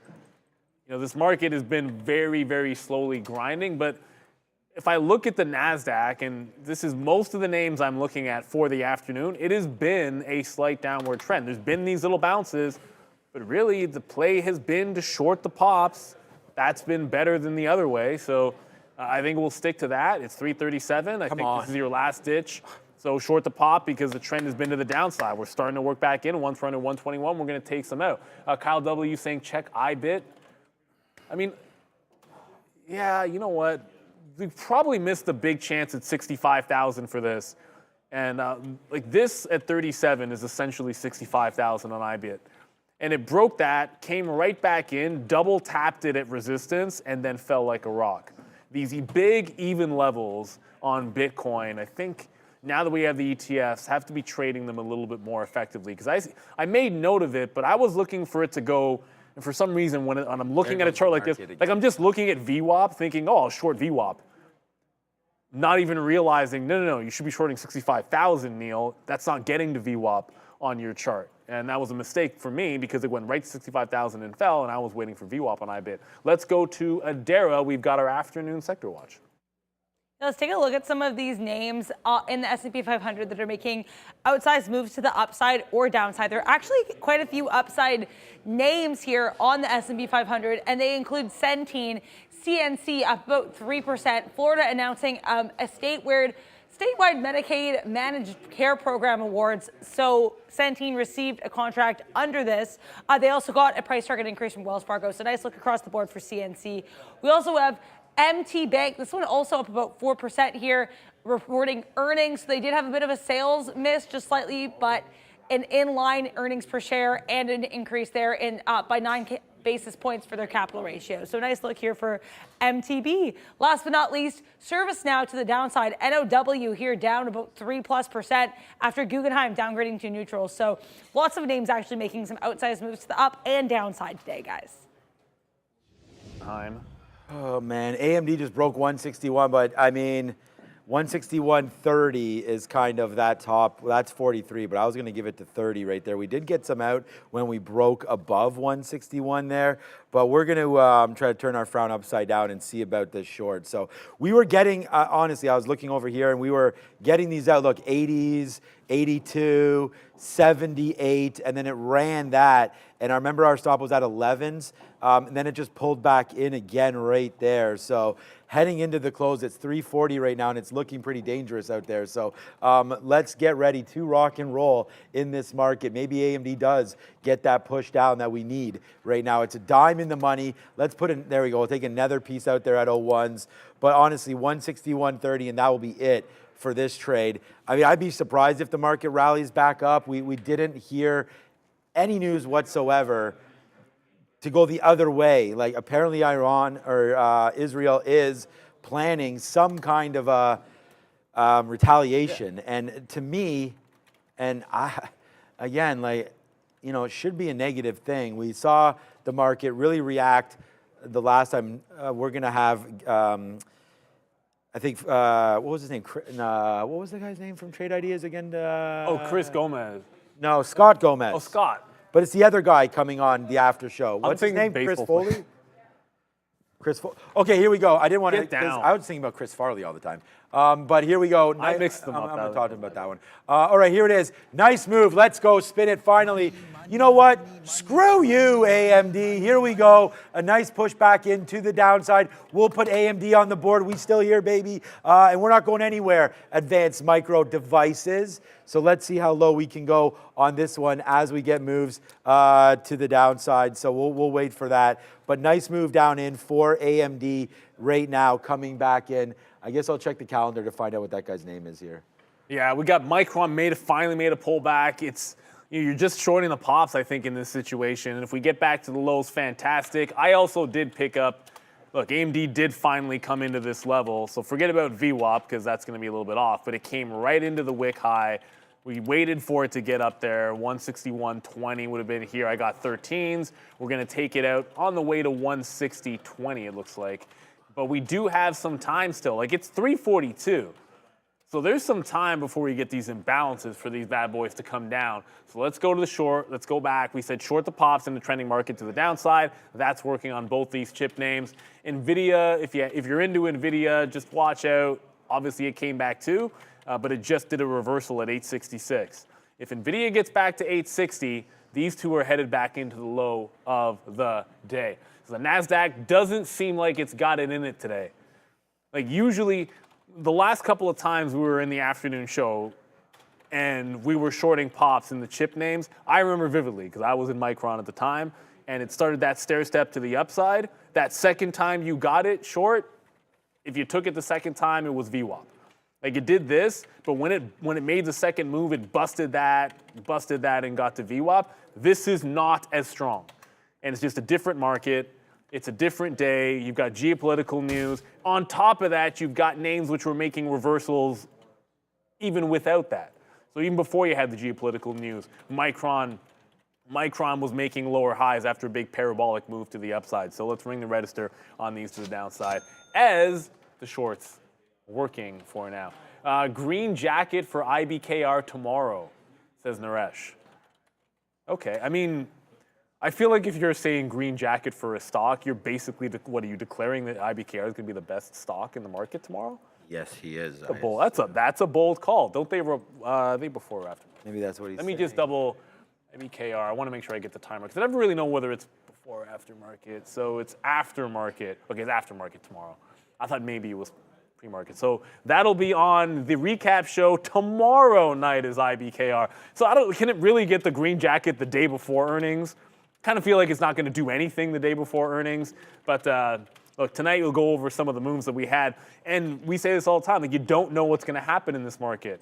So many things were cruising. Apple was cruising and looking fantastic. And all of a sudden we get one headline and everything changed. And then suddenly you're looking at a bunch of shorts in the afternoon when it wasn't necessarily headed that way. But that's what's great about the market as well. You never really know what's coming next. All right. Yeah, it's 344 right now. We do have those imbalances coming through right now. It's Chris Varley coming through from Trade Ideas, so that should be a lot of fun. He was on our show on Friday. V with a V right now. I'm looking for Fabian. I don't. Ramin, is anyone doing the recap? You're posting it right now. Okay, good. So we'll retweet that very soon. You guys could all find out about that. Okay, so here we go. We do have AMD, guys. AMD is going to be hopefully a good one for us as it's starting to make that move down. It's just a ho-hum 50-cent banger right there. We don't give up. You know, like we could have that stuff happen to us today. Like I said, you know, lose more in an hour than, you know, but it's a nice 15 minutes. We'll see, though. We're trying to recover. We've done a pretty good job. We've shorted AMD right there, so that's really worked out for us. So happy about that one. Could always be happier, though, so let's see if we can get that move down right now into 160 for this epic close for AMD. If that pushes down there, we'll be pretty happy. Let's put a bid at the quarters, and then we'll see. Here it goes down. Man, 50 cents already in the money for this with only 5 minutes until those imbalances. Let's go downside right now for AMD. Tesla as well. Beautiful little barcode action happening against 162.50. I mean, that looks pretty sweet for sure, for the short as well. So I think I like that one, 162.50. A little late, though. But yeah, no, everything's a little late in the day. This is why I'm just saying let's just sit back and honestly and kind of give ourselves a little bit of a pat on the shoulder for at least finding this name. There goes AMD back to the downside. It's a 50-cent winner. I mean, for me, that's good. We'll put it right up there again. This will be another one of the top stocks here, but we should have done nothing different. It's just here it comes back in. AMD, a nice move down. We are bidding 160.25. I don't know if you guys heard me say that before, but here it is right now, coming back in AMD. It's a 75-cent winner. So let's put that one on the board and see if this market will continue to flush lower. Yeah, the trailing stops are in with only 3 minutes to go till the imbalances come in. So either we get a push down into the low, or we'll see. I put the trail in here, 160.60, and then Micron, we've got the trail 121. So if this gets back above 121 even, I will just get out. Do think, I mean, there's a decent chance. Oh, AMD might have just came out. So, yeah, that just bounced and got back above the 160.50. I guess put 50s in there. It doesn't matter. No. Ring the register. It gave you lower highs, and sometimes when the market, in the afternoon show, it's like the VWAP retracement, but you know, sometimes the market's trending too far to the downside to be able to get the VWAP retracement. And you got to be able to say, hey, let's just short the pops wherever they happen to be instead of that price that you really, really want. That was the lesson of the day today. Like, you can't get anchored to, hey, but I really, really like this price or that setup. If it's trending in one direction or the other, just get the price that you can and the setup that you can that goes with the trend. And it might mean you're shorting near the lows, and it might mean you're longing near the highs. But if you never do that, then some of the biggest and best trends are going to be ones that you end up missing. Again, only about 2 minutes till the imbalances come through. It's been a weird day. It has been, like, for momentum trading, it was great in the morning for some long opportunities. Apple was a fantastic one. And then it was great for the shorting opportunities in the afternoon. Momentum's going to end up being good. That said, I can be happy with a good start to momentum trading, but I will not be happy with missing Coinbase today. Like, if there is one thing, when I'm on the train home, in addition to, crap, I didn't set my fantasy lineup for baseball. But in addition to setting my fantasy lineup for the week for baseball, I'll be lamenting and trying to figure out how we managed to make how I managed to make no executions on a Coinbase short, especially on a day where 65,000 went on Bitcoin. You know, like, you got to have it that day. At least like today, that's the thing I got to reconcile with myself. Yeah, big day for crypto, especially if you are on the short side. Banks at 63.5 right now. All right. Buying any dips on it? No, I'm not. I mean, I like crypto, but I would only buy Bitcoin. So. Well, I kind of meant Bitcoin. Yeah. No. I mean, I was looking. I thought we talked about what, 54 or something. On the week level there. There was an hourly chart. I mean, I like it. I'll look at it I'll look at crypto tomorrow. Maybe I won't tonight. I have another meeting tonight with High Park, so that should be a lot of fun for the rep program. So we're excited to get that going again. Not going again, it happens every year, but this year again, I'll be coaching the all-girls rep team at High Park. So I should be asking you for like hand-me-down like these. I have everything, man. I have everything. Do you have the flat gloves? No, we don't. Well, we still use those. Okay, so yeah, I'm going to get even those ladders, get these kids going. Yo, back do and you forth. need? I actually can give you one. Yeah, yeah. Let me look. I need for to get it. one. No, because I still have one from track and field. So I'll Yeah. just remind me. I'll I bring have to get one of those on Amazon. All right, here comes a nice move up for, remember, imbalances in 10. yeah, sitting around here on imbalances, you have to be very, very careful because they can rip your face off if they go the wrong way. So we already have our targets here for AMD. And here we go. Here are the imbalances right now. So it looks like it'll push down a little bit early. We'll put a bid on in the 70s to see about that. Here are the New York and the NASDAQ imbalances for the day. We'll wait to see if Adara has the exact number. TRP to the downside right now. That's moving. Intel to the downside with 1.7 million shares. Tesla, 800,000 to sell as that starts to go down. We did get our fill, by the way, on advanced micro devices as that just hit there at 160.70. AbbVie is there for a buy. I'm just trying to think of something. There's Marvell, maybe people shorting that, but that's actually going up. So what was the exact number? 700 million to sell. So not a huge number either way. So we'll probably just be wrapped up right now with AMD. See if we tank in, but good trade there. We'll take a bid at 70 and then we'll just figure it out. But for right now, it does look like it's making a move down on that $695 million sell total. Yeah, and imbalances. I mean, not a huge imbalance to the sell side, but I mean, I didn't even see Micron, but it still trailed out for me anyways. It just doesn't matter. Like it bounced, got back through the 121, so it was a solid enough short off the 121.20 level. But in the afternoon, you're just scalping the trade. It never went more than like 50, 60 cents. You got a little bit more oomph out of AMD getting down to 160 and a half. 8 minutes to go. I don't see myself putting on anything new here. Trading range. The lesson, you can always just it's always at about 12 o'clock, right? So you can just go on to the main show. We're going to start dropping like the best couple a week instead of every single day, which I think clouds it. I think what we want to do is if you can always watch it live, but for anyone that wants to go back and look at them, just so we're keying in on a couple of the best ones in the week, we're going to put those out a little bit later, just to make it, just to switch it up. But yeah, I think what I try to do with the lesson of the day, and it's not always going to be the case, like I want it to relate to something that I didn't learn that day, but something that definitely was in effect that day. Like it could be like a mistake that I noticed that I made, and that's why today's was based on Coinbase, because I look back and it's like, well, if I like the short, how in the heck didn't I get it? And it was because I missed the first one. And it's not always a bad thing. I'll give you the example of Rivian. Was I short Rivian at the open? No. Was Rivian short at the open another great trade? If you just took the $9 break on Rivian, free money, but like the first available opportunity was curling back off 875, so you just kind of jump into the trade. This is what should have happened with Coinbase, but I didn't do it. And the next time Rivian sets up for a flat bottom break or even dollar break, we're just taking it. Like if it does this and it consolidates above it, like that's, what are you going to do? The stock is just going down. Every time it sets up for a short like that, you should just take the short.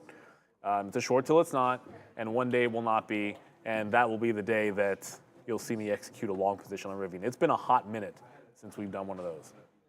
Yeah, we have J&J and United Health coming later. Okay, wow, now we're starting to get a nice move to the downside. So we're pretty happy with this, needless to say, as we will end our trading day, hopefully with, well, it's 50 cents, it's 60 cents now in the money. So this is going to be a good trade to end the day. Finally, thankfully, we do have this move on board here as Apple will end the day in and around 173 as we had major tensions in the market hit around noon where Israel was coming out and talking about a retaliation move towards, unfortunately,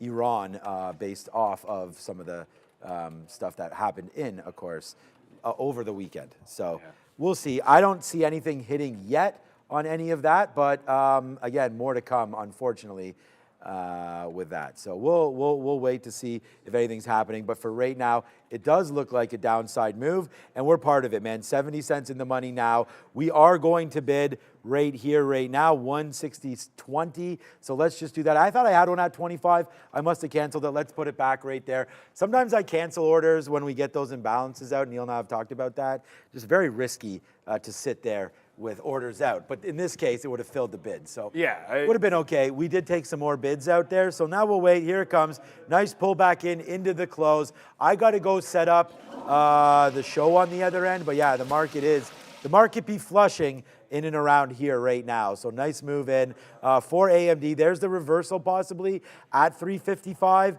So let's just see if we get one more little push. Come on, man. We can get this back for our net. Back in for, yeah, that would be nice if that came. You got to do the Kramer. You just got to get in. Oh, yeah, get when you're gambling there at the horse track. I mean, that was a great one. We've already had that. We've had this conversation about like the Seinfeld characters and like who's your yeah, we got to like character Kramer on the there. show. Kramer was an absolute. He was a joker. I just only for myself, and then for anyone. First of all, 355 hit. So before I get into it, was Apple there for 700,000 before? If not, Apple at 355 is now 700,000 sell. TSM, that's the old one. Intel looks like it paired off. That's gone. Ford out of nowhere is now $3 million to buy. That wasn't there before. Ford was getting its butt kicked today, back underneath $13 because Ford can't have nice things. So Ford's a buy and bounce on a day where I'm going to make the assumption you get a buy and bounce because that came all the way back into the 200 period moving average and is trying to bounce off of it. But what I was going to say is I'm a little excited for this. This is Disney news, sort of. It's Disney news. Star Wars, Fortnite, they dropped a trailer, crossover. If you're into Fortnite, if you're into Star Wars, you're going to love this. I'm not going to, you guys can go watch it out there. I just retweeted it. Why? Because I freaking love Star Wars, and if you're into Fortnite, why not? They need to capitalize better. Disney, I'm speaking about. Disney has so many high-quality franchises that the potential, if they start getting it right again, which they used to get it right, if they start getting it right again, I think great things can happen. As I'm looking at a chart of Ford, as I say all of this, Ford at the 200-period moving average. Hopefully, it can hold that.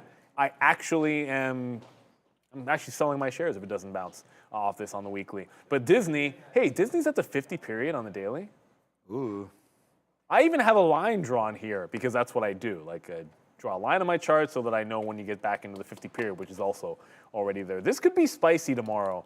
The 113 level. This is a 15-minute chart, but I was sort of talking about the daily in here. If you're bouncing off the 50 period, nice little level for Disney. This should be on the radar. I'm just going to go quickly write this on my iPad. DIS, and then 50 SMA. This is so that I don't forget about this because when you get older, you start to forget things. And if I don't write it down, I might not look at Disney tomorrow morning, and then I'll miss an opportunity like that. Rushab, I have not checked out X-Men 97 yet, but I'll probably get to it at some point. Too busy. Yeah, my kid was playing Fortnite. There was some other things happening on Fortnite. They're doing something with Avatar and all this kind of stuff, so he's really excited. UNH and J&J reporting tomorrow pre-market. So I've already logged out of all of my stuff, so those should be good names to look at. This is UNH right here. I mean, on a daily chart. It's about the lawsuits now, man. Yeah, we've seen some big problems here for UNH, and you can see just on a daily how far down we've come. We're trying to bounce in and around this 430, so watch out for this name. We've talked about the Dow, but UNH definitely holding on for dear life right now at some of these bottoms. That should be exciting. All right, I got to go. Good day today, and I'll see everybody on the other side. Yes, sir. Check him out on the other side. We got like 2 minutes to go in here. If you got any other questions in the chat, let us know. I'm not going to put any new positions on. As a matter of fact, let me just double check to make sure I have all my scripts canceled. Do not want anything firing off. It's happened before, not to me, but I've known people that let some stops out there, and you don't want those to trigger out of nowhere. Joe Schmo sold 10% of your portfolio. Okay. I mean, it depends on your time horizon, right? Like, I think everybody has a different horizon. And if it's long enough, maybe you're not scared of some of these moves into the downside. Carvana seems that it does not want to fall below 70. So we saw CarMax with the rough quarter. And Carvana, I mean, it's breaking 70 as we speak. And what I was going to say is it already flat bottom broke. Like, it broke support at $75. It broke the 50 period at $73. So I'm gonna say that 70 doesn't even matter as much as some of the levels that have already gone for Carvana. I'd be concerned about this. As I look at it, I'm wondering why I wasn't even shorting the flat bottom break today. Like, I'm slapping the fail on myself. I should be short a move like that every single time. And like every single time, flat bottom break, post earnings on a related name that was weak. It went down on sympathy, so you got a bit of a trend reversal on the stock, and it broke a flat bottom. That's a setup that I think makes a heck of a lot of sense. Anthony Kerr does feel like maybe this geopolitical news was finally the reason that we get a big move in sentiment that a lot of people have been expecting for a while. But you know what? You play that guessing game, you get yourself in trouble in trading. Just trade the price action on a day-to-day basis, and you'll be absolutely fine.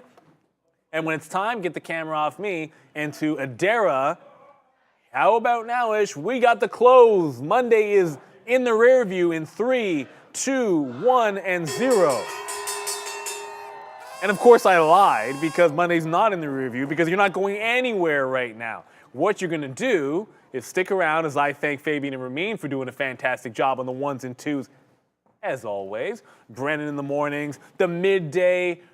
I think Learn to Trade has come a long way, but the other thing that happened today, and I don't know if we got a chance to say this enough, but it was Adara's first day live trading. So doing the news in the afternoon, live trading, doing the midday with Sharif, Learn to Trade with awesome topics on a daily basis. I think that was absolutely fantastic, and best of luck to her as well. A big thank you, as always, to our guests. We're happy to have Danielle Shea come back on and give us some obviously fantastic perspectives. And like I said, not always giving you the answer you want to hear. That's the thing. When you ask somebody for their opinion, you want them to give you the goods. There's a really cool line that I always like to say every now and then.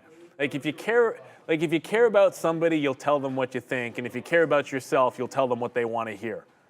And around here, we love you guys, and so we want everybody to tell you what you think. We tell you what we think, and we want our guests to do absolutely the same thing. That's one thing we love about Danielle Shea. Well, it ain't over because we got the market recap.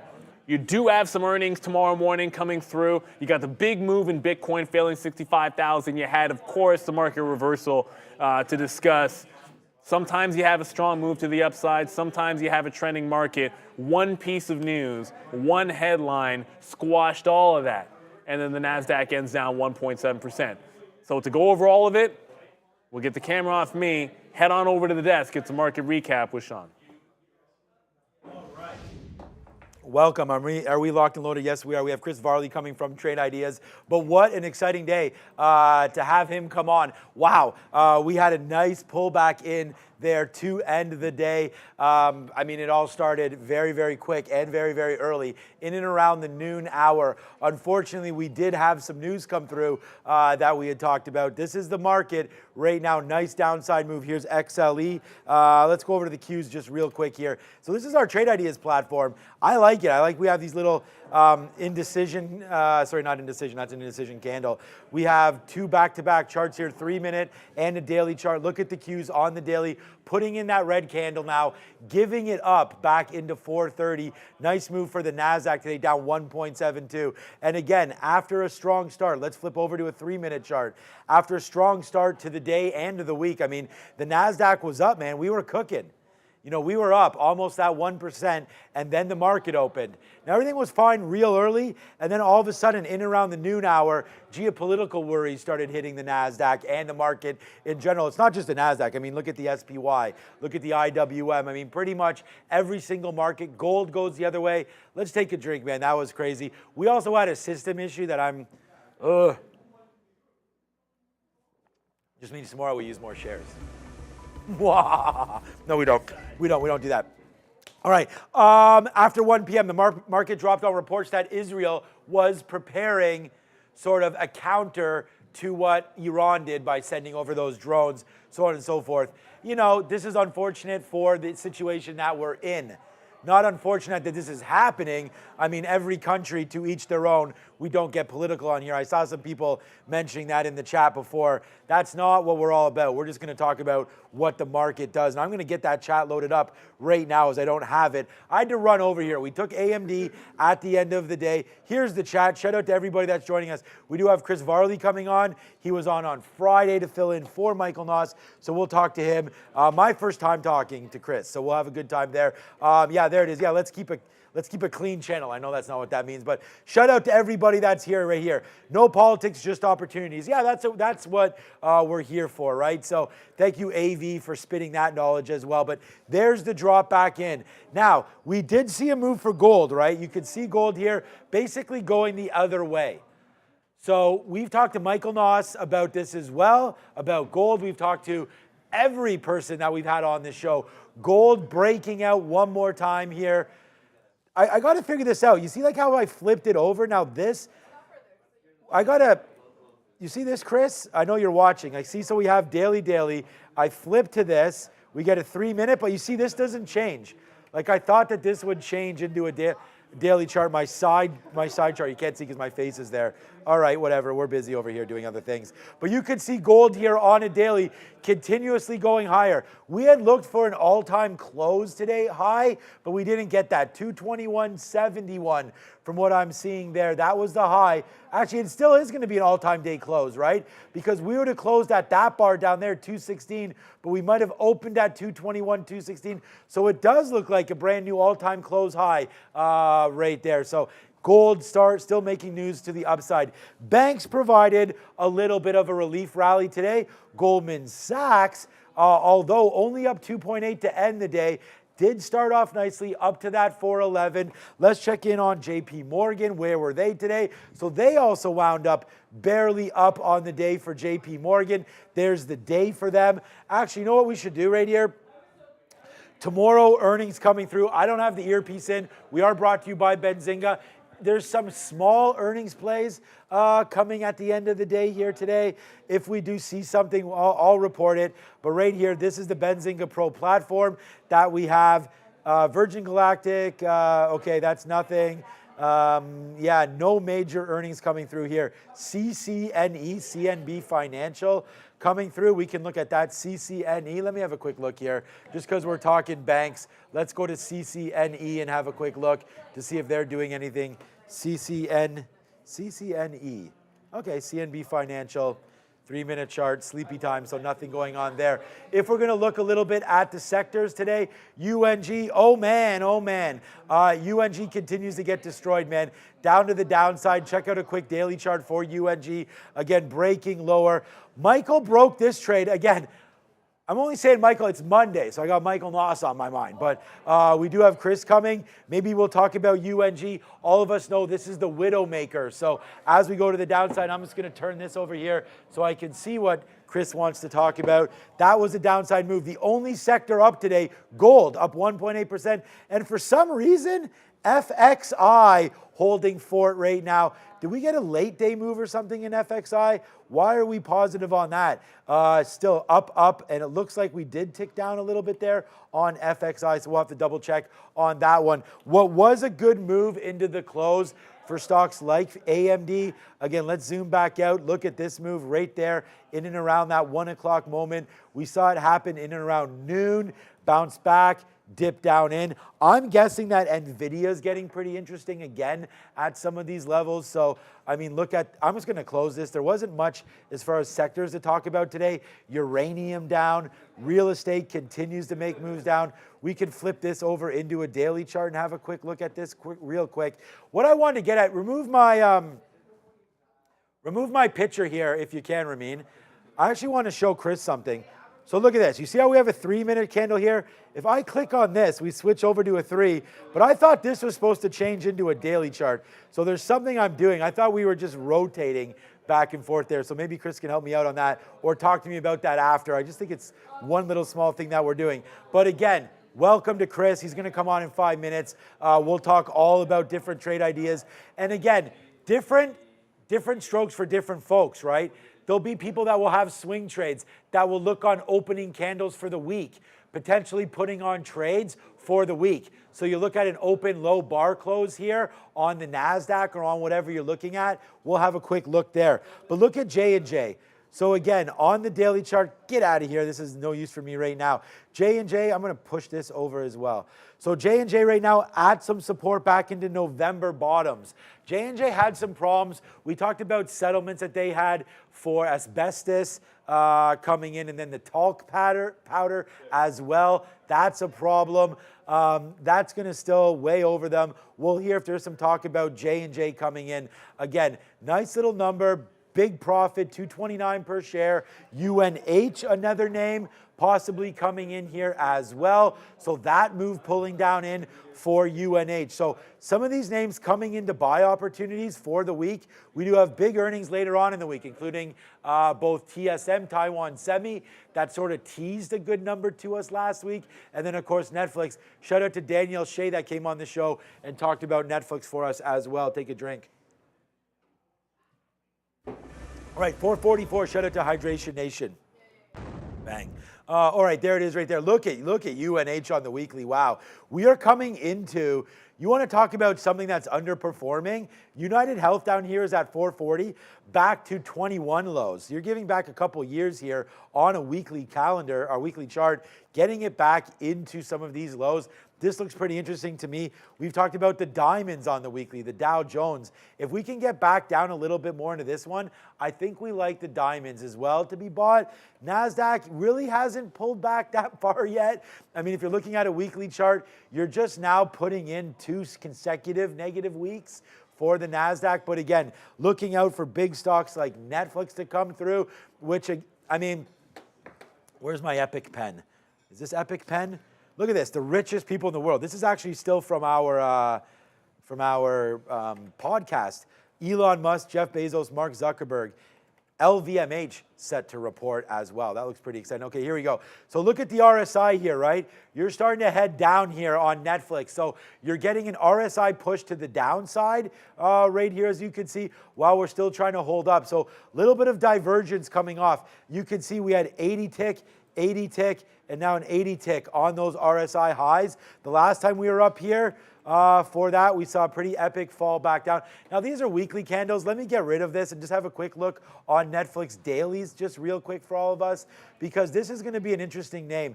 Coming on April 18th, so in just a couple more days, we're going to wait for Netflix. But look, again, I mean, look how low we are. So relative strength, really giving it up here in NFLX, plus the 50-period hold of 600. If we lose all of this, I mean, I don't know. We can talk to Chris about this for Netflix, but look at some of this highs. 650, we didn't even really get to that level, but there it is right there, 650 and change. Now starting to make that move back in, and honestly, we lose that. We talked about this with Danielle Shea on, what was it, on TSM? No, her big thing there was Tesla. When does Tesla report? Are they later this week or are they in 2 weeks? Let me just have a quick look to see when does Tesla report. The 23rd. But again, look what happens to Tesla going back here. The daily on this, losing this 150, this goes back to April, so back down a year. If we lose that on Tesla, then we do have a problem. So we are starting to get to some low levels. Another thing that was positive today, before I forget, was SLV right there. Another one, and probably Dr. Copper as well. XME was something to take a look at here as the metals and mining ETF. Again, starting to hold up, but maybe we're losing a little bit there as well. So wow, what an interesting market we have right now. Spiders coming back in, NASDAQ coming back in, and then as we start to pull lower here on some of the metals, we'll have a quick look. But today, metals definitely rule the roost with GLD upside. An interesting name for me on metals would also be Barrick Gold. So look at this pull back in for Barrick as gold taking out highs, Barrick pulling back nicely as well. May 1st is an earnings report for them. Well, you know what? Without any further ado, man, we had bank earnings come through. We had XLF come in. We talked a little bit about that. Look at this pulling back in. We had KRE, the regionals, pulling back into the 200. If you like 200 period moving averages, this could be a good one as well. But let's now, if he's ready for the first time. All right, here we go, Chris. Get ready to rock and roll in the market recap. It's Trader Talk. Let's go.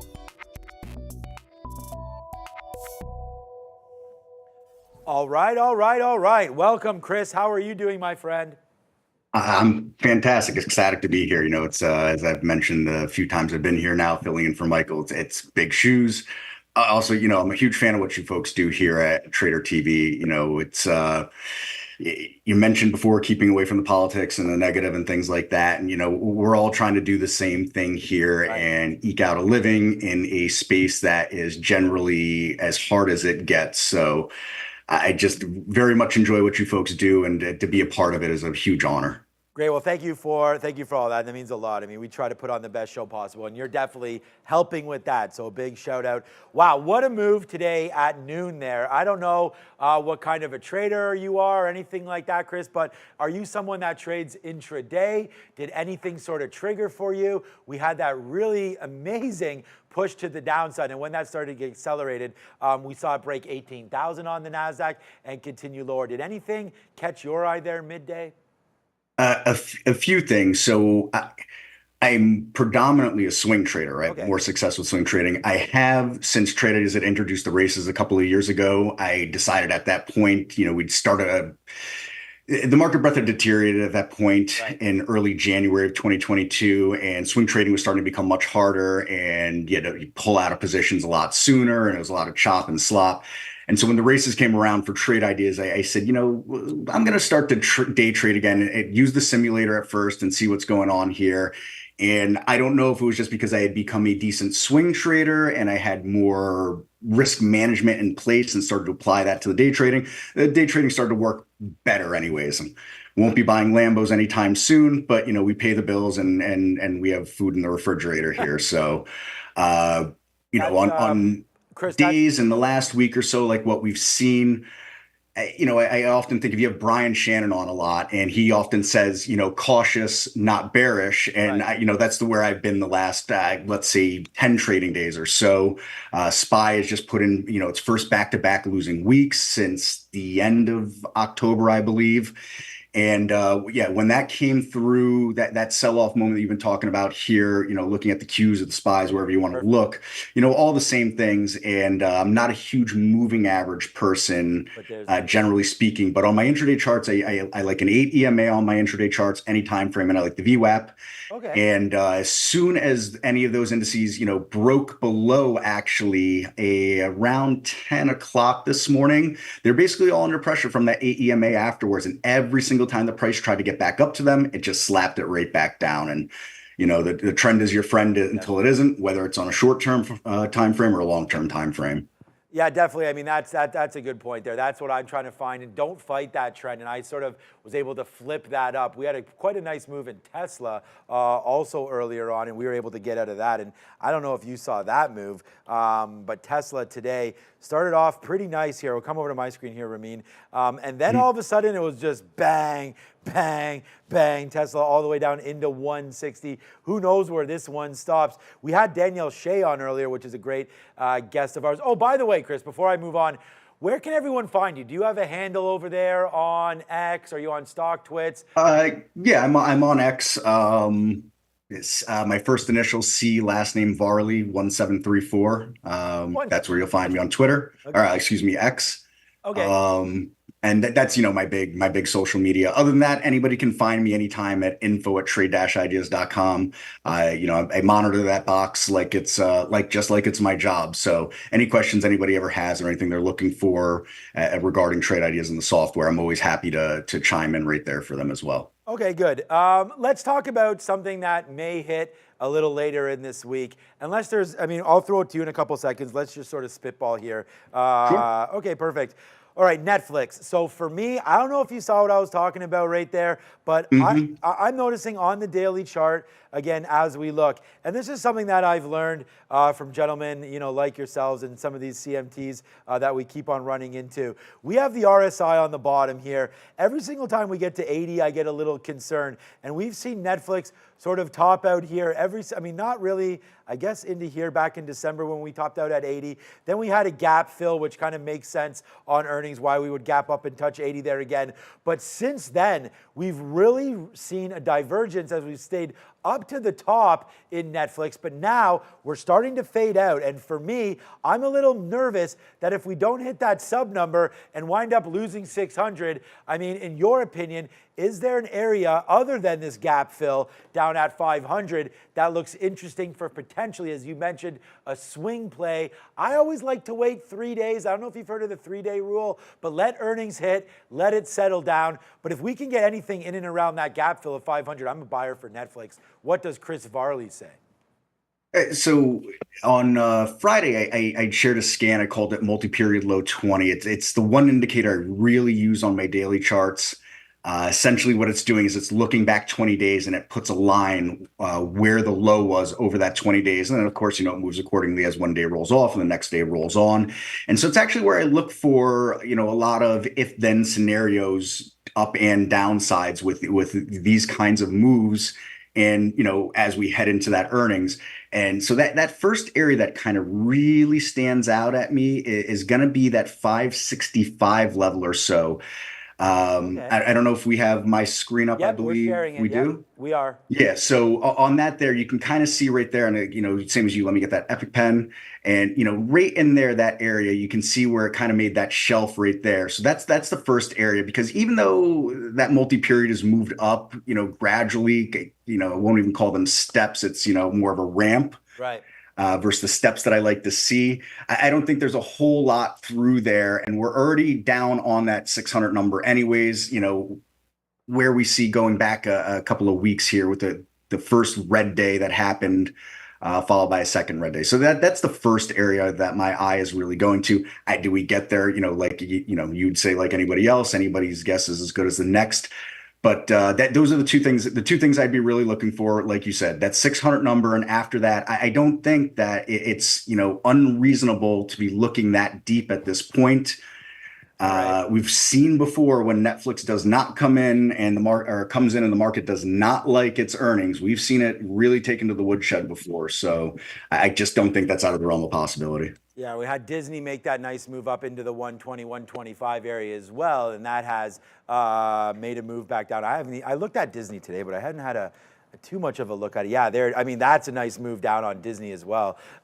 Chris, hitting that 50 period. I like a 50 period moving average. You just talked about that 20-day support. Wow, down into one. Okay, this is looking pretty nice up there as well. Look where we are on the RSI. What is your favorite indicator potentially? Maybe you've already mentioned this, but if you're looking to open up a swing trade, is it just those periods you were just looking at? Is there some sort of a secret that you can give to all of our viewers that you look at? And do you start them at the beginning of the week, close them at the end of the week? I know that's something that Michael does a lot. Starts at the beginning, closes near the end, looks at monthly candles. What is the one sort of secret sauce for you in opening up and starting a position?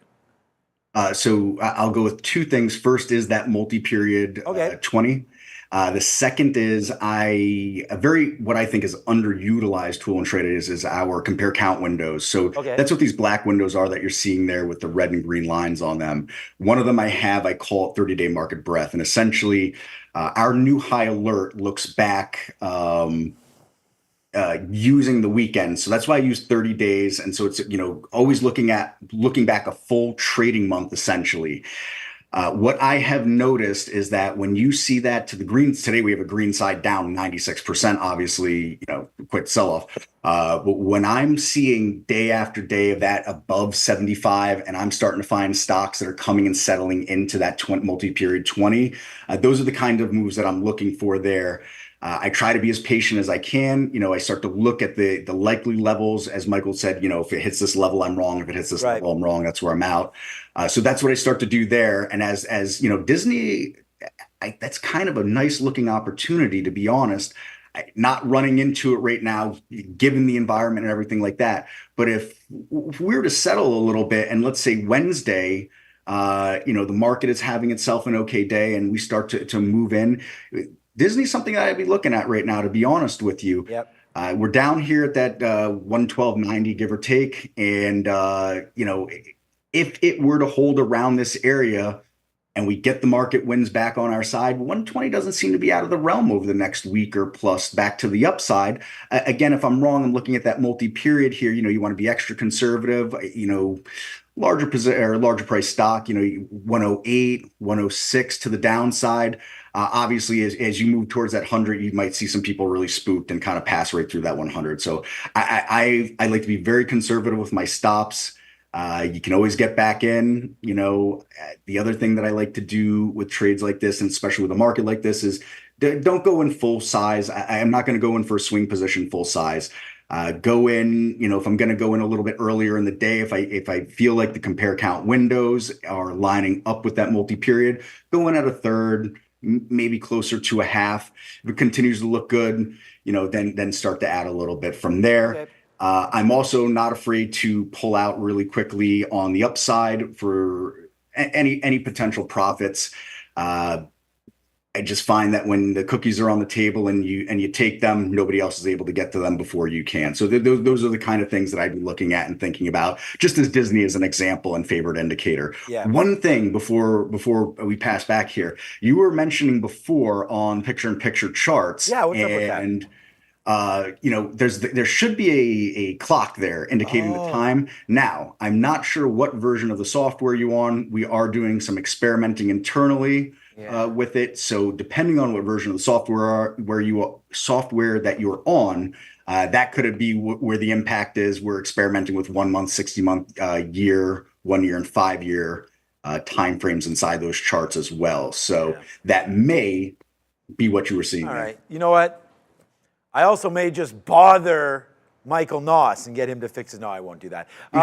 Okay, I did, Chris. I don't know if you're down with this, but I said to the audience if they had any questions to ask of you, and one has come through. I may know the answer to this. I know you've talked about it a lot, but a lot of these people, over 2,300 watching right now, they've asked me about the significance of the 20 period. I think it's because there's 20 periods in a month when we're talking about if we're looking at it daily. Is that the answer? Did I just answer the question for you there? Look, the multi-period comes from a position 20-day range filter that we have. And I had asked Michael at some, you could put that as a swing low actually on the charts for trade ideas.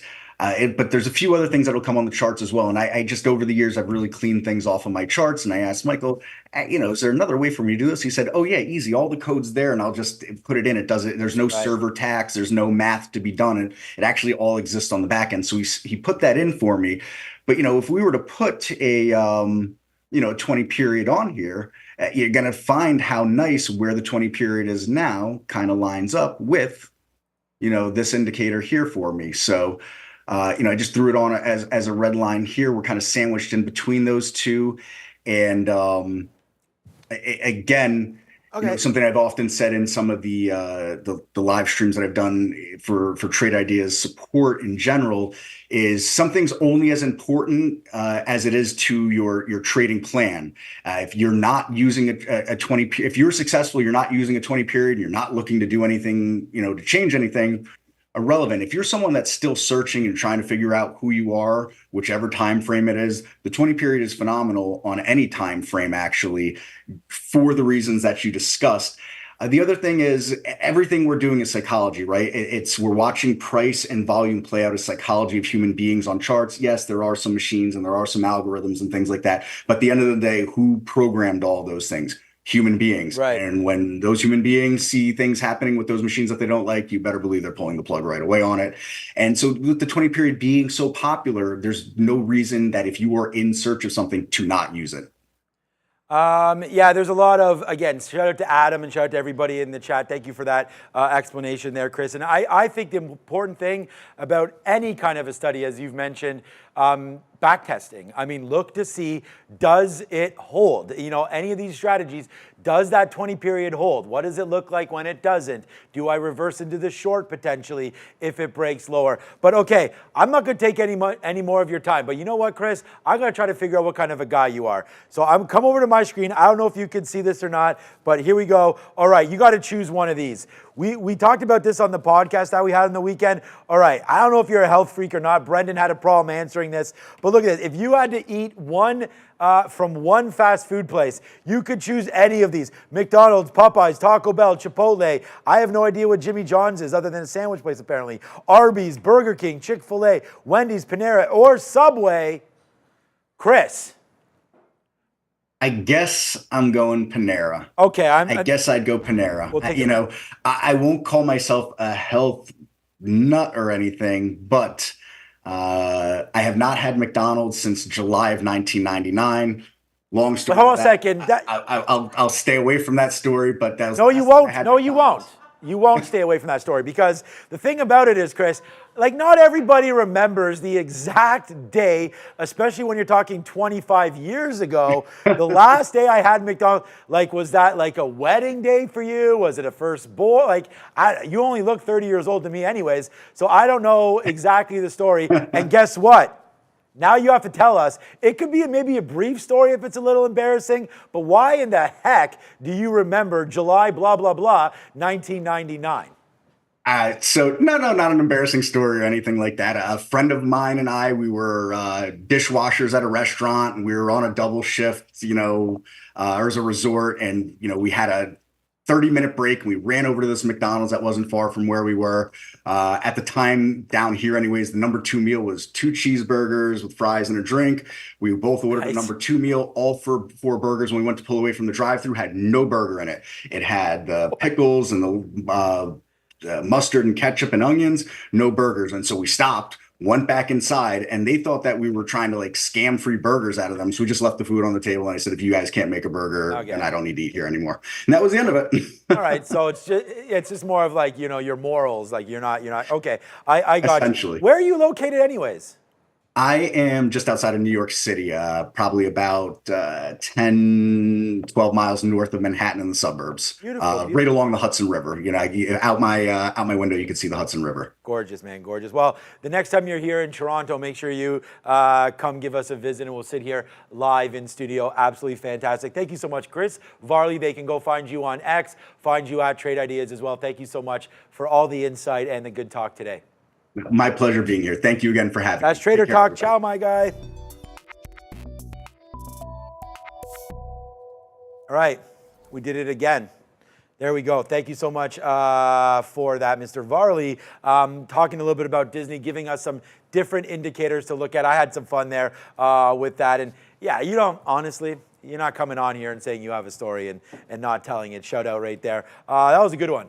I thought there was going to be something else other than like missing the patty of meat. I feel like that might be an everyday occurrence there. I just think it's interesting that McDonald's up 100% since 2014 in pricing. Meanwhile, inflation, we talk about that all the time with food prices, so on and so forth.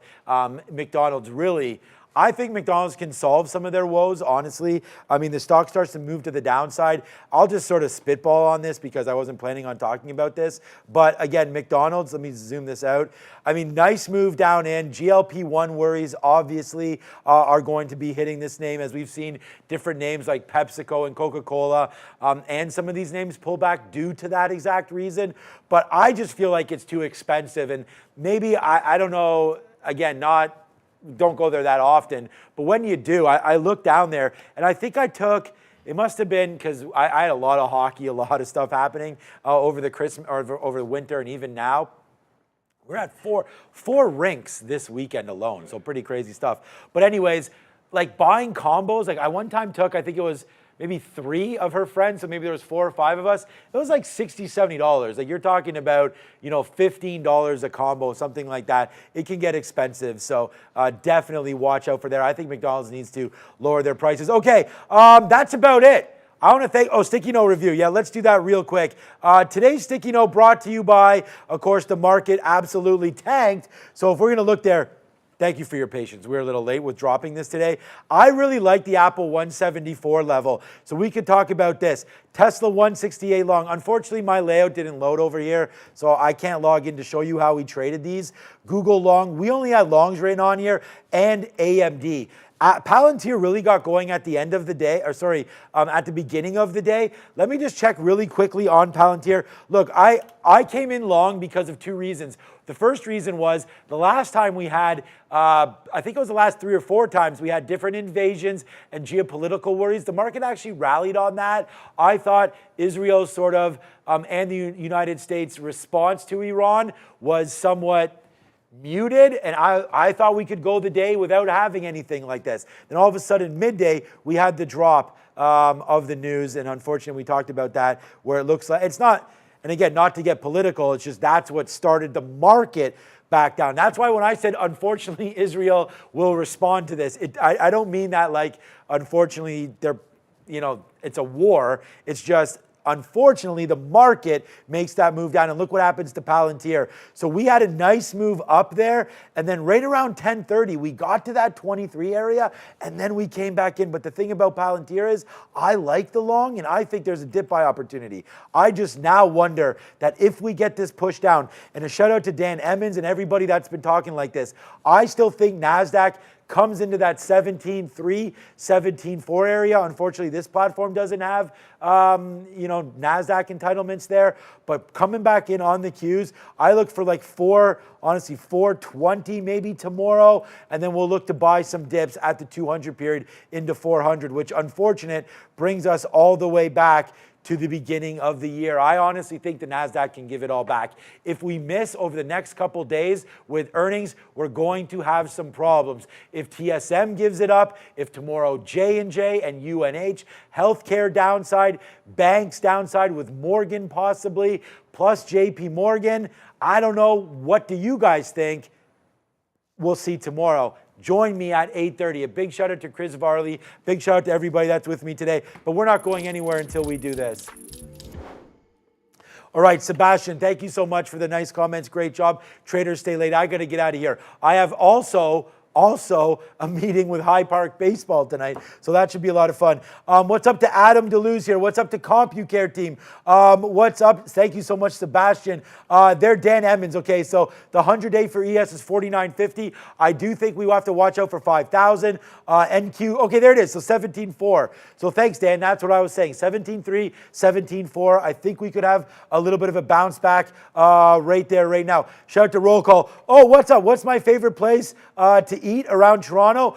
I really like, this is not, they're everywhere now. My favorite burger joint is Burgers Priest. I really, really like that place. I think that's a great place to go to.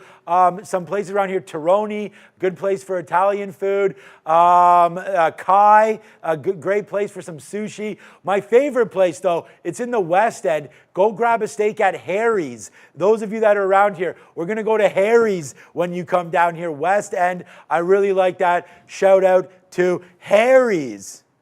If anybody's watching, send me some sort of a gift card. We'll go there. No. Hey, thank you so much, everybody, for watching. I'm Sean Katina. This is Trader TV Live. We're brought to you by Real Trading. Big shout out to Ramin. Let's not stay too late, and let's get out of here right now. Join me tomorrow at 8:30. We'll do this all over again. Ciao.